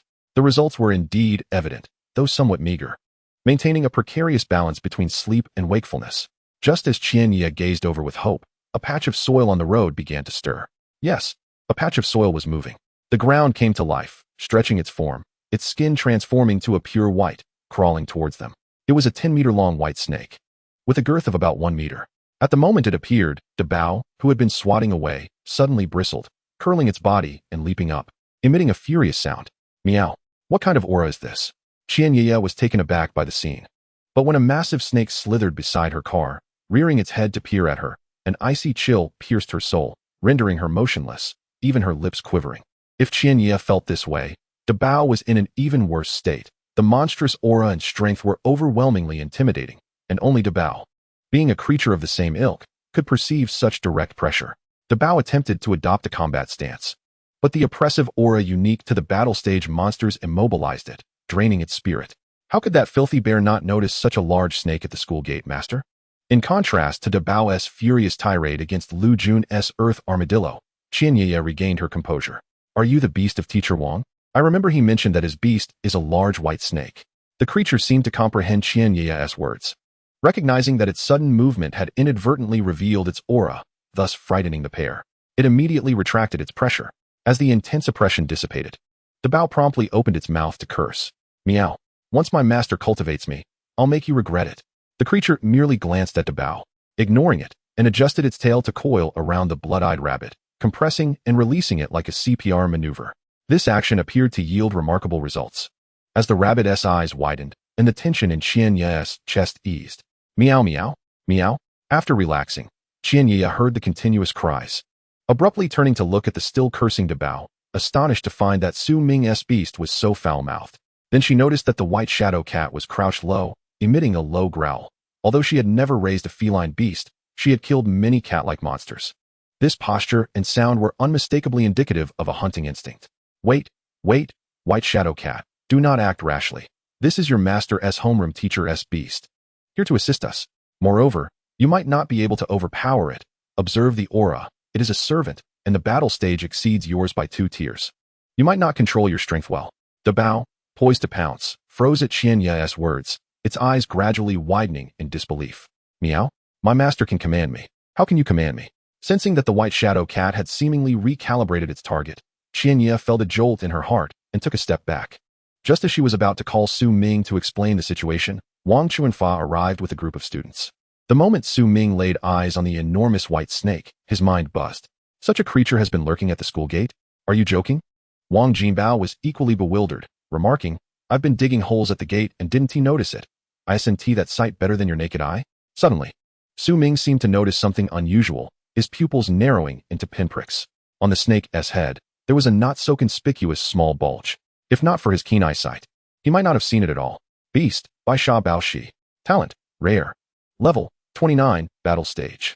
Element, water. Ability, water element affinity. Evolution conditions. Pokédex entry, a rare monster whose combat power doubles in water. Though not venomous, its bite and constriction strength, as well as muscular power, exceed those of the same tier. In water, it can overpower monsters of non-water elemental attributes of the same tier. Note, by Sha she possesses the potential for transformation into a dragon. But the evolution into a dragon is highly prone to failure.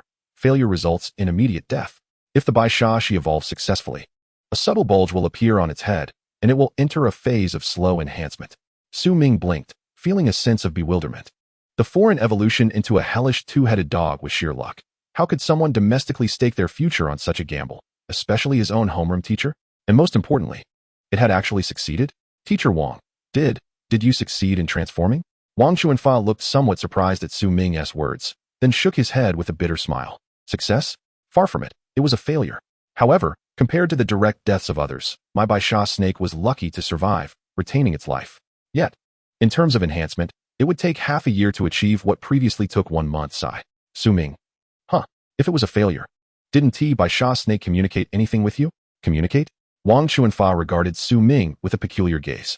It doesn't T even understand its own condition. And you expect me to give it advice? Did you not see that small bulge on its head? At this point, upon seeing Su Ming nod, Wang Chuanfa couldn't help but let out a bitter laugh. I'm not the only one in this situation. Others have also faced similar circumstances. But their hearts were too ruthless, directly bursting the bulge on their beast's head, resulting in immediate death. Not that no one believes this stage is the last before transformation. Some willingly offer their beasts to skilled trainers for experimentation, and without exception, the beasts all perished. Wang Chuanfa sighed, stating that the remaining ones, like me, quietly accompany their beasts. Upon hearing this, Su Ming fell silent, realizing that while some believed they had succeeded, the numerous failed experiments led people to view this situation as a failed semi-finished product. Well, let us not dwell on that. How is the blood-eyed rabbit? Will its evolution encounter issues? You and Wang Jinbao better not blow hot air. Compared to the exchange of questions and answers here, Wang Jinbao and the others had already moved forward, though most of the others were clustered around Qian Ye, who was directly summoned by Wang Jinbao to break through with the Black Scorpion. Wang Jinbao, unable to contain his frustration, spat disdainfully and cast a fierce glare at the approaching crowd, causing them to retreat in fear. Meanwhile, Su Ming was lost in contemplation over the evolution materials for the Bai Sha Baoshi. To reach level 31, required materials include 10 years of beast blood fruit, 1 water elemental snake Lord Inner Dan, 1 ice elemental snake Lord Inner Dan, 1 Lord level dragon saliva crystal, 10 Tianxian water, 1 blood of ice and water elemental monsters each, and 100 water lingji. Steps are as follows, without elaborating further.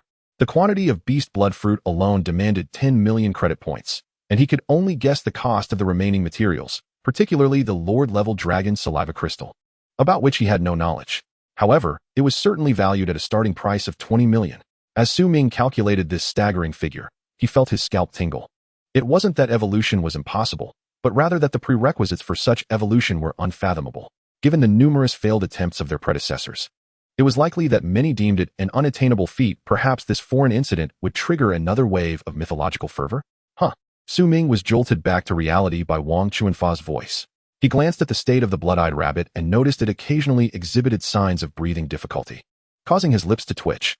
About the blood-eyed rabbit, it seems to be having some trouble breathing at times. Would you consider easing your beast's strength a little? Chapter 67, Explosive Rock Moon Palace. Wang Chuanfa paused, focusing his gaze, and indeed, what Su Ming had noted was accurate. The blood-eyed rabbit's eyes were fluctuating in size under the influence of his beast's cardiopulmonary resuscitation. Ease up a bit. We wouldn't want to cause any issues.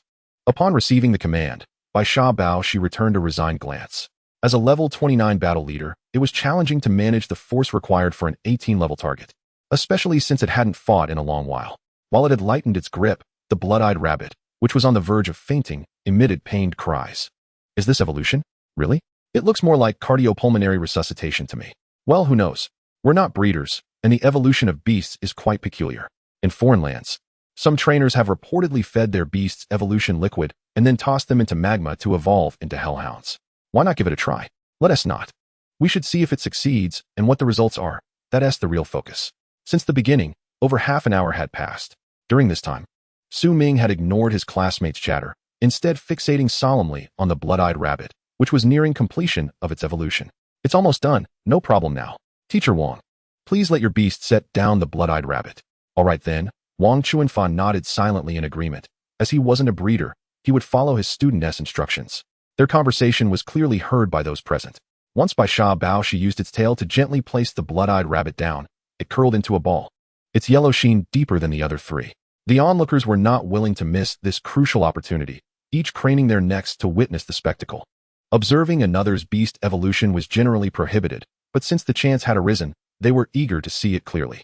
Su Ming noticed the blood-eyed rabbit's legs, which had ceased twitching and had expanded slightly, along with its somewhat earthy yellow fur, indicating that this evolution had indeed been completed. Just as everyone expected the blood-eyed rabbit to rise, the ground suddenly trembled slightly, startling the crowd. What is happening? Am I imagining things? Why does the ground feel like it's shaking? I feel it too. How strange. What could be causing this? The cacophony of voices became disorderly as Wang Chuanfa blinked in surprise, glancing at the stirring blood-eyed rabbit. He uttered, somewhat bewildered, huh? Qianye, somewhat perplexed, thought it was merely coincidental, while the confused Wang Jinbao instinctively moved closer to Su Ming. Su Ming, what is going on? You seem entirely unfazed. Do you know something? Beast, Explosive Rock Moon Palace. Talent, Rare. Level, 21, Battle Leader. Element, Earth. Ability, Great Strength. Evolution Conditions. Dexterity Description, evolved from a variant of the blood-eyed rabbit. It has discarded sharp claws and the ability to skillfully manipulate them, in exchange for enhanced strength and muscle, as well as improved limb attack speed. With significant improvements to its hind leg issues. Su Ming regarded the blood-eyed rabbit's panel, nodding gently. After evolving, the blood-eyed rabbit has advanced 3 levels due to the energy of the evolutionary items and the alteration of its genes, jumping directly from level 18 to level 21, thus entering the battle leader tier. The elemental reactions occurring nearby were merely a consequence of this ascension. There's nothing to worry about. Wang Jinbao blinked in astonishment. How many levels? Could you repeat that? Understanding the situation, Su Ming raised his voice significantly. The recent phenomenon was due to the blood-eyed rabbit evolving and jumping 3 levels.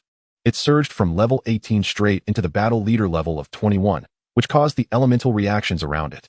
Those who had previously been puzzled by the situation were now wide-eyed, as if they had seen a ghost. Jumping 3 levels? And directly into the next major tier? This kind of occurrence hasn't happened in the past century since the resurgence of spiritual energy, right? This is truly breeding evolution, not just a variant shift.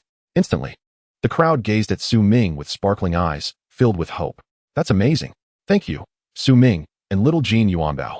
Qianye suddenly rushed over to express her gratitude, unexpectedly wrapping her arms around Wang Jinbao. Wang Jinbao, who had initially intended to celebrate with Su Ming and cash in on the moment, was momentarily taken aback. The explosive Rock Moon Palace also stirred, briefly flashing before appearing before Su Ming. Su Ming observed for a moment, his voice deepening. This is a normal occurrence. It is now called Explosive Rock Moon Palace. Isn't that a beautiful name? Yes. Qianye nodded excitedly, pulling out her phone as though preparing to make a transfer. Seeing this, Su Ming quickly waved his hands. I want to clarify that there are no additional charges here. However, if you insist on sharing a bit of joy, that wouldn't be out of the question. While he gestured with one hand, the other retrieved his phone from his pocket, revealing a payment code. Qianye was unperturbed by this and promptly scanned for 200,000 credit points. By the way, can you check how much my Explosive Rock Moon Palace's evolution liquid concoction will cost? Oh, and this one too, my Huan Kaimi Dai. Buzzing. A butterfly with a wingspan nearing 2 meters appeared above the crowd, further astonishing those already shocked by the tier jump evolution. Beast, Huan Kaimi Dai. Talent, excellent. Level, 24, Battle Leader. Element, Dark Wind. Ability, none. Evolution conditions. Dexterity description. This creature can only be nurtured from a young age. It is nearly impossible to tame or contract as an adult. It can change colors for camouflage, lacking any offensive capability, yet the powder it disperses is toxic and hallucinogenic, ensuring death for monsters below its tier, severely affecting the actions of those of the same tier, even leading to death. This creature can control the quantity of powder it disperses and its propagation speed, capable of saturating a cubic kilometer with this dreadful powder in just 1 minute. Su Ming's mouth fell agape. It was no wonder that Qianye was so generous and willing to part with her money. To be honest, he felt a twinge of embarrassment when he first opened his phone to receive the payment. And to think she possessed a battle-grade monster. If the Huansaimi Dai were released into the woods of their school, it wouldn't take a day before the ground was strewn with the remains of beasts. In other words, nothing could generate wealth as quickly as this creature could. Chapter 68, Targeted Strategy. Wang Chuanfa was momentarily stunned upon seeing the Huansaimi Dai, but a joyful smile soon graced his face. Your previous Sanlin Dai has evolved into a Huansaimi Dai? Why didn't you inform the teacher? Qianye paused for a moment. I did mention it, but when I sent the message, it indicated that the recipient was not on my friend's list. A chuckle escaped Su Ming and Wang Jinbao upon hearing this response, while Wang Chuanfa awkwardly laughed a couple of times. Yeah, you might want to resend the request. The teacher has a favor to ask you, so make sure to do that. Although Qianye was unsure of the nature of the request, Wang Chuanfa's earnest insistence indicated its importance. All right, I will remember. After agreeing to Wang Chuanfa's request, Qianye's eyes sparkled as she turned to Su Ming. Can you tell me how much it would cost for the cultivation liquid for my 2 beasts? Let's calculate it on a monthly basis. Monthly basis? Su Ming hesitated. Well, we are friends too, and I have classes to attend. Let me think it over and I will message you later. You can bring the materials when the time comes. After saying this, Su Ming examined the condition of the 2 beasts and noted down the materials and methods required for their cultivation liquid from the compendium. All right, I will take my leave for now. I do not wish to disturb you and Xiao Jin Yuanbao, as well as the other students during class. As she departed, Qianye couldn't help but glance at the now transformed Baoyan Yuegong, especially admiring the changes in its hind legs. That Lu Ting truly recommended me a treasure of a cultivator. If I were as stubbornly traditional as those others, I might still be waiting for my Xuan Tu to evolve. Baoyan Yuegong, let us go. Ji. Baoyan Yuegong responded, gently embracing Su Ming, then playfully thumped its chest before the nearby Debao Rin could react. Meow. What do you mean you have something to find me for? I, Debao, am no less capable than you. Ignoring Debao's protest, Baoyan Yuegong leaped gracefully to the side of the car. Having evolved, it had grown significantly larger and its muscles appeared more defined. The back seat was too cramped, so it had to squeeze into the trunk. Qianye's departure was not the conclusion of the event, but rather the beginning of something more significant. Wang Chuanfa surveyed the eager students, and after years of teaching, he could easily discern their thoughts. All right, let us turn this class into a self-study session. I have other matters to attend to. With that, Wang Chuanfa exited, prompting the students to swarm forward. Su Ming, can you tell me how much it would cost to prepare the cultivation liquid for my Tsudu Niao? Su Ming refrained from answering immediately and instead countered, what is your budget? Seeing the hesitation on the lips of the previously enthusiastic classmates, Su Ming and Wang Jinbao exchanged knowing glances. Enthusiasm is a fickle thing. One must discern whether it is genuine or merely a fleeting passion. As the atmosphere grew quieter, Su Ming cleared his throat. All right, everyone, please call your families and discuss this with them. The materials and preparation of the cultivation liquid will require a substantial amount of money. It could be as little as several thousand credit points or potentially reach tens of thousands. As soon as Su Ming finished speaking, Wang Jinbao chimed in to assist with the promotion. After all, while Su Ming earned from the preparation, he profited from the materials. Meanwhile, Wang Chuanfa, hastily departing, instructed by Xia to return and continue the pretense before striding toward the administrative building, ultimately arriving at the principal's office. Upon entering, he found Lu Jun, visibly agitated, raking his fingers through his hair, prompting a chuckle from Wang Chuanfa. Lu Jun, annoyed by this laughter, snapped, what is wrong with you, Baldy? How can you still find humor in this? If that lord in the lake isn't dealt with, just wait and see how we both perish.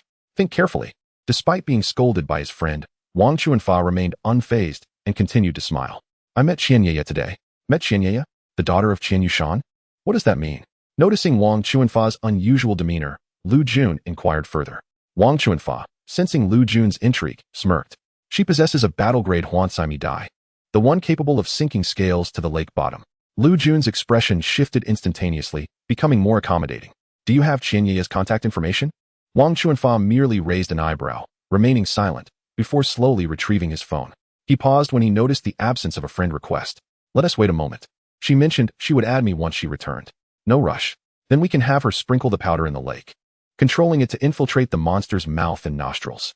With all the monsters beneath the battle leader slain, even if the leader survives, it will be severely weakened. At that point, the lake's monsters will be dropping like flies. How could that lord maintain composure? Lu Jun pondered for a while before nodding slowly, recognizing the potential merit. not just a little merit. That creature cannot possibly hold itself together. I refuse to believe that once all the monsters in the water are dead, it will still remain calm. At that time, we only need to consider two factors: whether we can protect Qianye's Huansai Dai from any mishaps, and whether we can manage to capture that creature. A complete Lord-grade monster. If the inner Dan is fed to my Bai Shi, there's a chance my Bai Shi could also ascend to the Lord level. After hearing this, Lu Jun cast a glance at Wang Chuanfa and silently nodded. Yes, we should discuss this with Qianye. In a place like Baiyan City, acquiring the inner Dan of a Lord-grade monster is no easy task. We should offer Qianye a generous deal to secure that inner Dan. As their discussion concluded, the two sat in silence within the office. After a while, Wang Chuanfa cautiously looked at Lu Jun and suggested, "Would you like to let Su Ming take a look at your beast? His identity as a cultivator carries considerable weight." Upon hearing this, Lu Jun raised an eyebrow, clearly intrigued. "What do you mean?" Today, he accepted an order for a customized evolution, which was Qianye's second beast, the Shuyan Tuesday. Not only did it rectify its racial defects, but it also surged from level 18 to a battle level of 21. My Bai Shi has been considering seeing him. Who knows, if he advances a bit further, my Bai Shi might genuinely have a chance of transformation. Lu Jun fell into contemplation. Currently, they had only two Lord-grade beasts on their side, a 35-level Di Jiaxiong and a 31-level Bai Yu Yao Zhuahi. This configuration might not be sufficient to guarantee the defeat of the Lord lurking at the lake. After all, if the opponent was determined to play it safe, there would be little they could do. The poison from the battle-grade Huan Sai Dai would struggle to make a significant impact, especially in the enemy's territory. Suddenly, Lu Jun realized, "Are you suggesting that you, as the homeroom teacher, are skipping class?" Before Wang Chuanfa could respond, Lu Jun continued, "Never mind. It's just a cultural class. It pales in comparison to the students directly enhancing their strength. In the future, please inform me of such matters in advance. Contact Qianye, and I will ensure the issues in the forest are resolved." Wang Chuanfa nodded affirmatively at his phone. Meanwhile, Su Ming and Wang Jinbao were busy organizing the list for those intending to purchase materials and the preparation of cultivation liquids. "I shall take a look. A total of 7 items. Considering the discount, I estimate the materials can be sold for approximately 850,000 credit points. What is your processing fee?" Wang Jinbao, having turned off his computer, glanced at Su Ming, who was engrossed in playing with a cat. "As for the nurturing liquid for servant-level monsters, it's quite straightforward. Let's set it at 50,000 each, which amounts to 350,000. Typically, one batch can yield 2 to 3 portions, significantly cheaper than the market price. Have you altered the order of the materials?" While responding to Su Ming, Wang Jinbao sent the required materials to his company's staff. "I have indeed mixed them up. Even if someone has ulterior motives, it is of no consequence. If they were to follow the materials I provided, it would lead to the death of the beast medicine." As Su Ming spoke, he exchanged a knowing glance with Wang Jinbao, and they both chuckled in unison. 7 days swiftly passed. At this moment, Su Ming was in his dormitory preparing the nurturing liquid needed by his classmates, including Lu Jun and Wang Chuanfa. After a week, both he and Wang Jinbao's beasts had reached level 11, and the two had taken leave that morning to apply for their intermediate beast master certificates in the city. The elite level is merely the beginning for beast masters, as it signifies the most crucial phase of evolution. The kitchen in the dormitory had undergone renovations, personally overseen by Lu Jun, due to the increasing number of visitors. The original kitchen was too cramped, so they demolished the wall separating it from the seldom-used storage room to create more space. While he was focused on the various boilers, his phone buzzed in his pocket.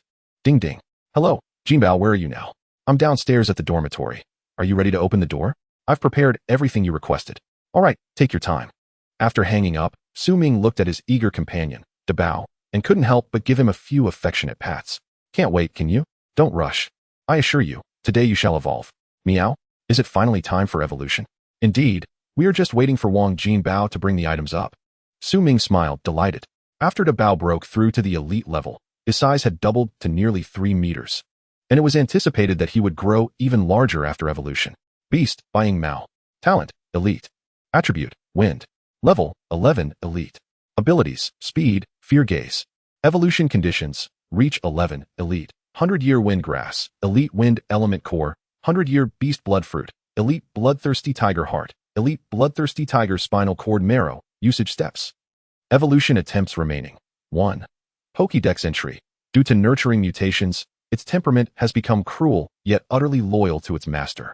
With a strong territorial sense and an intense desire to attack, employing vicious means and a penchant for hunting. When a beast or monster reaches level 11 and enters the elite tier, it confirms its own attributes. Bao's attribute being wind was within Su Ming's expectations. Tap. Huh. I was just about to knock. Why did the door open by itself? Wang Jinbao, carrying several bags, pushed the door open with a puzzled expression. I never actually closed it. I merely pulled it shut. Su Ming rolled his eyes and stepped forward to take the items from Wang Jinbao's bags. After handing over the bags, Wang Jinbao pretended to ponder. Su Ming, we are now intermediate beast masters. Have you thought about what your second beast contract will be? The second beast contract is obtained when the initial beast of a junior beast master reaches the elite level. Becoming an intermediate beast master also means that the initial beast cannot be replaced, and one can engage in simple mental communication with their initial beast. Hearing Wang Jinbao's inquiry, Su Ming was momentarily taken aback, then expressed a look of resignation. The second beast? Let us not rush. I want to nurture Bao to the battle leader level first. Heaven knows how much it costs just to elevate an elite beast to battle leader. Wang Jinbao glanced at Bao and nodded silently. This Buying Mao was rather possessive, so it was best to refrain from speaking carelessly. I was thinking of waiting for my Heisei to evolve before contracting another beast. At that time, I will rely on you, my busy friend, to assist me. Accepting the bags, Su Ming nodded slowly. All right, I will transfer the money to you. Remember to check. Good, I need to head home now. Tomorrow, I will bring the beast I have selected for you to see. After seeing Wang Jinbao off, Su Ming, under Bao's eager gaze, began to unpack the items from the bags. Spirit item, 100-year beast blood fruit. Pokédex entry, a fruit born from the mutation of spirit plants, resulting from the corpses and blood left by monsters in fierce battles after the revival of spiritual energy. It can also be used to shorten the maturation cycle by feeding to monsters. Consuming it can significantly enhance a monster or beast's capabilities. Particularly recommended for strength type and defense type monsters. This Pokédex entry is different from what I saw on the official website. This item can actually be artificially accelerated? Meow. It smells so good. Master, I want to eat it. Glancing down at Bao, whose eyes were nearly buried in the 100-year beast blood fruit, Su Ming playfully tapped his head. This is not for you to replenish your strength. It's reserved for your evolution materials. Be patient. As soon as Su Ming finished speaking, Bao obediently sat on the ground, silently watching him unpack the other items, though the drool steadily flowing from the corners of his mouth betrayed his true feelings. Upon opening the second package, he found an exquisite box containing a pale green orb. Spirit item, Elite Wind Element Core. Pokédex entry, an inner core formed within an elite monster, containing the energy of that monster's attributes. It can be used for ornamentation and integrated into evolution materials. Is this what a monster's inner core looks like? After merely glancing at it, Su Ming placed it back in the box and opened the final package. Spirit item, 100-year windgrass. Pokédex entry, a plant nurtured by nature after the revival of spiritual energy, growing in the mountains and rivers that are constantly swept by winds throughout the seasons. As for the remaining bloody substance and the chunk of meat, Su Ming did not bother to take them out, as these two materials were primarily used to extract the blood essence of the bloodthirsty tiger, leaving behind a pile of useless residue afterward. With all the materials prepared, he ignited the stove. Holding the three items, Su Ming strode directly to the kitchen, with Bao skillfully following behind. After checking the boiler where the nurturing liquid was being prepared and confirming everything was in order, Su Ming opened a new pot and readied the measuring cup to extract the evolution liquid for Bao. Chapter 69, Bao, I dare not sleep. First, grind the wind grass into a pulp, mix it into the bloodthirsty tiger's heart and spinal cord marrow, stirring thoroughly, adding water to just cover it. When the water boils, drop in the inner core. The energy from the inner core will assist in extracting the material's essence in the boiler. After 25 minutes, add the entire 100-year beast blood fruit, and finally, add water to cover it. Su Ming observed Bao diligently following the instructions step by step. Once the lid was secured, he resumed checking the progress of the other nurturing liquids. This one is ready. It's done. He labeled and neatly arranged about 3 test tubes of the nurturing liquid on a nearby shelf before continuing his inspections. In contrast to Su Ming's multitasking, Bao was fixated on his share of the evolution liquid, his large eyes filled with anticipation. Meow? Master, is it ready? Not yet. It will take a little longer. Su Ming instinctively turned to check the situation. About a minute later, meow?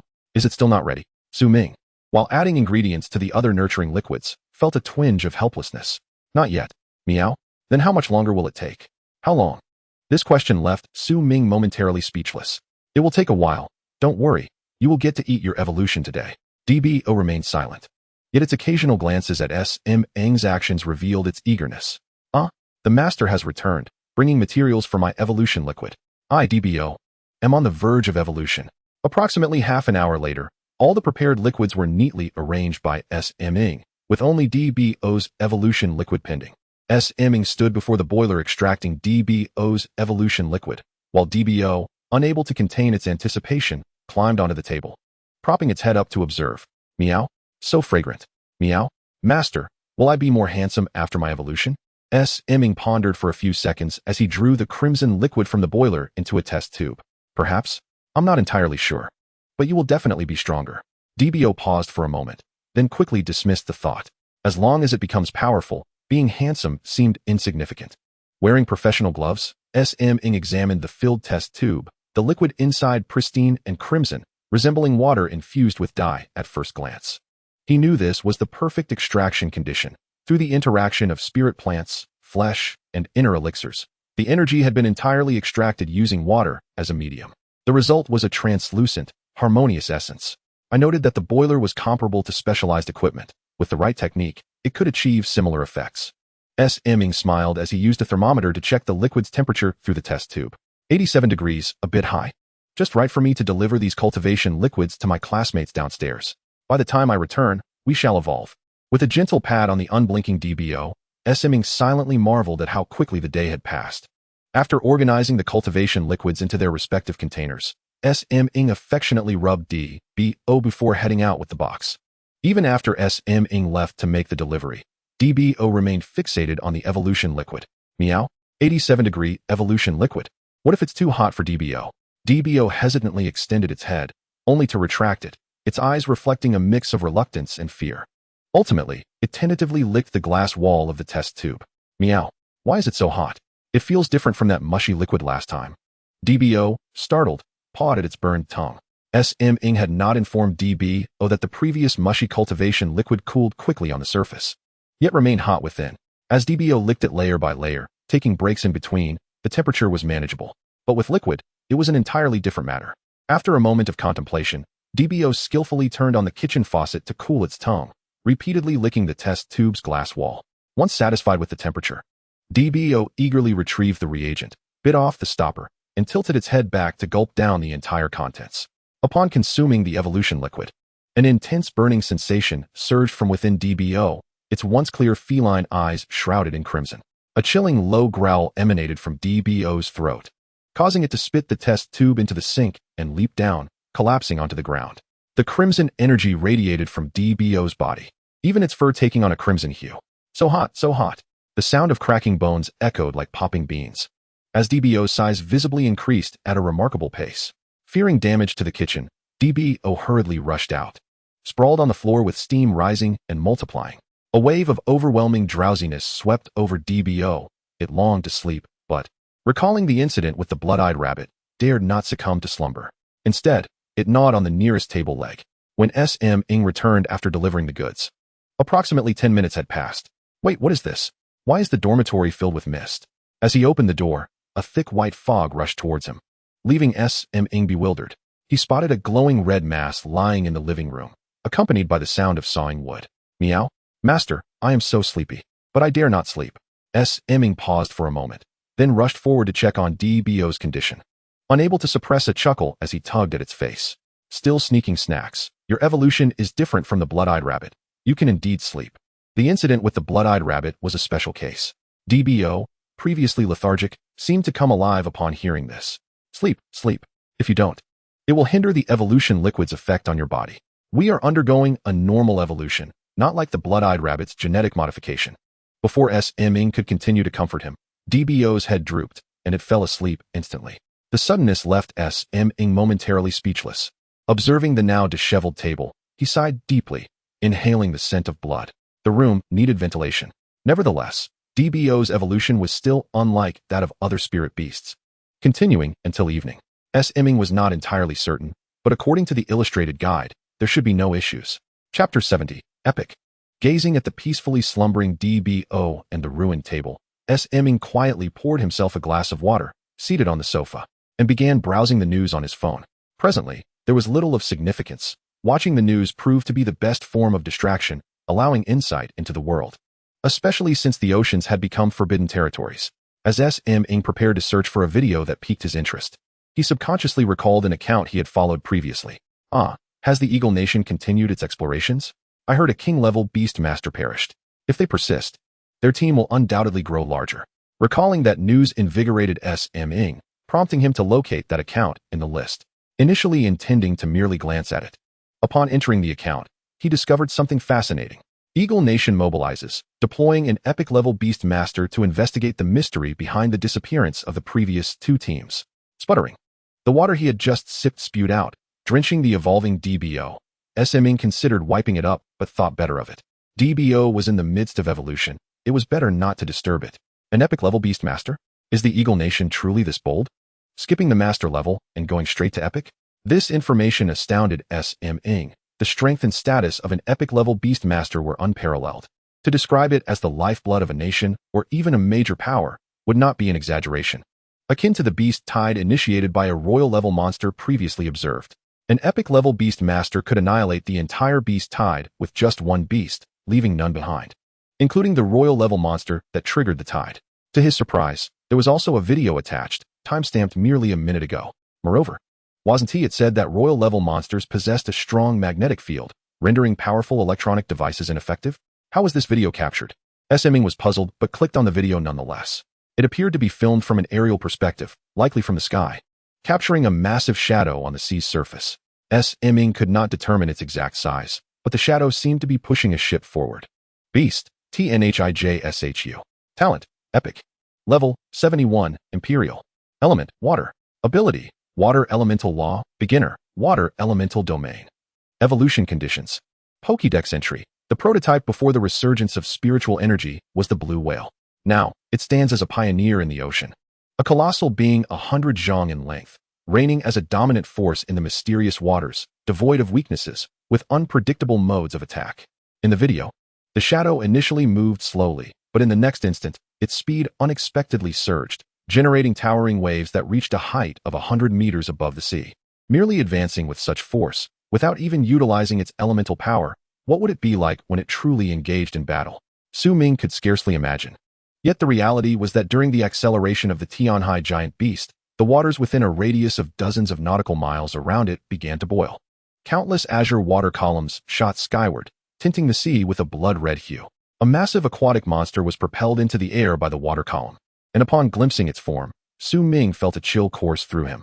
It resembled an octopus, a deep green hue enveloping its body, with an excess of limbs that rendered them indistinguishable, as if the central head were brimming with tentacles, each branching into new appendages, each adorned with numerous dark spots. As the water column lifted it, Su Ming discerned the monster's head, which bore a multitude of glimmering eyes, not just one, but a multitude of brownish eyes. Monster, Sea Demon Corpse Ghost Squid. Talent, Rare. Level, 63, Royal. Element, Water. Ability, Mastery of Water Element Control. Evolution Conditions. Pokédex entry. A terrifying creature that undergoes horrific mutations upon consuming unidentified entities, prompting its evolution. It delights in assaulting all objects that surface in the sea, tearing them apart with its tentacles and devouring them, whether they are living or inanimate, with a particular fondness for the corpses of larger monsters. Its numerous teeth can be counted in the millions, capable of entangling creatures twice its size. The ink it expels contains an exceptionally potent contact-type neurotoxin, yet it can also be utilized for medicinal purposes in humans. In the video, at the moment the Sea Demon Corpse Ghost Squid was thrust into the air, the Tianhai giant beast, previously concealed beneath the waves, began to ascend to the surface. Its entire form shimmered a deep indigo, with whiskers adorning its mouth, and upon its head, a pair of large eyes with vertical pupils. Its slightly ajar mouth revealed a multitude of pale teeth, and curiously, its physique did not appear overly bulky. Strangely, this creature did not evoke the image of a whale for Su Ming, but rather something else, though he could not quite grasp what it was. As the Tianhai giant beast burst forth from the ocean, it opened its mouth wide, poised to catch the descending Sea Demon Corpse Ghost Squid. From the aerial perspective, the sizes seemed perfectly matched. Sensing an instinctual fear stemming from the overwhelming difference in life levels, a waterspout suddenly manifested on the sea's surface, forming with astonishing speed. The Sea Demon Corpse Ghost Squid attempted to return to the ocean along the waterspout, while the Tianhai giant beast silently observed this scene, choosing not to intervene. However, a series of azure light spots began to illuminate from the Tianhai giant beast, casting a blue hue not only upon the sky, but also enveloping the surrounding space. In that moment, the Tianhai giant beast appeared to be the very core of the world. The once tumultuous sea calmed, and the end of the water spout connecting heaven and sea inexplicably shifted to the mouth of the Tianhai giant beast. The blue light spots in the air accurately penetrated the water, merging with the body of the sea demon corpse ghost squid, and a massive clump of pitch-black ink was forcibly extracted from within it, rendering the creature that had been struggling lifeless. The Tianhai giant beast then consumed it whole, and the video abruptly ended. Su Ming remained momentarily stunned, lost in contemplation of the scene he had just witnessed. Despite being a level 63 royal monster, it displayed an overwhelming sense of helplessness when confronted with a similarly elemental imperial beast. The culprit was the sea demon corpse ghost squid, a creature that relishes in attacking all objects that appear on the ocean's surface. Gazing at the concluding words, Su Ming inhaled deeply. Just as he was still savoring the moment, nightfall had quietly descended, and his companion, Da Bao, began to stir.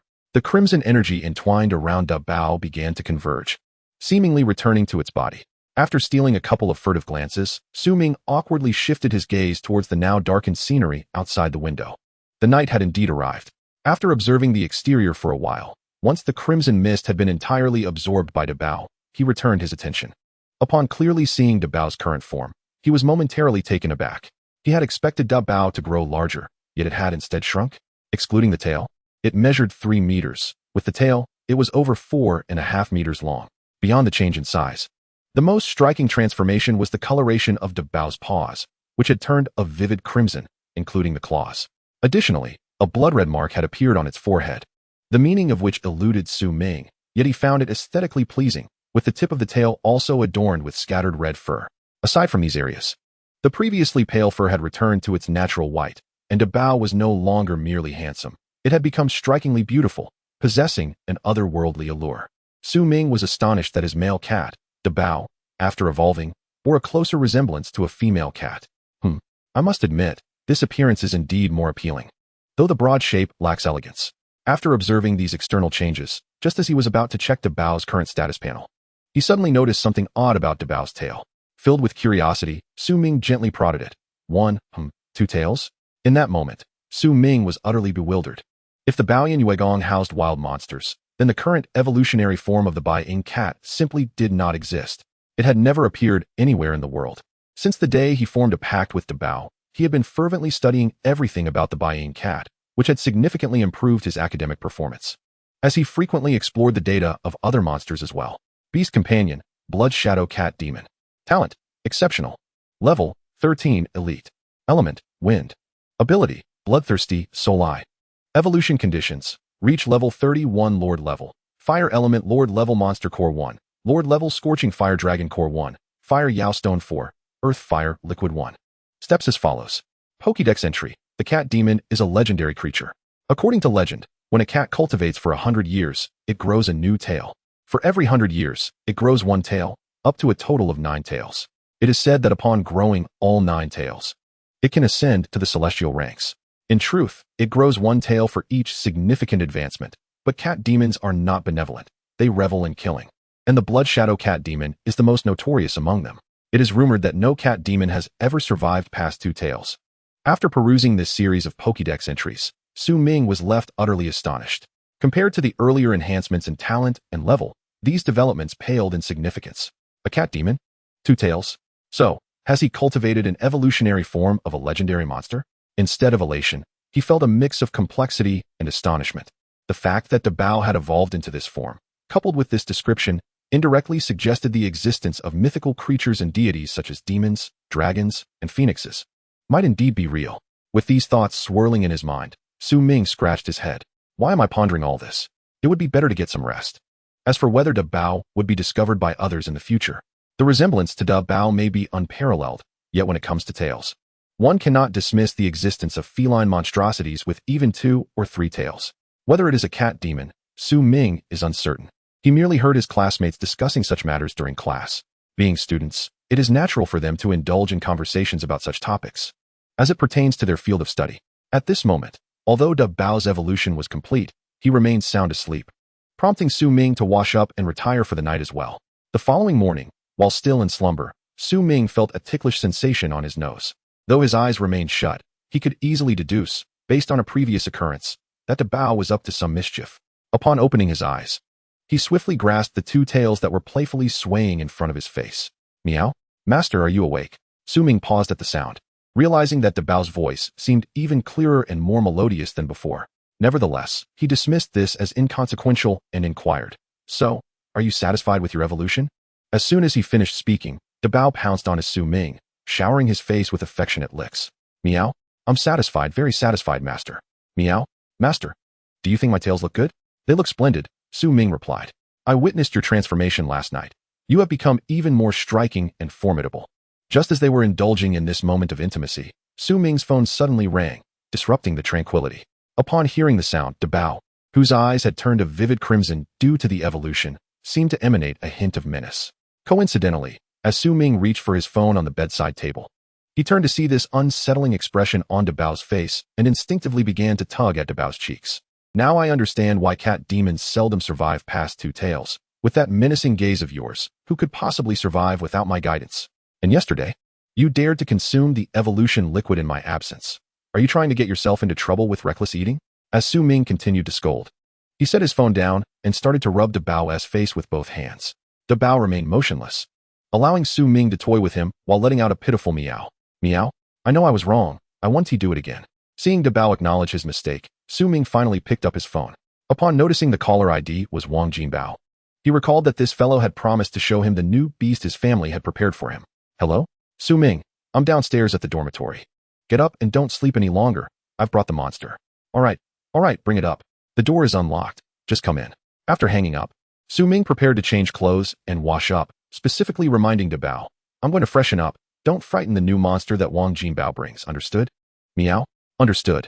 Seeing Dabao's attitude improve, Su Ming felt reassured as he headed to the bathroom. As the sound of flowing water filled the air, Dabao's previously docile gaze transformed dramatically. His crimson eyes seemed to emit a faint glow. Meow? New monster? Let me see what little Jinbao has brought me. Chapter 71, Blood Contract. Dabao leisurely positioned himself at the door, his 2 tails occasionally swishing behind him, his gaze fixed intently on the entrance. He moistened his lips with his tongue and awaited silently. A few minutes later, a knock echoed, and the door swung open, with He Xie leading the way, followed closely by Wang Jinbao. Su Ming, are you just waking up and washing up? As Wang Jinbao stepped inside, he noticed the large cat sprawled at the door, its size seemingly inconsistent with that of an elite-level Dabao, and the fact that it had 2 tails. You are Dabao, the one who completed the evolution yesterday? Recalling the materials he had personally delivered the previous day, Wang Jinbao couldn't help but rub his hands together. Oh my, this is absolutely stunning. Those claws, tails, and the tuft of red fur on the forehead, not to mention those bright red eyes. Dabao, however, was less interested in the praise and focused solely on the multi-legged creature trailing behind Wang Jinbao. Meow? What is that? A centipede? Following Wang Jinbao was a crimson centipede measuring over 60 centimeters, adorned with distinctive patterns along its back. As soon as Dabao laid eyes on it, the centipede, which had been curiously inspecting the room, immediately curled up and clung to Wang Jinbao's leg, trembling and burying its head. Noticing his calf suddenly constricting, Wang Jinbao's lips twitched. You were quite brave at my place. Why do you cower before Dabao? He dared not use his hands to pry it off, for he had yet to establish a contract with the creature. After all, this centipede was a gift from Qianye, raised by humans since its youth, and thus unafraid of them. Otherwise, he would have had He Xie carry it here. Observing the centipede's behavior, Dabao disdainfully flicked it with his tail. The once trembling centipede suddenly went limp, lying on its back, as if lifeless. Meow? What is this? A little trash. Dabao turned and sauntered back into the living room, expecting Wang Jinbao to reveal a more impressive creature as a new beast. Instead, he was met with this cowardly specimen. This is less intimidating than that black scorpion that dared to show its claws at me. As Dabao walked ahead, He Xie followed, momentarily stunned. Hiss. Meow? Tell your master to have my master customize an evolution. It's not too expensive, just 18 million. Upon hearing this, He Xie immediately turned to Wang Jinbao, conveying the information through their mental link. Wang Jinbao's expression twitched at the sound of that childish voice in his mind. Good heavens. 18 million, and you expect me to pay without bargaining? How unreasonable. Fortunately, at that moment, Su Ming emerged from the bathroom, towel in hand, wiping his face. Have you arrived? This centipede is the monster your family prepared for you? Yes, Qianye sent it to me. Can you estimate its value in the market? Oh, and could you arrange for an evolution for He Xie as well? Surprised by this request, Su Ming responded, Qianye sent it to you, and you want me to assess its value? Arranging for an evolution is certainly feasible. As a businessman, just let me know its market value, and I can gauge the situation. Besides, I need to see if it's suitable. Hearing this, Su Ming did not argue, but instead approached the centipede that was still pretending to be dead. So you fancy insects, huh? All right, let me show you. As Su Ming leaned in closer to inspect the centipede, Da Bao swiftly joined him. Monster, Chi Hua Hei Wen Wu, feigning death. Talent, rare. Level, Force Servant. Ability, Fire Poison. Evolution conditions, Pokédex entry, a hybrid of the Chi Hua Wu and Hei Wen Wu. Inheriting the exceptional fire poison of the Chi Hua Wu and the robust physique of the Hei Wen Wu. This creature enjoys feigning death for ambush and supportive attacks, preferring to consume avian and rodent monsters.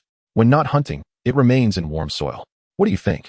In response to Wang Jinbao's inquiry, Su Ming fell into silence. The value of an elite talent could reach hundreds of thousands, while an extraordinary one might exceed 1 million. For a creature of rare talent, its market price could soar to several million. Su Ming observed Wang Jinbao intently, his expression complex. Why are you looking at me like that? Is it valuable? 18 million.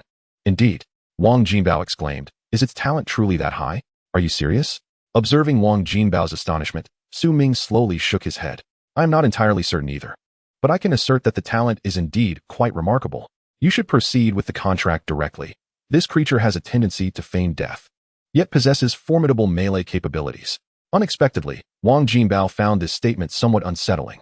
Why would that woman provide me with such a valuable monster? Something feels amiss. Su Ming silently regarded Wang Jinbao, enveloped in profound contemplation. He recognized that while girls may exhibit a certain naivety, witnessing a man reach such depths of absurdity was indeed peculiar. You should initiate the contract first. There will be ample time to deliberate on this matter later. Upon hearing this, Wang Jinbao gradually nodded in agreement. After all, how could I refuse something so precious that is being given to me for free? He extended his finger, intending to insert it directly into the mouth of the Chihua Haiwenzu, only to be grasped by Su Ming. What's wrong? Puzzled, Wang Jinbao instinctively looked up at Su Ming, who merely inclined his head. The next moment, his finger was sliced open by something extraordinarily sharp, and he barely felt any pain. This creature possesses fire toxin. Let it bite you, and you will surely be in agony. Oh, right, that makes sense. Come, let us proceed. Coming to his senses, Wang Jinbao placed his finger on the mouth of the Chihua Haiwenzu. As blood dripped down, the centipede ceased its charade of feigned death, its mandibles fastening onto Wang Jinbao's finger to begin sucking. Approximately a minute passed, and Wang Jinbao's complexion paled further as he slowly uttered, "Communion of hearts, blood becomes the contract." Hearing Wang Jinbao's voice, Su Ming immediately began to retreat with Daba, while the black scorpion synchronously followed suit. As Wang Jinbao finished speaking, the Chihua Haiwenzu began to emit sounds, and a crimson circle suddenly appeared, enveloping both the man and the centipede. With Wang Jinbao's continuous incantations and the Chihua Haiwenzu's persistent noises, myriad mysterious and obscure runes began to manifest within the red circle. From this day forth, we shall live and die together, supporting each other and progressing in unison. Chapter 72, A Mutual Exchange. As Wang Jinbao completed his declaration, he withdrew his hand, and the runes on the ground began to coalesce. At that moment, the Chihua Haiwenzu expelled a thick stream of blood towards the contract formation, igniting it to its fullest potential, ultimately transforming into a radiant light that surged into the bodies of Wang Jinbao and the Chihua Haiwenzu. The contract was successfully established, and Wang Jinbao, pale and unsteady, attempted to lean on the table, only to discover that it had rotted away. In confusion, he swiftly seated himself on a chair. Su Ming, why does this table feel like it has been gnawed away by something? Observing the bite marks on the table legs, Wang Jinbao mumbled to himself. Su Ming did not respond, but began operating a tablet beside the door. Yes, my Daba bit it yesterday. Daba informed me that your black scorpion requires custom evolution, correct? It won't cost 18 million, just 150,000. Wang Jinbao, still settling into the chair, felt his legs weaken upon hearing this. Is it really that steep? Su Ming glanced at the bewildered Wang Jinbao before confirming the order for the furniture on the screen. Fortunately, your family is not short on funds. The custom evolution will surely be executed to perfection, and I guarantee your satisfaction will overflow. I would not exert such effort for anyone else. Meanwhile, the black scorpion, teaching the new subordinate, swiftly swatted the Chihua Haiwenzu aside and approached Wang Jinbao. Hiss hiss. Wang Jinbao's mouth twitched uncontrollably as he listened to the conversation through their mental link. What a super discount. You fool, do not discuss business matters with me again.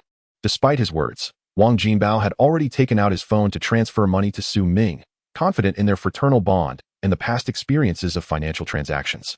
Regarding the materials, I will have my family bring them over. By the way, I recall you mentioned the evolution topic during last Monday's cultural class, didn't you?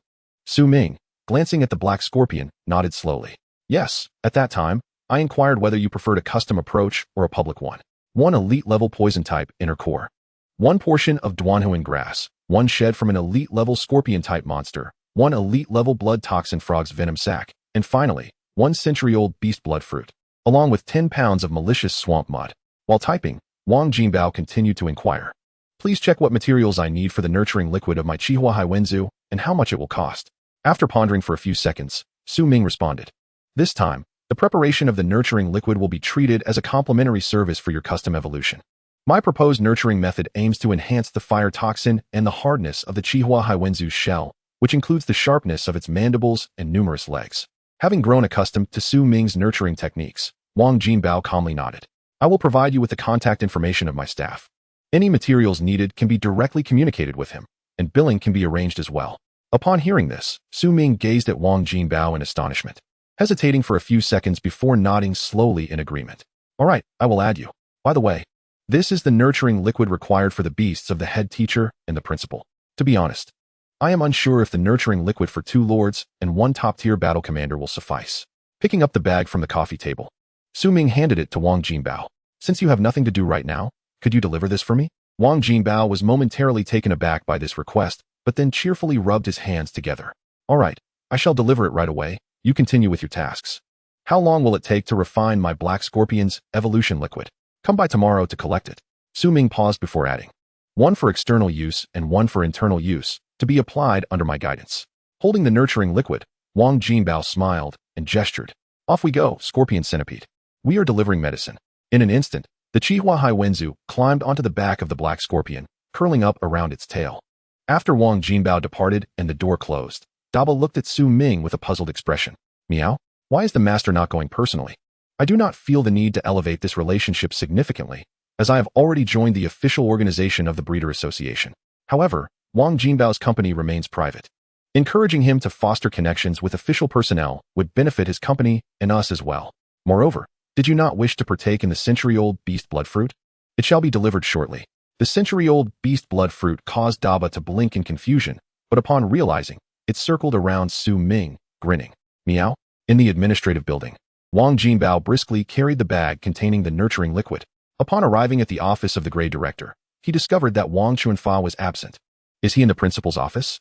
Filled with uncertainty, Wang Jinbao proceeded to the principal's office on the top floor. The door was ajar, and while ascending the stairs, he heard voices, but the noise ceased once he reached the top. Approaching the entrance, Wang Jinbao noticed Lu Jun and Wang Chuanfa, one seated in a chair and the other on a sofa, gazing at him. Lu Jun's gaze immediately locked onto the bag in Wang Jinbao's hand. Is the nurturing liquid for our beasts contained within that bag? Indeed, Su Ming is still preparing the nurturing liquids for other students and is unable to attend. I happen to be free, so I offered to assist with the delivery. Upon hearing this, Lu Jun and Wang Chuanfa exchanged knowing glances, raising their eyebrows in unison. After a brief silence, Lu Jun nodded lightly. Thank you for your efforts. Place it here. By the way, what level of Beastmaster is your father? Without any hesitation, Wang Jinbao answered earnestly. He is a senior Beastmaster, with the strongest beasts reaching level 30. Upon hearing this, Lu Jun's brow furrowed. That is insufficient. Have your father put in more effort and perhaps spend a bit more money to level up. This caliber cannot bear such responsibilities. Initially apprehensive, Wang Jinbao's heart soared upon hearing those words, and he could not help but nod vigorously. I understand. Principal, farewell, Wang Laosher. As he witnessed Wang Jinbao's departure, Lu Jun quietly extracted a cigarette from his pocket and lit it. Indeed, this chubby Wang Jinbao possessed a keen intellect far surpassing that of his father. Wang Chuanfa remained silent, merely extending his hand. Lu Jun, noticing this, rolled his eyes and tossed the entire pack of cigarettes over. Who could argue otherwise? Initially, we believed that Su Ming's future would be promising, yet now it is Wang Jinbao and his family who are destined for an even brighter future. Oh, what a mutual achievement this is. Lu Jun cast a glance at the jovial Wang Chuanfa, his expression shifting to one of exasperation. This group of businessmen certainly had a keen sense for opportunities, aware that the government was about to recruit leading material suppliers from various regions. However, it remains uncertain how many formidable competitors will emerge this time compared to the last round of breeder coordination. This is inconsequential, even if Wang Jinbao were not to come. I had already planned to notify Wang Duobao, as his family's material company is the largest in Baiyun City. After finishing his cigarette, he exhaled a puff of smoke and continued. So, what did Qianye say? Does she have time tonight? Yes, Wang Chuanfa replied, extinguishing the cigarette, but just ensure that someone is on guard. There won't be many people at night, and it will be easier to maneuver if there are any whispers in the city. Lu Jun nodded silently. The breeding liquid is no longer of use. We must set off. Let us store the beasts in the beast space and travel light to the lake in the eastern part of the city. Inform Qianye to prepare. It is now past 4 in the afternoon, and we will act at midnight. The lake is currently quiet, and we shall catch that beast off guard. At this point, Lu Jun paused, contemplating that perhaps he would need your white snake to act as bait by the lake to lure that beast out. I will refrain from making a move until it emerges.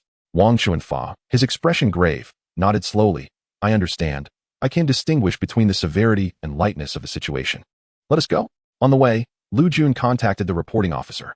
He instructed the teams stationed at Baiyun Lake in the east to dissuade all beast masters preparing to leave the city, as well as those who had already exited, to return immediately. Inform them that a simulated beast tide exercise will be conducted in the coming days, and no beast masters are allowed in the wild to prevent accidental harm to each other's beasts. If Qianye arrives first, ensure she is allowed entry without hindrance. Understood? As soon as Lu Jun finished speaking, a resolute response echoed from the other end of the line. Yes, we will ensure the mission is completed. After hanging up, Lu Jun glanced at Wang Chuanfa, who was driving, and inquired, how did your discussion with Qianye go? If it truly comes to fruition, would she be willing to part with the Lord-level inner core? Hearing this, Wang Chuanfa rubbed his face, somewhat bewildered by Lu Jun's inquiry. You should speak up. That girl wants nothing. It makes me feel rather embarrassed. Wants nothing? Lu Jun's eyes widened slightly. The most expensive things are often free. We shall see what that girl truly seeks from us. At this juncture, both fell into silence, continuing their journey towards Baiyun Lake. Meanwhile, in the senior year department, Su Ming had just returned to his dormitory after receiving a series of materials from Wang Jinbao's employees. Debao here. Upon entering the dormitory, a bright red fruit arched gracefully towards Debao. A red and white striped tail wrapped around the thrown beast blood fruit. Meow, thank you, master. As the century-old beast blood fruit entered his mouth, the crimson juice trickled down the corner of Debao's mouth. Su Ming only approached the kitchen after Debao had consumed it. One for external application, one for internal use. He extracted a massive empty shell from the box and placed it into the large boiler. Next, he took a box from within the container and poured out the black mud inside. Finally, he added water until it was submerged and began to heat it. While the external application was heating, the internal concoction remained. Using tweezers, he carefully placed the poison sac of the blood-toxic frog into a measuring cup, topped it with the Duanhuan grass, and sealed it for heating. Truth be told, every time Su Ming engaged in these actions, he felt as if he were preparing a meal. After finishing the century-old beast blood fruit, Debao cleaned the living room floor and promptly returned to his room to sleep. After all, the century-old beast blood fruit is a rather potent spiritual plant with numerous uses, including directly feeding beasts to enhance their strength and vitality. As time passed, Su Ming, donning a gas mask, conducted the final adjustments and bottling in the kitchen. He emerged from the dormitory with the still warm, foul-smelling, purplish-black reagent and a box. Wang Jinbao, open the door. Your black scorpion's evolution liquid is ready. Hurry, hurry, come in. I can hardly wait. Why are you wearing a gas mask? The door swung open swiftly, revealing an excited Wang Jinbao who rubbed his hands together in anticipation. The black scorpion remained steadfastly beside him. Hiss hiss. Ignoring the black scorpion, Su Ming handed the reagent to Wang Jinbao and placed the box on the floor. This stuff smells terrible. You should take the night off and open the windows in your dormitory for ventilation. Return tomorrow. As Su Ming spoke, he searched for something in the dormitory, eventually moving to the coffee table and dragging it away. Wang Jinbao lifted his head, and the black scorpion dashed over. Hiss hiss. The newly joined red fire-black striped centipede lay perplexed on the sofa, and Su Ming merely glanced at it, remembering to bring it along. Otherwise, it would be a dead giveaway. That box is for external application. The toxicity is quite high, and I can't use that boiler anymore. Ensure you take proper precautions when applying it to your black scorpion. Right now? Didn't you say it's highly toxic? Wang Jinbao asked, somewhat dazed. He opened the box in front of the black scorpion. After comparing the quantities, Su Ming slowly nodded. The evolution liquid is not toxic. Apply it evenly and leave the reagent for your beast. Take this centipede back and let the black scorpion eat it on its own. I must take my leave. As soon as he finished speaking, Su Ming left Wang Jinbao's dormitory without a trace of reluctance. The external application mud was indeed quite foul, yet upon opening, It did not smell as terrible as expected. However, this evolution liquid certainly did not appear to be anything beneficial. Hiss hiss. Just as Wang Jinbao finished speaking, the black scorpion expressed its discontent, prompting Wang Jinbao to console it helplessly. It's a good thing for you. Once Wang Jinbao donned the prepared protective gloves, he inserted his hand into the external application's black mud and pulled out a handful, realizing how misguided and laughable his previous thoughts had been. Sniff, sniff. Ugh, ugh. Hearing the commotion at the door, Su Ming could not help but shake his head. There was no other choice. The better the solution, the more foul it would smell. A little hardship is to be endured. Everything at the school seemed to be proceeding in an orderly manner. While a heavy atmosphere loomed over the eastern side of Baiyun City, the sky had turned dark. Were the beast masters outside the city persuaded to return? Report. All beast masters who exited the city through proper channels have been persuaded to return. Lu Jun nodded slightly at this information. You teams 1 and 2 must hold the exit positions tonight and ensure that the inspectors in the city patrol diligently. Do not let any anomalies arise. Tonight is not a night for jokes. Yes. Chapter 73, The Battle Against the Monster.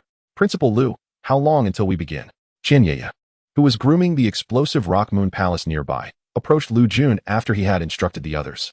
It must be noted that after Su Ming's blood-eyed rabbit evolution, the explosive Rock Moon Palace exuded much more confidence than before, as the blood-eyed rabbit previously required the assistance of its illusory color butterfly to ensure accuracy.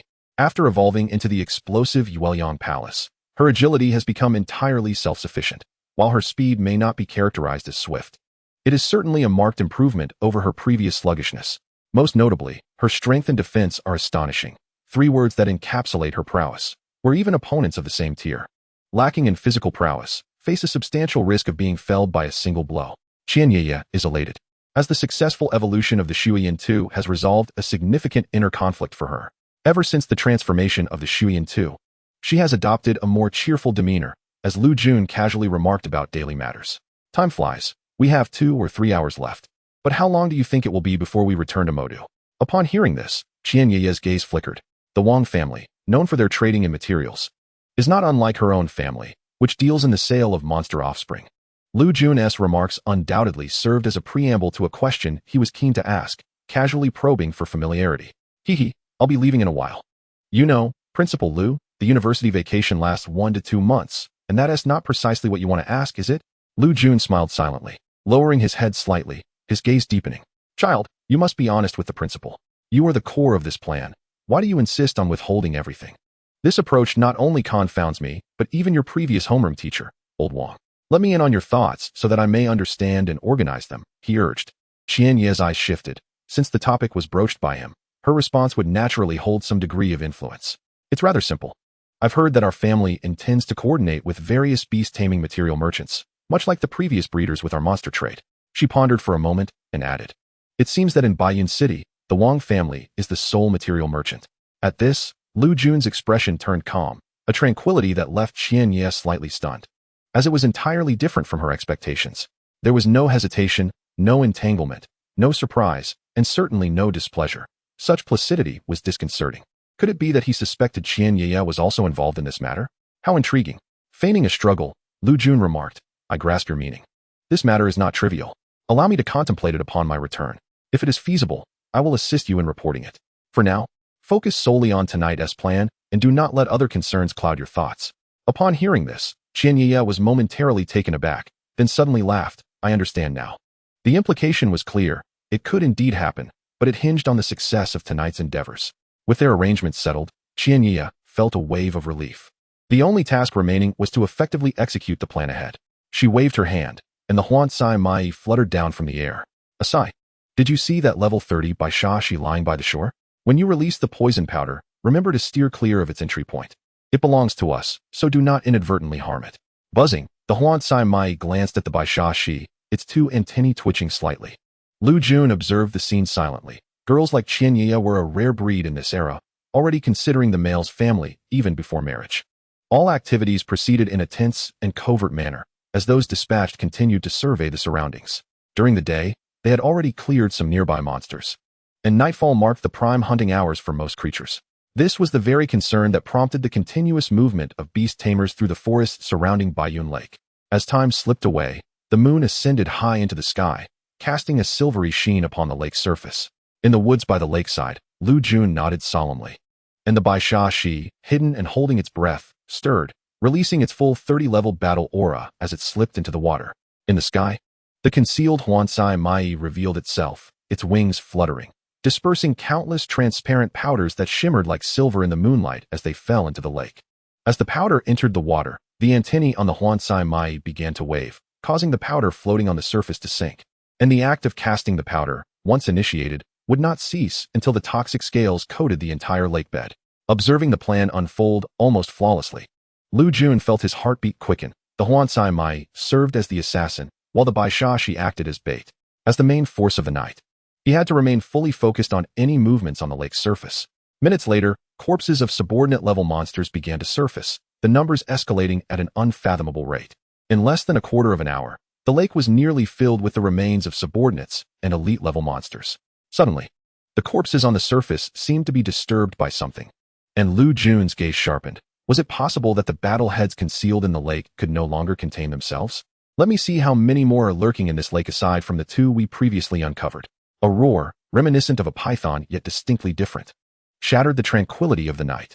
In the sky, the Huansai Mai began to flap its antennae with increased urgency, directing the toxic powder away from the battling Baisha Shi while steering it toward the enemy. A massive snakehead emerged from the water, clenching a 5-meter-long catfish in its jaws, blood cascading down from the bite and staining the lake. The sound of crunching echoed as the Baisha Shi flung the catfish onto the shore, and the creature's mouth began to inexplicably expel clear water to wash away the bloodstains, while its serpent-like eyes fixated intently on the lake's surface. Suddenly, a tremendous bubble shot from the Baisha Shi's mouth into the lake, numerous bubbles beginning to rise. Without hesitation, the Baisha Shi swiftly submerged into the depths. The pristine surface of the lake, marred only by the recent blood, now bore traces of mud as sediment surged upward with the bubbles. Minutes later, a battered, yet nearly 7-meter-long lobster with 2 pairs of pincers was dragged to shore by the Baisha Shi. The level 22 Haiwuxia catfish and the level 27 Sijiao Tiejia were just a fraction of the creatures hidden at the lake's bottom. Lu Jun squinted.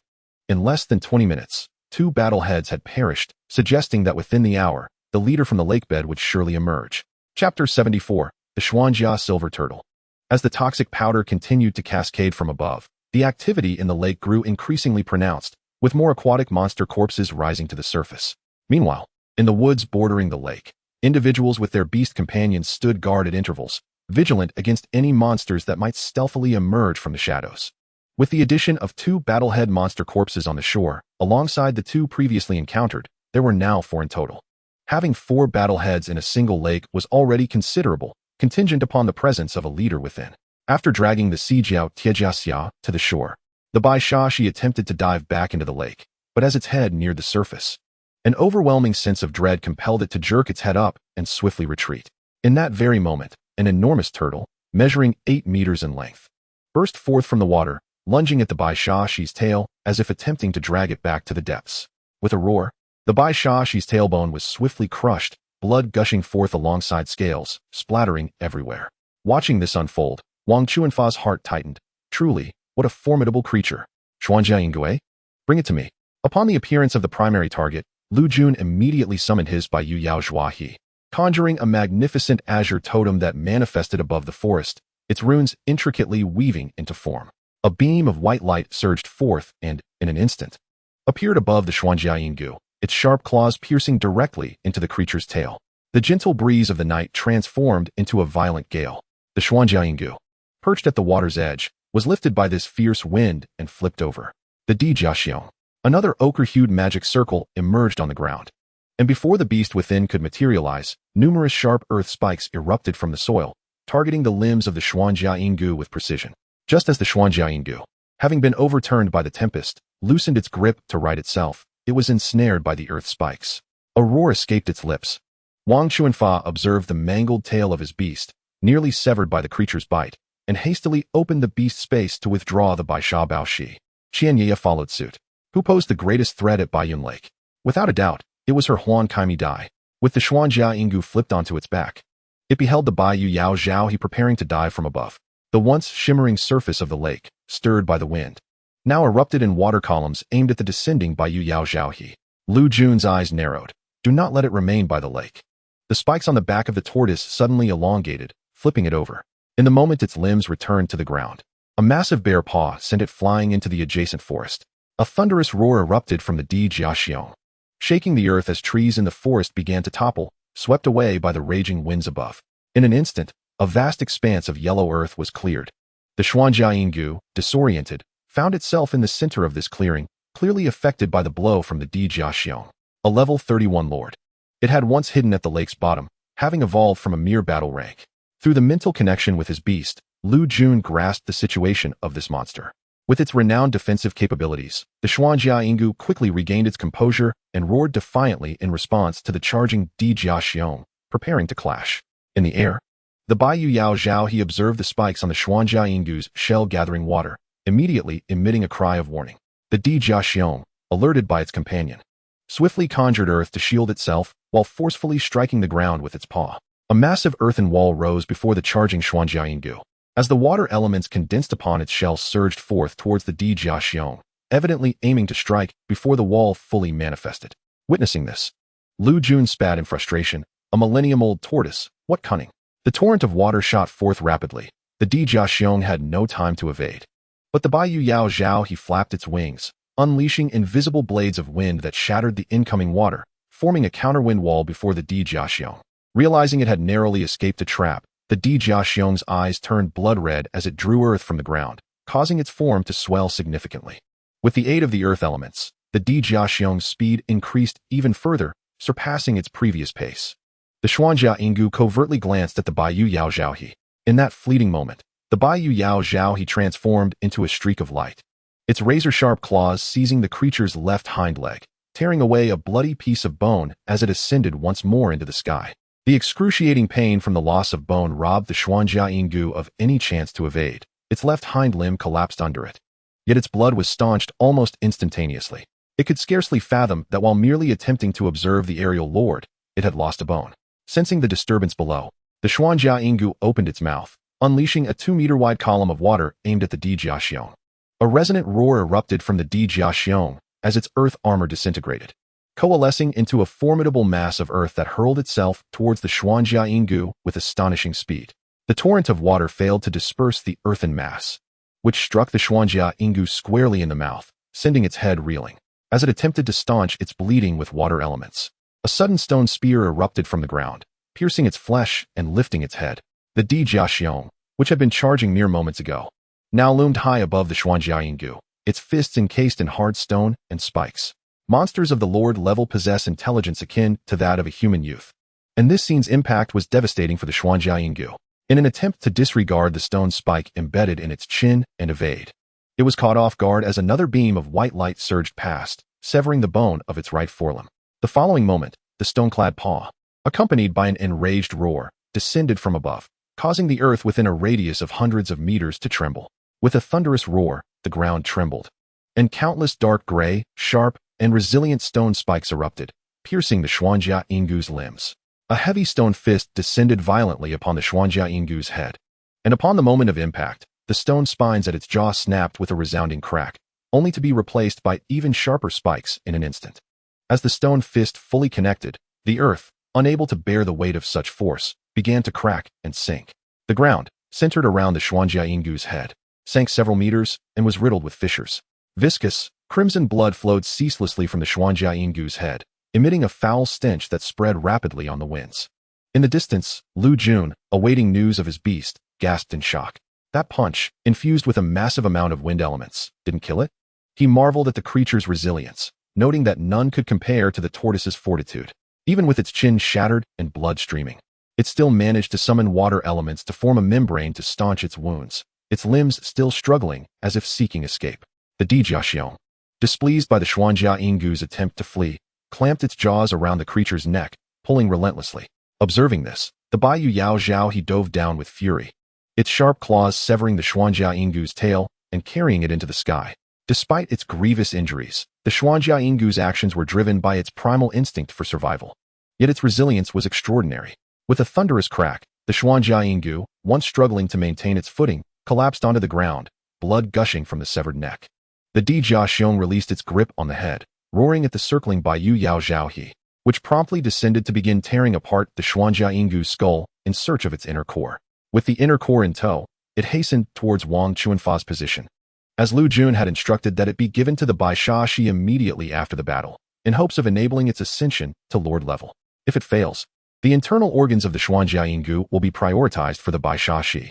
The Bai Sha Shi, a fellow battle leader, can slay opponents of equal rank with ease, yet when faced with the newly evolved Xuanjiaiyingu, unless the Bai Yu Yao Zhua he intervenes, it would be akin to meat on a chopping block. The lower-tier creatures are severely suppressed when pitted against higher-tier ones of the same attribute. As the Bai Yu Yao Zhua he returned with the inner core, the Di Jia Xiong began to dismantle the Xuanjiaiyingu using earth element spikes and its claws and jaws. The turtle shell, remarkably sturdy, could be removed and utilized for defensive measures or territorial intimidation, allowing its master to venture out less frequently. The 8-meter-long Xuanjiaiyingu had a shell measuring 6 meters in length and 5 meters in width, which would undoubtedly be an impressive sight in the camp. The Di Jia Xiong patted the ground, causing a platform to rise and hoist the dismantled parts, returning along the same path under its control. By the lakeside, Lu Jun, having learned through mental linkage that the Lord-level Xuanjiaiyingu had been completely dismantled, felt a refreshing sense of clarity. After all, this lake was merely dozens of miles from the city. Ignoring it would allow this creature to grow and potentially unleash a devastating flood. An announcement was dispatched. Tonight, I shall provide supper for all who are on duty, pork trotters with chicken legs. As soon as the message was sent, the chat group erupted in excitement, and Lu Jun chuckled upon seeing it. At that moment, Qianye approached. Principal Lu, since the matter is settled, I will head home now to spare my family from worry. Lu Jun nodded slightly. You may leave. Just as he finished speaking, Lu Jun stepped away before Qianye could confirm the situation, leaving her somewhat helpless. It seemed her desires had been fulfilled. Little Jin Yuan Bao, you ought to express your gratitude to your sister. Meanwhile, Wang Chuanfa gazed sorrowfully at the gory wound on his beast's tail, which continued to bleed profusely. This exemplified the suppression of lower-tier beasts by higher-tier ones. When a lower-tier beast is injured by a higher-tier one of the same attribute, its elemental capabilities significantly diminish for a brief period. Upon hearing a sound, Wang Chuanfa's face flushed with excitement. It worked. The inner core has arrived. The Bai Sha Baoshi naturally heard the crane's call, lifted its head, and caught a water-blue sphere the size of a fist that fell towards it.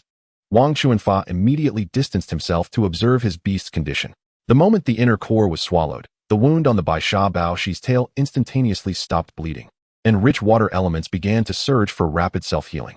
At that moment, the Bai Sha Baoshi coiled into a circle, a faint blue glow emanating from its pristine body. Suddenly, the nearby forest stirred. The ground trembled slightly, and trees eerily parted to the sides, revealing a blood-scented stone platform that moved forth on its own. Following closely was the Di Jia Xiong, which, upon seeing the Bai Sha Baoshi glowing blue, sat down abruptly. It seized a leg of the Xuanjiaiyingu from the stone platform and began to gnaw on it. The Bai Yu Yao Zhua, witnessing this spectacle from above, let out a cry before proceeding to inspect the surroundings. With such commotion and the death of numerous creatures, especially a lord, the scent of blood had spread. The absence of restless monsters in the forest indicated that summoning a new lord for intimidation was the optimal course of action, symbolizing the slaying of an old king by the new king in the monster's perception. While encircling the area, the Bai Yu Yao Zhua also searched for any remaining battle leaders or hidden lords, as that information was equally vital. Shortly after, Lu Jun approached Wang Chuanfa, his face beaming with delight at the sight of the Bai Sha Baoshi. At last, there is hope. Even if it does not break through to Lord level today, it will soon. Within a month or two, it will surely reach level 31. Chapter 76, a great advancement. Moreover, under normal circumstances, I have yet to use the nurturing liquid Su Ming provided for the Bai Shi. I can try it when we return. Lu Jun pondered the appearance of the Bai Sha Baoshi for a moment before inquiring, will you remain here to guard your beast tonight, or will you return home? What nonsense. Of course, I will stay with my Bai Shi. It cannot leave now. Upon hearing that resolute reply, Lu Jun sighed. Have you considered contracting a second beast? Relying solely on this Bai Shi may lead to difficulties at times. The expenses from the first evolution of this Bai Shi have far exceeded those of other creatures at the same tier. Just the nurturing liquid provided by Su Ming has cost over 100,000. Once it breaks through to Lord status, we should contemplate the situation regarding a second beast. Upon hearing this, Wang Chuanfa fell into contemplation. Lu Jun's words rang true, since the first evolution, which occurred when it reached level 14 and developed that bulge on its head. The resources required for nurturing have been several times greater than that of other beasts of the same tier. At that time, in order to nurture his beast, he had incurred significant debts. Fortunately, he had Lu Jun as a close ally to support him. Otherwise, he would have faced creditors long ago. Now, it seemed conditions were improving. From having no money to being in debt, and now to having money, it was time to consider contracting a second beast. After all, hadn't Lu Jun already acquired 2 Lord-level beasts? With the Bai Sha Bao Shi on the verge of breaking through, Wang Chuanfa's mental burden was lifted. All right, we will find a suitable day to visit Qian Yi's shop. If that fails, we can explore the wilderness. Seeing his old friend come to terms with it, Lu Jun heartily patted Wang Chuanfa's shoulder. Very well, I shall accompany you. Wang Chuanfa nodded silently, suddenly recalling, today is Tuesday. You, principal, have skipped class. Lu Jun. Meanwhile, in the senior high department, Su Ming opened the door to find the Haixi from Wang Jinbao's dorm rushing to his doorstep. After undergoing nurturing, the Haixi was now covered in uniformly sized spines, its pincers larger than before. The tips of its pincers had turned a dark purple, though not as dark as the color of its tail hook. Its body, excluding the tail, had expanded to 4 meters in length, standing shoulder to shoulder with Daba when its legs were fully extended. Beast, Hei Shui Guixia, Hungry. Talent, Exceptional. Level, 13, Elite. Elements, Earth, Poison. Abilities, Venomous, Earthwalker. Evolution Conditions 1. Pokédex entry, a neutral monster with a strong territorial awareness. Its toxins significantly enhanced post-evolution. Its abdomen bears a vague, ghostly face, from which a dark red but pleasantly fragrant poisonous blood can be secreted. Its speed underground rivals that of a fish in water, and it can control its toxins to be emitted through its spines, leaving desolation in its wake. The pincers can inject toxins upon penetrating a target's body.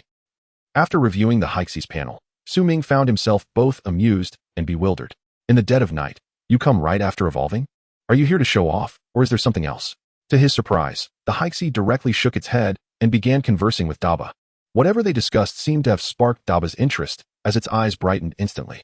The rapid change in Daba's demeanor left Su Ming astonished, curious about what the Haixi had conveyed. Meow meow. It said it wants you to show it how to use the nurturing liquid, and then it wants you to call its master to pay for it. Hearing DBO's words, Ming could not help but chuckle. Wang Jinbao, this intriguing black scorpion, was quite amusing. However, although it was the early hours of the morning, waking Wang Jinbao with a phone call would likely leave him too exhilarated to return to sleep. All right, I shall call Jinbao. Without a moment's hesitation, Ming took out his phone and dialed Wang Jinbao's number, expecting to make several attempts, as one must sleep. To his surprise, the call connected almost immediately. Are you not asleep? As soon as he spoke, Wang Jinbao's somewhat disgruntled voice came through the line. I was asleep, but my father woke me up with a whip, saying I needed to serve Qi Nuu tea. Just as I finished pouring the tea, my parents took her into the study for some unknown discussion. I have no idea what Qi Nuu is doing at my house so late, causing me to face a whip. And you, what could possibly warrant a call at such an hour? After listening to Wang Jinbao's grievances, Ming fell into silence. Qi Nuu visiting Wang Jinbao's home at such a late hour? What could this mean? And entering the study with Wang Jinbao's parents to discuss matters? Could it be that they were deliberating on how and when she would join their family? Secretly planning a grand surprise for Wang Jinbao? Surely not. Shaking his head to dismiss irrelevant thoughts, Ming began to address the matter at hand. Your black scorpion's evolution has been completed. It finished evolving in the early hours and came to knock on my dorm door, waking both me and DBO. Now, it requires me to call you. You need to bring over the materials and money so I can concoct the cultivation liquid for it. Although you can forego the money, do bring the materials. After Ming finished speaking, there was a brief silence on the other end of the line, followed by the sound of clothes rustling. Wait for me. I'll drive to the company to get the materials. Please send me the list of required items. By the way, how does my black scorpion look after its evolution? Send me a video. I'll go to school. The call abruptly ended, and Ming began recording a video of the black scorpion. Just display its form normally. Do not reveal any abilities or skills. Understood? Hiss. Meanwhile, at Wang Jinbao's home, Wang Dubio was momentarily taken aback as he saw his son burst into the study and then hastily flee. By the time he processed what had occurred, the sound of the villa's front door closing echoed in the air. Hey, this rascal, no respect for elders. Can't he see we are discussing important matters? Qi Nuu, sitting with Wang M, chuckled. Uncle, do not blame him. His beast must have evolved with Ming, and now that it's done, he likely received a call from him. Wang Dubio fell into contemplation. Has this rascal not mentioned making new friends? No. Wait, can he even make friends? With that ostentatious demeanor of his? Can he truly form friendships in such a state? Beside him, Qi Nuu, who had intended to speak well of Wang Jinbao, found herself at a loss for words, offering only an awkward smile. Uncle, let me explain. Chapter 77. unprecedented wealth. Wang Dubio listened intently to Qi Nyuyu's explanation, scratching his balding head in disbelief. So, you mean to say that the evolution of your blood-eyed rabbit was also facilitated by this S.M.'s concoction? The blood-eyed rabbit can evolve into an explosive rock moon palace. There are indeed cases of this, though only accomplished by individuals of master-level skill. It appears that S.M. possesses considerable talent. No wonder that rascal is so ambitious. My heart feels greatly comforted. Wang M, sitting beside him, also grasped the implications of S.M.'s abilities and smiled joyfully. After so many years of marriage, she had learned a thing or two about discerning character from Wang Dubio. A merchant who merely knows how to make money is the least useful of merchants, especially in this era of spiritual awakening. By the way, she suddenly recalled, JNBO mentioned something to me when he returned today. He said I should hasten the evolution of the heavy-armored rhino to the Lord level. Do you think this rascal is suggesting I meet this SMing? Hearing this, Qi Nyu paused briefly, contemplating for a few seconds before nodding affirmatively. Yes, there is no doubt. SMing's abilities are indeed formidable. The Ouyang family has also begun to court him, hoping to leverage his talents in cultivation to enhance the influence of the Cultivators Guild. After all, there are quite a few capable and reasonably priced independent cultivators, and the Cultivators Association is merely an official organization. In our small town of Biyin City, its influence does not compare to that of larger cities. However, if we were to incorporate a young, capable, talented, and diligent new blood into our ranks, the situation would undoubtedly change. Wang M listened attentively to Qi Nyuyu's insightful analysis, unable to refrain from gently patting her hand, her smile never fading. Once you and JNBO graduate from university, you should be able to return and settle the important matters. Our two families will be able to enjoy a peaceful retirement. Upon hearing this, Qi Nyuyu's face flushed crimson. Compared to their discussion, Wang Dubio, as the head of the family, had turned his thoughts to his beast. His own beast, during his youth, fought valiantly alongside him in the wild to save him from grave injury, leaving him with lasting ailments. This was true not only for the heavy-armored rhino but for all of his remaining beasts. Otherwise, why was his family the sole dominant force in Biyin City? There were no tricks involved, it was all through sheer effort. After realizing the stakes, Wang Dubio made a shushing gesture and took out his phone to prepare a call. The study fell silent, and Wang Dubio continued. If this truly works, my few brothers will finally have a good life as well. I must certainly boast about this. As he finished speaking, Qi Nyu and Wang M exchanged knowing glances and burst into laughter. Meanwhile, in the third-year classroom, S.M. sorting through materials, glanced up at Wang JNBO, who was giving him a shoulder massage, and rolled his eyes, pulling his arm away. He pointed at DBO, who had transformed into a vertical slit-eyed creature, intently staring at him. Realizing the situation, Wang JNBO awkwardly chuckled. Isn't this just splendid? Besides, it's already 5 in the morning, and your beast is willing to stay up late to prepare the cultivation liquid for my black scorpion. Am I not allowed to share in your beast's joy? DBO huffed and flicked its tail, sending Wang JNBO's little centipede flying aside, leisurely returning to its cozy nook. S.M. shook his head at the scene. It was merely you, Wang JNBO. Had it been anyone else, DBO would have already been prepared to bite. It is not too late. I usually sleep by 8 or 9 o'clock. Consider today an early rise. Bring breakfast to me in an hour. You may return to your dormitory for now.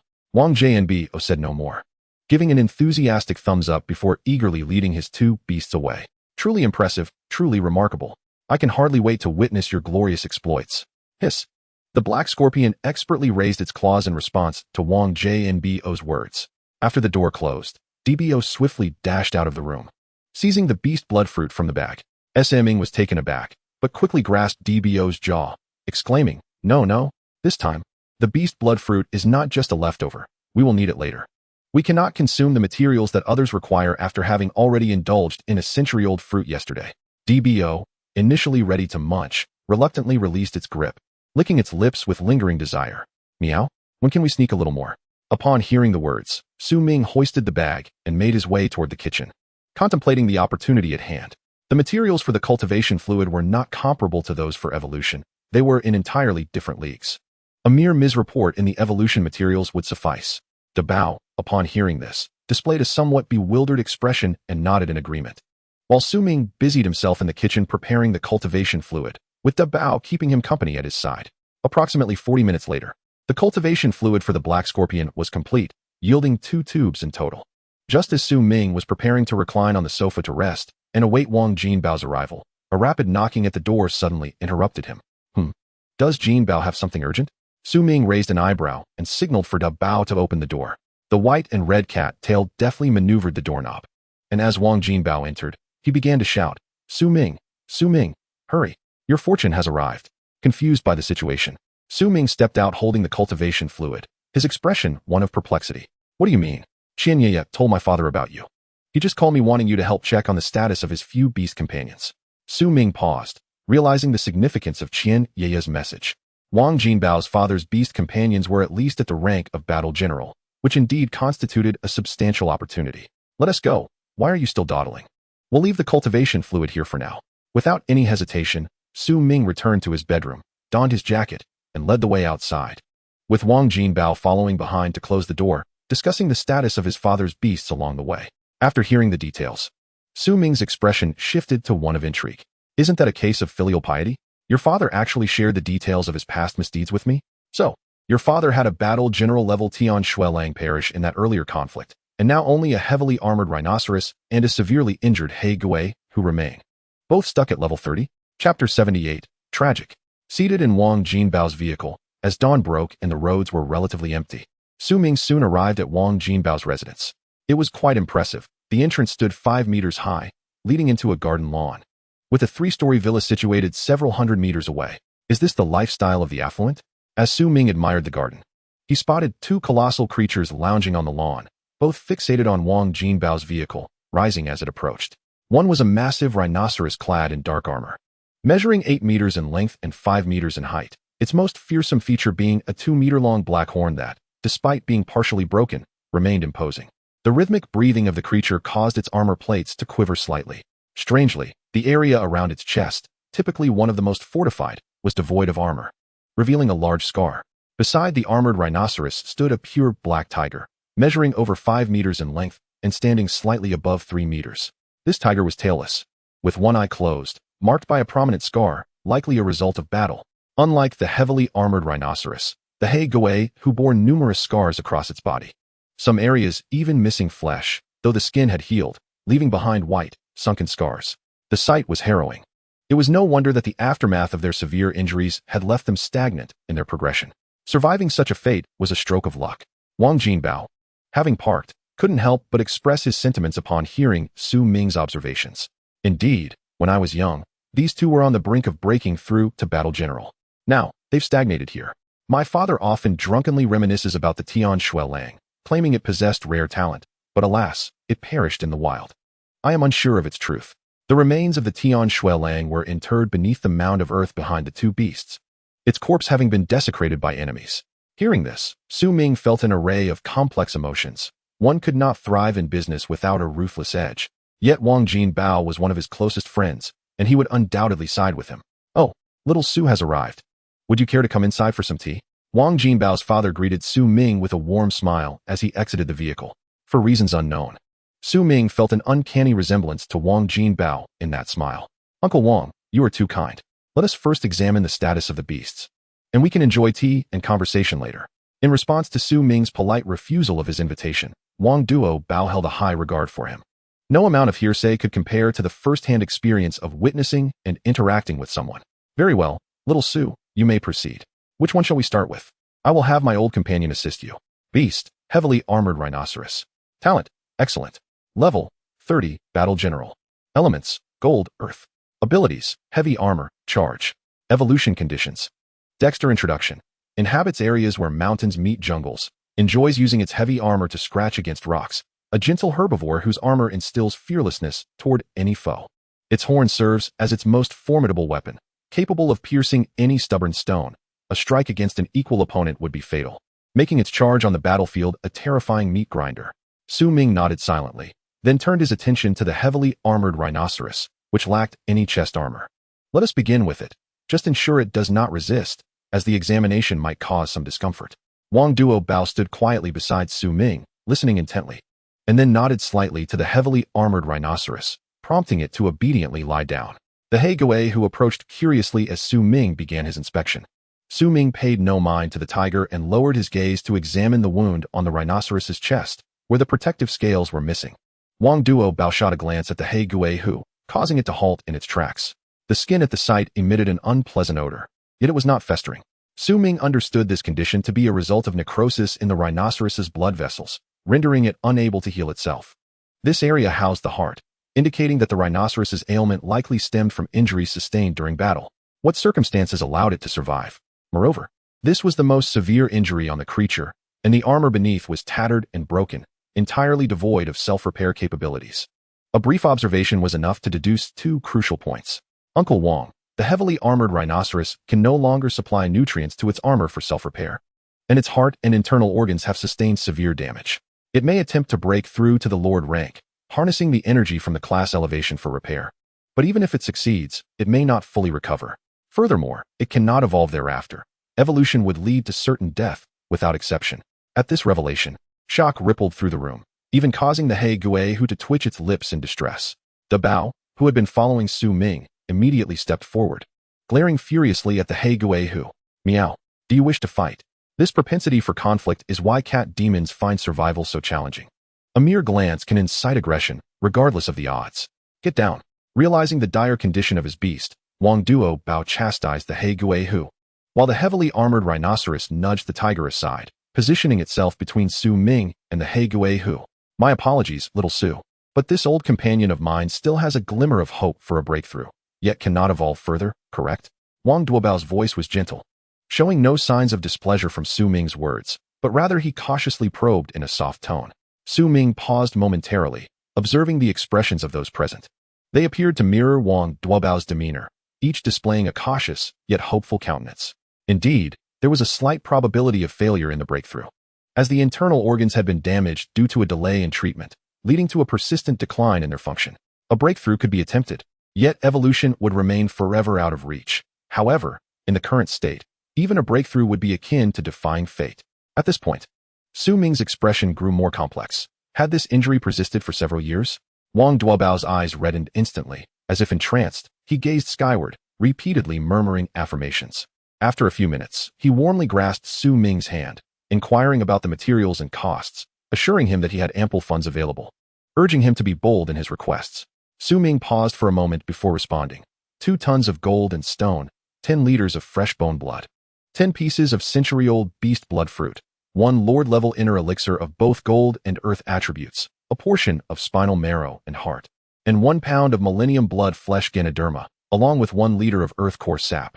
The total cost amounted to 5 million. Chapter 79, Setting up the Cauldron in the Courtyard. This 5 million quotation marked the highest Su Ming had ever proposed, and it was not for custom evolution, but rather for cultivation, ensuring that the heavily armored rhinoceros could recover and break through as much as possible. Upon hearing this figure, Wang Duobao nodded without hesitation, saying, "All right, take a look at my black ghost tiger's condition. Send the materials together when the time comes." Wang Jinbao, did you note down the materials for your rhinoceros uncle? In response to his father's inquiry, Wang Jinbao nodded incessantly. You seem to be stating the obvious. Continue, Su Ming. If there's anything that requires the cooperation of the beasts, just say it, Su Ming replied, turning to Wang Jinbao and nodding slowly. He then bent down to gently pat Da Bao, urging, don't be too nervous, Da Bao. Beast, He Guihu. Talent, excellent. Level, 30, battle leader. Elements, dark wind. Ability, ghost shadow. Evolution conditions. Pokédex description, undoubtedly the king of the forest. It resides solely in deep mountain forests. When it roars, no creature dares to defy it. Its movements leave layers of residual shadows, making it indistinguishable from reality. In dark environments, it becomes a top-tier assassin, enjoying the hunt within its territory, even killing for sport despite being well-fed. After examining the panel, Su Ming approached the black ghost tiger, which, despite its dissatisfaction with his earlier remarks, showed no sign of fear. Lie down. I mean lie down, not just rest. He commanded. Upon hearing Su Ming's voice, Wang Duobao immediately instructed the beast to comply. As the black tiger lay down, Su Ming could finally observe the scar on its abdomen, which nearly covered half of its belly and was a purplish-black hue, indicating it had likely been inflicted by a creature akin to a black scorpion during a subterranean attack. Initially, he had thought the black ghost tiger would be in better condition than the heavily armored rhinoceros, but it appeared to be in a similarly dire state. Fortunately, the heart, being the most crucial organ, showed a strong rhythmic pulse. A normal heart indicated it could endure the transformative evolution, unlike the heavily armored rhinoceros, which would succumb to death upon evolution due to severe internal damage, making it impossible to return to a lord-level status. Next, Su Ming moved to the rear of the black ghost tiger, noting its tail was completely severed at the base, with scars suggesting it had been violently torn off by an enemy. Soon, he reached the final point of examination, the tiger's closed eyes. This time, the black ghost tiger had learned to comply without Wang Duobao's command, opening its eyes willingly. The situation was as Su Ming had anticipated. The eye sockets were pitch black, and one eyeball had been viciously removed. Su Ming hesitated at this sight. What if an ill-timed evolution triggered a reaction in its brain? A creature without eyes and a tail truly resembled a ghost. Little Su, that eye could not be salvaged. It was removed through standard procedures to avoid affecting treatment. Removed through standard means? Then there remains a chance for evolution following a breakthrough, though it may only present itself once. Succeeding in evolution allows for continuation, but failure would lead it to a fate akin to that of the heavily armored rhinoceros. Do not entertain thoughts of further evolution. Upon hearing there was still a possibility for evolution, Wang Duobao's heart instantly lightened, and a joyful smile began to surface on his face. To him, the relationship with the heavily armored rhinoceros and the black ghost tiger was not merely that of beast and master, but akin to that of brothers and family. Their lives had been interwoven in countless perils for his sake, and his current status was entirely owed to their sacrifices. He was willing to spend 100 million credit points to find a king-level healing beast master for the heavily armored rhinoceros, which had also cost several tens of millions for the black ghost tiger. Though this sum had caused him some discomfort at the time, it was nothing compared to the present. Now, upon hearing that his old companions could live normally and not succumb to their ailments prematurely, Wang Duobao felt a joy that surpassed even the festive spirit of the new year. Little Su, report the materials. Let Wang Jinbao take note. Su Ming nodded silently, tugging at the corner of the mouth of the large black cat, which had an unpleasant odor and showed no regard for hygiene. 5 pieces of century-old beast blood fruit. 5 pieces of wind and rain fruit. 5 pieces of Tianshan fruit. 2 liters of earth core sap. 1 lord-level wind, a tribute monster inner elixir. 5 liters of fresh bone blood, and an entire specimen of 100-year-old blood jade sui. The price for this nurturing liquid was the same as that for the heavily armored rhinoceros, totaling 5 million. Wang Duobao listened intently, exchanging glances with Wang Jinbao, who had already taken note. Moments later, Su Ming's phone chimed. Received 10,000,000 credit points. Upon hearing the notification, Su Ming struggled to contain his emotions, suggesting they first transport the materials. Jinbao, remember to set up a large pot. We can do it right here in the courtyard. Set up a pot. The statement left Xian Yiya, Wang Duobao, and Wang Mu bewildered, questioning the relevance of a large pot to the creation of nurturing liquids. Wang Jinbao sensed Su Ming's implication but appeared puzzled, wondering if it was appropriate given the number of people present. It's fine. This nurturing liquid serves not only for cultivation but also for healing. If someone uses it for cultivation or healing, they could experience severe internal bleeding and perish within moments. Each beast requires a different quantity and condition. Transferring it without understanding could harm the beasts. Su Ming's explanation reflected his trust in them. Little Su, your willingness to do this shows you trust your uncle, and I promise not to let such mishaps occur, even if it were to leak. It would be of no use. At this point, Wang Duobao turned to his wife, who promptly took out her phone, preparing to have the household staff remain in the villa and surrender their devices. As for those who refused or later caused issues, their actions did not escape Su Ming's keen observation. Considering Wang Duobao's rise to fortune, it seemed likely that such individuals would end up as fertilizer in the courtyard. Indeed, to be a successful businessman, particularly one with a monopolistic grip, one must be ruthless and resolute. Little Su, the materials have been retrieved. But what is the situation with the large pot? This is the first time I've heard of such a thing being associated with a large pot, Wang Duobao inquired, his hand playfully twisting a bit as if finding the situation amusing. Chapter 80, Mutual Trust. Approximately an hour had elapsed when a closed truck entered the Wang Jinbao family's estate. As the driver descended from the vehicle, Wang Jinbao promptly approached him. Stay inside the villa. I will call you out when needed. Also, please hand over all mobile phones and electronic devices. Do not engage in any inappropriate activities, understood? Without hesitation, the middle-aged man retrieved his phone from his pocket. Having worked for the Wang family for over 20 years, he was well aware of Wang Duobao's character. As long as he did not act foolishly, he not only remained safe, but could also earn a considerable amount of money. I understand, young master. I am well versed in the rules. After receiving the phone, Wang Jinbao expressionlessly gestured for him to leave. Old employees are indeed reliable. They understand immediately, unlike the previous newcomer, whose foolishness was truly rare. Su Ming also stepped forward, assisting Wang Jinbao in unloading the items from the bags and the large boiler, leaving behind only several iron boxes filled with goldstone soil. What shall we do with this goldstone soil? Wang Jinbao inquired, patting one of the iron boxes and turning to Su Ming. If you know how to operate it, simply pour it out. Even if the box breaks and the contents spill, it is of no concern. This is intended for the external application on the heavy-duty rhinoceros. Upon hearing this, Wang Jinbao wasted no time and immediately got to work. He was fully aware that this small truck was manageable. As Wang Jinbao unloaded the cargo, Su Ming began preparing the boiler. After surveying the area twice, he turned to Wang Jinbao, who had finished unloading. Jinbao, go fetch a water pipe. It must be clean inside. Without any hesitation, Wang Jinbao sprinted off, a sight that left Wang Mu teary-eyed. Dear, were you and your friends like this back then? Wang Duobao, initially taken aback, revealed a glimmer of melancholy. Indeed, now they have all moved ahead of me. Only old Li remains. That foolish fellow could not hold on till yesterday and has passed away. He had been informed of this when he contacted him to come over. It is with the support of these old friends that I have reached this point. Now, this young rascal has found such a capable and trustworthy friend, as a father. I am genuinely pleased. As the old couple reminisced, Qianye quietly held Wang Mu's hand, occasionally wiping her tears. Su Ming glanced at the perspiring Wang Jinbao and shook his head in disbelief. It seems that having such a large courtyard at home is not necessarily an advantage. Wang Jinbao, acknowledging this, nodded helplessly. Previously, when someone told me this, I would have retorted, now, I believe it. Do you need assistance? No. You command your uncle Rhinoceros to dismantle those iron boxes filled with goldstone soil.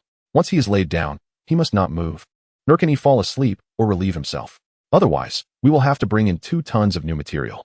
Upon hearing this, Wang Jinbao clicked his tongue, while Su Ming began taking action, and Wang Duobao and his companions turned towards the heavy-duty rhinoceros and the black tiger's position. Trust is mutual. Su Ming trusts the Wang family, and they, in turn, would not disappoint him. Although Wang Duobao's rise was ruthless, he was still human, possessing the heart expected of one. He could discern the genuine care his son had for Su Ming, reflecting a mirror of his own past. Coupled with the words of his future daughter-in-law, he felt particularly satisfied with his son's judgment, feeling somewhat inadequate in comparison. Most importantly, he was no longer financially troubled. Money had become merely a string of numbers to him. After monopolizing the materials industry in Baiyun City for over 20 years, he had accumulated a substantial fortune. As time passed, Daba lay drooling at Su Ming's feet, while the black tiger drooled in front of Wang Duobao. It must be said that felines share many similarities. Hours slipped away seamlessly, and soon, Su Ming and Wang Jinbao took turns stirring the contents of the large boiler. Under their efforts, the initially thick mixture began to thin out. Su Ming, what is this? Why does the paste resemble rice porridge? Wang Jinbao, strenuously stirring, turned to Su Ming, who was resting and scrolling through his phone. Isn't this quite normal? Materials react with one another. We learned chemistry back in high school, remember? It is somewhat similar. All right. Just serve it to your uncle Rhinoceros. Do not let him leave the bed made of goldstone soil. Wang Jinbao, upon hearing this, couldn't help but twitch his mouth. Let us not go there. My old man calls you that too. And how do I handle this? It has no wheels. Just as he was about to prepare a new pot for the black tiger, Su Ming paused and nodded in silence. You know, let your uncle Black Tiger move it over. By the way, remember to inform your father that after consuming it, pain is normal. It will feel both painful and itchy yet comfortable. Wang Jinbao, about to turn back, halted in his tracks, curiously looking back at Su Ming. What does it feel like to be both painful and itchy yet comfortable? While mashing fruits into jam, Su Ming glanced at him. It's akin to the taste of stir-fried meat with a belt. Wang Jinbao opened his mouth, but ultimately said nothing and just lowered his head to leave. Soon, with Wang Jinbao's encouragement, the black tiger approached, opening its mouth and swallowing the pot from above, lowering its head step by step as it walked back. Su Ming merely cast a glance, relieved that the pot could be covered. Otherwise, the heavy-duty rhinoceros would likely end up drinking several mouthfuls of the black tiger's saliva, potentially affecting the efficacy of the medicine. As expected, when the black tiger loosened its jaws and gently placed the boiler down, a large puddle of saliva flowed from its mouth, rendering Wang Duobao momentarily speechless. I may have been somewhat hasty. Father, did you remember what I just told you? Qianye, seeing this, quickly spoke up. Indeed, it is quite accurate. It was quite apt to describe my blood-eyed rabbit's evolution as painful to the point of despair. Yet it succeeded in the end. Black Tiger, you may need to intervene to prevent the heavy-duty rhinoceros from falling asleep. Having experience in this regard, Qianye looked at the black tiger, which then turned its gaze towards Wang Duobao. Sniff, sniff. This aroma is quite unique. It is both fragrant and fishy. All right, I hear you. I will let it down. I am not that stubborn old fool. Old comrade, you must hold on. The heavy-duty rhinoceros nodded, opened its mouth, and clamped down on the boiler, tilting its head back and gulping, even extending its tongue to ensure it consumed every last bit. As the boiler hit the ground with a clang, the heavy-duty rhinoceros's eyes turned red almost instantly, and a few seconds later, the goldstone soil beneath it began to react strangely. As if the heavy-duty rhinoceros were magnetized, the soil started adhering to its flesh and the tattered armor, transforming from mere materials to something alive in that moment. Chapter 81. Unforeseen Joyous News. The golden-yellow goldstone soil, akin to sand, appeared to transform into a flowing stream. Moving upwards, the originally dark gray armor donned a golden hue. After attaching to the armored plates, the goldstone soil began to adhere to the heavy-duty rhinoceros's flesh, even covering its broken horn with a faint layer of goldstone soil. The heavy-duty rhinoceros silently observed this miraculous and bizarre scene, unsure why these substances surged toward it. Yet it could feel an intense itch spreading throughout its entire body. Roar. What did you say? Is it unbearably itchy? Wang Duobao instinctively echoed the heavy-duty rhinoceros's words. Turning to yell at the black tiger, "Hurry, black tiger. Hold your elder brother down. Do not let it move an inch." Roar. The once salivating He Guihu, upon witnessing the commotion, immediately lost its appetite. It stood upright and grasped the solitary horn, while Su Ming, observing from a distance, licked his lips, experiencing a curious blend of itchiness and pain that was oddly pleasurable. Unable to withstand the itch, the recovery of the horn was undoubtedly hindered, leaving the outcome reliant on the next two phases. The He Guihu maintained its upright stance for approximately half an hour, but suddenly, the strength in its horn waned, causing the heavy-armored Xinyo's head to crash to the ground. This scene startled Wang Duobao, prompting Wang Jinbao to exclaim, "We're entering the second phase. If we endure this, the hardships of my uncle Xinyo will come to an end." Barely had he finished speaking when a foul-smelling black liquid began to ooze from the heavy-armored Xinyo's mouth. The moment He Guihu caught a whiff of the stench, it bolted away. A series of bizarre sounds erupted, and the skin on the Xinyo's chest ruptured, with the noxious liquid continuously seeping from the wound, filling the courtyard with an overpowering odor. The intense pain within rendered it unable to emit a roar, as the decaying black blood within slowly oozed out. Regarding this sudden stench, Wang Jinbao remarked that such occurrences were routine, promptly retrieving a gas mask from the truck's cabin. Indeed, the wisdom of being prepared proved invaluable. However, just as Wang Jinbao expressed his sentiments, he felt a sharp blow to the back of his head, and in the next instant, his gas mask was gone. Looking up, he saw his father had already taken action. "What business do you have wearing a mask at your age? Off you go, take your mother and Yia back to the villa. Then check if Xiao Su needs assistance instead of standing around here." After saying this, Wang Duobao approached the heavy-armored Xinyo, saying, "Old buddy, I can sense your suffering. You must hold on. Let's live together for another 100 or 80 years. On the other side, Su Ming was checking the thermometer. The odor was indeed foul, but his Dabao could utilize wind elements to fan away the scent, occasionally waving its tail in the direction of the stench. "Huh, wait a minute, Su Ming. Why is there no bad smell on your side?" Upon hearing this, Su Ming rolled his eyes in exasperation. Ensuring the thermometer and timer were set before placing the entire blood jade tai sui into the pot, he watched as a vortex miraculously formed, a swirling energy resulting from the fusion of different spiritual plants. At that moment, he poured in the geocentric paste. A rich, earthy smell erupted, causing Wang Jinbao to frown. Before he could voice his thoughts, the earthy odor suddenly dissipated, revealing that the cause lay with Dabao. Su Ming then extinguished the flame, removed the thermometer and timer from the boiler, and instructed, "Let us wait an hour, then have your Uncle He, who come to eat."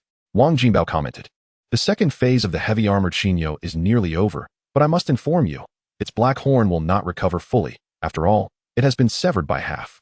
It may only regain 2/3 of its strength, even if it advances to the Lord level." At this, Su Ming fell silent.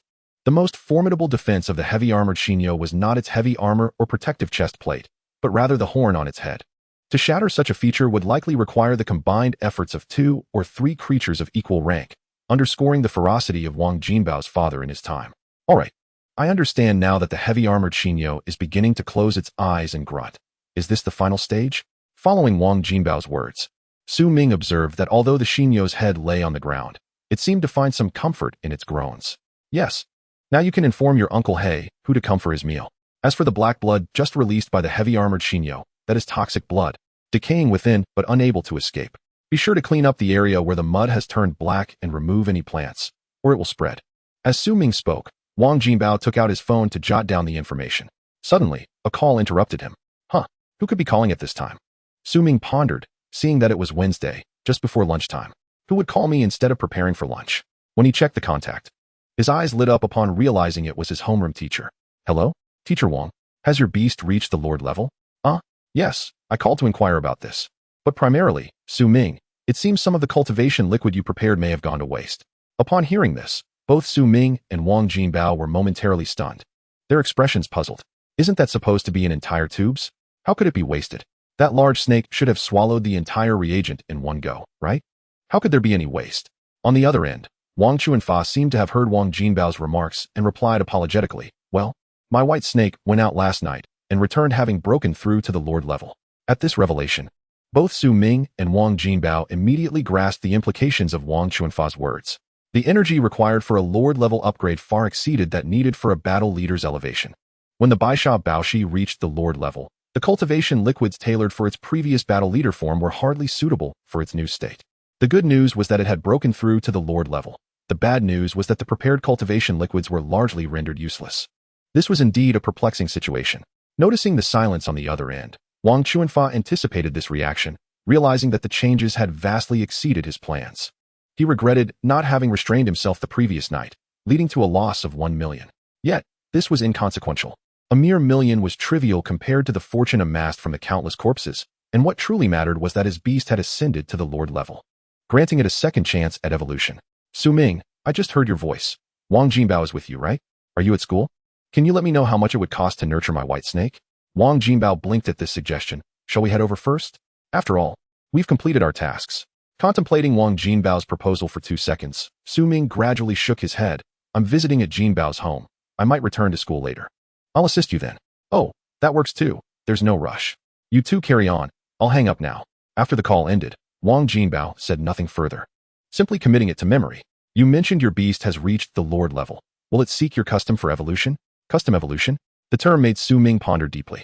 If it were anyone else, he would eagerly welcome the opportunity, but with Wang Chuanfa, he felt he couldn't and shouldn't. The Baisha Baoshi's evolution to the Lord level had only one option. It would not evolve into a snake, but directly into a Jiao. What did that imply? Su Ming, having not lived through the mythic frenzy of years past, was uncertain, yet he understood that if Jiao were to emerge in the world, particularly in Longhua, it would unleash chaos capable of obliterating everything. Even a master beast tamer with an imperial-level beast would find themselves powerless against the storm that would ensue. In such a scenario, it was certain that both Wang Chuanfa and his beast would be swept away, their fates unknown, perhaps condemned to a lifetime in a laboratory. As for Su Ming, survival would be impossible. He would have no choice but to end his own life. For the alternative would be an unending cycle of torment and torture. I possess no such talent. My utmost capability at present lies in concocting nurturing solutions for Lord-level creatures and evolution liquids for elite-level beings. My most remarkable achievement thus far has been the transformation of the blood-eyed rabbit into the rare creature known as the explosive Rock Moon Palace. Reflecting on this, Su Ming could not help but shake his head, stating that one must take life one step at a time, without aspiring too high. Beside him, Wang Jinbao nodded in agreement, remarking that perhaps he should seek someone else to evolve the black ghost tiger. Su Ming, after a brief moment of hesitation, decisively nodded. His best achievement remains the formulation of nurturing liquids for lords. He had successfully refined an evolution liquid for an elite creature that advanced to the rank of a battle leader, but given it was already level 18. It wasn't overly astonishing. This could all be attributed to inherent talent, as many prodigies surpassing Su Ming exist, and such accomplishments only serve to enhance one's reputation. However, if one were to achieve success in refining evolution liquids for lords upon just entering the field, the implications could be substantial. The most common outcome could involve spies from rival nations resorting to assassination or theft, leading to a perilous gamble where only the swiftest force prevails. The authenticity of nurturing liquids can be dubious. With adequate collusion, one might claim to have concocted solutions for imperial-level monsters, and as long as the beast master acknowledges it, the truth remains concealed. Many individuals engage in such theatrics, as Su Ming often observes while navigating the online world. Yet evolution is distinctly visible, a transformation perceptible to all who have sight. Thus, at this stage, it is futile for Su Ming to devise evolution paths for Lord-level beast masters, as the financial rewards are unattainable. However, speaking of evolution and nurturing, Su Ming pondered a question and turned to Wang Jinbao. Jinbao, your father's 2 beasts are said to be handled by a king-level beast master. With your father's extensive connections, is it truly necessary to monopolize the market in such a manner? Wang Jinbao, who was peering at the boiler, found the question amusing and shook his head. You think too much. If my father had such connections, I would surely be a renowned figure in Baiyun City, a top-tier rich heir. That king-level Beast Master is the teacher of Zhao Guang's parents, serving as the director at the Beast Master Hospital in Magic City. My father had to shamelessly request Zhao Guang's parents to make the introduction. King-level Beast Masters typically do not face financial difficulties, especially those who have ascended through healing-type beasts. Essentially a top-tier cash cow, capable of saving lives as long as there is breath left. Of course, this presumes the injured beast is of a sufficient rank. Otherwise, such remarkable results cannot be achieved. Most critically, this occurred over a decade ago, and one can hardly predict the current status or standing. Upon hearing this, Su Ming felt an inexplicable shock. He had merely conjectured that the Zhao family was not inferior to Wang Jinbao's, but he had not anticipated such a significant disparity. How extensive must the connections of a king-level healing beastmaster be? Considering this was over a decade ago, the implications in the present are indeed thought-provoking yet unfathomable. Wang Jinbao paused. Do you think my family seeks to be a government business hybrid for no reason? It is merely to forge connections. Ouyang Li's father is the president of our Baiyun City's Nurturing Masters Association, and he has been learning the intricacies of nurturing since childhood. Do not be deceived by his silence. He recently became a mid-level nurturing master, which we only discovered when my father invited his father out for drinks.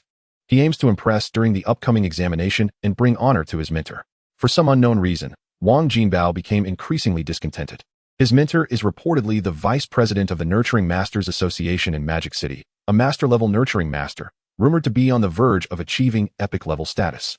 Whether this is true or not remains uncertain. Regardless, it is likely that after the examination, Ouyang Li and Zhao Guang will advance to Magic City for further studies.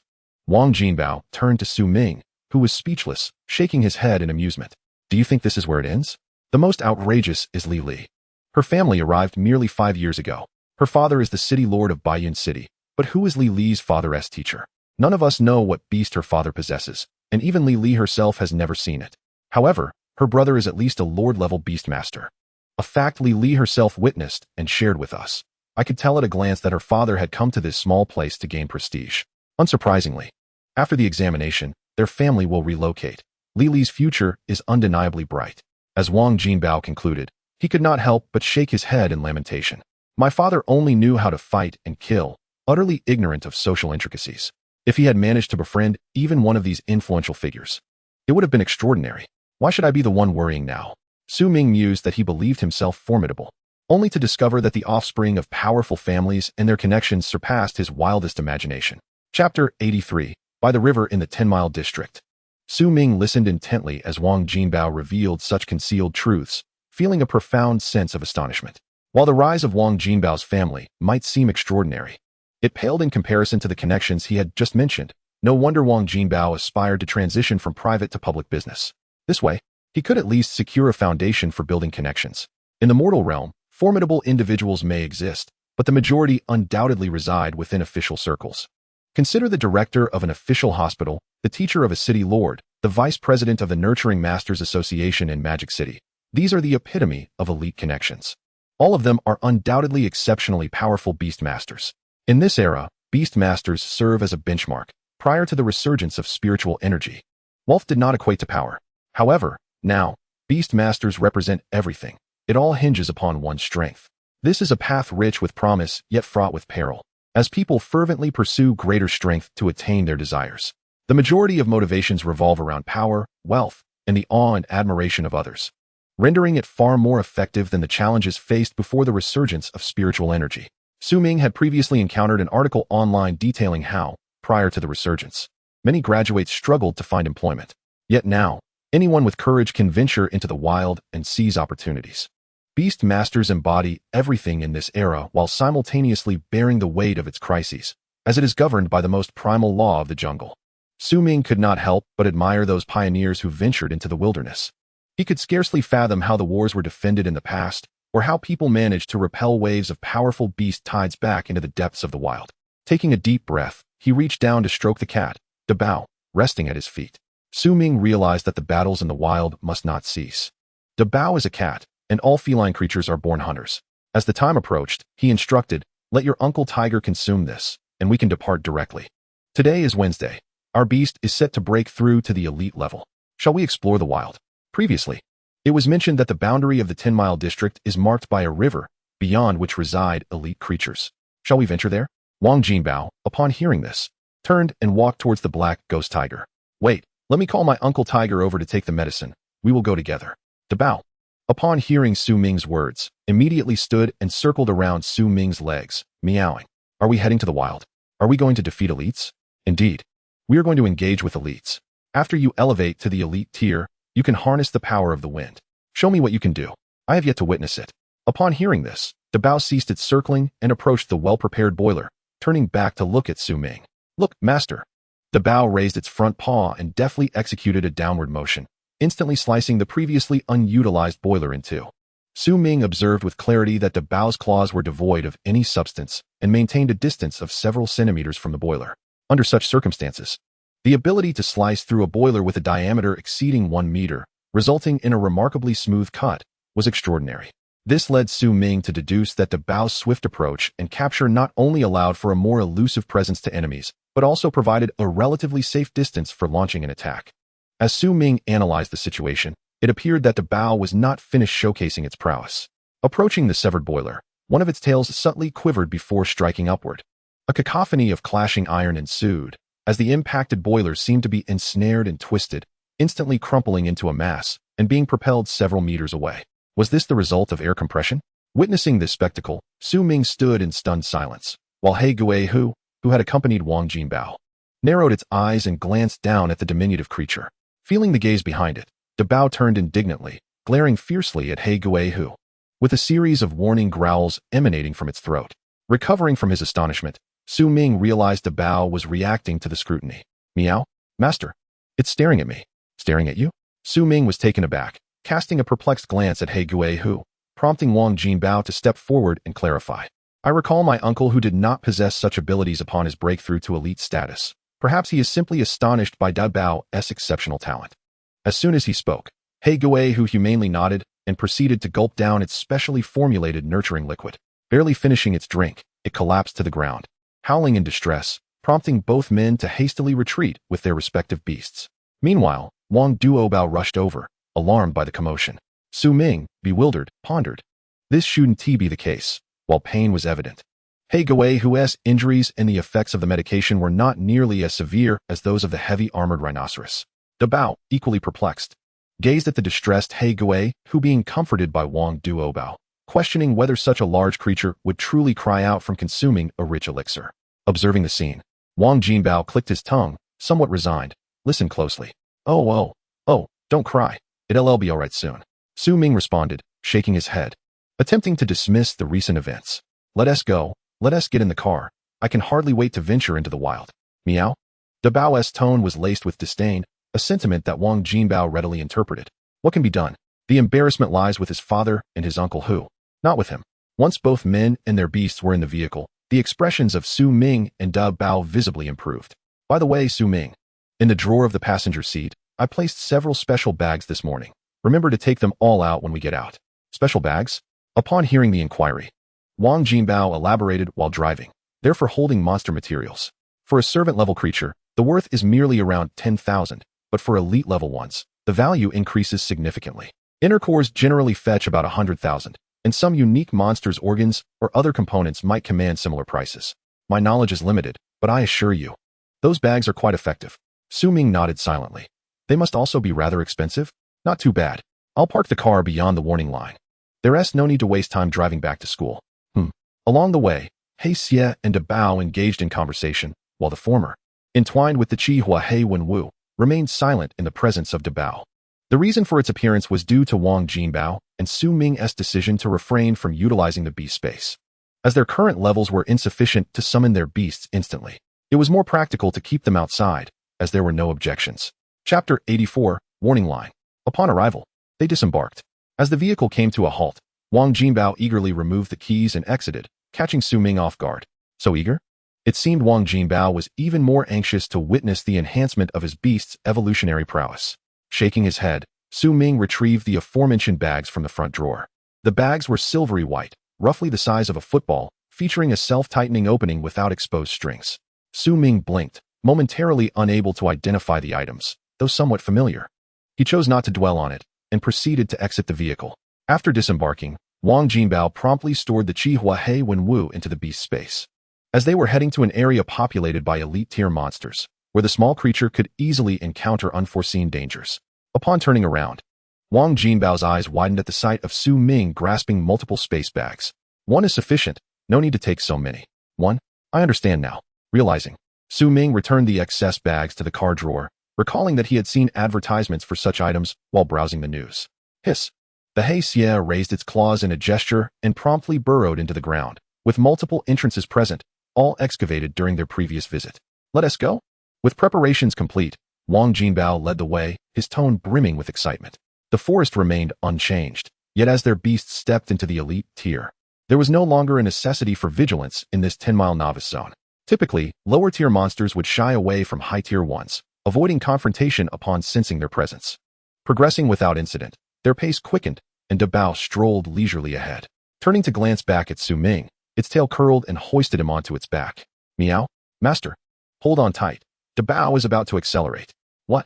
The sudden development left Su Ming momentarily stunned, as the next moment, a fierce wind rushed into his mouth, distorting his facial muscles. Had it not been for Dabao's tail still anchoring him, he would likely have been flung away. Consequently, he hastily bent down, clinging to Dabao's back. Meanwhile, Wang Jinbao, who had been trailing beside Su Ming, stood frozen, watching as the pair vanished in the blink of an eye. Feeling somewhat bewildered, this. Uft. A tail erupted from the earth, wrapping around Wang Jinbao's waist. Receiving a message from his Hei through their mental link, Wang Jinbao's expression shifted. I can't crash into a tree and die, can I? No sooner had he spoken than he was abruptly lifted off the ground, hurtling towards Su Ming at a speed rivaling Dabao's. Ugh. As they raced along, beasts burrowed beneath them. The journey from the boundary to the so-called stream's edge took merely a few minutes. Sensing a halt, Su Ming lifted his head, astonished to behold a river before him. Oh, so fast. Thank you, Dabao. Just as he dismounted, Dabao seized the opportunity to lick his face. Meow? You're welcome, master. What was that commotion? Just as Su Ming settled down, he heard a peculiar sound. Turning to discover Wang Jinbao seemingly ensnared and rapidly approaching him, visibly bouncing. Su Ming, not naive, instantly deduced that Wang Jinbao was entangled by Hei Xia's tail, causing quite the ruckus. Meow? He can summon Hei Xia to ride on its back. Su Ming affectionately ruffled Dabao's head. It's probably for speed, given that Hei Xia moves much faster underground than above. In the span of just a few sentences, Wang Jinbao was brought to Su Ming by Heixi. Observing Wang Jinbao's pallid face, Su Ming found himself at a loss for words to comfort him. Let us take a break, he suggested. No sooner had he spoken than Wang Jinbao, who had been placed on the ground by Heixi, began to tremble uncontrollably. Upon seeing this, Su Ming hurried over to support him. Wow, you have no idea, I just felt like I was flying. It was exhilarating, Wang Jinbao exclaimed, his lips quivering. Su Ming could empathize to some extent, recalling his own experience when he first mounted Daba's back, feeling the rush of wind before settling down. However, Wang Jinbao was not as fortunate, enduring the harsh winds of the northwest. Suddenly, Daba, who was sniffing by the lakeside, turned his head toward Chen Jie, who was conversing with Wang Jinbao. Meow, he interjected. Master, that large white snake has arrived. Large white snake. Su Ming whispered instinctively as a gigantic white serpent emerged from the depths of the lake, fixating on Su Ming and the others while flicking its tongue. It had a prominently protruding bump on its head. Beast, by Sha Baoshi. Talent, rare. Level, 31 Lord. Element, water. Ability, water element affinity. Evolution conditions. Pokédex entry. After reaching the Lord level, the bump on its head becomes increasingly pronounced with level advancement. Correspondingly, as the bump enlarges, the rate of evolution slows, and the likelihood of evolution increases, with the highest success rate for transformation into a Jiaolong at level 39.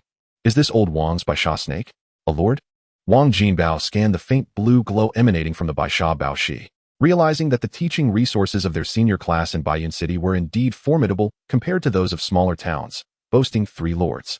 The Baisha Baoshi glanced at Su Ming before resting its head on the shore, and Daba conveyed its message to Su Ming. Meow. It says it will take us across the river, and if we encounter anything we cannot defeat, we should retreat to the riverbank. Amused by Daba's somewhat aggrieved expression, Su Ming gently rubbed under its chin. You truly are something. I appreciate your hard work. The two, accompanied by their respective beasts, stepped onto the back of the Baisha Baoshi, which had grown larger and thicker upon reaching the Lord level. As Su Ming stepped on, he feared slipping and falling, yet he found that he remained firmly in place, as if something were gripping his feet. Upon closer inspection, he noticed that the edges of his shoes were damp, and it was these water stains that anchored him to the back of the Baisha Baoshi, creating no ripples on the water's surface as it swam. It felt less like traversing a lake and more like gliding above it. Was this the elemental ability of a lord? The capacity to control such subtleties? Chapter 85, Social Monsters. The two banks were approximately 60 to 70 meters apart, and soon they were delivered to the opposite side by the Baisha Baoshi, which then submerged back into the lake. Upon breaking through to Lord, the Baisha Baoshi transitioned from its original position at the school gate to this new locale, clearly anticipating the arrival of students, as speculated by Wang Chuanfa and the others. Here, the majority of creatures were of the elite tier, and we would need to keep our distance. Observing the lush forests that surpassed even those in the Shirley district, Su Ming felt that it was quite reasonable for the school to separate these two areas. He wondered if the expansive river that served as a barrier was also constructed by the school. If so, it seemed improbable that mere lords could create such a vast expanse. Could it be a domain lord? Some matters, the more one contemplates, the more absurd and even frightening they become. Wang Jinbao nodded silently at Su Ming's suggestion, affirmatively stating, ever since Hixie was on the verge of breaking through to elite, I've struggled to follow its movements, especially just now. The disparity between elites and their subordinates was staggering. He felt that if the Hixie of the past were to confront the current Hixie, it would be utterly overwhelmed. Su Ming remained silent, merely nodding in agreement. As the strength of the beasts increased, the role of the beast master gradually diminished, relegating them mostly to the duties of a caretaker. However, Su Ming was fortunate to possess a Pokédex ability. Not long after they had set off, he grasped Daba's tail with one hand while positioning himself protectively in front of Wang Jinbao with the other. Stay still. Do you see that tree trunk ahead? About 20 meters to our left? The one that is dark brown in color? Wang Jinbao looked on in confusion, then scanned the surroundings. How can I tell? All these trees look the same. You can't be saying that one is a monster, can you? What level would that be? Daba's eyes brimmed with malice as it surveyed the area, yet it detected no enemies, curiously brushing its tail against Su Ming's leg. Meow? No enemies in sight. Su Ming paid no heed, for after inspecting the Pokédex, he felt a shiver run down his spine. Monster, Poison Decay Tree. Talent, Elite. Level, 15, Elite. Element, Wood, Poison. Ability, Mimicry, Highly Toxic. Evolution Conditions. Pokédex entry. These monsters only appear in forests, altering their trunk color to blend in with surrounding trees. They do not emit any aura while stationary, making them natural assassins. Their roots possess potent toxicity, serving as both a means of mobility and a weapon. They are social monsters. If one is spotted, a cluster of similar creatures is likely nearby, with the first acting as the leader. If your strongest beast does not exceed the first by a significant tier, it is advisable to take a detour. Have trees developed social behaviors in this day and age? Su Ming muttered, his lips twitching. If we were to stroll past unawares, would we not be instantly ensnared? Poison Decay Tree? Have you heard of it? Wang Jinbao seemed quite taken aback by this revelation. What a pity. I've heard those selling goods to us mention it. Encountering one could lead to great fortune, but alas, we cannot handle it. Su Ming refrained from contradicting Wang Jinbao's words. Encountering such a creature was not merely a stroke of luck. A horde of similarly tiered beings could yield a substantial profit from their inner cores alone. Casting his gaze down at Daba, who appeared eager for the challenge, Su Ming did not hesitate to deliver a light smack to its forehead. This is not just one. There are likely dozens. We cannot take them all at once, so we must find another route. Daba scratched its head, and upon hearing Su Ming mention the numbers, turned to leave. The group's departure did not disturb the terrifying monsters in this area. Although the poison decay trees were social creatures, their primary hunting method involved waiting for prey to approach. However, these social monsters possessed a frightening trait. They understood cooperation and would share the spoils based on merit. One moment, you could be engaging one, and the next, you could find yourself surrounded by dozens. All being elite tier, could a single individual truly contend with so many? It was only after they had walked a considerable distance without encountering the Pokédex entry for the poison decay tree that Su Ming finally exhaled in relief. We can relax a bit now. We haven't seen any poison decay trees. Let us proceed normally. Wang Jinbao spat. Thank goodness you've read so much. It's no wonder your cultivation skills are so impressive. I never expected the monsters here to be so cunning, lying in wait like turtles. Suddenly, just as Wang Jinbao finished his complaint, a white silk web shot out from the foliage above, which Daba promptly severed. Wang Jinbao widened his eyes in astonishment. Another one from above? Compared to Wang Jinbao's alarm, Su Ming remained remarkably composed. He had indeed seen it, but this type of monster posed no threat. Its diet consisted solely of leaves. No need to worry, it's just a tree caterpillar.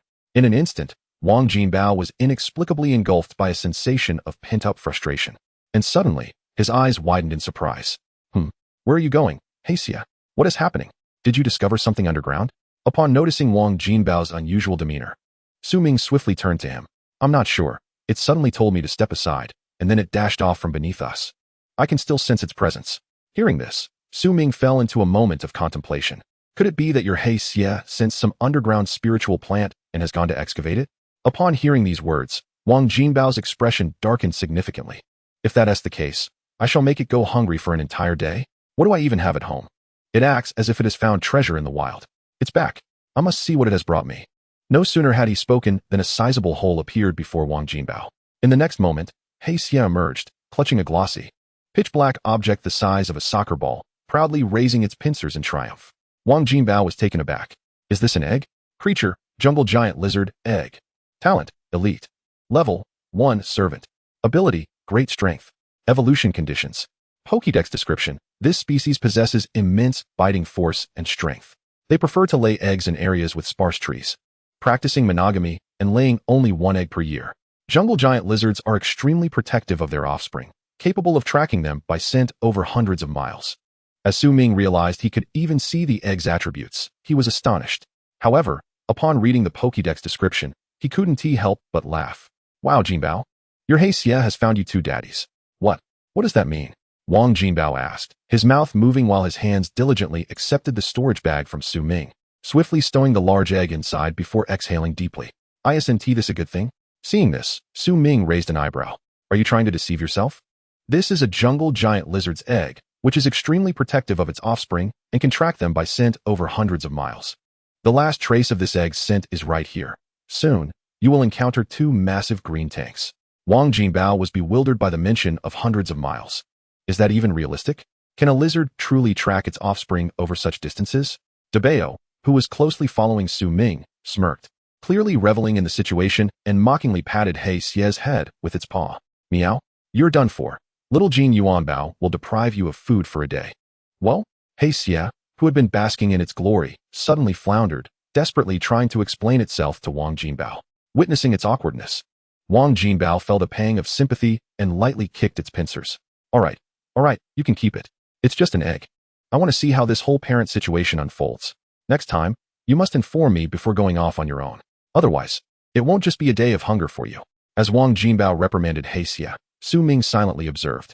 It was understandable that a group of elites couldn't handle the situation, but if two of them were afraid, they might as well pack up and return home to study diligently. Suddenly, a thunderous noise accompanied by the sound of numerous trees crashing to the ground startled Wang Jinbao, who was admonishing He Xie, causing him to shiver and gaze at Su Ming in confusion. Is it really the green tanks? No sooner had he spoken than two colossal green lizards, each 5 meters long and 3 meters tall, charged towards them, their eyes blazing with fury as they unleashed a deafening roar.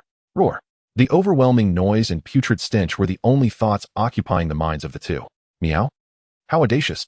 Dabeo, startled by the roar, turned crimson with rage and vanished in an instant.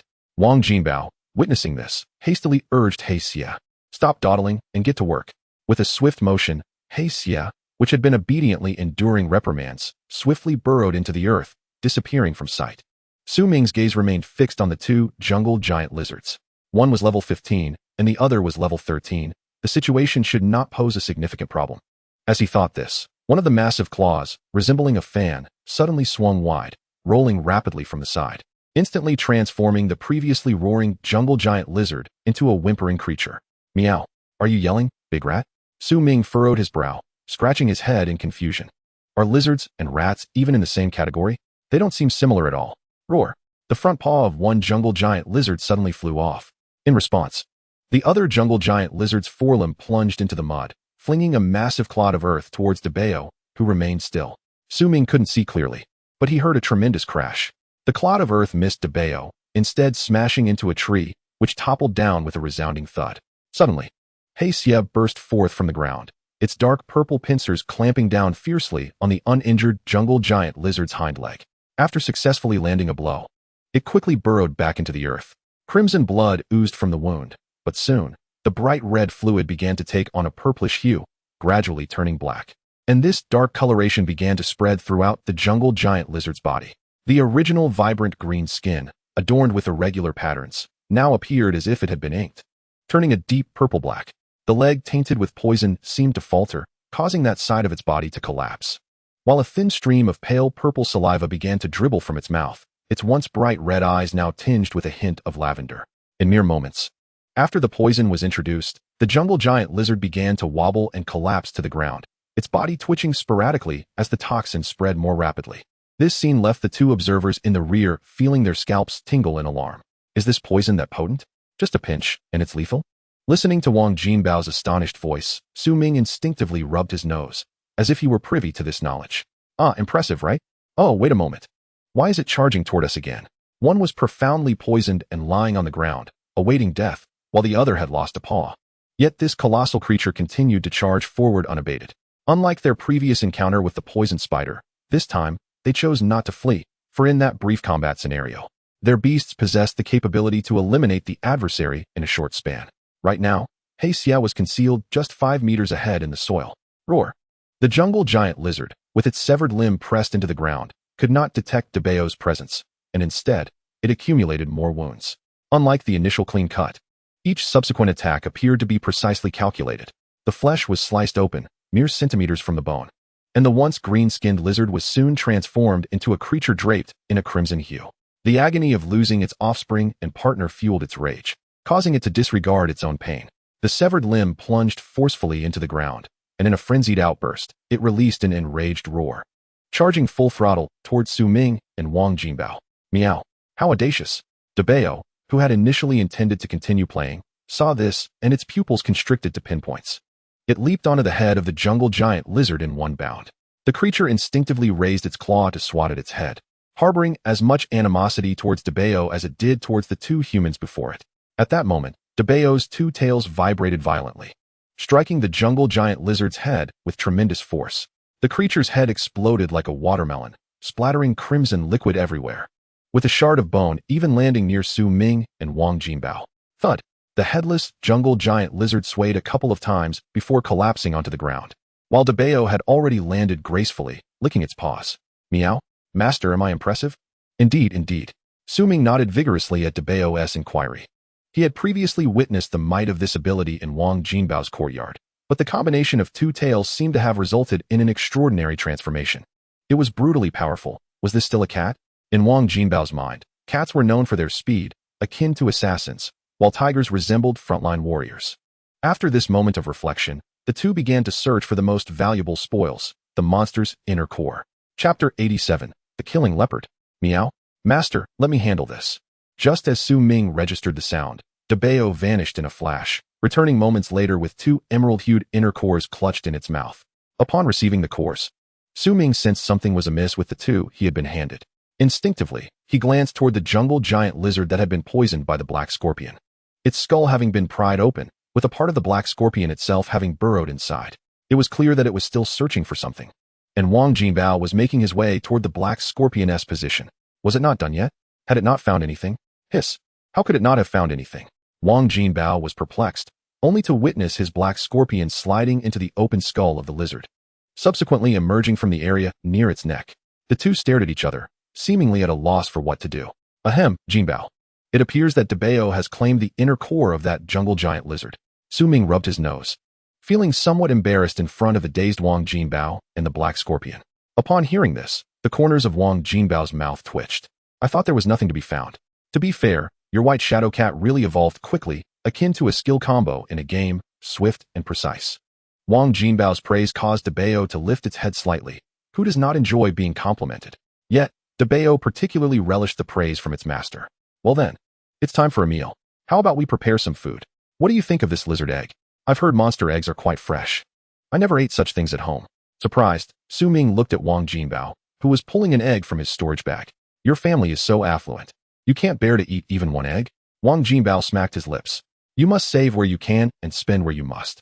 Wasting money just leads to more expenses. More expenses? Su Ming couldn't help but chuckle at this realization. All right then, let us eat this egg today. But is the egg of the jungle giant lizard valuable?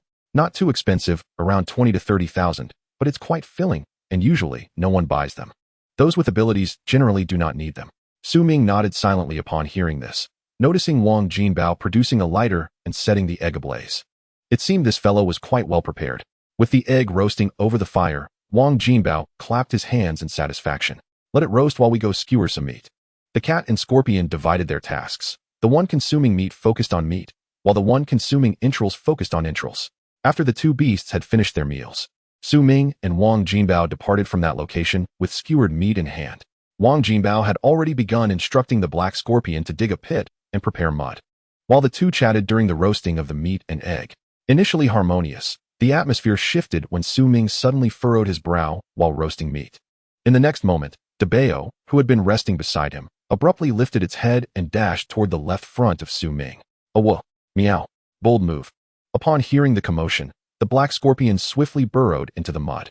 Wang Jinbao and Su Ming exchanged surprised glances, particularly startled by the sound. What was that? A leopard? No, we are over 100 meters away from the corpses of those two lizards. Does it mean it's coming for us? Wang Jinbao immediately stood up, marking Debao's direction for the black scorpion through their mental link.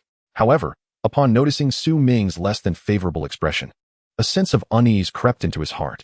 What is that? Monster, killing leopard. Talent, elite. Level, 12, elite. Element, wind. Ability, swift, stealth. Evolution conditions. Pokédex description. After the resurgence of spiritual energy, it developed a fondness for dry forest environments. Speed, stealth, tracking. It is a natural killer, with dark fur that resembles an elusive specter during a hunt. This type of monster is extremely vigilant, only consuming prey it has killed. Particularly fond of hunting creatures that dwell in trees. The killing leopard. It enjoys hunting creatures that live in trees. It views us as monkeys. Wang Jinbao's expression darkened instantly. Tell your Debao to step aside. I'll have my black scorpion release its venom. Release the venom? Su Ming blinked. And after conveying the command through their mental link, Debao zipped back, clearing obstacles with its tail, allowing the two to better visualize their foe. The creature was 4 meters long, its skin dark and devoid of any leopard patterns. As Debao returned swiftly, the killing leopard did not impede its movement, but instead eyed them cautiously. This beast is indeed alert, Wang Jinbao remarked. In the next moment, the ground beneath the killing leopard suddenly collapsed. Reacting swiftly, it leaped sideways, casting a disdainful glance at the black scorpion that had emerged from the earth. Just as it landed and prepared to launch a rapid assault on the black scorpion, it noticed that the latter did not retreat back into the ground. Instead, it opted to leap directly toward the killing leopard. Sensing something was off, the killing leopard instinctively attempted to retreat to gain distance. However, in the next instant, countless dark purple toxic mists erupted from the black scorpion's spines, enveloping the area without any blind spots, reaching a distance of 4 to 5 meters. Seemingly fearful of not spraying enough, the black scorpion leaped toward the killing leopard's position. Even with the killing leopard's quick reflexes, its left side and rear were thoroughly drenched in the toxic mist. The intense pain caused its body to momentarily freeze, and the black scorpion seized the opportunity to strike, its sharp tail piercing into the creature's abdomen. In an instant, the killing leopard was engulfed in toxic fumes, its dark skin rapidly deteriorating. Within mere seconds, the once vibrant creature had been reduced to a puddle of black liquid and scattered bones, evidence of its recent vitality. After executing this series of attacks, the black scorpion appeared drained, its pincers sluggishly clutching the inner core as it crawled back. Hiss, you did well. We'll have an extra meal tonight. With these words, Wang Jinbao gazed thoughtfully at the wind element inner core, tainted with toxin on the ground. How do we collect this? As soon as the words left his mouth, the black scorpion pressed the inner core into the soil, causing the earth to darken. When the expansion ceased, the black scorpion retrieved the inner core once more. Wang Jinbao could not help but give the black scorpion a thumbs up. Su Ming observed as the intact inner core was safely stored in Wang Jinbao's bag, feeling a twinge of curiosity. He had witnessed the potency of the black scorpion's venom. The earlier strike on the jungle giant lizard could be attributed to a lesser dose of toxin, leaving the inner core unharmed. But what about this instance? How could a toxin capable of corroding flesh and bone leave the monster's inner core unscathed? How peculiar. Element, or attribute, is derived from the energy of heaven and earth. Could it be that external toxins are incapable of causing damage? Elements are indeed fascinating entities. Chapter 88, Tiger Leaf. As the skewers and the shell of the roasted egg began to crack, the two hurriedly extinguished the fire. Once the temperature had lowered, they carefully peeled away the eggshell piece by piece. It doesn't smell too fragrant. Let us give it a try. At the very moment when the egg was cracked open, Wang Jinbao eagerly began to sniff the air, only to find the results somewhat disappointing. The two of them, using chopsticks fashioned from branches, made do with their roasted egg. It was fragrant, even sweeter than an ordinary egg, yet not as exaggerated as one might claim. Still, it sufficed, considering it was merely an egg. After tasting it, Su Ming offered a rather objective assessment, which Wang Jinbao nodded in agreement with. Some time ago, I overheard my employees boasting about it, and I genuinely believed that the monster egg was a rare delicacy. Although the egg was not as extraordinary as rumored, it was certainly not something a regular egg could compare with, indicating a distinct level of quality. Having satisfied their hunger, the two men, accompanied by their beast, continued their journey, deliberately avoiding the location where the gigantic lizard had been slain. Such a massive carcass, especially two of them, though one was likely an ordinary monster and inedible, was enough to incite a fierce competition among the wild creatures, particularly those who had not yet reached the elite tier. Indeed, there existed subordinate-level monsters on this side of the river, not just elite ones, and the area was under daily inspection, hence the absence of elite monsters. Were it not for human intervention, these creatures could easily invade the city and wreak havoc. Miao Wu. Master, do you smell something fragrant? The scent? Su Ming paused, instinctively looking at Wang Jinbao. Did you and Hixi detect a fragrance? Huh. Sniff sniff, what fragrance? I don't smell anything. Did your Bao catch a whiff? Wang Jinbao gazed at Su Ming in bewilderment as he sniffed the air, noticing that Hixi had even emerged from the ground, swaying its body to deny any scent. Su Ming sensed something was amiss. Bao, is there truly a fragrance? What does it smell like? Bao inexplicably began to smile contentedly. Meow meow. I don't know. It just smells delightful. Upon witnessing Bao's reaction, Su Ming instantly understood what it was. He opened his mouth. Could it be a mutated spiritual herb resembling catnip? Then lead the way, Bao. Let us go and gather it. Meow Wu. Okay. Seeing Bao's excitement, Su Ming smiled and followed closely behind, while Wang Jinbao scratched his head in confusion. Hiss, do cats still enjoy catnip? Not entirely. Su Ming confirmed after a moment of contemplation. Since the resurgence of spiritual energy, most animals have undergone certain shifts in their behaviors. Just like my Bao, who was once an ordinary house cat, there was no mention of extreme cruelty or a love for killing. However, regarding the matter of catnip, as the strength of the beast increases, instinctual behaviors can be controlled. I had never purchased catnip for Bao, and had it not been for this instance, I might have forgotten about it altogether. Wang Jinbao nodded silently as he listened. A mutated spiritual herb resembling catnip, you say? I recall there are quite a few types, with the most expensive being tiger leaf. From 1 leaf to 9 leaves, the price escalates dramatically with each additional leaf. This also possesses a catnip effect. Do you think it could be that? Tiger leaf? Su Ming expressed surprise and anticipation upon hearing Wang Jinbao's words, just as Bao, who had been leading the way excitedly, suddenly halted and became exceedingly cautious. This change in demeanor heightened the alertness of both Su Ming and Wang Jinbao. Meow Wu. There's a strong smell of blood ahead. Something is fighting. A heavy scent of blood, suggesting monsters were indeed battling? Upon hearing this, Su Ming sensed that the situation was far from simple. Bao's reaction, combined with the presence of monsters fighting in that vicinity, made the circumstances clear. The entity Bao detected was undoubtedly a highly valuable spiritual herb, for which monsters were indeed clashing, leaving bloodshed in their wake. Su Ming. What did your Bao say? Su Ming gently patted Wang Jinbao. We should stealthily approach. My Bao has likely discovered a very valuable spiritual herb, and monsters are fighting fiercely over it. Hearing this, Wang Jinbao nodded vigorously. All right, let us sneak over. In no time, the trio advanced quietly, and before long, they heard the sounds of clashing and faint roars. Peering through the gaps in the underbrush, they discerned what lay before them. A clearing occupied by a gigantic tiger with golden fur adorned with black stripes. Excluding its tail, it measured over 5 meters in length, with a massive golden tooth bared, seemingly broken. Moreover, a large portion of its skin had been torn away, and its nose appeared to have been bitten off, with one of its legs lying severed on the ground. Now, it lay there licking its wounded stump. Monster, golden tooth sword tiger, severely injured. Talent, elite. Level, 16, elite. Element, gold. Ability, immense strength. Evolution conditions. Pokédex entry. With its golden fur and deep black stripes, it presents an even more visually striking appearance post-spiritual resurgence. Its mouth reveals 2 exposed golden saber teeth, possessing formidable penetrating power. Rarely can monsters of the same tier withstand its might. Its teeth and claws are sharper than those of its kin, and its perception exceeds that of its peers. However, its speed and agility are notably inferior. And this type of monster harbors a vengeful nature. Before this monster lay the corpse of a bear, its fur is silvery gray, with its demise caused by the golden tooth of the sword tiger embedded in its head. While the golden tooth sword tiger was 5 meters long, the bear measured just over 4 meters. Monster, steel-pawed iron bear, deceased. Talent, elite. Level, 13, elite. Element, gold. Ability, steel bones, immense strength. Evolution conditions. Pokédex entry. Its silver-gray fur is as hard as iron. Though relatively small in stature, few monsters of the same tier can breach its defenses, and its strength is rarely matched by others in its class. Its sole vulnerable point lies atop its head, as this type of monster tends to have a gentle temperament and enjoys the honey produced post-spiritual resurgence. Not far behind the golden-toothed sword tiger, in the clearing, stood a peculiar plant over 1 meter tall. Its stalk was orange with slender black stripes. The oddity was that despite its lengthy stalk, it bore no flowers. Instead, it had only 3 golden leaves the size of palm fans at its top. Chapter 89. Tiger 3 Leaves. Spiritual item, Tiger 3 Leaves. Pokédex entry. Following the resurgence of spiritual energy, this spiritual plant only grows atop the carcasses of feline monsters.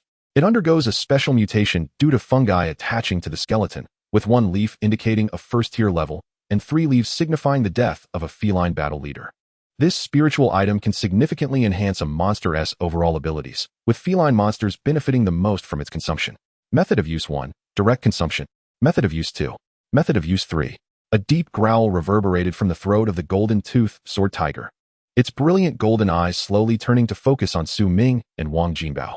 The moment it locked its gaze on them, the Bao sprang forward. Roar! Meow woo!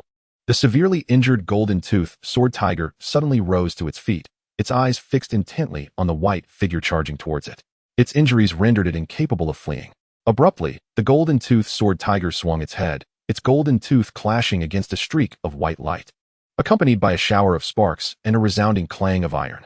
The Bao, having created distance, stared in astonishment at the golden-toothed sword tiger ahead. Meow woo! Did it block with its teeth? The somber roar of the tiger reverberated through the air.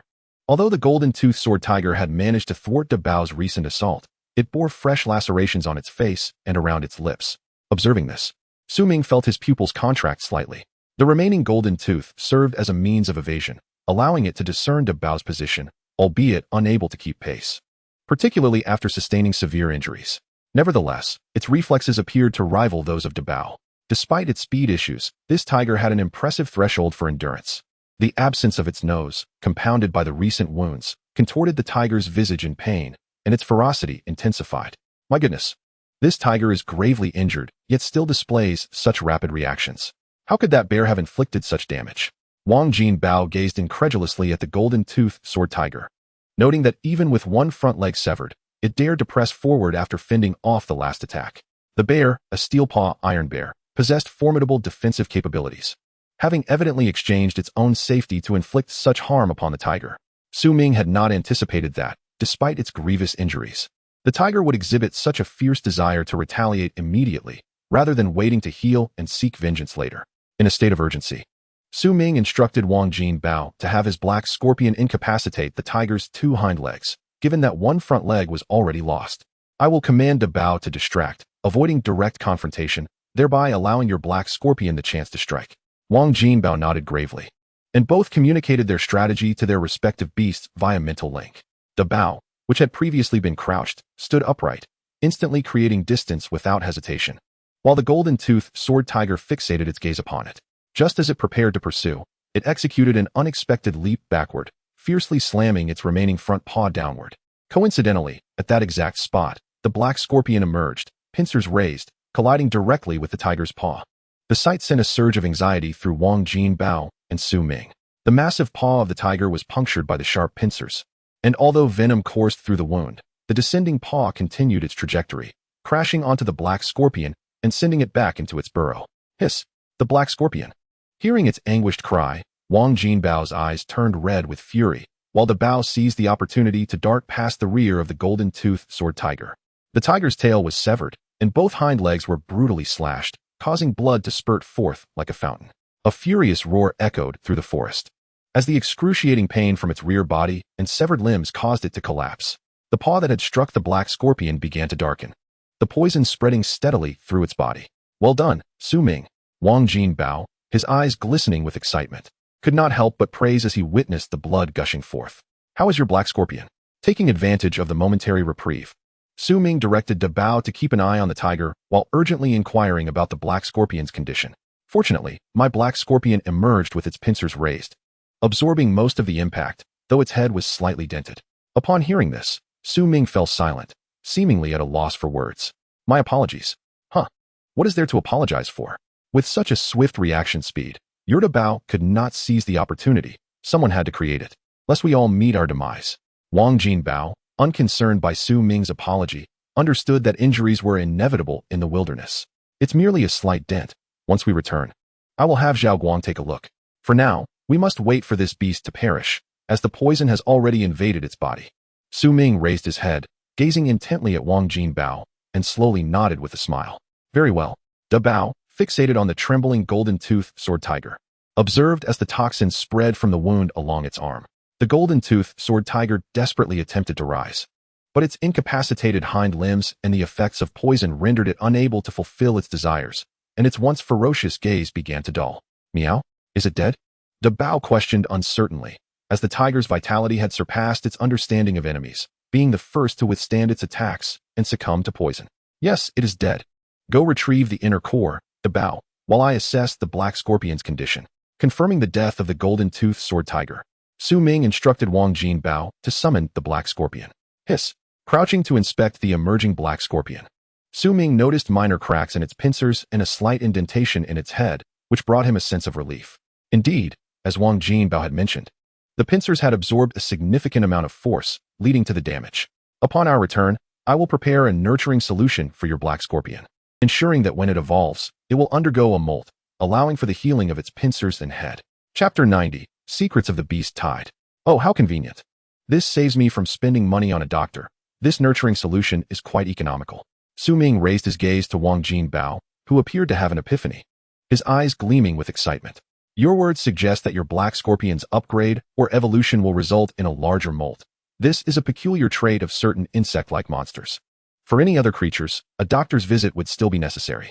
Wang Jinbao smiled, choosing not to dispute this, and then they approached the tiger tri-leaf plant, nearly reaching their height of over 1.8 meters.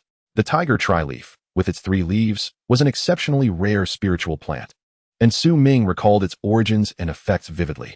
This indicated that at least one battle-level tiger beast had perished here, with its bones and some flesh decaying in the area, ultimately allowing for the growth of this tiger leaf due to the presence of certain fungi.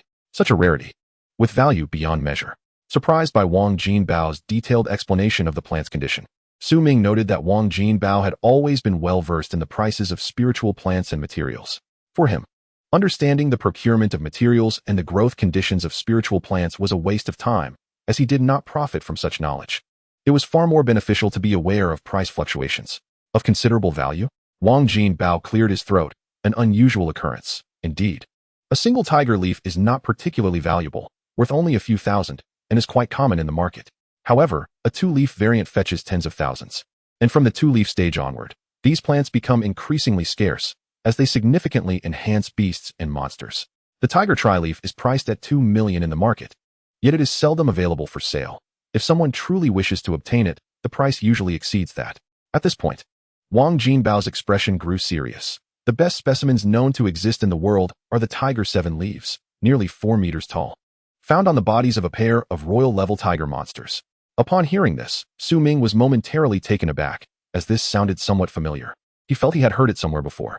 The Su Ming exhibited a look of perplexity, prompting Wang Jinbao to continue his narrative.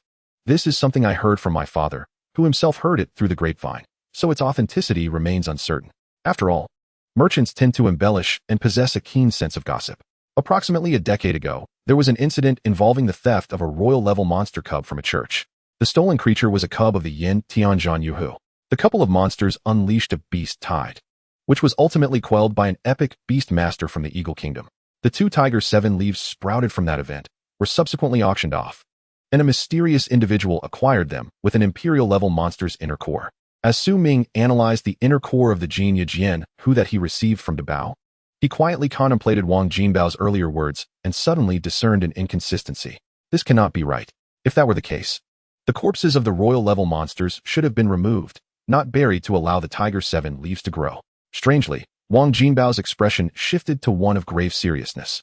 It was rumored that a mythical-level monster appeared during that beast tide, and it was only through a negotiation with a legendary beast master from the Eagle Kingdom that the tide was halted, leaving the remains and monster inner cores behind. Eventually, this epic beast master, dissatisfied with the outcome, sought to retrieve the items, only to discover the tiger's 7 leaves, and in the process, He also vanquished a royal-level monster guarding them. Consequently, upon his return, the epic Beastmaster's main monster perished, causing his title to plummet from epic to master level. The events leading to this remain shrouded in mystery. Wang Jinbao's revelations profoundly impacted Su Ming. He felt a sense of familiarity, as he had encountered this news before. But only the initial part of Wang Jinbao's account was reported. The latter portion was entirely absent. If the rumors his father heard were indeed true, then the demise of the epic Beastmaster's main creature likely hinged upon the negotiations that transpired between mythic entities. It is understandable, considering that the mythical monster merely sought to reclaim the remains of its progeny. The act of murder alongside the theft of a royal-level monster would necessitate retribution upon the epic Beastmaster. Since the resurgence of spiritual energy, no beast tide of that caliber has occurred, and humanity seems to prudently avoid conflicts with such formidable monsters. Perhaps this is the underlying reason? Uncertain. Su Ming gleaned from Wang Jinbao's words the significance of strength and the perilous nature of the wilderness. How should we excavate this Tiger Sanyi? Are there any specific methods involved? Wang Jinbao, noticing Su Ming's inquiry, replied, "Rest assured, I have already instructed He Xie to dig beneath. This entity grows from the bones, necessitating the extraction of the deepest-rooted bone. This is the sole method. Alternative approaches would lead to the immediate wilting and decay of the Tiger Yi. It just informed me that it has already shattered the sides of that vertebra and is prepared to excavate." As he finished speaking, the ground began to tremble, and the Tiger Sanyi was elevated. De Bao observed this scene with keen curiosity. Soon, the foundational roots of the Tiger Sanyi emerged, their stems a pale yellow, culminating in the unearthing of a robust vertebra, from which the Tiger Sanyi seemingly broke through the earth.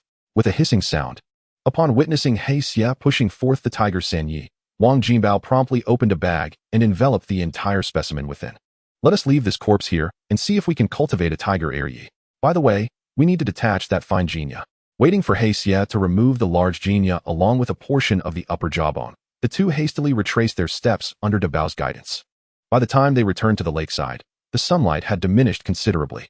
At the lakeside, their once tense hearts gradually calmed, for during their return, they had heard the sounds of combat resonating through the forest, signaling that monsters had commenced their hunting. However, upon reaching this point, they felt a sense of safety, as a lord creature was present, deterring most monsters unless faced with a situation akin to the previous encounter with the flesh-eating vulture. The optimal use of the Tiger Sanyi is to consume it raw. We shall each take half. I have heard that the roots can serve as materials, and once we exit, we can split the proceeds from selling the roots. Agreed. Just as the two finalized their discussion regarding the distribution of their most valuable resources, Bai Sha emerged from the lake, but this time, its gaze lingered longer upon He Xie.